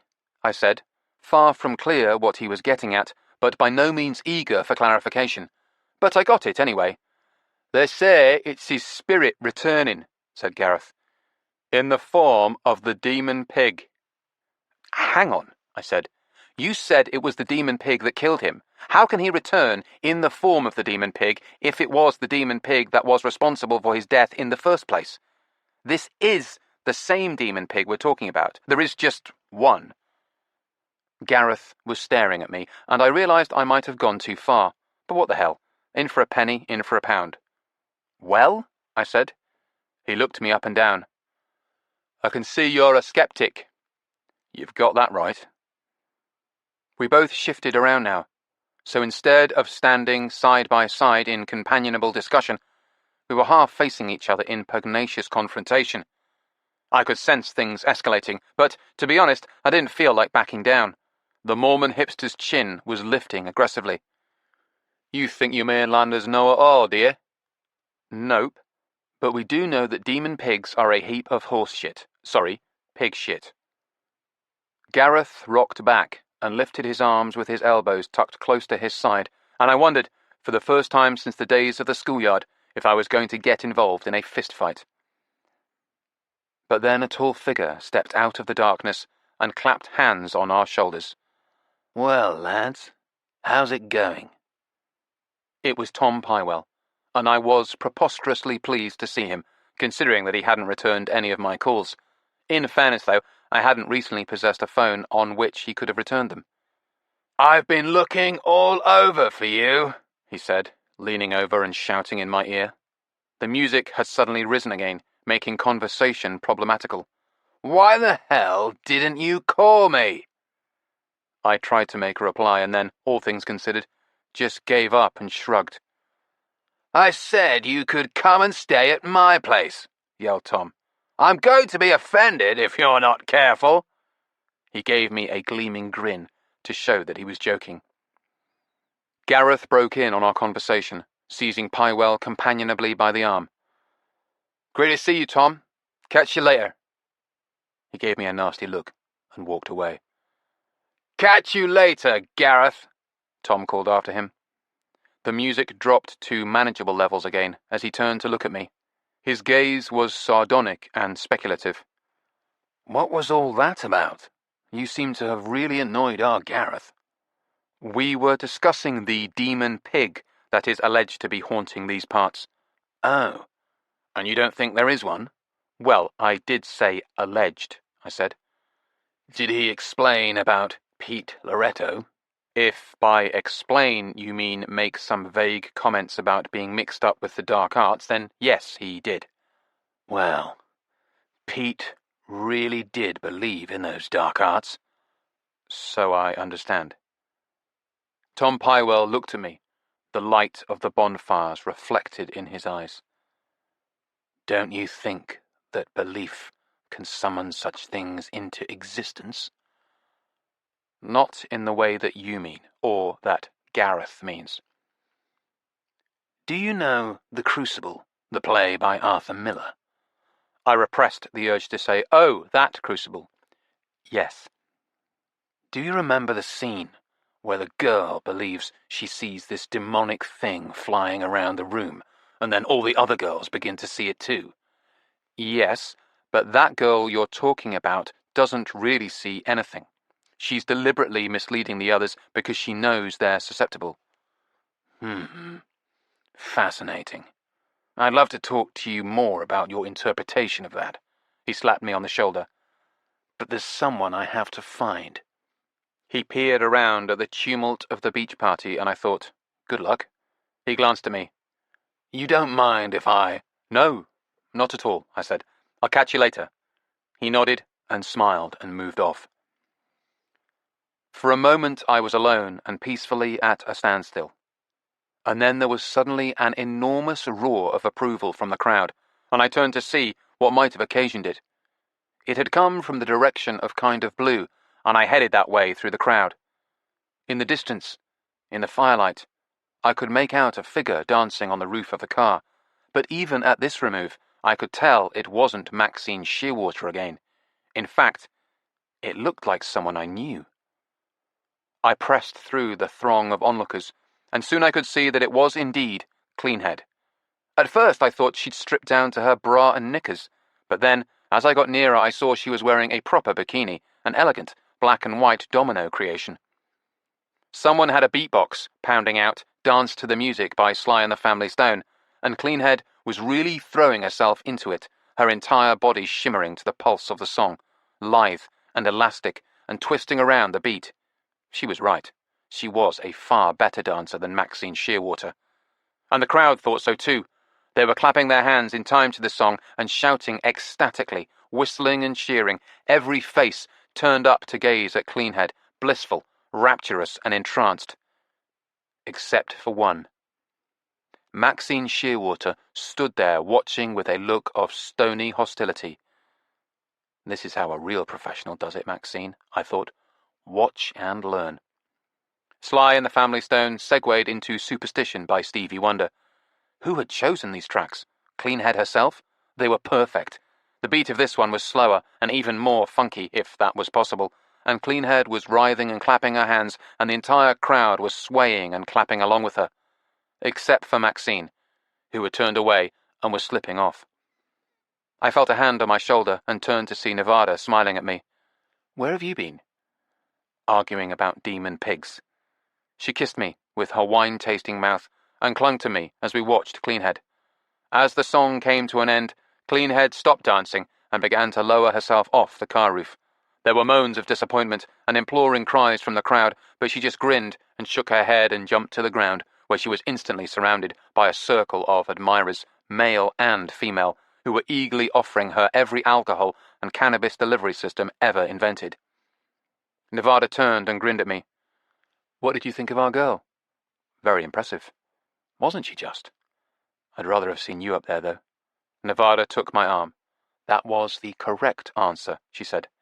By the way, did she go all the way back to the B&B and change into that bikini? Oh, yes. A class act all the way, our Cleanhead. Poor Tinkler, though.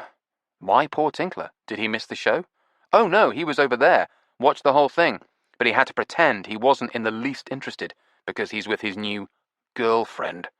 She didn't actually put air quotes around the word, but I could see the effort it cost her. Ah, there you are, said Tom Pywell, stepping out of the shadows again. He grinned at me, and then Nevada. You must be Nevada Warren? Full marks for remembering the name, I thought. Yes, said Nevada, taking his extended hand. And you are Tom Pywell? Full marks for accurate guessing. Yes, indeed, he said, shaking Nevada's hand perhaps a little longer than strictly necessary. "Did you find your friend?" I said.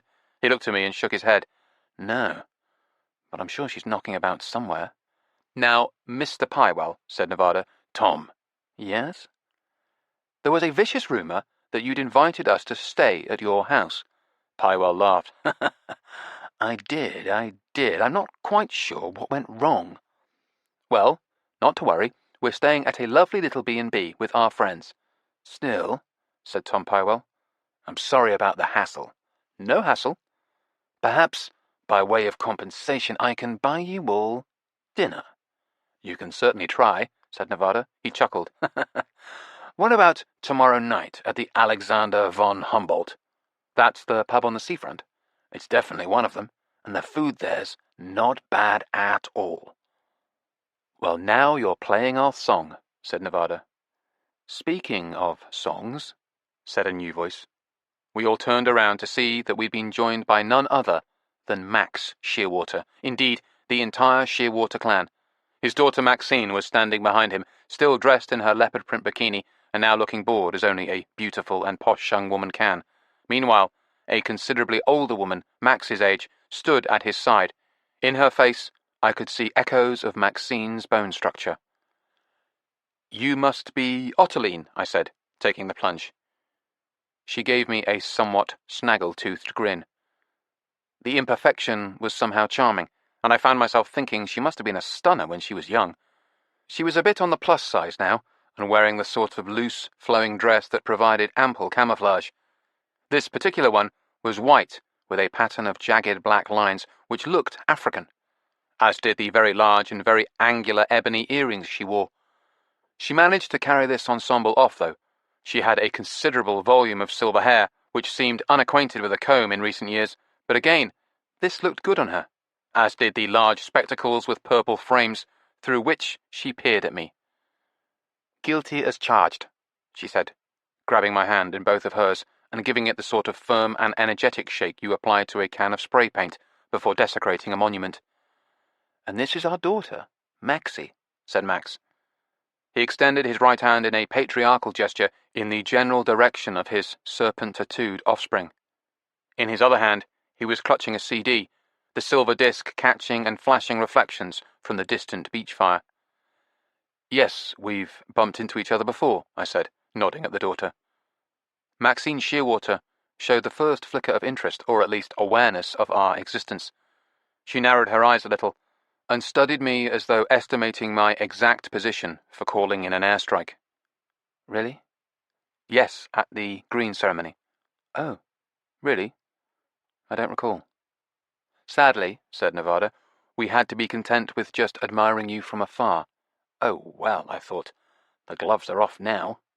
Tom Pywell suddenly draped his arms over Nevada's shoulders and mine. "These are the good folk this party is in aid of," he said. "Really?" said Maxine doubtfully. "I thought it was in aid of a car." "It's their car," said Tom. "It was destroyed when they got caught out by the tides." "Oh, you poor things, how utterly gutting," said Maxine, smiling at us. "You really should pay attention to the tide tables, though. You might have got yourselves hurt." I could see Nevada formulating a response to this, and apparently so could the Shearwater daughter, because at this point she simply turned and walked away. Ottiline was frowning with concern. "Good God. You really must be more careful. Those tides are lethal. There are warning signs of the safe times to travel, and there's a website. Please check before you drive next time." Luckily, Tom Pywell changed the subject at this point. "What was that you were saying, Max?" He indicated the CD that Max Shearwater was still clutching. "About a song?" Max looked at the CD in his hand with surprise, and a little alarm, as if he'd just discovered a sinister growth. "Oh, what? Ah, yes." He turned and gave me a toothy grin. His dentition was more regular than that of his missus, but even in this uncertain light, a tad yellow-looking. But then they both hailed from an earlier age, when you didn't need good teeth to be rich or famous, or even beautiful.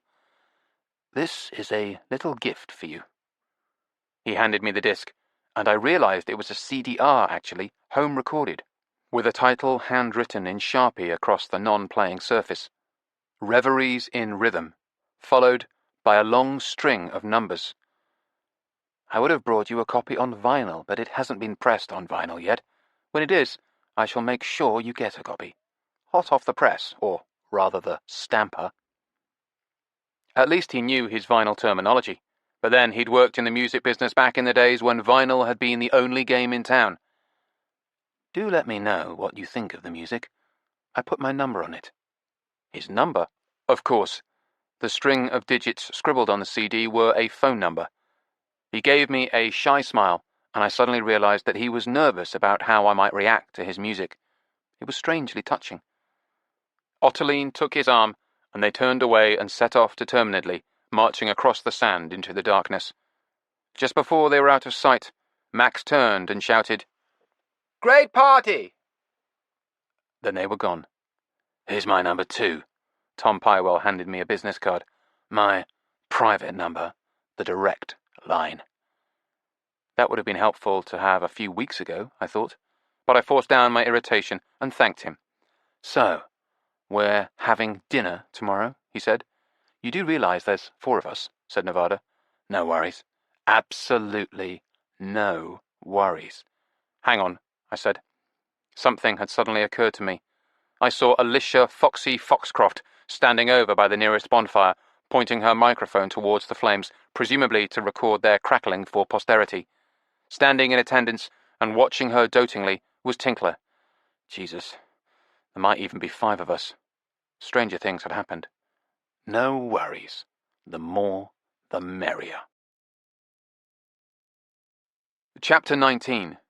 Team Meeting. Cleanhead was in her running gear when she joined us next morning. She'd just done her post-breakfast route along the seafront, and, as she sat down, she checked her wristband, which monitored the number of steps she'd run, or her heart rate, or some damn thing. Tinkler endeared himself to everyone present by not staring at her abbreviated outfit, grey shorts with pink stripes, grey top hardly more than a sports bra, as she perched on the end of the bench, gradually catching her breath.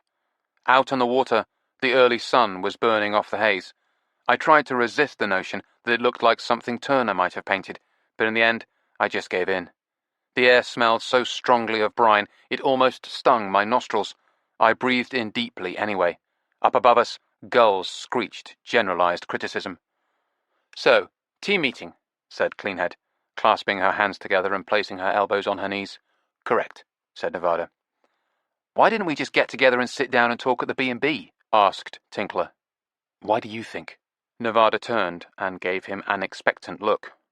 "Well, that's what I'm asking. But why do you think?" Tinkler sighed. He was now clasping his hands together in imitation, though probably unconscious, of Cleanhead. "Because we don't trust Miss Bebbington, or because the place might be bugged, or because we're clinically paranoid, or because the great Lord Satan might be listening in the next room with a stethoscope pressed to the wall." "Or all of the above," said Nevada, "though it's not that we don't trust Miss Bebbington, it's just that we can't. Or rather, we can't afford to. We can't afford to trust anyone. See my earlier remark about clinically paranoid." "I preferred your earlier remark about Satan with a stethoscope," said Cleanhead. "Does it have to be especially adapted to fit over his horns?" "Or into his pointy ears," said Tinkler, starting to chortle. "The reason we are here," said Nevada firmly, treading on any possibility of levity or laughter, "is that someone tried to kill us."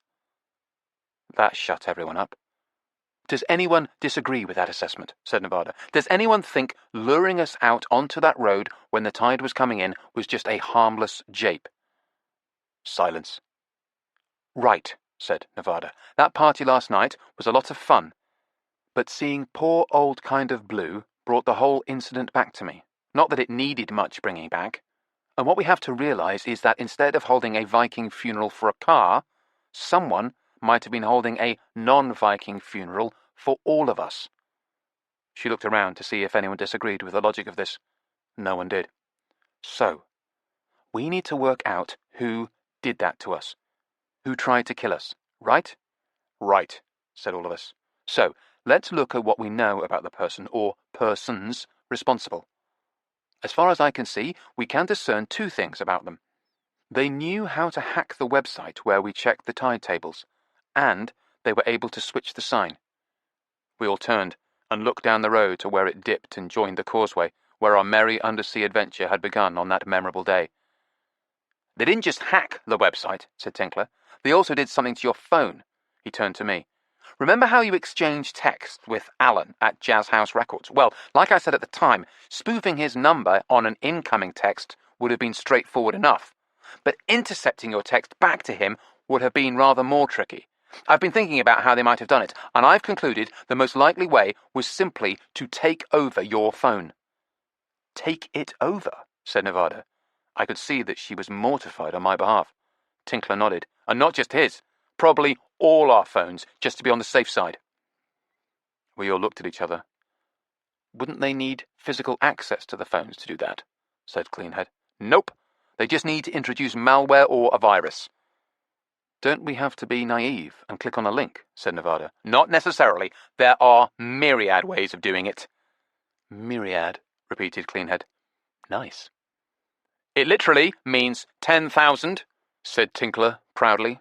"Anyway," he began counting on his fingers, "they can be airborne, via Bluetooth. They can insert malware into legitimate online ads. They can repackage and infect apps. The phone's operating system can have inherent vulnerabilities. The Wi-Fi network can be insecure." Tinkler had now run out of fingers. He was well short of 10,000, but it was still a worryingly long list. He looked at me. "Or they might even have been able to install the malware with that initial spoof text, the one that appeared to be from Alan." "In other words," said Nevada, "we're talking about someone who is computer savvy." "Or has a credit card," said Tinkler. "What is that supposed to mean?" "He means anybody can buy this stuff," said Cleanhead. "All you need is a method of payment and access to the dark web." "Actually, Bitcoin would be better," said Tinkler. "Let's say, rather than a credit card, anybody who has Bitcoin." "And who has access to Bitcoin?" "Anybody with a credit card." Nevada sighed. "Am I alone in finding the whole notion of the dark web dispiriting? I don't suppose it's full of cat videos." "Only very dark cat videos," said Tinkler. "Okay," said Nevada. "So that's what happened to our old phones. Let's assume that whatever sinister software was introduced to them died with them." She unzipped her shoulder bag and took out a white padded envelope the size of a hardback book. "There should be no such problems with these." Inside the envelope were 4 identical Nokia phones. "Thanks to Tinkler for paying for them." "Always a pleasure," said Tinkler. "They're basic models, but they'll do until the insurance coughs up and we get proper replacements. They'll more than do." She handed the phones out. "I've programmed each of them with the other 3 numbers, so at least we are now back in contact with each other. I've also added Miss Bebbington's number at the B&B. We all pocketed the phones, except Cleanhead, who didn't have any pockets.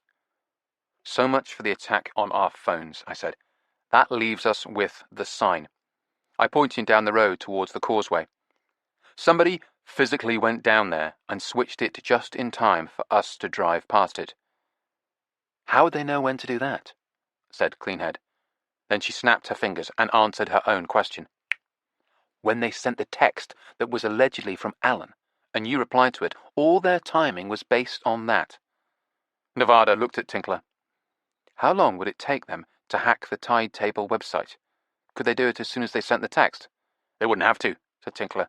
"They would pre-hack it, have it all set up and ready to go, so that as soon as they sent a signal, the real web pages were replaced with their fake ones.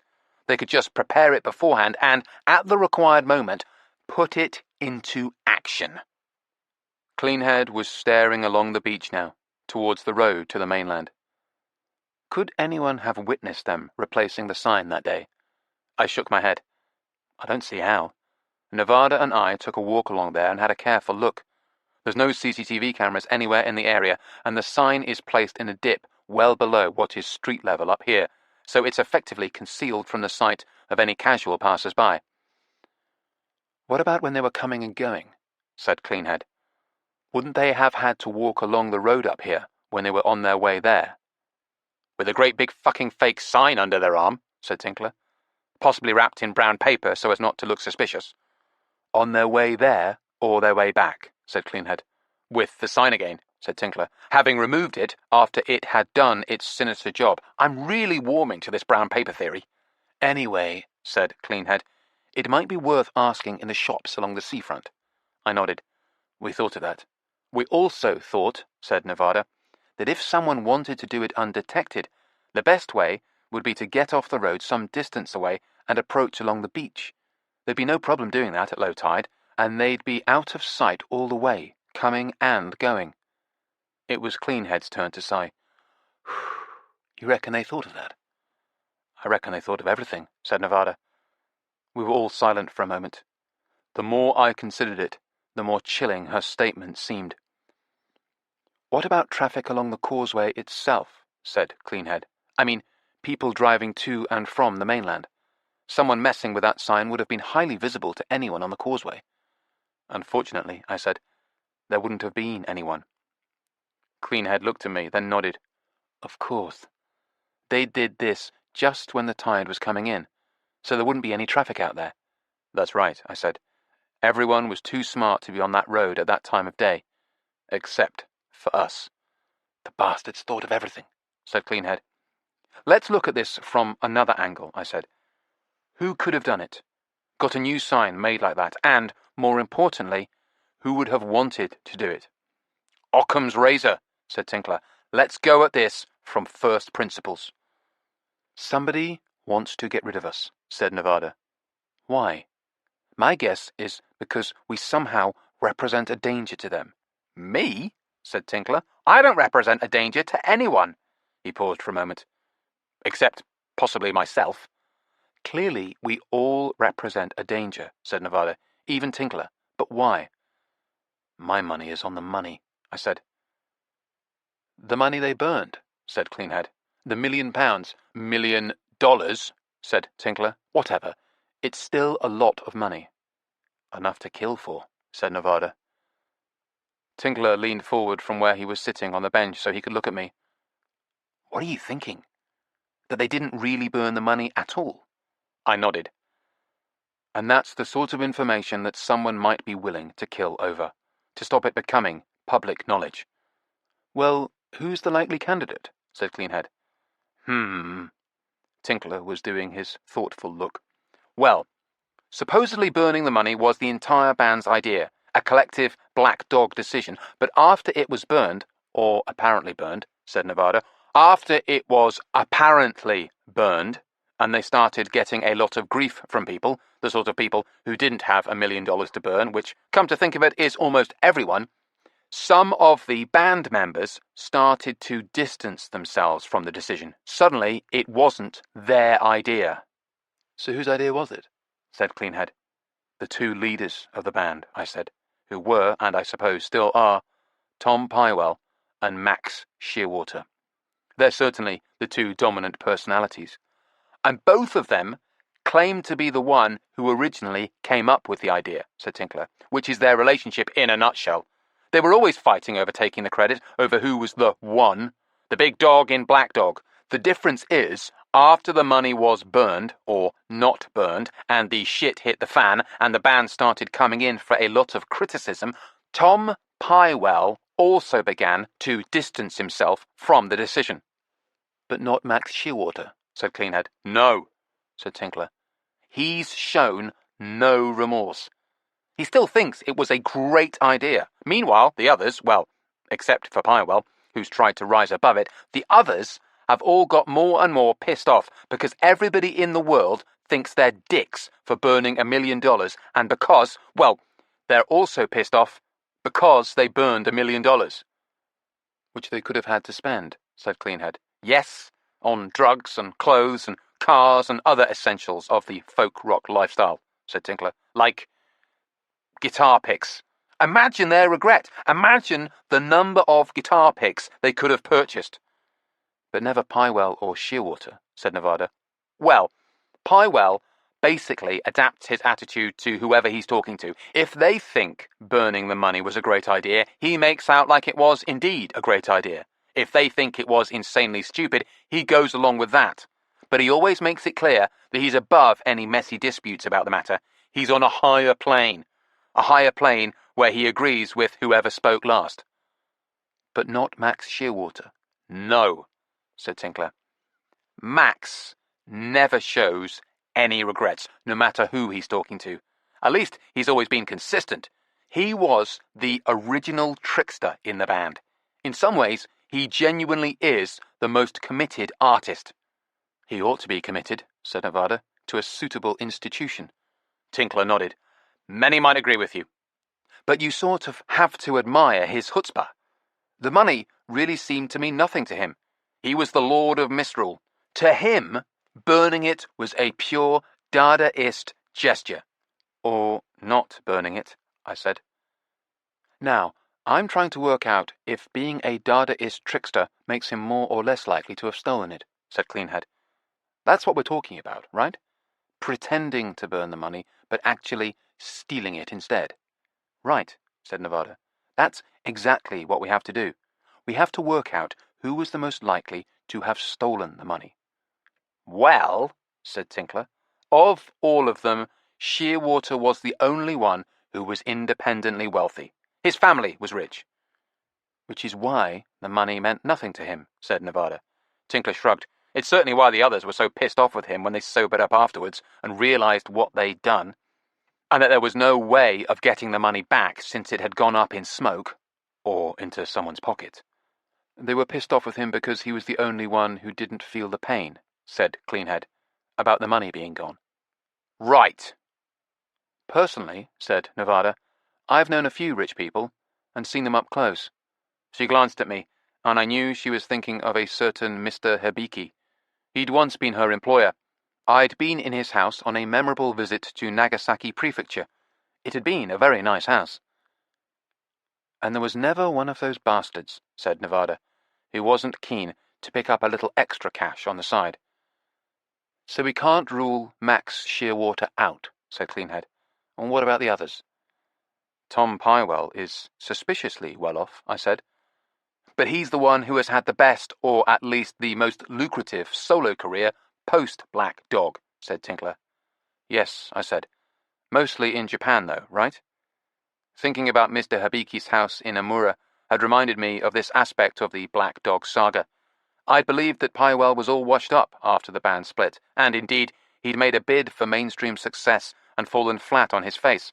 But further research revealed that was only the initial part of the Tom Pywell story, before, inexplicably, his popularity had taken off in Japan. Ah, true. If you wanted to launder $1 million stolen from your bandmates, I said, wouldn't that be an ideal setup? A career that takes place on the other side of the world? Or an alleged career, said Tinkler, warming to this theory. What about Jimmy Lynch, said Nevada. After all, he was the one who filled in the fire pit with cement, so he couldn't inspect where the money was burned. I nodded. Indeed, I'd forgotten all about Jimmy and his sudden eagerness for health and safety. That's right. Good point. And it's that action which, as much as anything else, has got us thinking that burning the money must be what someone doesn't want us looking into. Nevada was looking at me. Sorry, was that even a sentence? It was clear enough to me. No, you're right. Very true. Good old Jimmy Lynch. But who else is there? Said Cleanhead, in the band. Ottiline Shearwater, said Tinkler. Max's wife. She played bass. And Pete Loretto, I said, the drummer. He was the one who was murdered. Oh, yeah. By his wife, or by a demon in the shape of a pig, depending on who you talk to. How could I have forgotten? Said Cleanhead. Well, either way, he's off the list, said Nevada. It could have been any one of the others who stole the money and don't want us to find out about it. There's another possibility, I said. Everyone looked at me. It could be more than one of them working in concert. In fact, it could be all of them. You mean they all faked it, said Cleanhead. Pretended to burn the money, but instead divided it up among themselves. It's possible, said Nevada, but why do that? Why bother to pretend to burn the money in the first place? Why not just keep it? I said, because whatever else you can say about that bonfire, it certainly brought them more than $1 million worth of publicity. And these weren't chaps who were averse to having their names in the newspapers, said Nevada. But would that even be worth it, said Cleanhead. I mean, $1 million split, what, 5 ways? $1 million in the late 1960s, said Nevada. What would that be worth in today's money?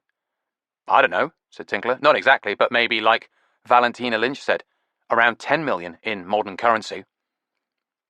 That still sounds like a lot of dollars to go around. There's another thing that bothers me, I said.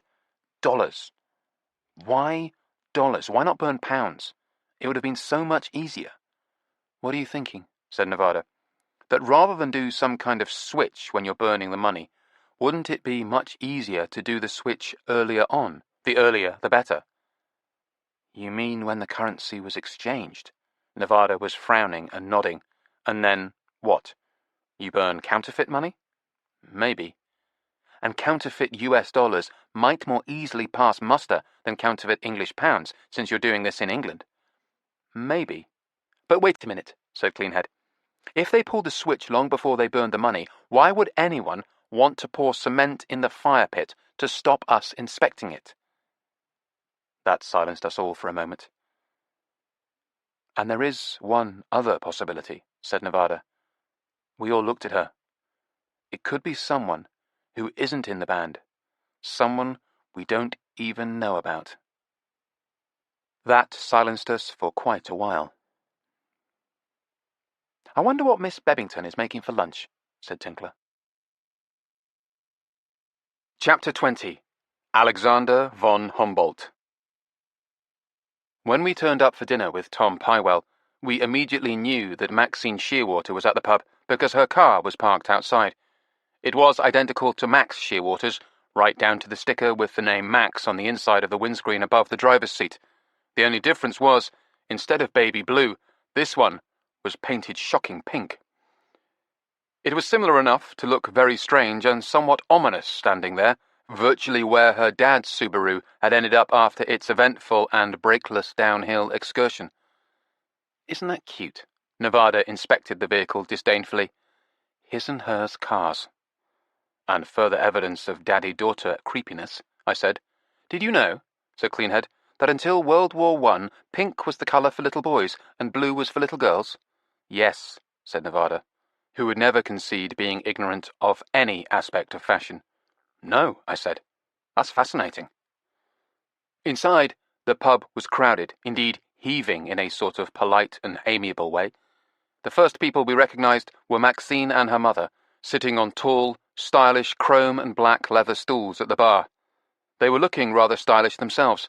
Ottiline was wearing another capacious dress, but this one was black, with distorted white star shapes, like a negative image of the one she'd worn the night before. Her purple specs were the same, but now she was wearing a green turban, which somehow managed to look more elegant than ridiculous, though it was a close thing. It was the Shearwater daughter, however, who was the real cynosure. She was wearing black high heels, black stockings, and a wine-red dress, slashed to below the waist at the back to reveal a considerable portion of her snake tattoo. Her extensive blonde hair was tied in a long braid that hung, curving and twisting down across her back to provide an interesting contrast with the contours of the snake, a double helix perhaps, in a way that was anything but uncontrived. I noticed the two of them had chosen to sit at the one spot where the mirror behind the bar opposite them wasn't blocked by bottles, and thus allowed an unimpeded view of their own reflections. Narcissists are us.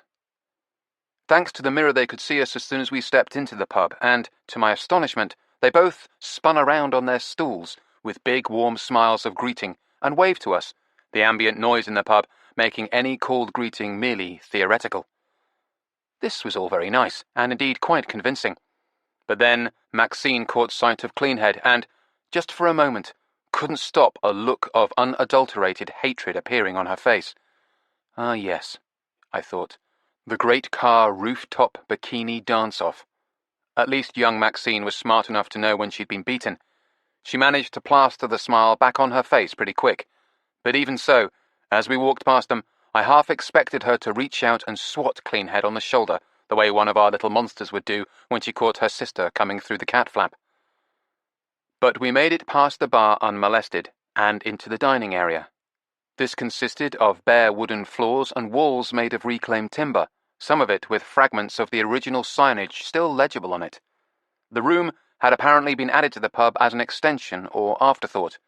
It was lower than the main structure and had a vast skylight extending across it, allowing for ample natural illumination. The rectangular tables were all made of glass, or perhaps some transparent acrylic, so you could see the curling black iron legs that supported them underneath. At the widest one of these tables, right at the back of the room, sat Tom Pywell and a much younger woman dressed in a gold and blue sari. Indeed, she looked like she'd just come fresh from a musical number in a Bollywood movie. Whether she was actually Indian or not was a good question, though. Her skin tone was approximately that of a very white woman who'd just caught a bit of sun. She was sitting intimately close to Pywell, but was currently busy on her phone in the modern manner. Pywell spotted us and enthusiastically beckoned us over. There was already a bottle of wine open on the table, and that was a good sign, and it was red, which was even better, because Miss Bebbington had warned us against the white wines at the Alexander von Humboldt. The red list is fine, but for some reason the whites are all ghastly. We sat down at the big glass table with the happy couple, and Tom introduced his companion as Lakshmi. Lakshmi deigned to briefly set her phone aside and looked at us during the introductions without apparent interest, except for Alicia Foxcroft. I thought there was a flicker of recognition on her face when she saw Foxy, but then it was gone, and the next moment Lakshmi was back on her phone, texting attentively. Our waiter introduced himself, also in the modern manner, and menus were distributed. I glanced at mine and saw that it looked promising. Nevada, naturally, set hers aside and asked for the wine list. We all made small talk. Lakshmi had a strong northern accent, and I gleaned that she was from Bolton, none of which, of course, ruled out the possibility of a rich, varied, and authentic Indian heritage. I still had my doubts, though. She excused herself to go to the loo, her phone remaining clutched firmly in her hand. As soon as she was gone, I asked Tom, "Is she actually Indian to any degree?" Never quite got to the bottom of that. Doesn't do to ask too many questions. He grinned at us. "So what does Lakshmi do?" said Nevada. What does she do? Tom Pywell made a great show of puzzlement. Oh, you mean for a living? It was impressive the way he managed to convey that his initial interpretation of the inquiry had been something relating to his girlfriend's ability to act out whole swathes of the Kama Sutra for his gratification, all this without actually saying anything explicitly. She's a software consultant. Oh, really? Yes, computers, the internet. All the stuff that I don't know anything about, which is just as well because I don't know anything about it. Anyway, she's been helping me out. Streaming services, my website, the Black Dog website, digital marketing of our music, all that malarkey. How did you meet? Said Nevada, a question that always seemed to interest women. Though this time it interested me too. Presumably not online. No, he laughed. Not online. Definitely not online. So, how did you meet? Card in a newsagent's window, he said. Now we all laughed, but judging by the blank way he looked at us, which I don't think was put on this time, maybe we shouldn't have. Luckily, Lakshmi came back at that point, weaving her way sinuously back around the table as though she was about to launch into a snaky dance number scored by A.R. Rahman, and sat beside Tom. She snuggled up to him, at least I thought she was snuggling up. But then I realized she was whispering furiously in his ear. He was nodding and smiling suavely, and apparently listening with full attention. After a spell of this, during which she could have read him most of the contents of a small dictionary, perhaps an English Hindustani dictionary, he turned to us and said, "If you don't mind, we just have to pop outside for a moment. Please go ahead and order your food, all of you." "What about you?" I said. "We've already ordered. You guys go ahead. We'll be back in just a tick." "And wine?" said Nevada in her most innocent voice. "Should we order wine as well?"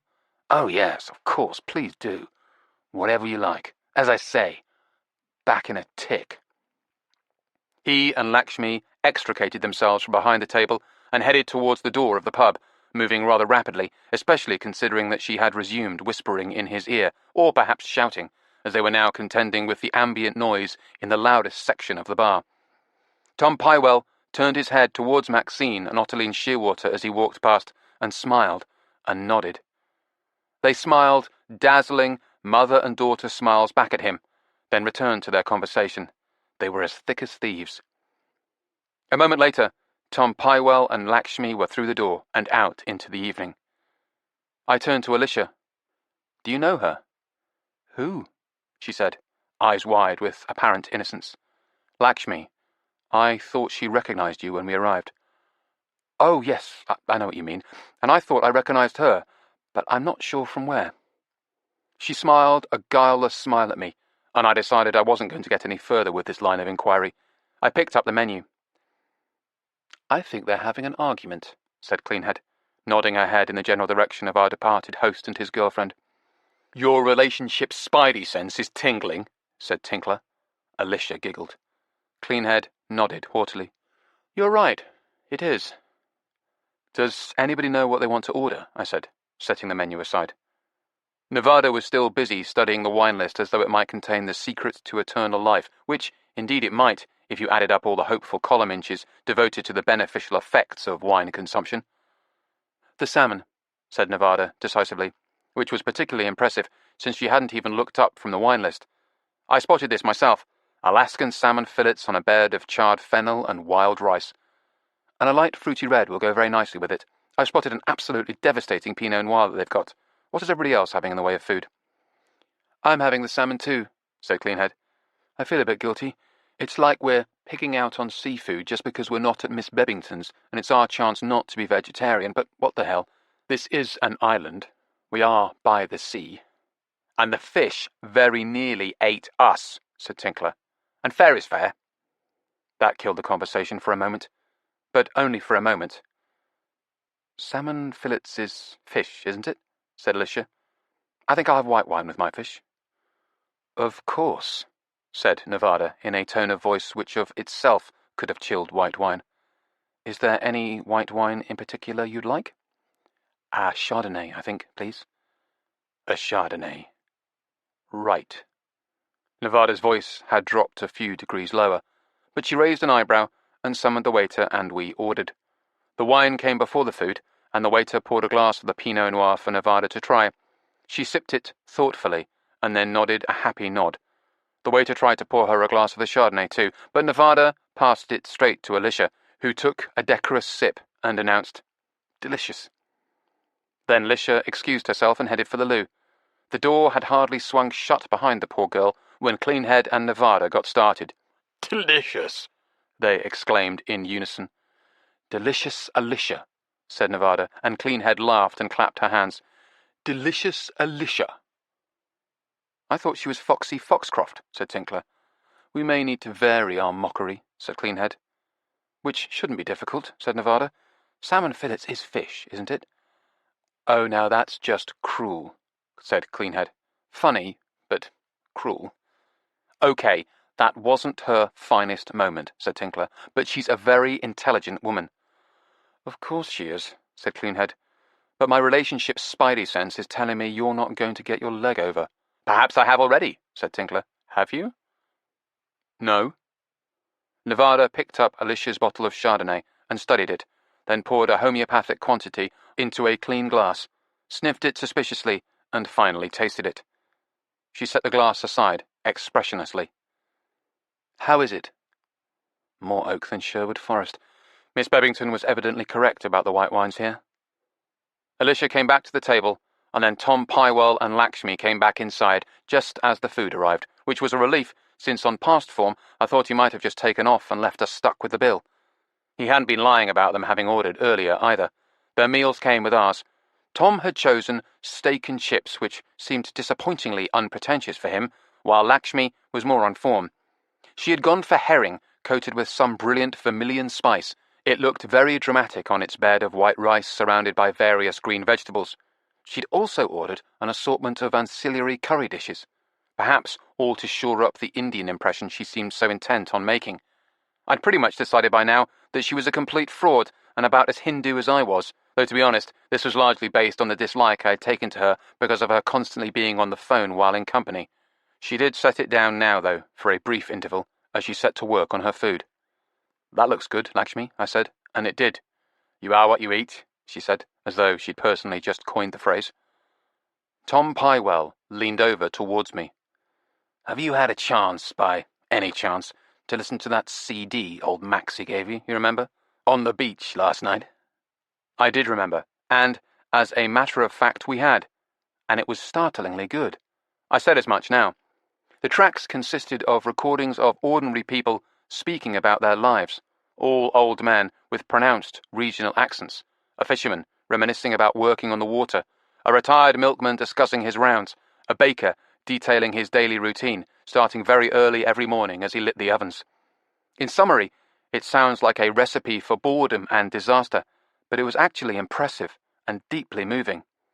Because these ordinary voices of ordinary people were accompanied by a soulful fiddle, playing quietly but clearly underneath their reminiscences. Jimmy Lynch's fiddle, I was sure, and every contour, rhythm and inflection of their speech was brilliantly echoed by his lilting, lyrical playing. "This is really good," I said to Nevada when I listened to it. Indeed it was, goosebump-inducingly good. "Have you heard it?" I asked Pywell now. He nodded, sawing away at his rather rare steak, and then impaling first a pink chunk of it and then a fat golden chip on his fork. "Yes, he made damn sure of that. No avoiding listening to Max's new project." "Isn't it great?" I said. He chewed thoughtfully and at length, and then said, "I suppose. But it's just Jimmy Lynch playing the fiddle." "And the voices," I said. "Sure. And the vox pop, those people speaking, those old geezers. But that's all you've got. Old men talking and Jimmy playing his fiddle. Just those two components. And Max uses one as a soundbed for the other. Well, that's it. That's all it is. Jimmy's fiddle and the old bugger's talking." "That's the beauty of it," I said. "Beauty?" he said, and he looked at me in a way that made me glad I hadn't used the word genius, which I almost did. "It's just the fiddle and the voices. It's just Jimmy and the old farts. It's all them. It's just them. What did Shearwater do?" I noticed it was suddenly Shearwater now, not Max or Maxie. "Where is his contribution?" "He had the idea," I said. There was a long pause. Tom Pywell looked at me carefully. Well now," he said.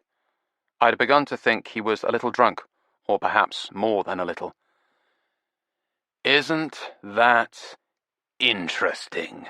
he announced to the table at large. "Isn't what interesting?" said Nevada. Lakshmi looked up briefly from her phone and then returned to its screen. "That's exactly what good old Max would say," said Pywell. We were back to Max again. He clasped me firmly on the forearm and squeezed it warmly. "It's the idea that matters," he said. He seemed genuinely affectionate now, as if congratulating me on my perceptiveness. But a moment ago, he seemed angry, both with me and Max Shearwater. I wondered if it had anything to do with Shearwater remaining true to his own eccentric path, never deviating, never compromising, and still retaining the ability to surprise, and to come up with the occasional, genuine work of art, even after all these years. Whereas our host had tried to go commercial and sell out, and had largely been unsuccessful even at that. Could this be grounds for hostility, I thought. What were the odds?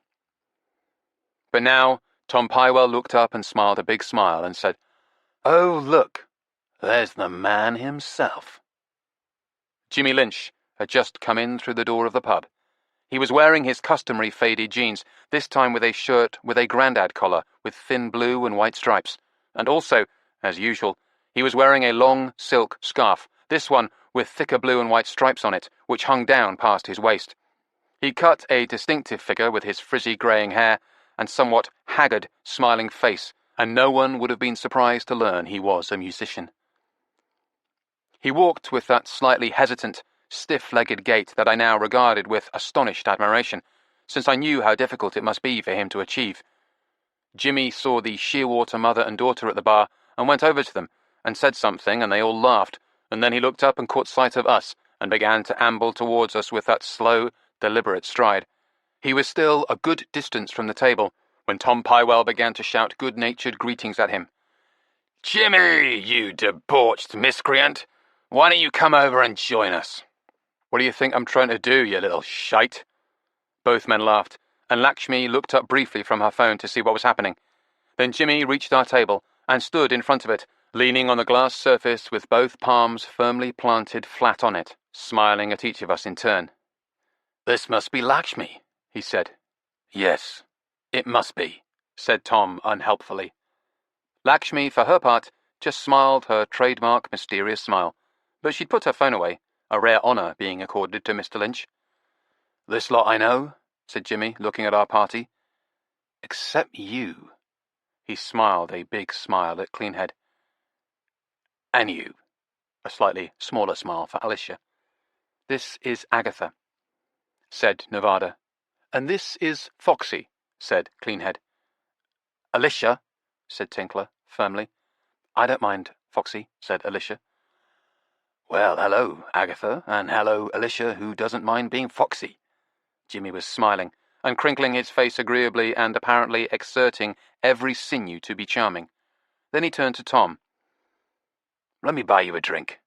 Let me buy you all a drink. He picked up the bottle of Pinot Noir from the table, now sadly empty, and said, Another one of these? Yes, very much, please, said Nevada. That would be lovely. But Jimmy Lynch was now feeling at the pockets of his jeans. Oh, don't tell me, he said. Don't bloody tell me. Christ, don't tell me. I've only gone and left my flippin' wallet in my jacket at home. Doesn't matter, said Tom Pywell, shaking his head. In my jacket, hanging on the coat rack in the hall of the house. I remember seeing that coat rack, adorned with scarves. Absolutely doesn't matter, old son. I only left the house without taking the bloody wallet out of the bloody jacket. Just sit down and join us, Jimmy, said Tom. We'll have that bottle of wine, and you can help us drink it. Well, all right, said Jimmy. That's very... He suddenly fell silent. He was staring at the table, or rather, staring through it. He was looking through the glass table at the floor, or rather, at my shoes, or rather, his shoes. He looked up at me, eyes gone blank. Then he looked at Tinkler, then down at Tinkler's shoes. Tinkler was wearing the toffee-coloured Chelsea boots, of which he was already inordinately proud. And if there had been any possible ambiguity about the source of my hiking boots, there was absolutely none about Tinkler's footwear.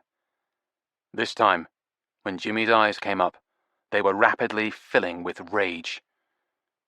Apparently, he didn't have any trouble at all putting two and two together, because he then yelled, "The fucking bitch!" The pub suddenly fell silent.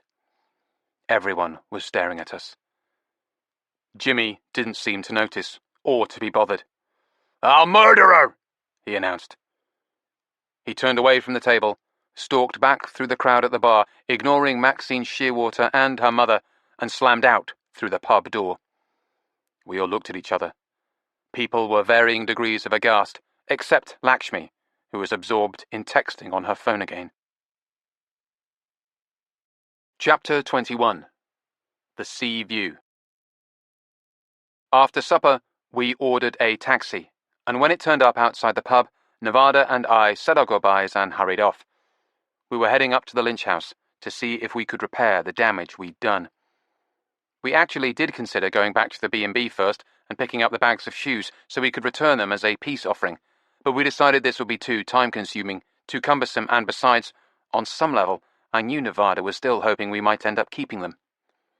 Cleanhead didn't come with us because she'd had nothing to do with the great shoe heist, and Tinkler didn't come with us because he was a coward. He might forcibly remove my shoes, and then where would I be? He'd said. Shoeless. This is all my fault, said Nevada, as the taxi cruised through the summer evening. You would have only taken 1 or 2 pairs of shoes if it hadn't been for me. 1 or 2 pairs of shoes would still have been enough to set him off. You saw the way he reacted when he saw what Tinkler and I were wearing. That was 2 pairs of shoes, and it was enough. He probably doesn't even suspect about all the others. My God, do you think? Then it really will be all my fault. I'm a uniquely appalling person. No. If we'd found that Jimmy had the flip-back copy of Wished in his record collection the other day, I would have let Valentina sell it out from under him without a moment's hesitation. In fact, I would have let her give it to me for nothing, just out of spite on her part. No, you wouldn't. No, okay, I said. I would have insisted on giving her some money for it and getting a receipt from her to make the sale official and make damn sure he couldn't get it back from us. Nevada studied my face for a moment. Then she leaned against me. Thank you. You make me feel better. We sat in the taxi in a peaceful silence that gradually became a tense silence as we got nearer to Jimmy and Valentina's house. Wait a minute, said Nevada, leaning forward suddenly. Stop here, please, she told the driver. We were just passing the pub with the submarine on its sign, the Sea View, and I saw what Nevada had spotted. Jimmy Lynch's yellow Saab, parked in the car park outside the pub at a rather novel angle. My heart lifted. It seemed he'd never got home. Instead, he'd apparently lingered here to drown his sorrows. We paid off the taxi and hurried towards the Sea View, pausing to quickly look into the Saab. It had the hand controls, definitely Jimmy's vehicle. I didn't think there could be two bright yellow ones like that, said Nevada, but always best to check. We went through the front door of the pub, and I was immediately struck by the utter contrast with the Alexander von Humboldt. It was pleasantly quiet and peaceful in here. An old man and a young man were playing darts. A skinny yellow dog was thirstily lapping water from a big brown ceramic bowl in the corner. A young couple in a booth were staring raptly at the screens of their phones, School of Lakshmi. A bald man in a white shirt and a paisley bow tie was busy wiping glasses behind the bar, and Jimmy Lynch was sitting alone at a table, staring wistfully across at the enthusiastically drinking dog, as if he wished he could get down on all fours and join him. Instead, though, he would just have to make do with the assortment of bottles on the table in front of him. These constituted an impressive collection. As we got closer, I saw they were all bottles of cider of various kinds, not just apple cider by any means. Among the other ones that immediately called attention to themselves were strawberry, blueberry, lime, watermelon, and various blends thereof, and they were all empty. Jimmy might have been conducting a thorough review for an article in a weekend magazine. He'd evidently found some means of paying for booze after all, or he had a line of credit hereabouts. Jimmy looked up at us as we approached him. For a moment, his eyes were blank, and then he recognized us. The strangest thing was, he smiled. A hesitant, but quite sincere little smile. It seemed there were times when any company was better than being on your own, and this was apparently one such time. Well, this is a coincidence, he said. Not a bit of it, said Nevada, sitting down firmly opposite him with me at her side. It was a small, round table made of dark wood, which was a welcome relief after the transparent treachery of the one at the Alexander von Humboldt. But even if this one had been made of glass, it was so completely covered with Jimmy's empty cider bottles that he wouldn't have been able to see my footwear with any clarity. We're here to apologize, said Nevada. What for? Said Jimmy. He picked up a bottle and tried to sip from it, but it was empty. He picked up another one. Same problem. For the shoes I'm wearing, I said, and for the shoes my friend is wearing. So where's your friend? Didn't he fancy coming along to apologize too? He feared your wrath, said Nevada, and Jimmy chuckled, and I began to relax. My other half's famous charm might make everything all right after all. No need for apologies, said Jimmy. Not from anyone. He's certainly changed his tune, I thought, and no need for you to come all the way up here. I could tell he was pleased that we made the effort, though. You did sound a tiny bit cross, said Nevada, back at the old Admiral von Humboldt. Admiral, Jimmy chuckled. That's a better name. Poncy, pretentious boozer, isn't it? Their white wines are certainly their Achilles' heel, said Nevada. Jimmy beamed at her. She was going to have him eating out of her hands soon, possibly salted peanuts or pork scratchings. No, this is a proper boozer, he said, his hand sweeping around to take in the pub in its entirety. The darts players were chalking up a score. The dog had enthusiastically splashed half the contents of its bowl on the dark wooden floor. The barman was replacing a bottle of whiskey hanging upside down on a dispenser behind the bar, and the young couple in their booth were wrapped in what would have been a passionate embrace if they hadn't been staring over each other's shoulders at the screens of their respective phones. The barman's activity seemed to remind Jimmy of something.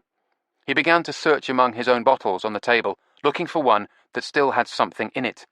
He picked each one up and then set it down again, like a chess master handling pieces and considering every possible move. "Let us buy you a drink," I said. Nevada gave me an approving glance. "Nah." Jimmy waved a dismissive hand in my direction, not looking my way, still concentrating on his search for the elusive bottle that still had some cider in it. He wasn't going to find it. "No need. You don't owe me anything. You don't have to apologize. It's not your fault. I wasn't angry at you. It wasn't your fault. It was her fault." "But we don't want you to be angry at Valentina either," said Nevada in her most peaceable and reasonable tone. She was also using her big eyes on him in a manner which, if he'd just look up from his cider bottle chess game, would surely have clinched the deal. I'm not angry at her. What does it matter? It doesn't matter. It's just one of those things. Shit happens. It is what it is." He paused, apparently trying to think of another cliché to match the caliber of the previous three, failed to do so, and abruptly rose. "What are you drinking?" he said. "No, let us get this round," said Nevada. "No, it's my shout." "I'll argue with you about it on the way to the bar," I said, and he chuckled. I walked with him to the bar and noticed that despite the impressive amount of alcohol he downed, he was still steady on his artificial legs. The barman smiled and nodded at us. "These are friends of mine, Desmond," said Jimmy. "They can have anything they want. What do you want, mate? And what does your missus want?" "I'll look at the wine list, I imagine. It's a risky business ordering anything for her that she hasn't approved first." Jimmy laughed and pounded me on the back. I tried not to flinch. Those oak tree arms had made themselves felt. "I like a man who knows when he's beaten," he said. Desmond handed us the wine list, and I took it back to our table. By the time Nevada had scrutinized it, made her decision, and I'd returned to the bar, Desmond and Jimmy were deep in conversation. Jimmy looked up at me. "They do nice food here, you know," he said. "Isn't that right, Desmond?" We try. Better than that show-offy crap at the Von Humboldt." "The Admiral Von Humboldt!" He shouted this to Nevada, who responded with a dazzling smile. "I couldn't possibly comment," said Desmond, also smiling. "Their use of fresh herbs here is particularly awesome," said Jimmy. "Do you know why?" "Because you grow them in your own garden," I said. "Ah! Valentina told you, did she? And the vegetables. She's the one who grows them, mate. She's the one who does all the work in the garden. And not just in the garden, she's the one who does all the work of every sort. And don't I know it? And I'm a lucky man. Lucky to have her. Don't I just know it?" To my astonishment, his voice was thickening, and tears were glinting in his eyes. "That's right," said Desmond, cutting off this monologue. He was apparently no more eager than I was to listen to a drunken and lachrymose paean to the joys of marriage from a man who'd suddenly, and rather arbitrarily, decided that his wife was a jewel beyond compare. "In fact, Sarah, that's our girl, she's up there collecting a basket of veggies and herbs right now," said Desmond. He glanced at the clock on the wall. "She should have been back ages ago, honestly. That girl." "Oh, it will be Valentina's fault," said Jimmy. "She'll have started nattering, and poor Sarah won't be able to escape, or get a word in edgeways. She can talk the hind legs off a donkey, my missus. Never listens. But oh my God, how she can talk." Now it was my turn to interrupt a monologue, the one that was rapidly heading in a less happy direction. "Well, my missus has chosen some wine," I said. Desmond, the barman, shot me a grateful look. I ordered 2 glasses of hedonist Shiraz, and Jimmy managed to find a cider based on a combination of exotic fruits that he hadn't already sampled. I tried to pay, but he would have none of it. "I've got my wallet with me this time," he said, taking it out of his pocket and waving it in my face as if I'd recently and repeatedly questioned its existence. It was a battered, fat brown leather wallet with many odd pieces of paper sticking out of it, like bookmarks from a book. So he must have gone home after all, before coming here for his adventures in the world of cider. When he set the wallet on the bar and opened it, I saw that they were assorted supermarket coupons offering an exciting range of discounts. Jimmy carefully extracted a payment card and handed it to Desmond. After he'd paid, Jimmy insisted on carrying all 3 of our drinks back to the table, which he did with a surprising degree of success, not spilling a drop. Once again, I was impressed by the steadiness of a man who had so many legitimate excuses to be stumbling about the place. He set one of the glasses of wine down in front of Nevada with a flourish. "Thank you," she said. "How lovely." "You chose it, love." "Ah, but you paid for it, and that's always the most ticklish part of the transaction." Jimmy laughed and sank down happily in his chair. He lifted his bottle in a toast and clinked it against our wine glasses. We sipped the hedonist, which didn't surprise me by being fabulous, both because Nevada had selected it and because it was an old favourite. I made a mental note not to let Jimmy order a bottle of it, though, because it featured a rather charming picture of a pig on the label, and I didn't want it triggering another fucking discussion about hogs from hell. A cool breeze blew into the pub, and I turned to see that the young couple were on their way out the door, no doubt to find a quiet, secluded spot where no one would disturb their further inspection of their phones. Or maybe they'd buck the odds and actually have sex. I hope so. The door swung shut, but only for a moment. It opened again, and another couple came in. These 2 were older, in their 20s, or perhaps even their early 30s. The man had short-cropped, tobacco-coloured hair and a lean, pock-marked face. He wore a business suit, but no tie, and his collar was unbuttoned. The woman was plump and pretty, though her face had a severe intensity to it. She was also wearing a business suit. I felt my stomach go cold. They came all the way into the pub and looked carefully around. They saw us and immediately came over to our table. Jimmy hadn't seen them yet, and he was chatting happily, but Nevada saw the way I'd been looking and turned, and she saw them too. Her face changed. The man and the woman stood beside the table, slightly behind Jimmy and on either side of him. "Mr. Lynch," said the woman. "Mr. James Lynch." Jimmy hitched around in his chair and looked up at her happily. "Jimmy, love. Call me Jimmy. The queue for autographs starts over there." He indicated some indeterminate faraway spot. He didn't seem to realize that everything had changed. Even the air in the pub seemed to have changed. The 2 darts players were staring at us. The thirsty yellow dog was staring at us alertly. Behind the bar, Desmond was staring at us. But then his phone buzzed, and he looked at that instead. "Mr. Lynch," said the woman, "will you come with us, please?" Jimmy was still happy, but now he was also baffled. He raised his bottle and waved it around a bit. "Come with you? No, thanks." "Come with you where? But no, thanks. I'm quite happy here." "Mr. Lynch, I'm D.S. Ruth Montague, and this is D.S. Benjamin Riley. Will you come with us now, please?" "You're the police," said Jimmy. He sounded appalled, as if some terrible trick had been played on him. "You want me to come with you? To the police station?" "Will you come with us now, Mr. Lynch?" "No. No way. No fucking way." Jimmy looked at us. It was the look of a drowning man who wanted to be pulled out of the water. "Mr. Lynch, I'm arresting you on suspicion of murder. You don't have to say anything, but it may harm your defence if you do not mention when questioned something which you later rely on in court. Anything you do say may be given in evidence." "Murder?" said Jimmy. He suddenly rose to his feet as if the national anthem had started playing, and he was a committed patriot. "Murder?" The cops looked at us as they led him out, but Jimmy didn't look at us again.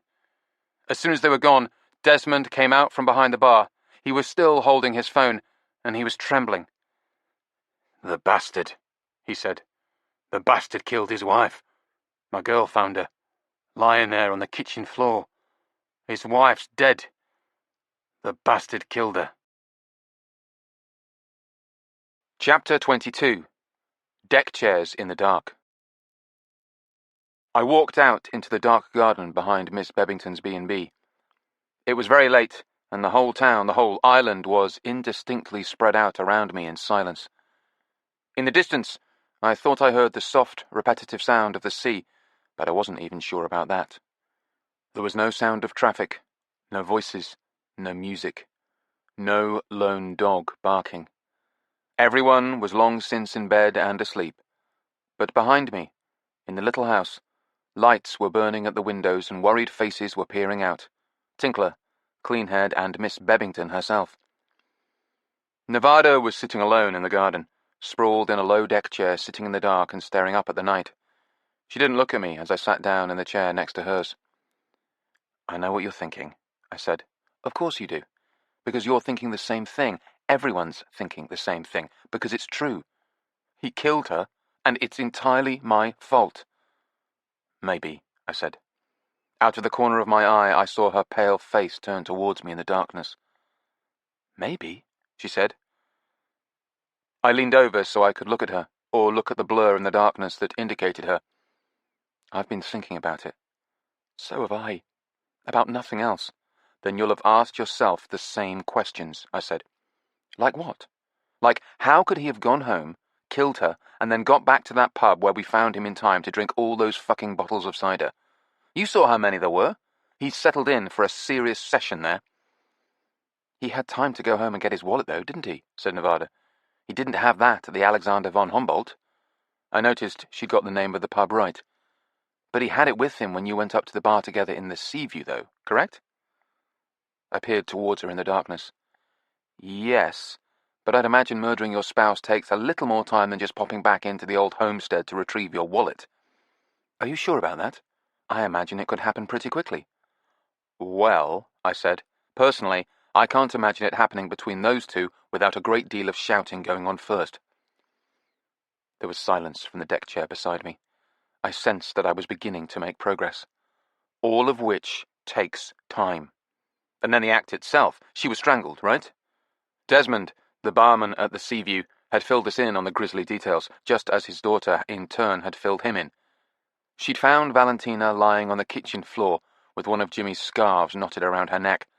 Desmond had been furious and deeply shaken at the thought of his teenage girl having witnessed the aftermath of this horror, but that didn't stop him hungrily telling us every detail of it. Come to think of it, it hadn't stopped her telling him either. "And strangling someone wouldn't be as quick as you might think," I said. "Oh, I don't think it would be quick at all. Not at all." "And then there's the aftermath. What does he do? Kill her and immediately think, right, that's done, now let's pop to the pub? I don't think so. I think there would be some considerable time staring at the body and thinking about what he'd just done. Before he pops to the pub. Before he pops to the pub, right. I still think it was doable," said Nevada, "in the time elapsed." "And then there was the way he reacted," I said. "The way Jimmy reacted when the police came into the pub. He wasn't at all bothered at first. He had no idea who they were. And when they identified themselves, he pretty much told them to piss off. And then, when they did tell him why they were there, he seemed genuinely shocked." "He did, didn't he?" said Nevada, slowly and thoughtfully. "He looked like a man who'd been struck by a lightning bolt, and I simply don't think he's that good an actor." I heard Nevada stir in her chair, and I saw the pale blur of her face shift as she turned to look at me. "Neither do I," she said. I sensed something, and I reached out my hand towards her in the darkness and found her hand reaching out to me. I took it. "And then there's the small matter of him announcing that he's going to murder his wife loudly and clearly and in front of dozens of witnesses, before immediately going home and, guess what, murdering his wife. And what was the murder weapon?" "One of his trademark scarves," said Nevada softly. We lay there in the dark, side by side in our chairs, holding hands and talking about murder. "Right," I said. "Why not just post the whole thing on Facebook, if you're going to be so obvious about it? I mean, I suppose it could happen that way, and people do give themselves away by being clumsy and obvious like that, but the whole thing smells wrong to me. The whole thing stinks. You remember how you said these fuckers, whoever they are nothing if not thorough? Well, this has all the hallmarks of one of their little projects. I think for some reason they want Jimmy out of the way. And Valentina. She's out of the way too now. Poor Valentina." There was a soft, rhythmic sound, which somehow merged with the gentle sound of the sea in the distance. Nevada was crying. A shadow rose up as she got out of the chair and got onto mine with me. The firm, warm weight of her curled on top of me, her tears falling cold on the side of my neck. Chapter 23. honey trap. Not surprisingly, we slept late the next morning. Finally, Nevada got up and went downstairs and, after an unconscionably long interval, came back with cups of coffee and got back into bed with me. Something is definitely going on between Gareth and Cleanhead, she announced. The Mormon hipster? Yes. She keeps making excuses to slip off, and when she does, she ends up seeing him, sort of accidentally on purpose. I've been keeping tabs. You don't think they're having an affair, do you? Nevada snorted. You heard her. He's not her type. Besides, if she was, she'd tell me. Are you sure? Maybe she's ashamed of his beard. And besides, I understand the Mormon hipster is busy seeing Lakshmi. I said, Tom Pywell's girlfriend, Lakshmi. It was a stupid question. Could there be two? Well, ex-girlfriend. Apparently that's why they split up. Wait, I said. They split up? Tom and Lakshmi? Nevada nodded. That's what all the business was in the pub, all the weirdness that Cleanhead picked up on. And going out to have a private conversation on the beach and so forth. I shook my head. Tom was pretty calm, though, wasn't he? It didn't seem like they were having a serious argument. Of course, it hadn't seemed like they were head over heels in love, either. They weren't having a serious argument, they just were splitting up. Apparently, it's been on the cards for a long time, and Lakshmi and Gareth have been seeing each other for a while. What, while she was still with Tom Pywell? Oh, yes. Well, I said, it explains why she was on the phone all the time anyway. Oh, no. I think she's probably just like that. Shallow, self-absorbed, and phone-addicted. Don't let her off the hook so easily. But why him? I mean, why Gareth? Admittedly, Tom Pywell was vastly older than her, but balanced against that was his wealth, fame, and, I suppose some people would call it, charisma. All of which I would have expected to weigh heavily with someone as shallow as Lakshmi, or at least as shallow as I'd rather arbitrarily decided she must be. But still, if she was going to choose someone to leave him for, why the Mormon hipster? Nevada shrugged. Small island. Limited choice, I guess. Maybe they met when he mended her brakes, or, knowing Gareth's standard of workmanship, failed to mend them. By the way, I said, how do you suddenly know all this stuff? Miss Bevington, she runs a first-rate bed and breakfast and is also a clearinghouse for all the finest local gossip. Of course, the real gossip this morning was nothing to do with Tom Pywell and his love triangle. It was all to do with Jimmy Lynch and his strangled spouse, but we studiously avoided discussing that. When we went down to the breakfast room, we found Cleanhead standing at the window, staring out. Joining her and looking over her shoulder, we saw that the pavement outside, which was normally deserted or, at best, featured a sporadic few pedestrians, now had a steady flow of people walking purposefully towards the centre of town. It was highly reminiscent of the Night of Kind of Blue's funeral. Is there another party? I said. Cleanhead turned and gazed at us. She did not look happy. What's the matter? Said Nevada. You'd better brace yourself, said Cleanhead. Christ, what? Stinky Stamner. He's just arrived on the island. With a camera crew. To simultaneously feel horror and relief is quite an odd sensation, but that is what I experience now. Certainly, the presence of Stinky, indeed just the prospect of it, suddenly threatened to poison the whole experience of Halleck Island, which, despite us having nearly died on its causeway, was turning out to be a very pleasant one. But even so... When I saw your face, I said, I thought it must be something much worse. It is, said Cleanhead. She went and sat at the table, and we joined her. Well, what is it? Said Nevada. Spit it out, girl. Well, it turns out that Alicia... Oh, no, said Nevada. Oh, shit, I said. She's something to do with Stinky. Cleanhead nodded. In a horrible way, it all made sense now. Tinkler suddenly and uncharacteristically picking up an attractive young woman with recording equipment, her wanting the two of them to spend every minute together.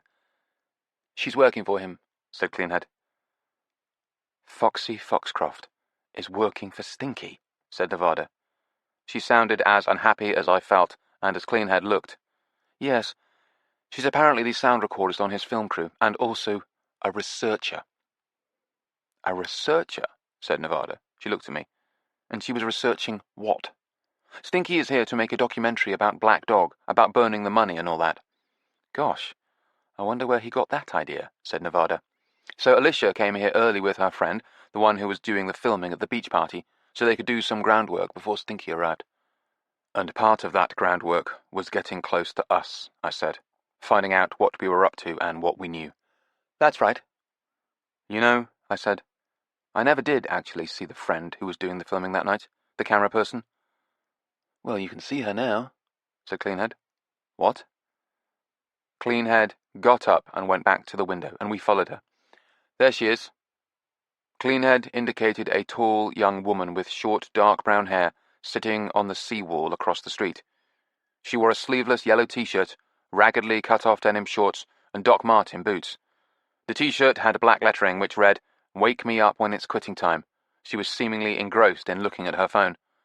How long has she been sitting there? Said Nevada. Ever since Stinky made landfall on the island. She's apparently keeping an eye on us. We went and sat back down at the table. I felt distinctly uneasy now that I knew we were being watched. It was all I could do not to spring back up and go to the window and make sure that the camera person was still sitting in the same place, and hadn't, for example, crossed the road while putting on a ski mask and taking out a gun. I told myself not to be ridiculous. Stinky and his entourage were annoying but not dangerous. Still, it took a pronounced effort to remain in my chair. So, Alicia was really a honey trap for Tinkler, said Nevada. So it seems, said Cleanhead. Did he actually get any honey? This is Tinkler we're talking about here, of course not. Oh, shit, here he is now. Cleanhead was staring towards the window where the top of Tinkler's head was visible as he came in through the gate. A moment later, the front door opened and closed, there were footsteps in the hall, and Tinkler came into the breakfast room. We all must have been staring at him, because he said, Come on! It's not as bad as all that! Tinkler, I am so sorry, said Nevada. Me too, said Cleanhead. Me too, I said. Tinkler sagged into a chair at the table with us, and sighed. I've been out there, trying to avoid Stinky, and trying to talk to Alicia. He winced at the thought of this. Avoiding Stinky was the easy part, he said. He's engulfed in people, would you believe it? Standing there on the seafront, holding court, adoring fans all around him. Adoring! The limited gene pool of these island types is really beginning to show itself. Did you talk to Alicia? Said Nevada, gently. Oh, yes. Oh, yeah. Tinkler fell silent, frowning, his eyes cast down. Finally, he looked up at us. She was just pumping me for information all that time, you know, and the rest of you. She wanted to know what we were up to. That's what it was all about. She's a vile little hag, said Nevada, succinctly. Tinkler shook his head sadly. No, she's not. She was just doing her job. For Stinky Stamner? A ghost of a smile appeared on Tinkler's face. But while she was getting information out of me, she didn't realize I was also getting information out of her. He leaned close to me and lowered his voice conspiratorially. It turns out that Stinky isn't just here to make a documentary. He's also looking for a copy of Wished. The flipback version, of course. He wants to buy it and add it to his collection. You know, like a trophy. Said Nevada. I wonder where he got the notion that he might find a copy here. Tinkler waved his hands in the air in a helpless gesture. It was me, of course, with my big mouth. I told Alicia all about it. Don't worry, Tinkler, I said. Once we came here, it was inevitable Stinky would follow. He obviously sensed a documentary on the subject of Black Dog, and he won a BAFTA by following us once before. That had been his program about Valerian, which was entirely based on our research and our ideas. Needless to say, we received no credit. But since then, it's been all downhill for him. Because the little shit has never had an original notion, said Nevada. So here he is, I said, shadowing us again, hoping to get lucky. And once he arrived on the island, it was only a matter of time before he found out that we were looking for the record, assuming he didn't know already, so don't blame yourself. Tinkler gave me a grateful look. But you know what we have to do now, he said. Of course, I said. We have to beat Stinky to the punch. An hour later, I made a pot of coffee, and we sat in the breakfast room sipping it, holding a council of war. I said, we came here to look for Wished because there were 4 band members who had record collections where we might find it. 4? Said Cleanhead. Including the dead one, said Nevada. Pete Loretto, said Tinkler, the drummer. Why is it that the drummer is the least surprising one to end up dead? So far, I said, we've managed to look through just one of these record collections, Jimmy Lynch's. As terrible as it sounds, one of the many emotions I felt on learning that Valentina was dead was a guilty sense of relief that I'd already checked Jimmy's LPs, because I wouldn't be able to get to them now, since the house was a crime scene. This, in turn, had got me thinking. Obviously, I said, what we need to do is look through the other record collections as soon as possible. Before the other members of the band get killed, said Cleanhead. That led to a protracted silence. Actually, I said, that hadn't occurred to me. What had occurred to me was that the other crime scene at the Loretto's house must have ceased to be a police priority or the focus of any activity. I didn't mention this yet, though. So we need to get in touch with Max Shearwater and Tom Pywell as quickly as possible, said Tinkler, looking at me. Or is that what you've been doing? That is exactly what I've been doing, I said. Remarkably, I actually had working phone numbers for both of them, and I'd called them up before this little meeting. To my amazement, in each case, I'd managed to reach them on my first attempt. Initially, though, they'd both reacted with identical wariness for identical reasons. They'd thought I was calling to discuss Jimmy Lynch's arrest and his wife's murder. When they learned I had something else entirely in mind, they'd both relaxed. I'd played it somewhat differently with each of them. I told Tom Pywell that we wanted to take up his kind offer of coming to stay at his house. His response had been enthusiastic. I've split up with Lakshmi, he confided. I didn't tell him I already knew this, thanks to the efficacy of the island grapevine. So there's plenty of room at the house, even more than there was before. You guys can use the swimming pool, and Nevada can explore the wine cellar. I had stuff put down there years ago, and I've forgotten what I've got. I told him that sounded fantastic, which it did, but we wanted to pay him a preliminary visit today and look for the record. Business before pleasure, so to speak. This seemed to make sense to him, and he'd agreed, saying we could turn up at any time. With Max Shearwater, I'd begun by praising the CD he'd made for me. In this, I was simply telling him the truth, so it was easy. And I obviously sounded convincing, because Max had been delighted. If he'd been a cat, he would have purred. Then I asked him if we could drop by at his house and have a look for Wisht. I was hoping that we might be able to do this today, after visiting Tom Pywell, but Max had said today was impossible, so he agreed to do it tomorrow. I didn't like waiting. There was so much that could go wrong now that Stinky was in the equation, so, since truth had worked so well with him earlier, I decided to come clean. I sipped my coffee and looked at the serious faces of my friends around the table. I explained to Max that Stinky Stamner was on the island, and I said that he might make an approach to try and buy the record before we did. What did he say to that? Asked Nevada. He said he'd tell Stinky to take a running jump. A man after my own heart, said Cleanhead. So he's not a big Stammer fan, said Nevada. I shook my head, particularly since it seems that his daughter Maxine is dating Stinky. You're kidding, said Nevada in chorus with Cleanhead. Dating may be overstating it, but they've hooked up a few times, and Maxine's mum and dad aren't too delighted about it. Smart people, said Nevada. And Tom Pywell, said Tinkler, rather admirably keeping his eye on the ball for once. He's expecting us any time. Cleanhead half rose from her chair. Let's go, then. Not me, I said. Cleanhead and Tinkler looked at me. What do you mean? The rest of you go, but I'm not coming with you. What the hell? Said Tinkler. Why not? Said Cleanhead. I nodded towards the window. I take it we're still under observation? Nevada went over and looked out and nodded. Yes, the giantess is still on stakeout, she said. I leaned forward, looking across the table at the others. If I go with you, Stinky will hear about it, and I don't trust him not to turn up at Tom Pywell's and make an attempt to buy the record himself. And I don't trust Tom Pywell not to sell it to him. So what are we going to do? Said Tinkler. You guys go up there without me. Nevada will go through Tom's record collection, with your help, of course, Tinkler. If the LP is there, you'll find it. Nevada came back and sat beside me, nodding. Both because he's a sexist moron and incapable of lateral thinking, it will never occur to Stinky that we're going to look for the record without him. She kissed me on the cheek. Okay, said Tinkler, looking at me doubtfully. So you're just gonna stay here? Not exactly, I said. Chapter 24. Porky and Perky. After the others set off for Tom Pywell's house, I went into the kitchen and joined Miss Bebington. She smiled at me and said, "How's the stomach?"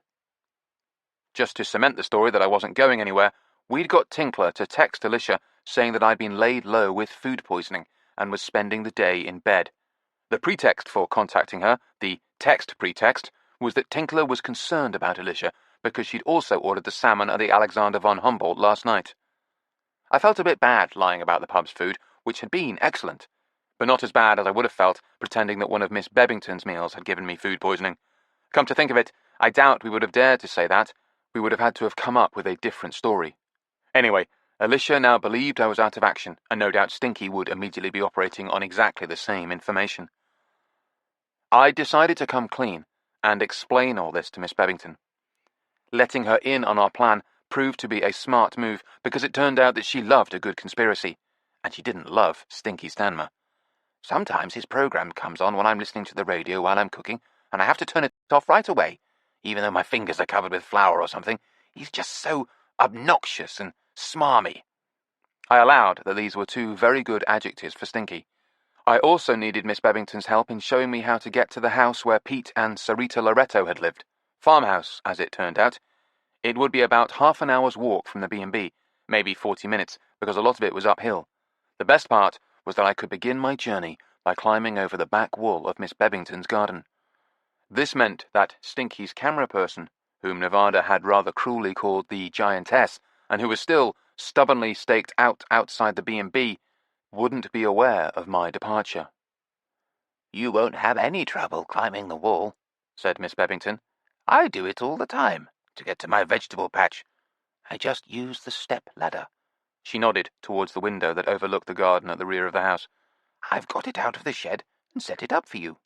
Sure enough, standing against the back wall was a sturdy-looking aluminium stepladder, glinting rather invitingly in the afternoon sunlight.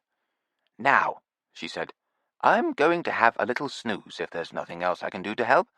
I've finished drawing the map, and I've put it with the key, and I've left the computer on. Switch off the monitor when you're finished."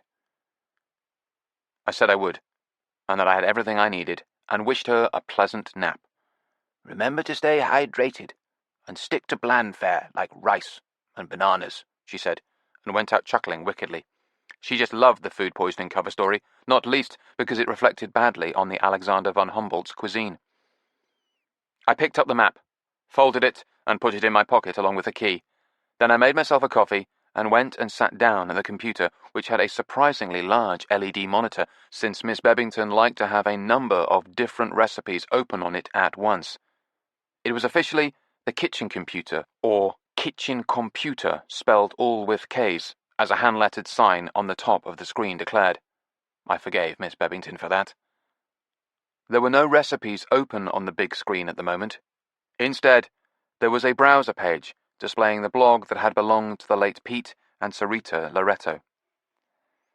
I had originally wanted to look at this just because it was plentifully illustrated with photos of their house and the area around it, but I soon discovered that it actually made for riveting reading.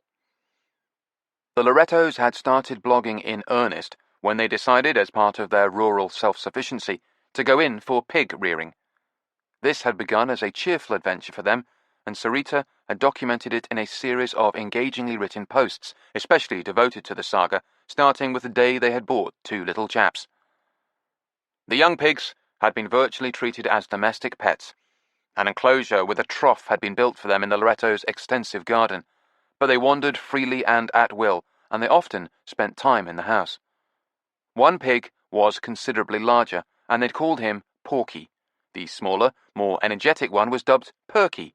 But then, as they grew, they sort of reversed.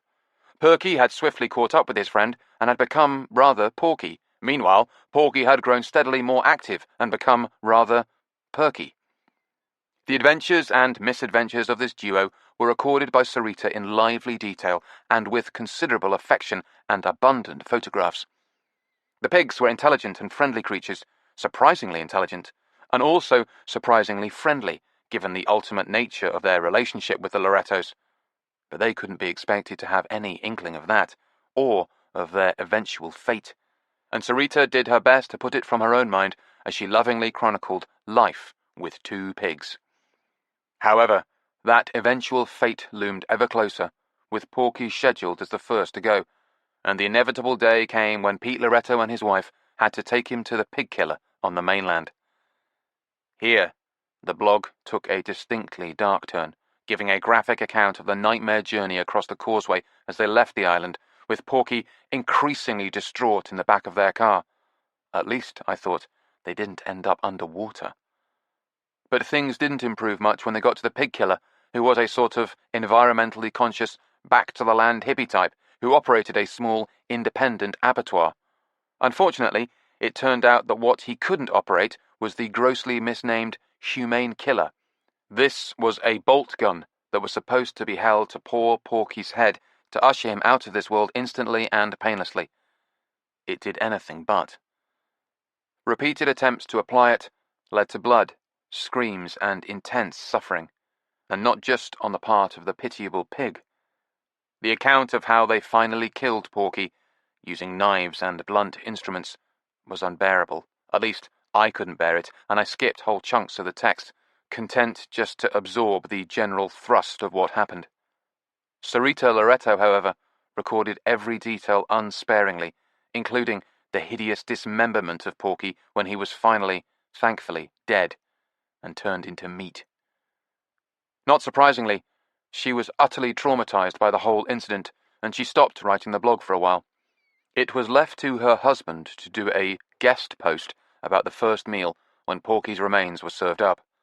Pete Loretto wrote rhapsodic descriptions of the mouth-watering smell of the roast in the oven, the moist golden pork that emerged, the perfection of the crackling, etc. There were photos of the meal, which, it has to be said, looked pretty good, and of the people who had attended. The Lorettos had invited a bunch of their friends around to join them. The smiling faces around the table included Jimmy Lynch and Valentina, and Tom Pywell, and, I was surprised to see, Lakshmi. I was even more surprised to see Gareth, the garage mechanic, there. But the most striking person in the photograph was Sarita Loretto. In contrast to the happy grins of the others, she looked pale, drawn, positively stricken, a spectre at the feast. Troubled and disgusted, she refused to take even a mouthful of the meat, as she explained the following day, when she began to post sentimental reminiscences about the late Porky. The website briefly began to look like a condolence book for someone who had died, but it quickly segued into radical vegetarian and then radical vegan pronouncements. These were very different in tone from her earlier jolly writings, but if they were a bit doctrinaire and humorless, I couldn't really blame her, and she argued the case for veganism with passion and clarity. Her husband continued to offer the occasional guest post, and for a while their 2 blogs ran in parallel, although there was really no contest between the 2. Pete posted only very sporadically, and the content of their posts was separated by more than ideology. Pete's writing was stilted, and seldom more than a string of banal cliches. Things really began to get tense when Sarita started writing about the surviving pig, Perky. Perky was heartbroken at the sudden and inexplicable loss of his lifelong friend. Sarita wrote about this in a way that broke the reader's heart, too.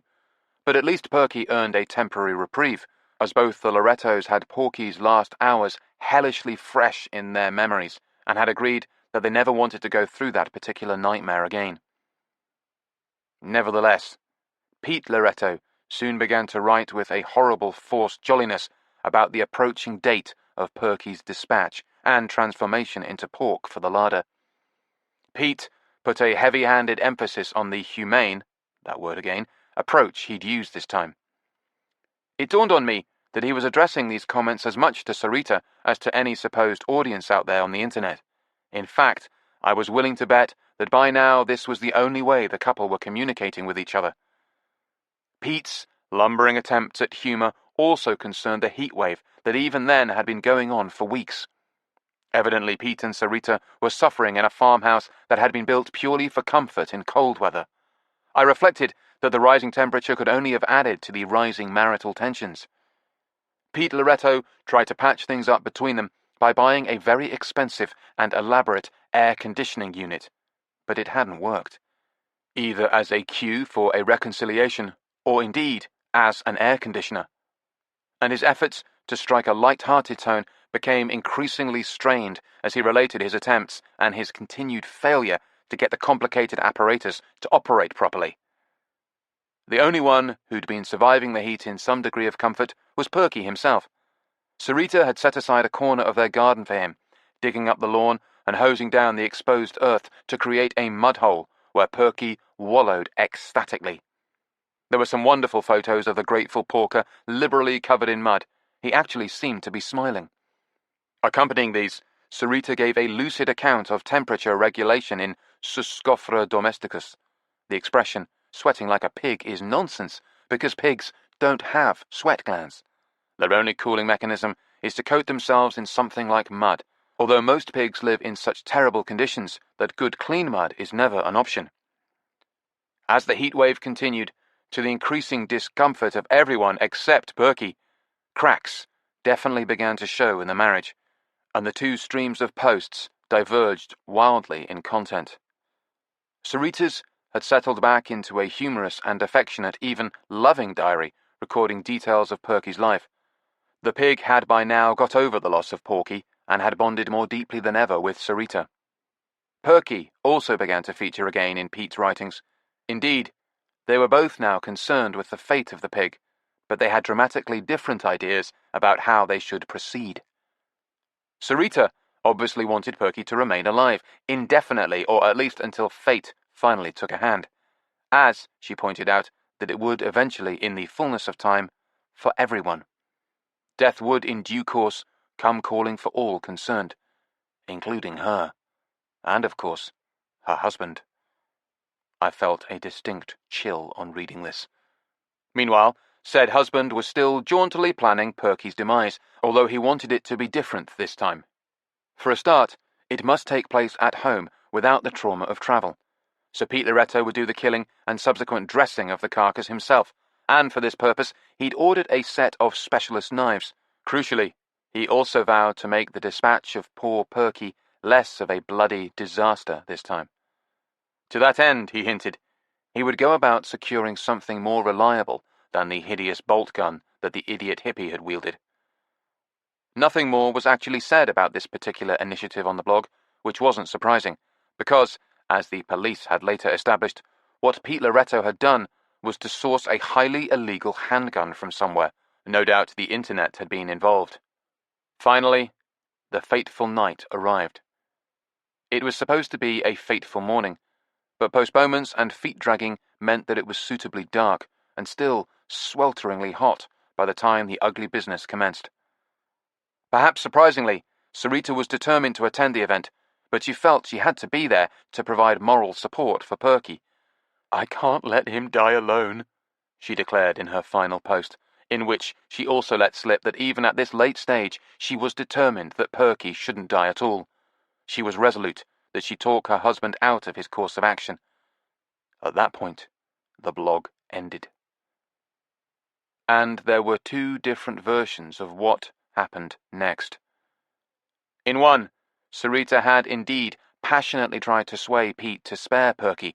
He had stubbornly refused. They had argued and fought over the gun, and Sarita had got hold of it and either deliberately or accidentally shot Pete dead. Then, overcome with remorse, she'd shot herself. This was the story subsequently endorsed by the police. The other account was largely similar, except with the important difference that Sarita had been swayed by the influence of a demonic spirit that had possessed the pig, with some variants claiming that the demon pig had come into being as a consequence of Pete Loretto's dabbling in black magic. Both versions agreed that Perky, aka the demon pig, had fled the scene during or after the shooting and was now at large somewhere in the wilds of the island, hiding in the considerable band of forest that clad its slopes. He was either scared and on the run, or waiting with malevolent patience to do some more demonic stuff, according to your preference. I switched off the monitor, finished my coffee, and washed the mug in the sink. Then, checking that I had the map and the key in my pocket, I went out the French windows and crossed the garden, smugly reflecting that there was no way anyone waiting in the street could see what was going on back here. I climbed the stepladder, and just as I was about to step over the garden wall, I glanced back towards the house. I saw Miss Bebbington was awake and standing at her bedroom window. She smiled at me and waved with one hand. With the other, she was holding her phone to her ear. I waved back and went over the wall. Chapter 25. Farmhouse. On the other side of the garden wall was a wooden ladder, which seemed to be permanently stationed there. I climbed down it and found myself in an area of several acres covered with a patchwork of allotments, small gardens allocated to the island dwellers to grow fruit, vegetables, or flowers. Over the years, Miss Bebbington had bought up a number of plots from her neighbours, and now had extensive space for what she called her vegetable patch immediately on the other side of her wall, hence the well-established stepladder routine. I walked among the allotments with the sun shining down on me, bringing out first the intense scent of a dense green mass of tomato vines that I brushed past, and then the perfume of a tall, unruly patch of lavender I skimmed my hand through. I breathed these in deeply and happily. It was a beautiful day, a wonderful day for a walk, and the pleasure was only intensified by knowledge that we were hoodwinking Stinky Stamner, good and proper. On the far side of the allotments was a gate in the centre of the brick wall. It was a crude wooden affair with a Yale lock high on the right-hand side. I inserted the key Miss Bebbington had given to me, opened it, stepped through and made sure it clicked locked behind me. I didn't want to be responsible for any vegetable theft. After I'd been walking for about 30 minutes, moving steadily uphill, I came to a place where the trees became sparse and then ceased. In front of me was a field bounded by a barbed wire fence. I consulted my map, oriented myself, then climbed carefully over the fence and struck off to my left.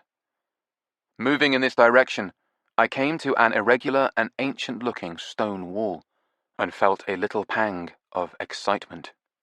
I'd reached the Loretto's farm. It wasn't a working farm anymore, not since being purchased by the drummer in his years of affluence. I climbed the wall and found myself in what was effectively a very large and somewhat neglected garden. Of course, there'd been no one to look after it of late, but it showed signs of having begun to be neglected long before that. There were fruit trees, which provided some much-needed patches of shade, but mostly it was grass. What had once been lawn was overgrown and painfully dry and yellow. Over to one side, I saw a large blotch of brownish earth standing out raw among the grass, and I realized with a start that this must have been the site of the pig's mud bath. Nearby was a trough, in an area enclosed by a sagging and partially collapsed wire fence. The Loretto's house was wide and rambling, only one story, made of rough grey stone spotted with yellow lichen. It looked ancient until you saw the windows, which were modern and double-glazed. The roof was red shingles, and the guttering was painted an odd shade of yellow, perhaps to match the lichen. The front of the house was ringed by dense beds of poppies, which looked to have been deliberately planted and then gone exuberantly wild and spread. They looked rather lovely. Somewhere I heard the buzzing of bees.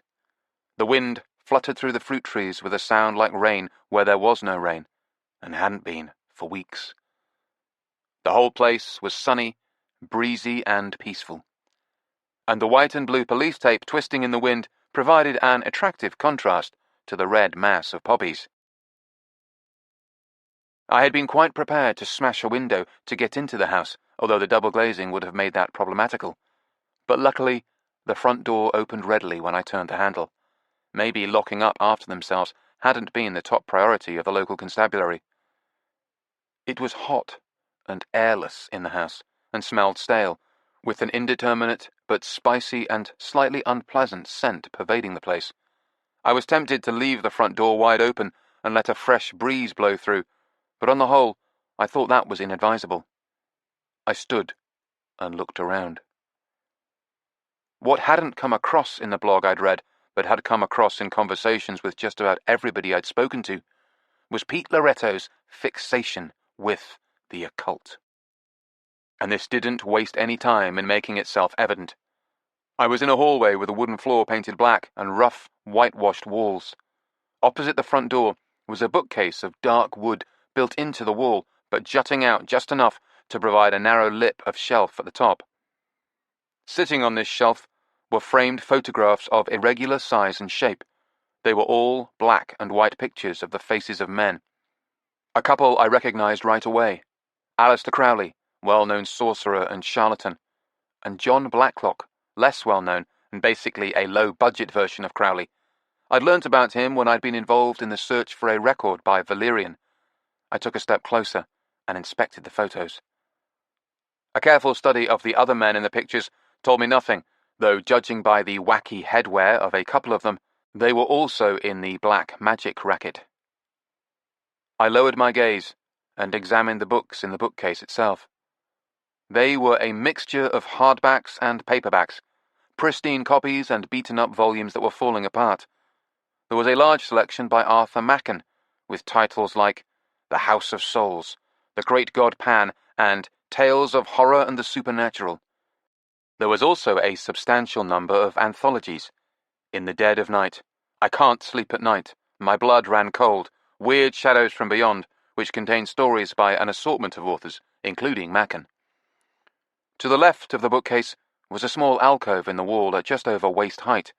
In it were 3 black candles. Of course, black candles, I thought, half-burned in antique silver holders, and what looked like the bones of a bird, resting on a square of purple cloth.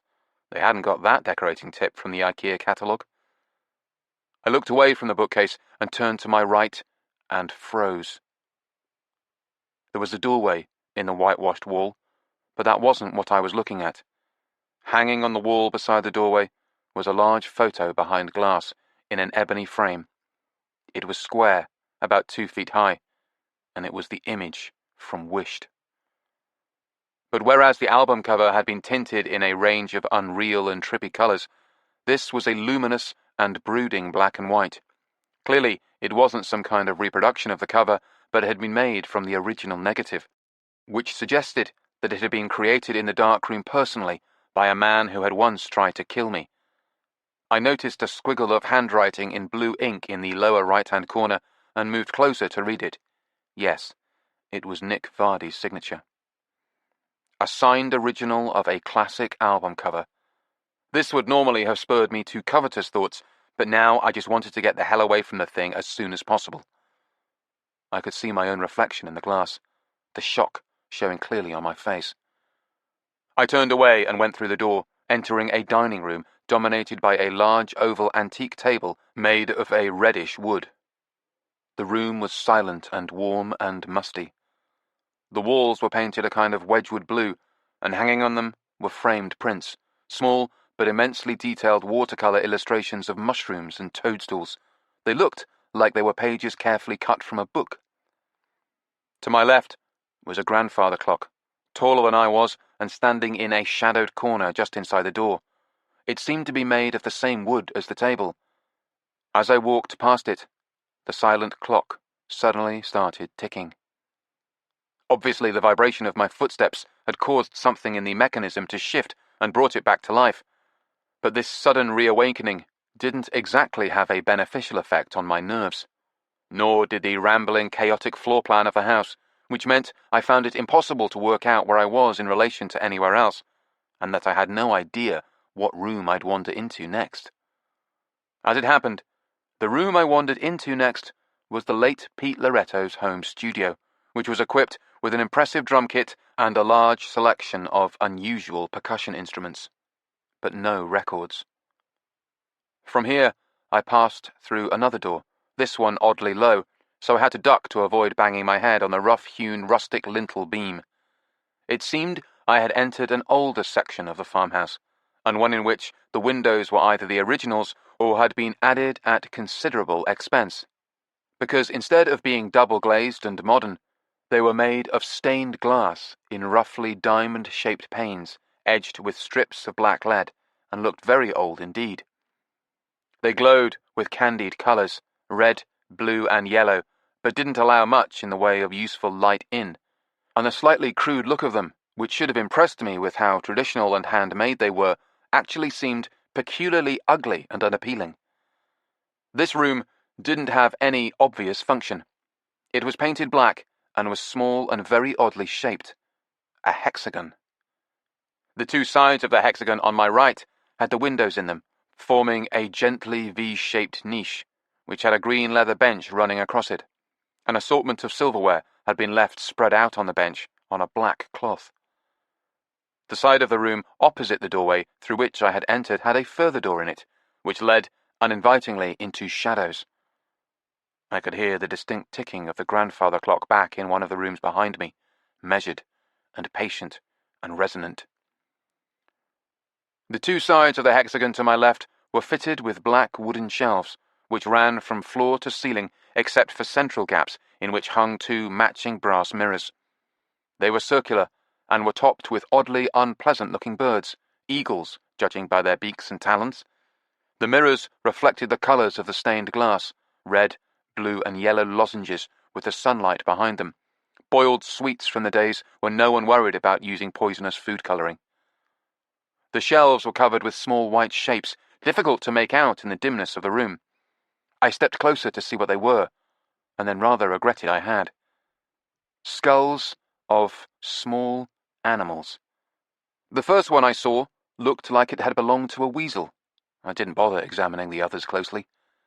In the centre of the room was a hexagonal table, surfaced with green leather. From where I stood, it was largely concealed by a high-backed antique chair made of black wood, upholstered with the same green leather. I felt no desire at all to sit in that chair and take a load off my feet. I had the odd certainty that this was Pete Loretto's inner sanctum. I turned away from the wall of weasel skulls and looked at the cutlery spread out on the bench. And then I saw it wasn't cutlery. It was heavy-duty knives and cleavers. I suddenly realized it was the set of pig butchery blades that Pete Loretto had blogged about so proudly. They looked brutal and lethal. I turned away from them. I had now moved further into the room, and I could suddenly see what was on the table. An old, wrinkled, and dog-eared manila folder lay there. On its discoloured brown cover, written in spidery, angular black handwriting, were the words, "How to Return." I looked at it for a long time. I was remembering what Gareth, the Mormon hipster, had said the night of our farewell to Kind of Blue, about Pete Loretto working on ways to come back from beyond the grave. Despite myself, I felt a shudder of disquiet. I looked around at the animal skulls, all of which suddenly appeared to be watching me with their sightless eyes. Then I looked back at the folder. How to Return. Just because it was nonsense didn't mean that he hadn't believed it. The hair at the back of my neck writhed and stood up. I stepped around the table and got out of the room quickly through the door opposite. I was now in a windowless and shadowy corridor with dim light at either end. It was hot and smelled of dust, and it was very quiet.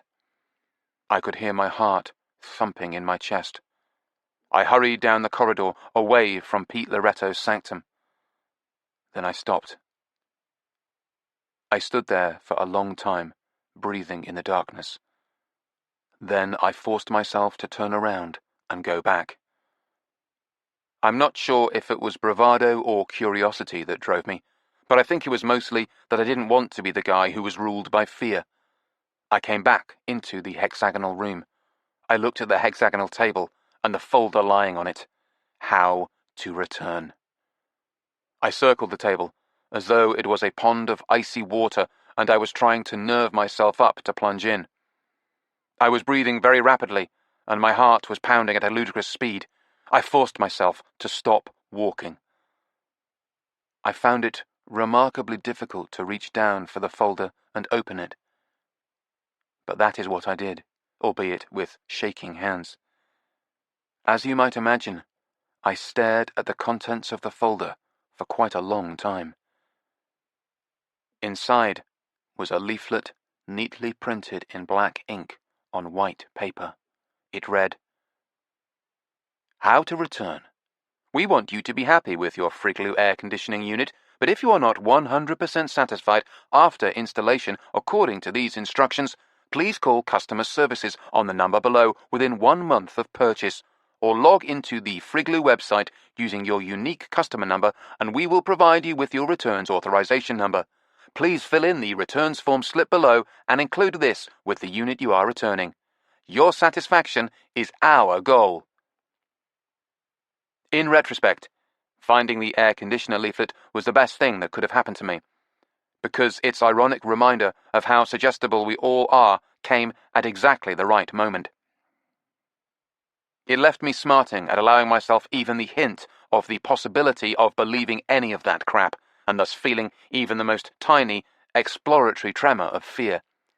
In other words, I was at my most angry and skeptical, which was very lucky considering what would happen soon. I walked down a short, rope-matted hallway and into the kitchen. The windows in here were sealed with folding wooden shutters, which had warped and didn't quite fit, so thin, brilliant slices of daylight fell across the room at odd and irregular intervals.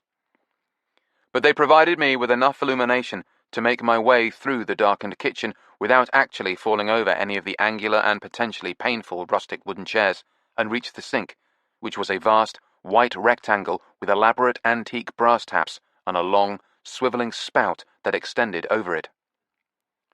I considered which of the 2 sunflower-shaped taps was more likely to be cold water. The one on the left, I guessed, even on Hallig Island, and I reached out and twisted it. Or tried to. It didn't want to budge. I leaned forward and began to work on it with both hands, keenly mindful of the situation comedy possibility of it coming off in my hand with a jetting arc of water spouting from it in the joyful commencement of a full-scale kitchen flood. But that didn't happen. The tap eventually shuddered and squeaked and rotated, and water spilled thankfully from the spout. I let it run for a long time. I held my hands under it. At first, it felt warm and, although this might have been my imagination, a bit gritty. Then eventually it was cold and clear, and I put my open mouth under the thin stream and drank. Doing so required bending my head at an odd angle, and, as I did this, I saw something across the room. There, in a narrow ribbon of white light, was the damp, dark gleam of an eye. I paused, closing my mouth, letting the water flow across my face. I told myself it was just something that looked like an eye, or possibly the eye on an ornament, a stuffed animal head that had been taken down from the wall and placed in a corner. Then the eye closed lazily and opened again. A vast portion of the darkness in the corner of the kitchen raised up slightly and began to move. It was about the size of the coffee table in our sitting room in London, a coffee table big enough to comfortably accommodate 2 cats, numerous books, and even the odd compact disc. So big. The shadowy bulk of the pig moved across the kitchen towards me. Its eyes were relentlessly focused on mine, first in light, then shadow, and then light again, pitiless and inhuman. I remembered the stories of the demon pig, and I felt a tremendous rising wave of panic in me. And then I remembered the Friglou air conditioning leaflet, and the panic abated a little. The pig had paused, turning its head away from me. It was probing for something on the floor, invisible in the shadows. There was a small, grinding, screeching sound, and the pig resumed its approach, but with its head bent down. I realized that it was pushing something with its snout. It came towards me, grunting, nosing the object across the floor. I saw that it was a large water bowl, of the kind you might have for a big dog, and it had the word Perky printed on it. It was, of course, bone dry. The pig pushed the empty bowl across the tiles, quietly screeching as it came, until it touched my toes. Then the pig backed away and looked up at me with its disconcertingly soulful eyes. I got it. The tap was still running, so I lifted the bowl into the sink and filled it with water. Then I set it down carefully and stood back. Perky came forward, and began to drink with such obvious enthusiasm and relief that I began to feel thirsty again myself. The bowl was empty in a few seconds, and the pig raised his face to look at me.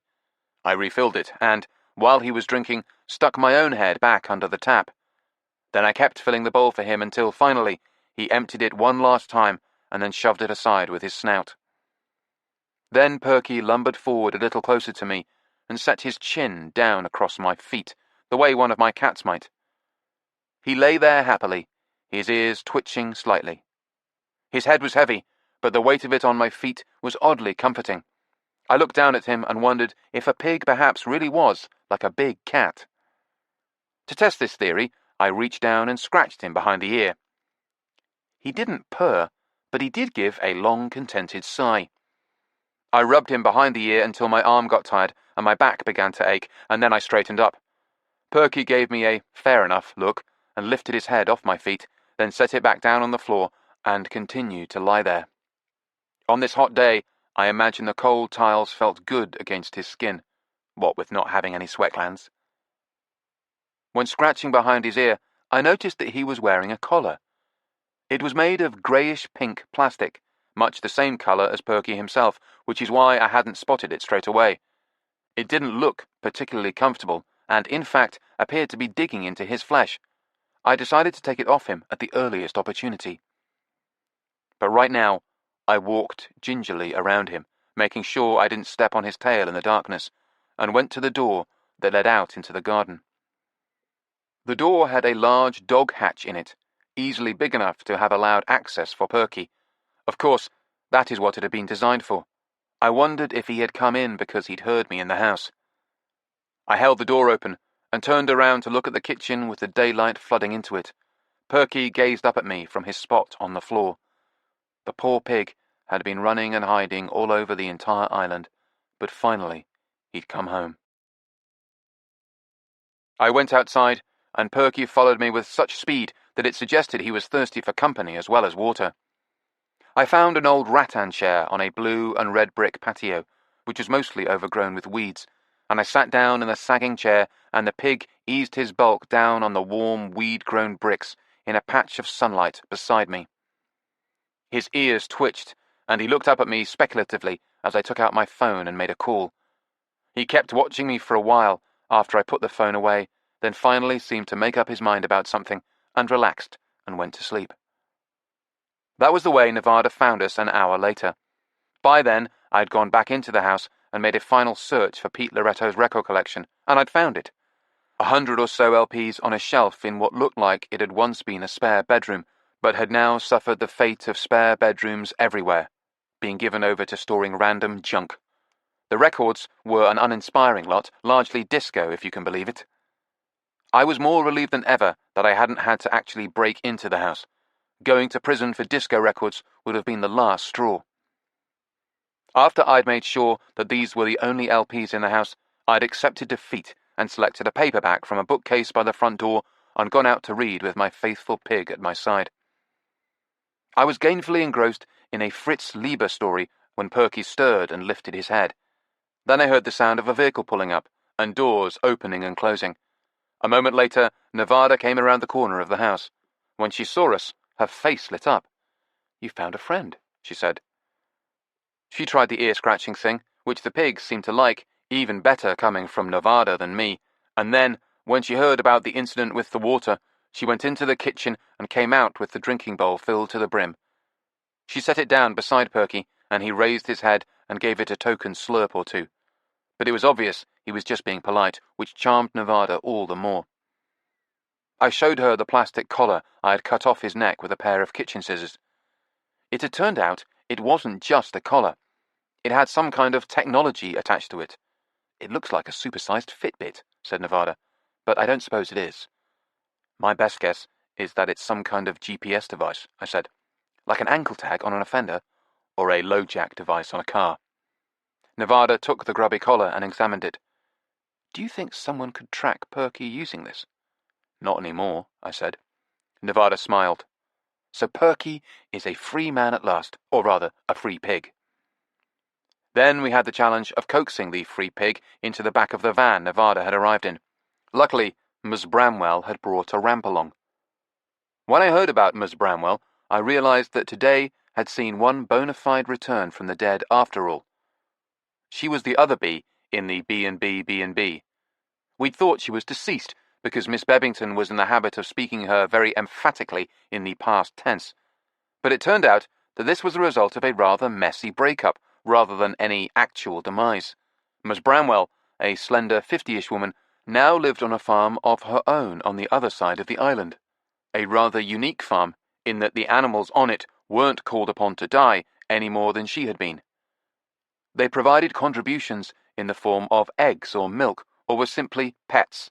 A vegetarian farm, said Nevada. When I rang Miss Bebbington and asked for advice about what to do with Perky, she immediately offered to get in touch with Miss Bramwell. Apparently, they hadn't been on speaking terms, but they immediately set aside their differences when they discovered the fate of an animal was at stake. Nevada smiled happily. Now they're back in touch, I'm thinking romance might reignite. We were chatting as we walked back to Miss Bebbington's together, having seen Perky safely on his way to his new home, and we'd just reached the gate to the allotments. I took out the key and let us in. With evening coming on, the smell of fresh growing things in the place had become quite wonderful. We walked through it, hand in hand, as Nevada told me how the visit to Tom Pywell's had been a bust both vinyl and wine-wise.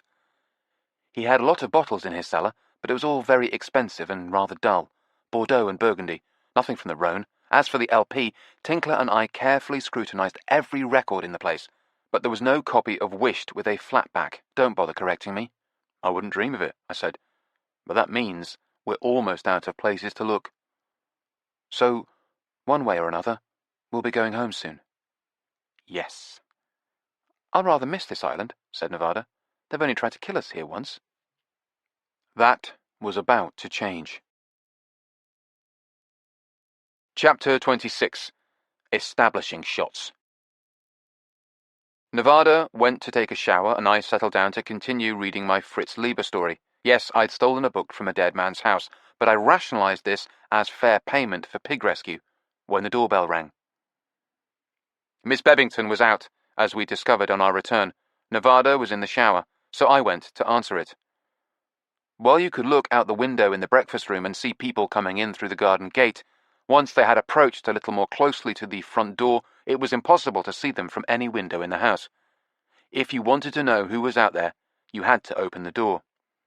I assumed it was Tinkler, having forgotten his key, or perhaps Miss Bebbington herself, ditto. So I didn't hesitate. I opened the door wide. And a figure came muscling in, brushing past me in a peremptory fashion. It was a man with a hoodie pulled down low over his face, and both hands jammed deep in his pockets, presumably for anonymity, in which case he should have chosen a hoodie that wasn't a bright raspberry shade of pink. He also wore frayed, stained blue jeans and honey-coloured Timberland boots with flopping laces and a backpack with a skateboard logo on it. All this I absorbed in that first surprised moment as this newcomer bulled his way past me in the narrow hallway. Only when he was halfway along the corridor did he turn back towards me, allowing me to see his face. Indeed, he pulled the hood of his hoodie fully down, so there was no chance of me not seeing his face. Stinky Stamner. His mousy hair was now dyed a blatantly phony peroxide blonde, but the original shade was still prominently on display because, astonishingly, Stinky had grown a full beard. A very full beard. It was the sort of beard that Gareth sported, but not as successful as Gareth's, because this beard made Stinky look not like a Mormon hipster, but rather a rabbi engaged in a disastrous attempt to transform himself into a surfer dude. Amidst the beard and above it, the thick, fishy lips and the preternaturally bulging eyes were unchanged. Now, more than ever, Stinky was no one's idea of a prepossessing physical specimen. Yet, fame being what it is, he was apparently dating Maxine Shearwater. Stinky's beard shifted, and those fish lips opened to reveal expensively white and even teeth in what was presumably supposed to be a smile. "Well met, wanderer," he said, and moved his left arm in a strangely stiff, circular gesture of greeting, as if he were holding an invisible rag with which he was wiping an invisible window. Stinky, I said. Hello, mate, said Stinky. You feeling better after the food poisoning?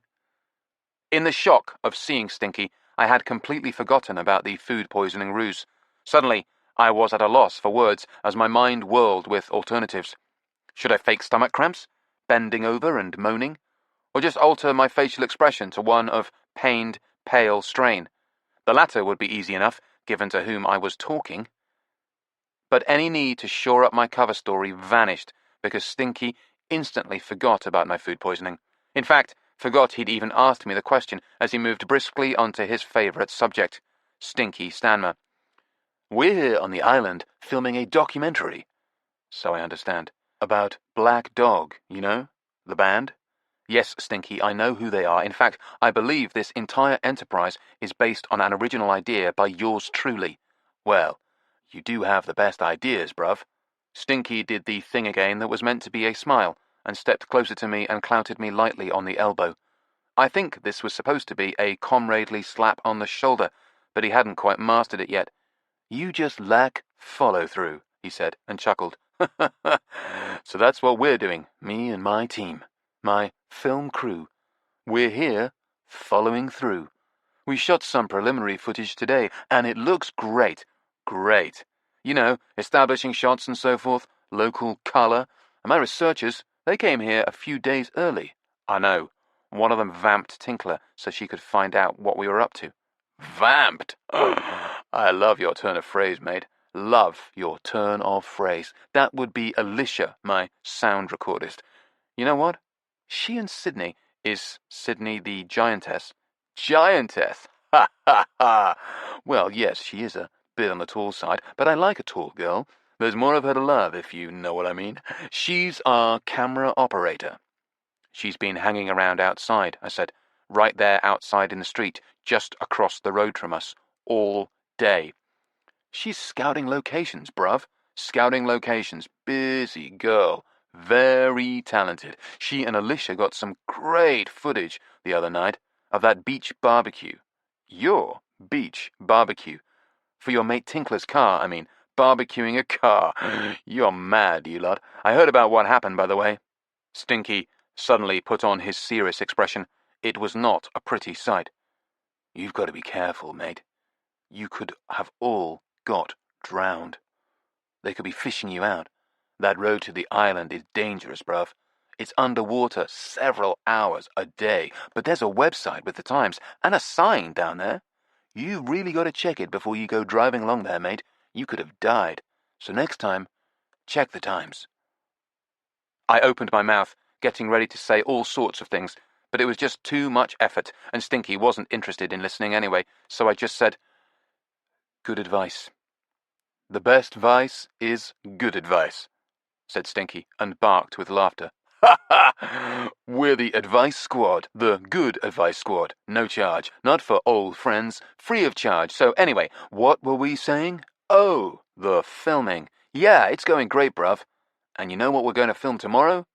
Your colonoscopy, perhaps? Ha ha ha! Already been done, mate. Already been done, but not by me.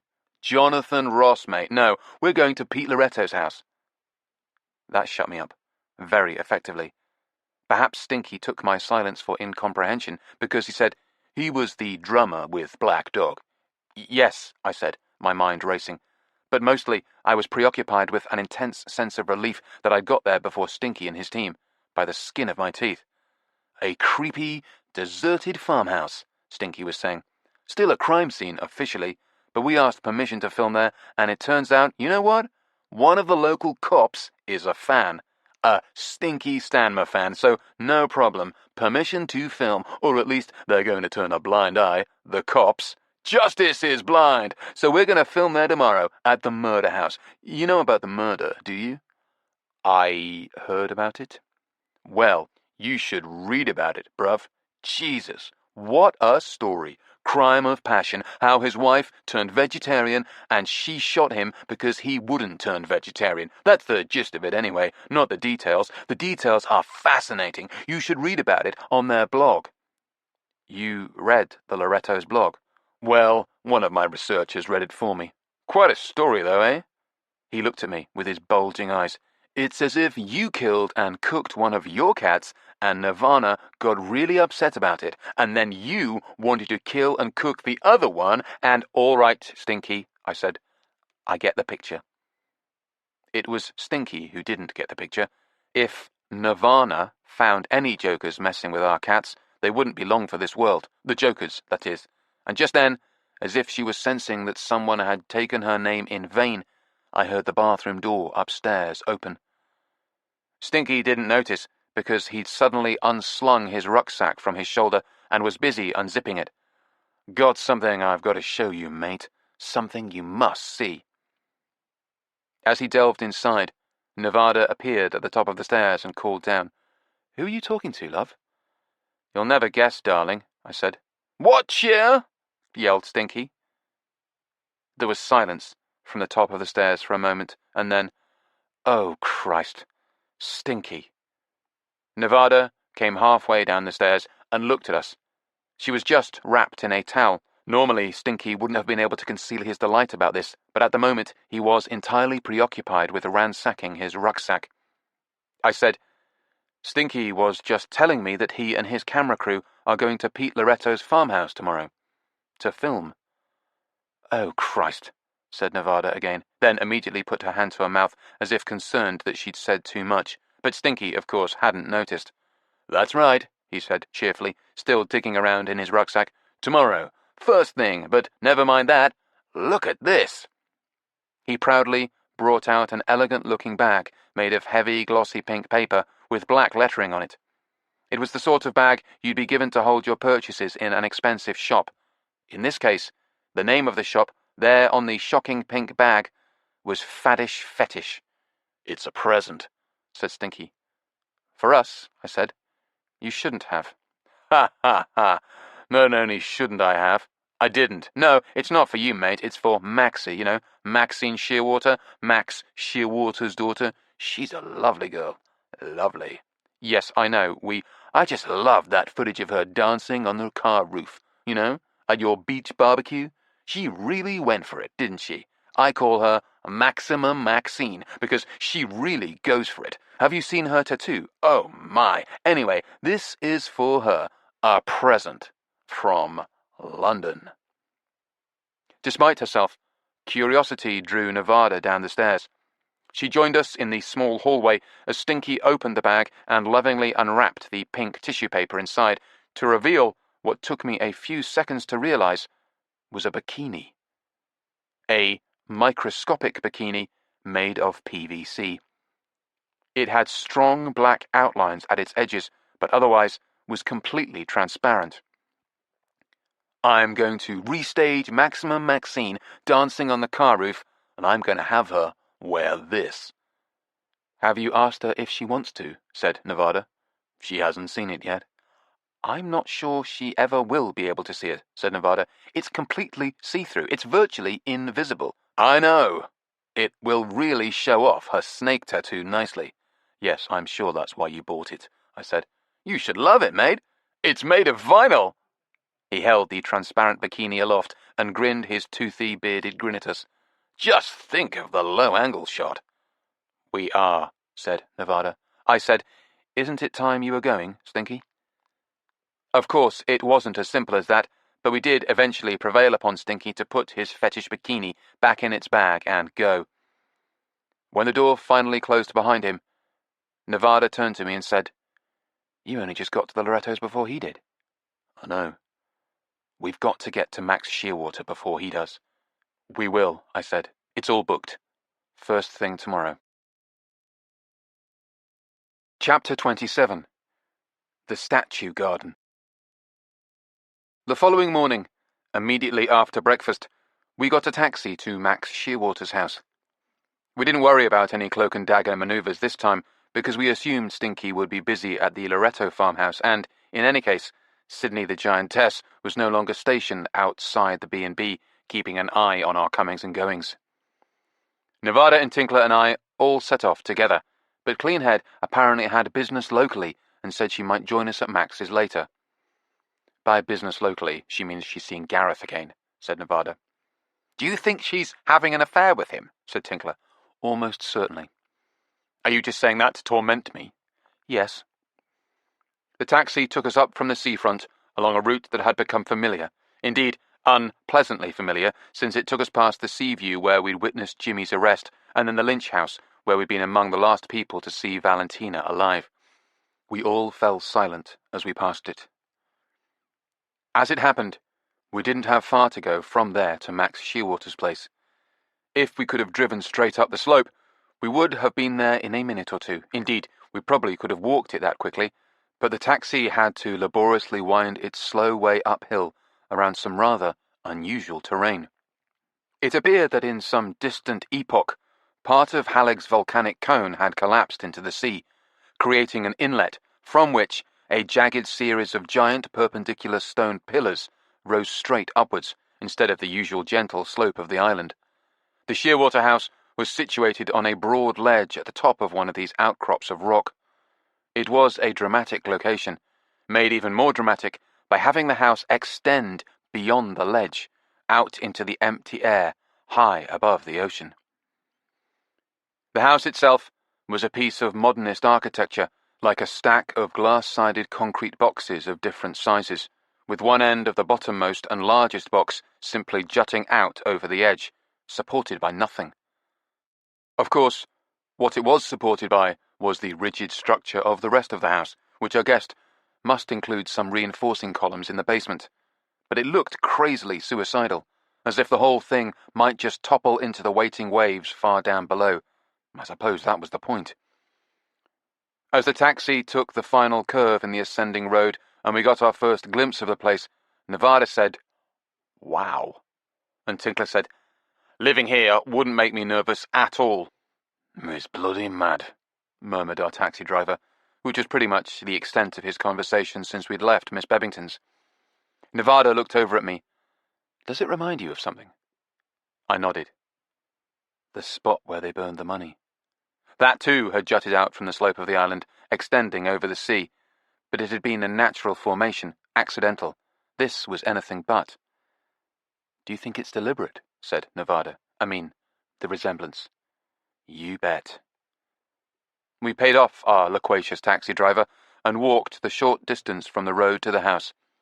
The Shearwaters had quite a slab of property here, and a rather idyllic location, surrounded by forest at the back and facing the ocean at the front. Instead of any kind of wall or fence, privacy was provided by a dense belt of pine trees, which thinned out and simply became part of the adjoining woods at the boundary of their property. Access was through a gap in the pines, where a driveway covered with grey and white pebbles ran up from the road towards the house. At least, I thought it was a driveway. But as we walked up it, we discovered that the pebbles widened and spread out so that they surrounded the entire house. There was plenty of greenery, though, too. Low Japanese-looking trees and shrubs in beds were dotted among the pebbles, and sculptures. These were large stone or metal statues of modern design dispersed throughout the garden. Most of them were of abstract but recognizably human figures. Some were simply giant heads, reminiscent of Modigliani or traditional African design. "They look like Henry Moore," said Nevada. "Or the cover of The Division Bell," said Tinkler. "That's a Pink Floyd album, by the way." There were a few rather more elaborate installations, too. These looked like failed attempts to build robots out of junkyard spare parts. Several seemed designed to have at least some limited form of clockwork motion, although they were all peacefully stationary at the moment. They reminded me of the work of Bruce Lacey. Studying these, we almost walked straight past Ottiline Shearwater, who was kneeling on a cushion in front of one of the beds of greenery, busy with a hand trowel and a bag of plant food. "Hi," she called, smiling and waving at us. "Max is waiting for you up at the house." We came to a big circular slab of concrete on which was parked the pale blue Subaru, but not the pink one. Evidently Maxine was not in residence at the moment. On the other side of this, Max was indeed waiting for us, dressed in immaculate white trousers, bright orange Crocs, and a kind of long-sleeved African caftan in a purple batik pattern. Oh well, he was at home. Max grinned, shook hands with me and Tinkler, kissed Nevada, and then proceeded to give us a guided tour of the premises, of which he was obviously enormously proud. The highlight of our tour was the section of the house that extended out over the sea. Most of this was, naturally enough, given over to a living room, which had stunning ocean views. Absolutely nothing obstructed these views, because the house was cantilevered, so this part of it stuck out from the cliff. The seaward end of the room was all floor-to-ceiling windows. On the left, they terminated against an inner wall that separated this room from the bedrooms, which had a similar layout and view. On the right, there were windows stretching all the way back to the rear wall of the sitting room. For the first 4 or 5 meters, these looked out onto empty space towards the further band of cliffs. But then the house rejoined solid ground, and the garden stretched away with its expanse of pebbles and beds of shrubs and various sculptures, bounded by a wall at the cliff edge to prevent careless art lovers from plummeting to their doom. The rear of the sitting room was long and high and white, with a fireplace in the middle of it, set in a surround of natural stone. There were paintings hung along the wall on either side of the hearth. Max next showed us the bedrooms, briefly, and then at the far end of this cantilevered wing of the house, a narrow utility room, hardly wider than a corridor. After our experiences at Eric Makeloud's, I thought Tinkler and I would never want to step into a room containing laundry appliances again. But this was different, and rather fascinating. At the far end, the seaward end, there was a sort of hinged circular steel hatch set in the concrete floor. Max delightedly flipped it open for us, and suddenly a cold breeze was pouring in, and we were looking down, down, down, at the green and white tumult of waves moving on the surface of the ocean far below. "Like in a medieval castle," said Nevada. "Yes, except here it's not a toilet." Max shut the hatch again, and the wind ceased. "We just use it for any organic waste from the kitchen or the garden that doesn't go in the composter. Just whoosh, straight into the ocean, back into the great cycle to feed the marine life." "Did you have it here when Maxine was little?" said Nevada. I knew what she was thinking. The hatch was much too small for a grown-up to fall through, but a child. Max grinned. "We had a padlock on it in those days, but she's a big girl now, and we haven't got any pets who might come to grief." "Better watch out for midget visitors, though," said Tinkler. Max and I went off to see the real objective of our visit, his record collection. We left Nevada and Tinkler in the kitchen with coffee and pastries. It was a point of honor for me to go through the vinyl on my own this time, since I'd abnegated my duties yesterday and delegated the 2 of them to search Tom Pywell's. Max's records were in a games room on the ground floor. It was windowless, with soft grey carpet and grey walls. There was a pool table in the center, and the walls were lined with white storage units especially designed for vinyl. Max turned the lights on. A few years ago, Maxie earned some pocket money by sorting my record collection into alphabetical order for me. He shook his head, or at least Maxie's idea of alphabetical order. "So good luck. If," he smiled and paused, "let's think positive about this. When you find the record, just come to my office and we'll discuss terms." He gestured to a doorway down the hall and left me alone. I turned to the records. I recognized the shelving they were stored in as coming from everyone's favorite Scandinavian flat-pack furniture emporium, and it was a sizable collection, requiring such storage solutions. There were 10 units, each 5 shelves high. Doing a quick estimate, that meant about 2,500 records. They'd better be in some kind of sequence, or I was going to be here all day. It only took a few seconds to realize what Max had meant about his daughter's idea of alphabetical order. The LPs were alphabetical, all right, but by title. So, nothing under B for Black Dog. Instead, I looked under S and found Scarlet Ceremony, their second album, in what was clearly an early or first pressing.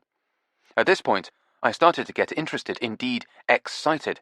This confirmed that Max actually did have some records by his old group in this collection. It also confirmed that his daughter was a complete ditz, because there were several hundred classical records in the S section, just because they all had symphony in their titles. I moved quickly to the last of the shelving units, looking for W. At the very end of the bottom shelf, in the last unit, I found White Ceremony, the first Black Dog album. I could have howled like a dog myself in frustration. Maxine may have had nutty ideas about what constituted a title, but within her own system she was scrupulous about maintaining alphabetical order. If Wished was here, it should have been the next record along, to the right of White Ceremony. But there was nothing there. The collection simply ended at this point. Then I took another look at the section of blank wall beside the shelving unit. It had thin, vertical lines in it, running from floor to ceiling, and, looking closer, I saw a pair of indentations at waist level. With a warm flow of recognition, I realized that this was a wall closet. I put my fingers in one of the indentations and tugged. The section of wall hinged open, folding into slim, tall doors on smoothly oiled rollers. I pulled the other section open, but already my sense of triumph was draining away. In front of me was what appeared to be a flat green expanse of wall with a thin white line painted down the middle, and a narrow band of netting hanging across it. Netting. I realized this was a ping-pong table, or rather, a flat sheet of fiberboard which, when placed on top of the pool table, would turn it into a ping-pong table. I found the edge of the board and moved it aside, and suddenly I was looking into a closet with one last white storage unit standing in it. Most of the shelves of the unit were piled with board games, but the top one was full of records. I moved to it and checked the first record on the left-hand side. My heart sank. The LP was Work Song by Nat Adderley, a great jazz album, but too far along in the alphabet. We'd gone from White Ceremony to Work Song with no Wished in between. So that was that. Game over. How appropriate for the games room. But then something occurred to me. The LPs on this shelf were jammed in very tightly together. I could understand the impulse to get the rest of the record collection neatly into this last shelf and not have an untidy few stragglers spilling over into the one below. So, maybe. I tried to pull a few records off the shelf. It wasn't easy because they were squeezed so tight. Patiently, I worked half a dozen or so free from the center of the mass and eased them from the shelf. This suddenly created a more reasonable fit. Indeed, I imagined I could hear the poor compressed records sighing with relief, and it also gave me room to operate. I slid Work Song off the shelf. And there it was. Jammed in on the left of the Adderley album, it had slipped forward as the shelf had been relentlessly packed until its spine had ceased to be visible. Wished. It was the flip-back cover. I took the record out of the sleeve. It was in perfect condition, and it was the original pressing, with a narrow track between two wide ones on side 2. We'd done it. I carried the record back down the corridor, feeling strangely weightless. I couldn't wait to see Tinkler's face when he saw it. I knocked on the door of Max's office. "Come in," he called. I opened the door. It was heavy and thick and swung on an impressively smooth and noiseless mechanism. It was the door of a recording studio. Max was sitting at a desk behind a computer. It was cold in the room, the consequence of some aggressive air conditioning, and he had a blanket with a Native American pattern on it draped over him. He was looking at a Mac with 2 huge screens, the kind used for video or audio editing. He turned and gazed at me blankly for a moment, as if trying to place me. Then comprehension dawned. I wondered if this was a florid affectation, or if he had indeed been so deeply engaged in his work that he'd forgotten I was around. "I've got it," I said, holding up the record. "Great. Bring it over here. Let's have a look." I walked over to the desk and came around beside where he was. As I did so, I could suddenly see what was on the wall behind the desk. Hanging there, the way someone else might have a Route 66 road sign or an old enameled metal plaque advertising Coca-Cola, there was a very familiar sign. It was the one with a warning about tidal times, the one without any bullet holes in it, the one with the wrong times, the one that had almost got us killed. I looked at Max Shearwater. He was smiling at me a quiet little smile. I realized I'd been supposed to notice the sign on the wall. That was why he told me to come into his office. He shrugged off the blanket that had been concealing his hands. Those hands were wearing purple latex gloves and were holding what at first looked like a stubby length of thin piping. But, in fact, it was a sawn-off shotgun. Max pointed the shotgun at me with one hand and pressed a key on his computer with the other. "All done now, dear," he said. "We're ready in here, darling," said Ottoline's voice from the computer. Max took the record from me and set it down on his desk. It seemed amazingly irrelevant all of a sudden. Then he walked me down the corridor at gunpoint to the living room. There was something odd about the room. Something had changed about it. Then I saw what it was. On the white rear wall, with the fireplace in the middle, all the paintings on one side had been removed. To the left of the fireplace, the wall was still covered with them, but to the right, it was just blank white wall. And the furniture that had been there, some armchairs and a Navajo rug, had been removed too. The floor was bare. Nevada and Tinkler were standing on the bare patch of floor, their backs to the bare wall. On a chair, some distance from them, Ottoline was sitting pointing a gun at them. It was a sawn-off shotgun, just like Max's. His and hers weaponry. "I suppose you're wondering why we've asked you here," said Max, and both he and Ottoline laughed. He gestured with his shotgun, indicating that I should go over and join Nevada and Tinkler. I did so, and the three of us stood there as if posing for a photo, perhaps in a police lineup. "You really have no one to blame but yourselves," he said. He pulled up a chair and sat down beside Ottoline. Behind them was a table with one of her sculptures on it, a bust of a misshapen head. It seemed to form a grotesque family trio with the two Shearwaters on either side of it. "If only you hadn't gone to Eric Makeloud's that day," said Max, "you never would have been mixed up in any of this, and poor Stanley wouldn't have got so confused and bungled everything." I had to think for a moment who poor Stanley was. Stanley Strangford, the would-be assassin with the red and green ski masks. "He just wasn't prepared to have so many people to kill," said Max. "You knew what he was going to do," said Nevada. Her voice was carefully toneless, but underneath it I sensed a growing rage. She didn't like people pointing guns at us.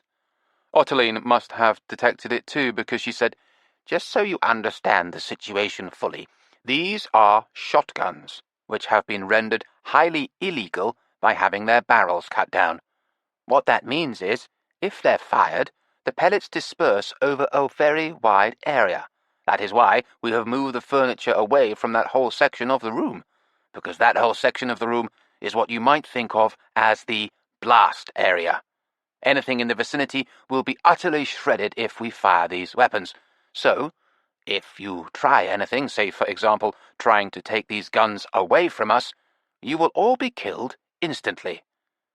"Sorry, darling, what were you saying?" This last was directed at Max, who looked at us and said in a tone of mild annoyance, "I didn't just know what Stanley was going to do. I got him to do it. I went to quite a lot of trouble preparing him for that particular task, and it was all wasted." "You groomed him," I said. Max chuckled. "That's right. I groomed him online, in the modern fashion, and they say you can't teach an old dog new tricks." Ottoline chuckled at this. "But essentially," he said, "I used the same techniques as I did with Barrett." Barrett Barsness, the loopy-groupy. "You got her to kill Norrie, your manager," I said. "Yes, I did. Although in her case, the campaign was a little more elaborate. The dog howling outside her window and so on." He gave a nostalgic sigh. "I had a lot of fun putting those tapes together." "Why all the killing, Max?" said Nevada. Max shrugged. "Why do you think?" "Money, I'm afraid." "The money you were supposed to have burned?" "Of course. What else?" "What really happened to it, Max?" "Well, it was all very unfortunate. You see, just at that time, my family had run into financial difficulties, so I needed a big cash injection. So I decided the chaps in the band should all chip in and help me out. He smiled at us. After all, none of them would have had their careers if not for me. I was the leader of the band. I was the brains of the outfit. If you looked at it coolly and objectively, they owed me the money.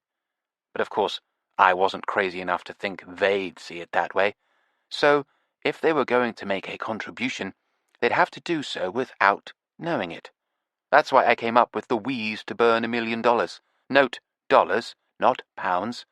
Initially, I thought I'd be able to pull the old switcheroo when we did the currency exchange, swapping real pound sterling for fake or counterfeit dollars. But I soon realized that would never pass muster. For the stunt to work at all, we would have to invite the press to witness it, and they'd be bound to want to examine the money before it went in the fire. So I came up with another way of pulling off the trick. How? I said. Ottiline was already doing her sculptures by then, and she helped me. We built a heat-proof ceramic chamber and put it in the middle of the fire pit. It had some metal components to allow us to seal it when it was full, but it was chiefly ceramic. It had real flames all around it, but the chamber itself was completely secure. The money would go in there when I was apparently tossing it into the flames, and instead of it burning up, it was perfectly safe. I was standing directly over the chamber, the only angle from which you could see it. From every other angle, all you could see was the flames. Of course, I had to burn a bit of the real stuff, to make sure some genuine half-destroyed banknotes were carried away on the wind to create the illusion. After the bonfire, we just left our stash there, for weeks, because we didn't want anybody to see us digging around in the ashes. But eventually, we went back, Ottiline and I, and we uncovered our lovely ceramic chamber with all the money inside, safe and sound. We took the loot, and I removed the chamber itself, of course. And threw it in the ocean? I said. God, no. Max sounded genuinely shocked. How could we do that to a beautiful mechanism that had functioned so loyally? We incorporated it into one of the sculptures outside. Anyway, all the evidence was gone. But when I learned you were coming to the island, I suddenly felt insecure. And it's not like me to feel insecure. I suddenly wondered if there might be something I'd missed, something you might find in the fire pit, even after all these years. So you got Jimmy Lynch to campaign to have it filled with cement, said Nevada. Yes. I could always twist Jimmy around my little finger. By the time I was finished with him, he was convinced it was his own idea. The only thing I had to do was pay for it, or, rather, pass him the money under the table so he could pay for it. Very tight is old Jimmy. Poor old Jimmy. You killed Jimmy's wife, didn't you? I said. Ah, now, said Max. He seemed very eager to talk, which was good, because the longer he talked, the more chance we had of finding a way out of this. That was sort of a combination of long-term project and spur-of-the-moment inspiration. The long-term project being to get rid of everyone else in the band, said Nevada. Well, I suppose you could put it like that, said Max. Our manager, Norrie, came very close to working out what we did with the money, so he had to go. Then, for years and years, everything was fine. But then we got careless. One night, we were reminiscing about the money and the fire, Ottiline and I, and Maxine overheard us. So then she knew. Of course, she never told anyone, but... It's such a burden on the poor thing, said Ottiline. Exactly, said Max. One day, she might inadvertently let something slip, and in this age of social media, the cat will truly be out of the bag, so we decided to take preemptive action. And kill the rest of the band, said Nevada. Max shrugged. We're the only ones with a child, so when the others die, their claims on the money will die with them. It's like a long-term art project I've been working at on and off for years. When Stanley Strangford was ready, I unleashed him on Tom and Eric Makeloud's house. That didn't work out. No matter. There'd be other opportunities. Meanwhile, my project with Pete had come to fruition. That was very satisfactory, said Ottiline. Very satisfactory, said Max. And then the other night, said Ottiline, I'm in the Alexander von Humboldt with Maxine, and Jimmy starts shouting about wanting to murder his wife in front of witnesses. Max and Ottiline glanced at each other and began to giggle helplessly, but they both returned their gaze to us, and the guns didn't waver. So I texted Max, said Ottiline, and told him what happened. I said, "Did your daughter know what you were doing?" That stopped the giggling. Max and Ottiline now wore identical, scandalized expressions. Of course not, said Max. She knows about the money, but not about anything else, said Ottiline. Anyway, said Max, as soon as I got Ottiline's text, I began thinking at 1,000,000 miles per second. I prepared a little special something, and then I literally ran down the hill. I got to Jimmy and Valentina's house in about 2 minutes flat, and I went straight in through the front door without knocking. And the first thing I saw was that coat stand with all the scarves on it. My eye just went straight to it. I think my mind must have already been working out the possibilities all the time I was on my way there, ever since the text, and, on some level, I had already decided that a scarf was the way to go. Of course, said Ottiline. Subconscious deliberation, it's the most powerful part of the creative process. Max nodded. So I grabbed a scarf off the rack without even pausing, and I called out for Valentina. I gave a merry little yell, and she replied from the kitchen, and I scooted along to her. She was surprised, but not all that surprised to see me. She was accustomed to me dropping round, and it certainly wasn't out of character for me to come through the front door without knocking. He chuckled heartily. It was almost as if my past behaviour had been a preparation for that day, that moment. The subconscious again, said Ottiline, nodding vigorously. So I trotted into the kitchen, looking all cheerful, and Valentina smiled when she saw me. She was sitting there at the kitchen table with her sleeves rolled up and a big bowl in front of her, shelling peas. My good mood was infectious. She even smiled when she saw me holding Jimmy's scarf, and she laughed. She actually laughed when I threw it around her neck. Giggled, actually. Girlish giggle. But then she saw I was wearing gloves. Max looked at the purple latex gloves on his hands. Just like these ones. And in that second, in that instant, something changed in her eyes. I suppose maybe she saw something in my eyes, because she began to resist, to fight back. But it was too late, of course. I already had the scarf around her throat, and I started to pull it good and tight. She wasted a lot of time trying to get it off her, and I just kept tugging it tighter and tighter, and I dragged her off her chair and down onto the floor, and then I really began to tighten it. She was struggling like hell, but I had her, and I wasn't going to let her go. Did you have an erection? Said Ottiline, apparently in a spirit of detached inquiry. A huge one, said Max Shearwater. You old lecher, said Ottiline, and they both laughed. At that moment, I felt a terrible sense of sadness and loss, not for Valentina specifically, although she was part of it, but for everyone and everything. It was as though the bottom had dropped out of the world.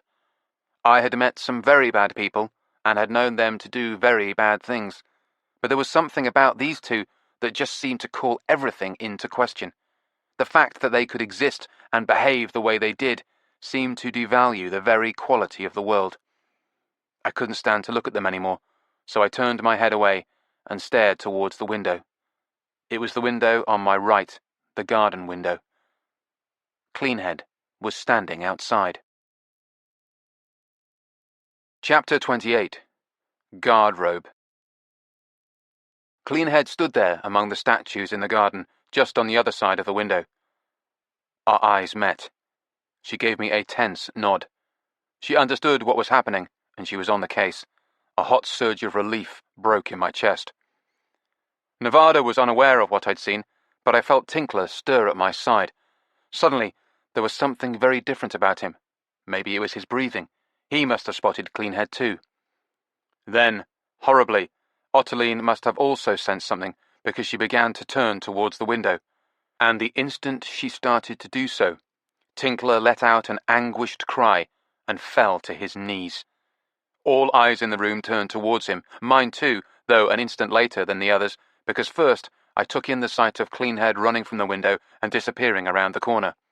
Only then did I turn to Tinkler. He was grovelling on the floor. "Please," he begged. "Please just let us go. Don't tell us any more. We won't tell anyone what you've said. Just let us go." It was, I have to admit, a great performance. In particular, I admired his voice, which was little more than a rusty croak, and he had completely covered Cleanhead's escape. Quick thinking, Tinkler. "Now, you know we can't do that," said Max Shearwater, shaking his head in a gesture of reprimand, as if to a naughty child. "We can't let you go, but what we most certainly can do is make the process much less unpleasant for you." "What process is that?" said Nevada. "You know what process," said Max patiently. "Killing us, you mean?" said Nevada coldly. "And how the fuck do you propose to make that less unpleasant?" "We have a supply of very pure heroin, and we shall administer a small injection to each of you." "Starting with the girl, I think," said Ottoline. "She strikes me as the troublemaker in the bunch." That will never happen, I thought. I'll never let that happen. They'll have to kill me first. I will go for them, and they'll have to shoot me with the... Then I realized the true nature of their threat about the shotgun. If any of us tried anything, the blast would kill all three of us. "Good idea," said Max. "We can start with her." Then he looked at me, and it was horribly as if he'd read my mind. Or maybe he just read the expression on my face. "But we know you love her," he said. The words were unimaginably unpleasant. It was true, but hearing this man say it was like having worms crawl around inside my head, exploring every contour of my skull, my most private places. "We know how much it will hurt for you to see her go," he said gently. "So we'll make sure we do you next. There won't be any delay. You won't have time to suffer." "Do both of them at the same time," said Ottoline. Max's face lit up. "That's a wondrous idea," he said. "Utterly brilliant, my darling." "Do them simultaneously. Then neither of them has to go through watching the other die first." Nevada and I looked at each other. Looking into her eyes was like looking into a furnace, with the rage and hatred for these people burning in them. "Utterly inspired, my love, and we shall record it. On video." "Of course we shall." They too were gazing into each other's eyes. I looked at Nevada. We were both thinking the same thing. Should we jump them now? Then we both looked at the shotguns and knew there was no chance. Max saw us looking at the guns, and perhaps again he followed our chain of thought. "That would be a horrible way to go," he said. "It would be quick, I suppose, but would also be unimaginably agonizing. Why would you do that when you can go out the other way? A simple, painless injection. I don't know if you've ever taken heroin, but if not, you're in for a treat." His voice took on a crooning, wheedling quality. "It will be the most luxuriant physical pleasure you will ever have experienced. You will literally dissolve, evaporating blissfully into the universe. What a way to go." He whistled and laughed. "I almost wish I was joining you," he said, and then he laughed some more, and Ottoline joined in. Their heads were close together, happy conspirators, and the sculpted head on the table behind them seemed to be leaning forward and listening, perhaps even nodding with approval. "So it's a heroin overdose," said Nevada. "Then what?" I had to admire her aplomb, even now. Max Shearwater spread his hands in a gesture of helpless mystification. "Who knows?" he said. "Who knows? But you will find out, you and your beloved." He nodded at me. "The two of you, and your friend." He lifted his chin to include Tinkler in the discussion. I suspect Tinkler would have been very happy to be left out of it. "You will all be setting off on a journey together into the final great enigma. Now, I am not what you'd call conventionally religious, but even I believe that something— No, said Nevada, shaking her head in disgust. I don't mean that. I have remarkably little interest in your surmises about the afterlife. I meant, how do you propose to explain our disappearance? We have friends and family, and they know where we are. They even know we were coming to see you. If you mean your friend with the shaved head, we already have a plan in place. My heart leapt at the mention of Cleanhead. Could they be aware of her out in the garden? My body suddenly crawled with warm sweat. Of course they couldn't. They wouldn't be sitting here casually chatting with us if they knew about Cleanhead. No, I don't mean her, said Nevada tersely. If you do anything to her, you're just compounding your problem. You'll have 4 disappearances to explain instead of 1. All of us have friends, family, connections. Cats, I thought, with stupendous irrelevance. But I imagined the furry little fools waiting at home for us, waiting forever, and the thought wrung my heart the way nothing else had yet. Perhaps because it was small enough to get in under my guard. It made the whole thing real to me in a way it hadn't been until now. My heart began to slam in my chest with such force that I could feel my blood in my toes and fingertips. My body wanted me to escape from this, prolong our survival, avoid the brutal, idiotic ending that was rushing towards us. But how? There's no way, said Nevada. There's no way all of us can just disappear. If you kill us, that will be the end of you both. You will be found out, and you'll both go to prison for the rest of your lives. How will you like that? Maybe you can turn your cells into installations. Man in cell, woman in cell, a final work of art. But a pretty fucking boring one. There's no way you can all disappear, said Max Shearwater. He smiled and looked at Ottoline. Do you want to tell them, dear, or shall I? You tell them. This is your project, after all. Max rubbed his nose and smiled at us. You've actually prepared the perfect method for us. To be fair, said Ottoline, it wasn't really them, darling. It was you. It was all you. Was it? I suppose it was, if you think about it. I suppose we did, when we lured you out onto the causeway just when the tide was coming in. You would have saved us all a lot of bother if you just let it happen to you then, said Ottoline. She sounded genuinely pissed off. Just stayed out there and drowned, you mean? Said Nevada. She was smiling at them. I hoped I would never have occasion to have her smile like that at me.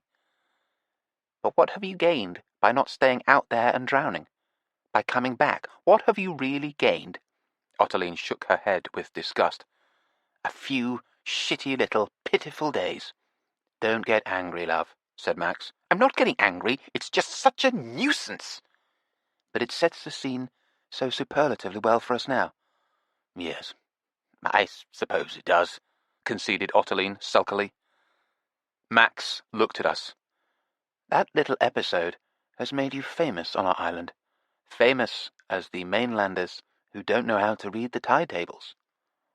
You're going to do that again, said Nevada. Well, we're going to process you here and dispose of your remains in such a way that no one will ever find them. But, yes, we're going to use that as the explanation. We're going to make everyone believe that you drove out on the causeway at the wrong time again. Drove out? Drove out in what? Our car has been totaled, Einstein, said Nevada. Oh, that's no problem, said Max good-humouredly. We'll just rent one for you online, using your phones and your credit cards. Get it dropped off here, no problem. We'll see that it ends up in the ocean in the right spot. I'm afraid you'll lose your deposit, though, he chuckled.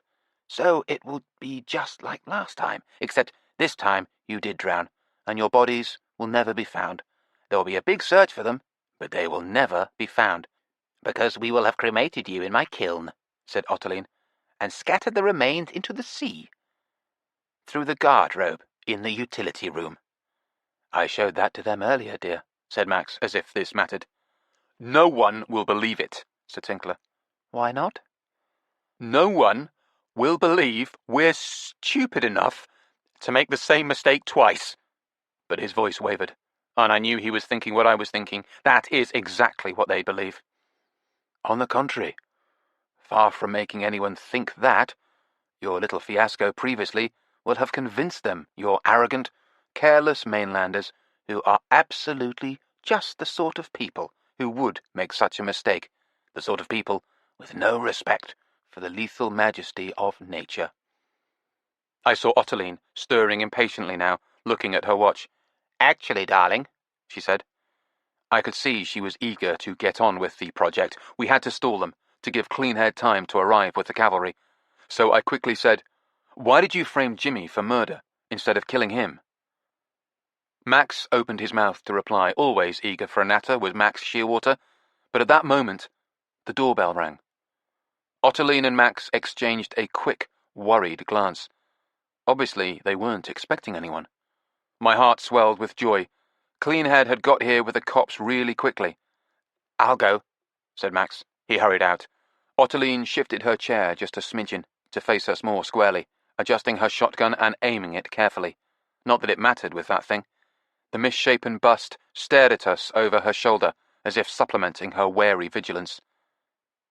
There were voices in the hallway. Max's and somebody else's, a male voice.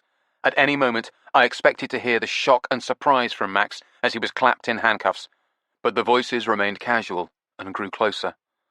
Max came back into the room with Stinky Stamner. Stinky smiled at us and said, "I knew they were here because I saw Cleanhead outside." "Cleanhead?" said Max. He had a companionable arm over Stinky's shoulder. "You know, the mixed-race girl?" "Oh, yes, of course, Agatha. Such a striking young lady."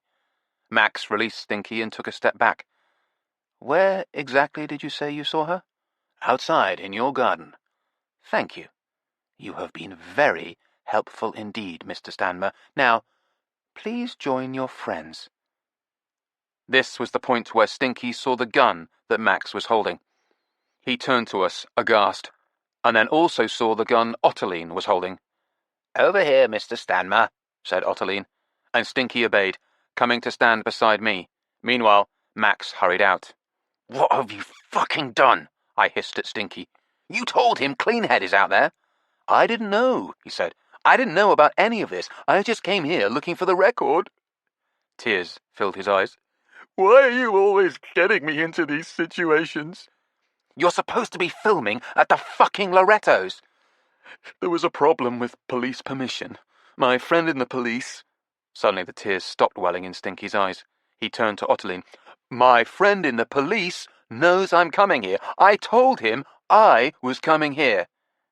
"No, you didn't," said Ottiline, with massive confidence. At my side, Stinky began to tremble. Full points to him for trying to lie, though of course lying was what Stinky did best. This time, he just hadn't been able to sell it, that was all. There was the sound of a door opening and closing, and a moment later Max came back in with Cleanhead at gunpoint. To her credit, she didn't look frightened, just disgusted. "I found her hiding behind Homage to Brancusi," said Max. He prodded Cleanhead, and she came over and joined us. The gang was all here. Max sat down again and looked at me. "Now, what was your question?" "About framing Jimmy," said Ottiline. She pronounced the word with contempt. Max shook his head. "That wasn't the plan. The plan was to have him commit suicide." He frowned, as if I'd made some critical remark in response to this. I know. It was the same scenario as with Pete and Sarita Loretto. Murder and suicide. That was its chief flaw. Repetition. A true artist doesn't repeat himself. I'm ashamed I even tried." "No, darling," said Ottiline fiercely. "It wasn't the same. With Pete and Sarita, she killed him and then committed suicide. With Jimmy and Valentina, it would have been the other way around. Husband kills wife and then himself. It wasn't repetition. It was a brilliant variation on a theme."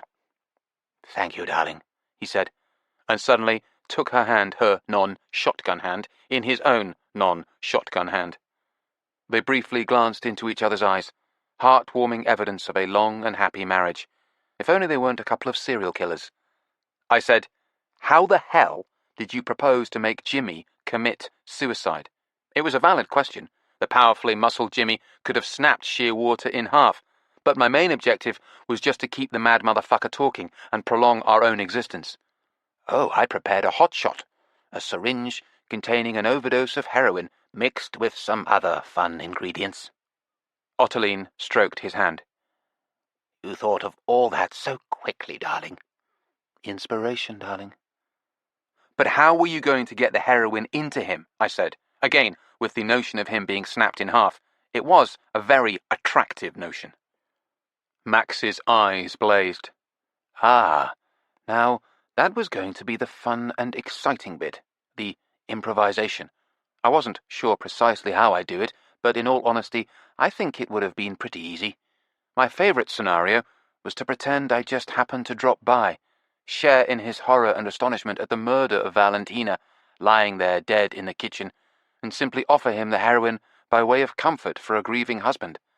Knowing Jimmy, he would have gone for it like a seal after a fish. Avoiding dealing with unpleasant reality was always his top priority, and when they found him lying there dead in the vicinity of his murdered wife, I think it would have gone down a treat. He sighed. But it was not to be, because that girl turned up on her bicycle, the bloody girl from the bloody pub, to collect the bloody herbs and bloody vegetables for their bloody kitchen. That stupid little slag, said Ottoline, the loyal helpmeet. I thought I heard something outside, luckily, said Max, so I crept to the kitchen window and peeked out, and there she was in the garden, helping herself. Then I turned around and looked at the kitchen table, the bowl that Valentina had been filling with fresh peas. It was huge. She couldn't possibly have been planning to use all those herself. It dawned on me that when the girl was finished in the garden, she'd be coming in here. And at that moment, what do I hear but the sound of a car? It's only bloody Jimmy. I hear him come in and start bellowing to Valentina, shouting obscenities about his shoes. Then he slams the front door and drives away again. This would have been Jimmy retrieving his wallet from the coat hanging in the hallway and storming off to go for a drink at the Sea View, where Nevada and I had found him later that evening. Max shrugged. So, that was that. Jimmy had come and gone, and it was only a matter of time before the girl came in and found Valentina. So I just slipped away quietly. He paused and sighed wistfully. All a bit of a mess, I fear. But then, that's the risk you run with improvised works of art. Then he smiled at Stinky and said, This one is going rather well, though. Plenty of room for 5 in a Land Rover. He looked at Ottoline. Mr. Stanmer drove up here in his Land Rover. Very handy, said Ottoline. We won't have the bother of renting a car for them now. She checked her watch. We'll have to move soon to catch the tides, though. What will your daughter think? Said Nevada. Maxine will never know about any of it, said Max, sounding a little exasperated, explaining the obvious to a dull pupil. Like I said, she found out about the money, but she never knew about any of the killings, and she never will. I realized why Nevada had started this line of questioning. Because, standing there in the living room doorway, was Maxine Shearwater, and she'd heard everything. Her presence was explained by the bag she was carrying.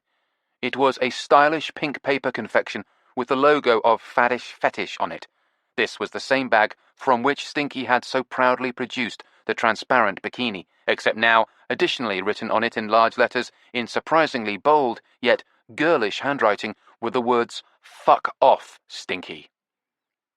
A welcome phrase, and one indeed which, if we'd had a coat of arms, perhaps featuring 2 cats, rampant, would have been our family motto.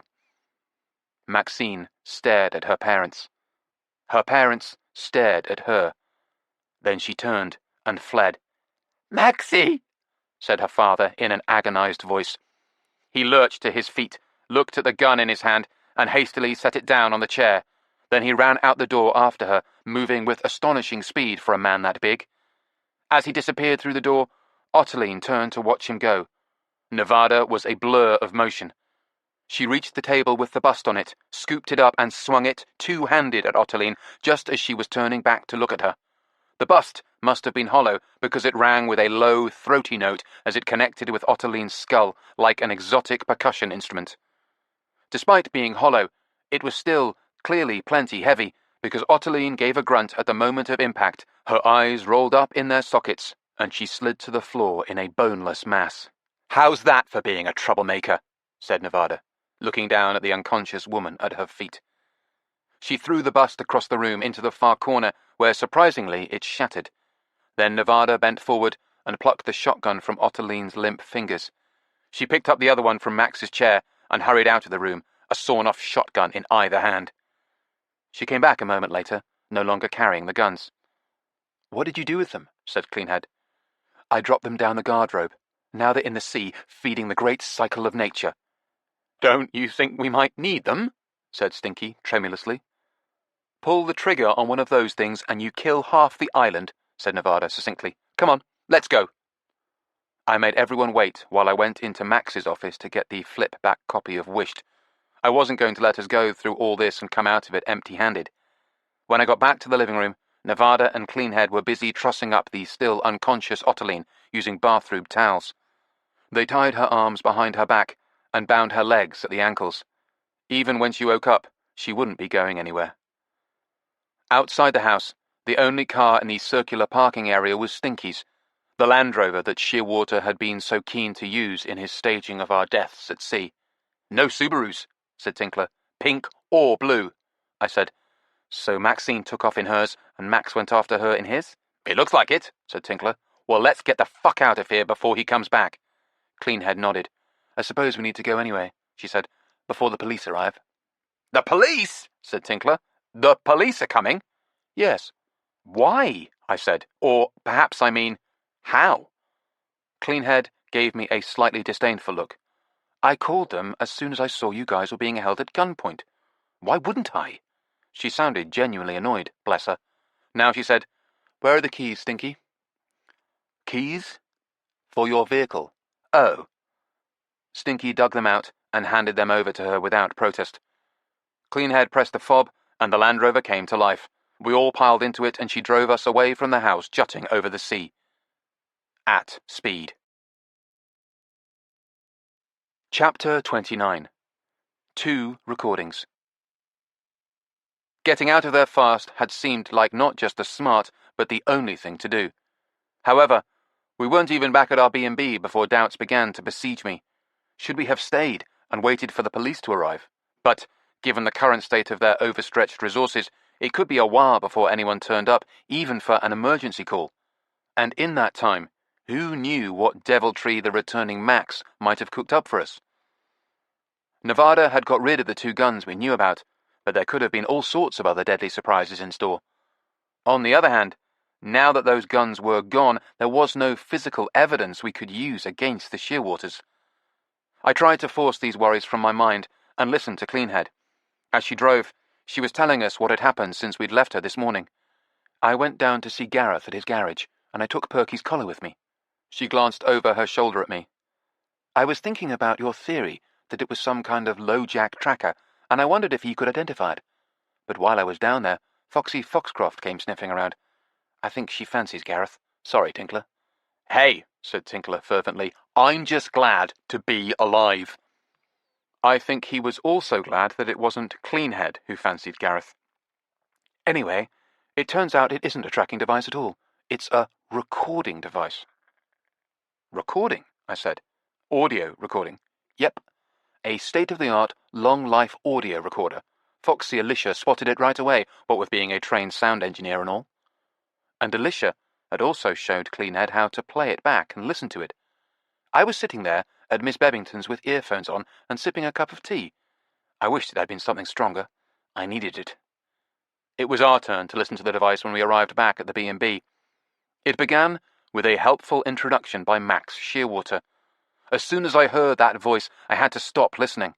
It had only recently been telling me, in its mellow and measured tones, how he was going to kill me and everyone I cared about. "Too soon?" said Cleanhead, as I pulled the earphones off. I nodded. She looked at Nevada. "Do you want to go?" Nevada shook her head. "I'm with him." We were sitting out in Miss Bebbington's garden, and had been since we'd got back. We'd been enormously relieved when, living up to her reputation as being the island's leading nexus for gossip, Miss Bebbington had reported to us that the Shearwaters' house was crawling with cops. No one quite knew what was going on, but there were still police arriving from the mainland, some in a helicopter. Well, that was that. Even so, I found that I didn't want to be inside just at the moment. It seemed too easy to be trapped if you were inside. Outdoors, there were plenty of directions in which one could flee. I was hoping this feeling would pass away before bedtime, otherwise I was going to be sleeping wrapped in a blanket under the stars. The others seemed to feel much the same, and Miss Bebbington brought our supper out to us, and we ate al fresco, and then worked our way through a couple of bottles of the good wine that Nevada had brought with us. The best wine, she said. No point scrimping or hoarding when one has just been reminded of one's mortality. Can one have a bit more wine in one's glass? Said Tinkler.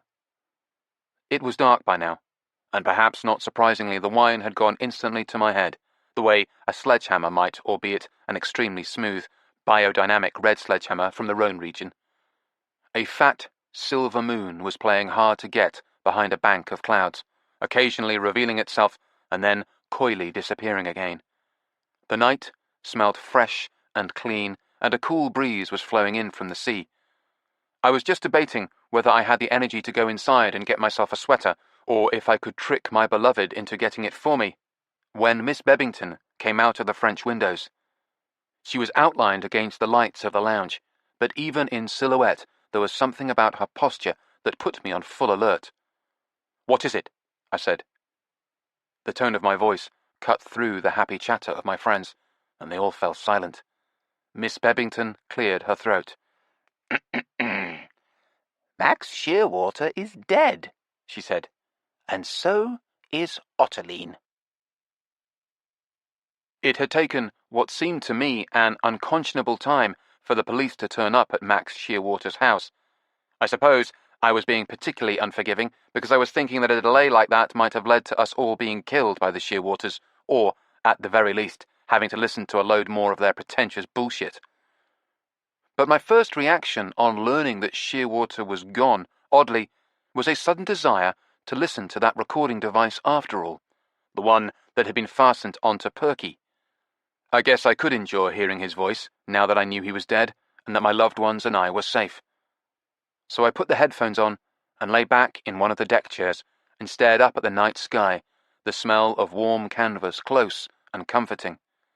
Nevada poured a brimming glass of the Chapoutier and brought it to me, then went back and sat on the grass with the others. The murmur of their conversation provided a faintly audible background to the recording, what I suppose Max would have called a sound bed.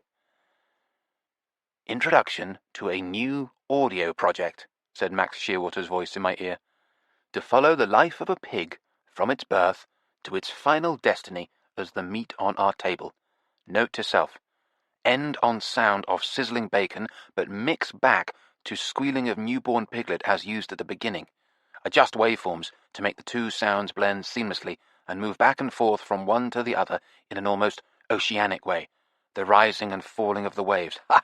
The rising and falling of the wave forms, until the listener is unable to tell if he is hearing the beginning of the pig's journey or the very ending."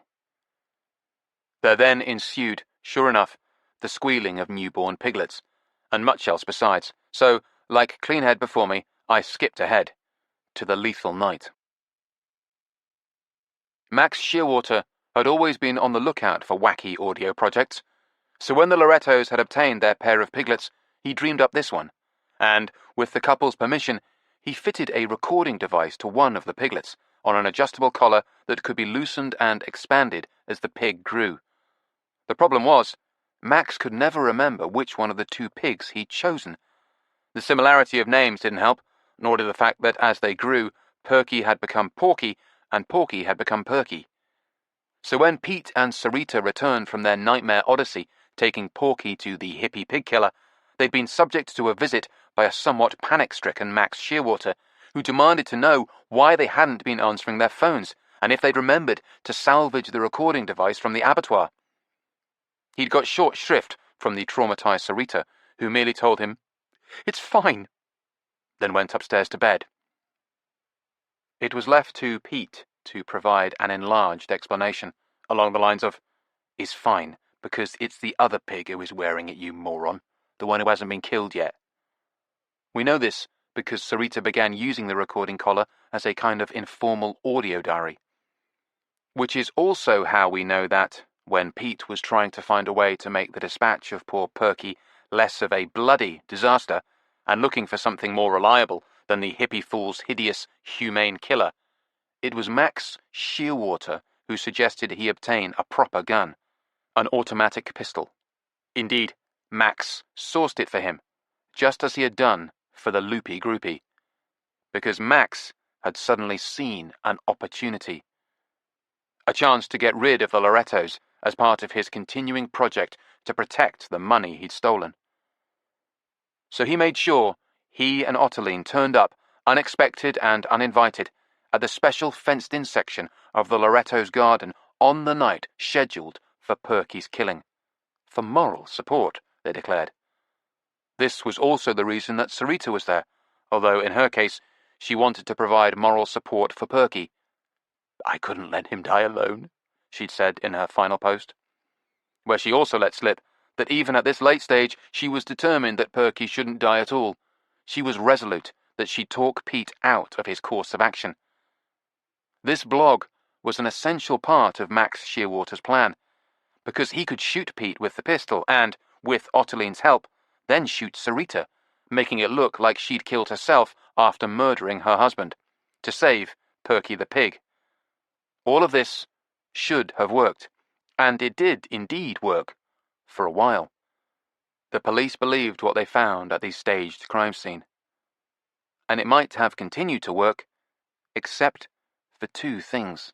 Perky, panicked by the shots, escaped, surging through the fence as though it wasn't there.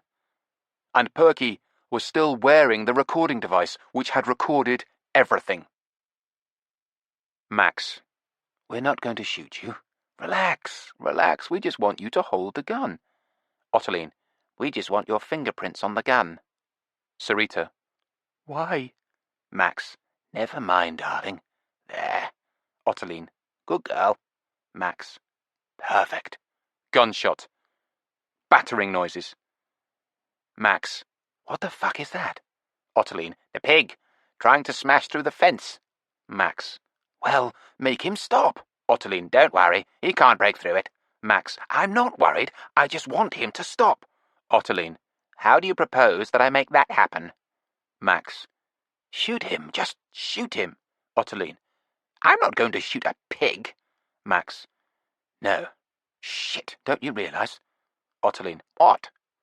Max: "I forgot." Ottiline: "What?" Max: "He's still wearing the recorder." Ottiline: "But it's not on, is it?" Max: "Of course it's fucking on. It's on all the time."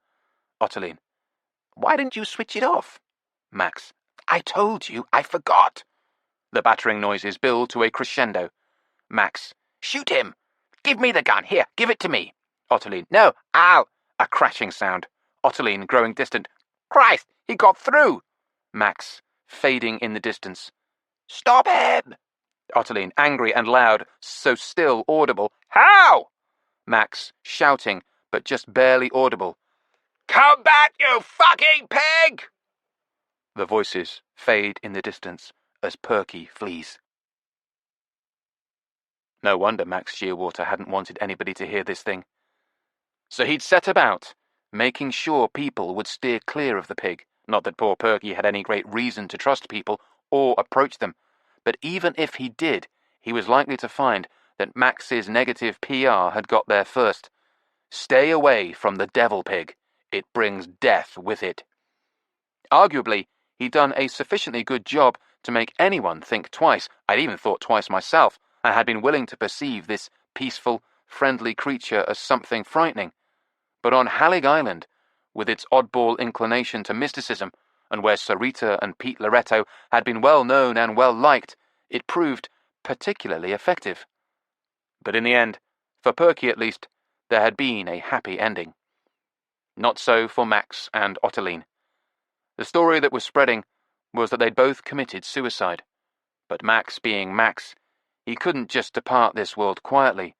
So instead of leaving a note, he'd filmed a farewell message, and then released it on the internet, of course. He'd gone to some trouble to stage the affair, with contrived lighting and a carefully chosen camera angle. He was sitting on a sofa in their living room overlooking the sea. Indeed, he changed the angle of it so the windows and sea view were visible in the background. Nice composition, Max.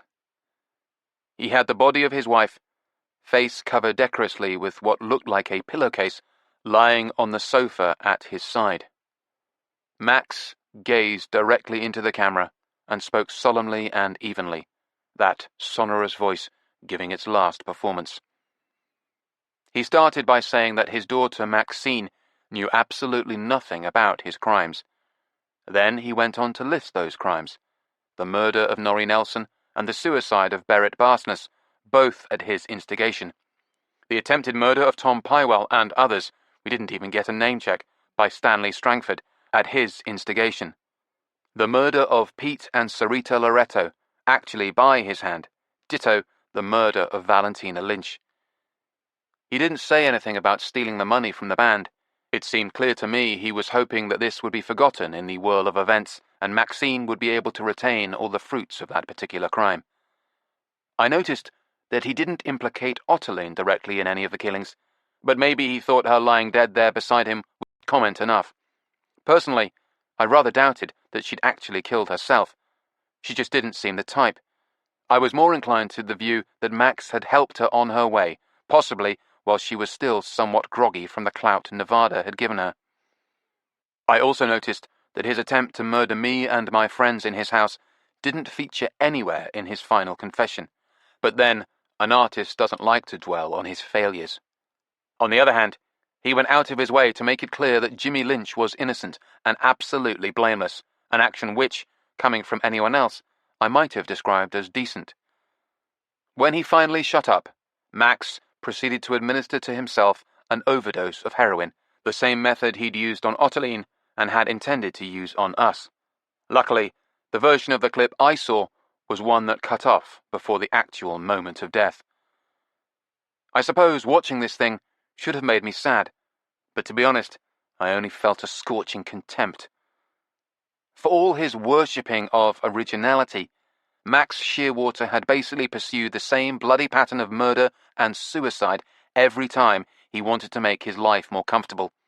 He'd even used, or tried to use, the husband-wife murder-suicide 3 consecutive times, if you included his and Ottoline's final bow.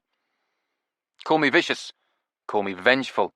I like to think that this awful fact dawned on him, with all its irrefutable proof of his ultimate mediocrity, just as he put the needle in his arm and pushed the plunger, and thereby entirely spoiled his blissful evaporation into the universe.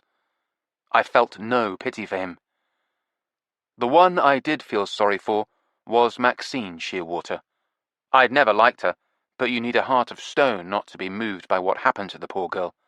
Her parents may have been homicidal lunatics, but they'd been her parents, and by their own admission had been careful to hide from her any evidence of their more hideous transgressions. And she'd not only lost both of them, she'd had to endure the hellish firestorm of publicity that ensued. I wouldn't have wished that on anyone. And there was one other thing. As I understand it, when Max Shearwater rushed out of the house after his daughter that day, he found her, and spoke to her. And then he went back home and killed his wife and himself. What exactly did Maxine say to him that sent him home to do that? Whatever it was, I was glad it wasn't a burden I was carrying. Chapter 30. Kind of Red. The next day, we all felt pretty low, as you might imagine, but Cleanhead said she had something that would cheer us up. So we trooped down with her along the seafront and up a side road to Gareth's place of business. The man himself was standing outside by the closed door of the garage with a big smile on his bearded face. He was genuinely pleased to see us, and not just Cleanhead and Nevada. His truculence to me, so marked at the Viking funeral, seemed entirely gone. Perhaps Cleanhead had told him about the near-death experience all of us had just been through, and he was cutting me some slack. Or maybe she'd told him about the saga of Perky, the strictly non-demonic pig, and he was doing some hasty Mormon hipster backpedaling. Anyway, he smiled that big welcoming smile and rolled open the doors of his garage. Inside was a car, which was not surprising. What was surprising was that it was a Volvo DAF, just like Tinkler's old one, except this one was red, a rather odd shade of red, kind of red. So this was what all the conspiratorial business between Cleanhead and Gareth had been about. As we stared at the little red car in stunned silence, Cleanhead said, "We found one pretty quickly, the right model and year and everything, but it needed some work, so it took a little while before we could spring it on you." She looked at Tinkler. "It's even got some of your old car's parts in it, so it contains some of kind of Blue's DNA." "What a sweet gesture," said Nevada. There were tears in her eyes, and mine too. Also Tinkler, of course, and possibly even in the eyes of our hip Mormon friend. Not so Cleanhead. She merely grinned. "I'd just like to have access to a car I can drive really fast, backwards." She threw the keys to Tinkler, who for once in his life managed to catch something in mid-air. "And you have to pay for it all, of course, Tinkler," said Cleanhead. "But of course!" It may not be entirely surprising that we checked the tide tables about 27 times before we drove back across the causeway to the mainland. Luckily, we were able to set off very early the next day and then do the entire drive back to London in one hit. Well, I say we, it was Cleanhead who drove all the way. It was late evening, with the sky just darkening to night, when she dropped us off in front of the Abbey, then set off to Putney to drop Tinkler and collect her taxi. Nevada and I walked the last tiny distance towards our house with our bags. There was a little cry from the darkness, and Fanny emerged from the patch of lavender beside the electrical junction box on the corner of our estate. She fell in beside us, making a running commentary in her squeaky voice as if offering a list of complaints about how she'd been looked after while we were away. As we approached our house, there was a rustling in the dark jungle of foliage opposite, and Turk came streaking out, dodged in front of us, dropped low and squeezed under the gate before we could open it, running to the door of our house, where she turned and began, like Fanny, a long and complicated monologue. "Now, girls," said Nevada, taking out her keys, "I'm sure Auntie Maggie can't have treated you that badly." Fanny immediately gave a high-pitched squeak, and Turk simultaneously emitted a loud and sour yowl, as if by way of firm contradiction. Nevada laughed and opened the door, and we all went inside. Human nature being the ghoulish thing it is, the sensational death of the Shearwaters and the gruesome revelations of their murder spree led to a huge surge of new interest in Black Dog and their music. This meant that Tinkler's copy of Wished, which in the end we'd got for nothing, if by nothing one means at the risk of very nearly losing all our lives, was suddenly worth a solid blue-chip fortune, right up there with an original vinyl pressing of Prince's Black Album. And, with renewed sales of the Black Dog back catalogue, money flooded into the surviving members of the band, Tom Pywell and the widowed but now exonerated Jimmy Lynch, and also, and most especially, Maxine Shearwater.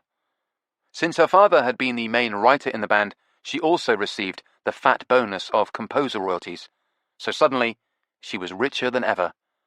Any enmity I'd felt towards Maxie had vanished when I saw the legacy she'd been landed with. Also, she had saved all our lives. But I came to positively admire her for what happened next. She dropped a financial bomb on herself by volunteering the information that her father had swindled the other members of the band out of a fortune when he had pretended to burn the cash and absconded with it. And she went on to announce that she wanted to pay back the money and was already in negotiations with Tom and Jimmy and the Loretto's estate about coming to a settlement. Max Shearwater's trick with the money had been fraud, which is a crime, but when Max died, the crime died with him, and so did any possibility of criminal action against his next of kin, which was Maxine. However, Maxine was still exposed to civil action for any fraud her father had committed, so a cynic might have said that coming clean and settling was just good business, heading off any lawsuits, and striking a more advantageous deal. Plus, it was a smart PR move, both preemptive and good publicity. But I didn't think it was like that at all. I'd often wondered, as I'm sure everyone was supposed to, about Maxine's tattoo. What exactly the snake was whispering in her ear. Maybe he just told her to do the right thing. Epilogue. One morning I was in the kitchen, summoning the moral strength to make some real coffee, when I heard a noise, which at first I thought was Turk cursing at the big fat grey squirrel who sometimes invaded our back garden. It sounded very similar, vehement, impassioned, wordless, and threatening major mayhem if circumstances were only slightly different. But it wasn't Turk. It was Nevada. I went to see what was wrong. She handed her phone to me without a word. On the screen was a tweet announcing a major new music festival to take place next summer on Hallig Island, called Drowning Man, and under the auspices of Stinky Stamner, of course.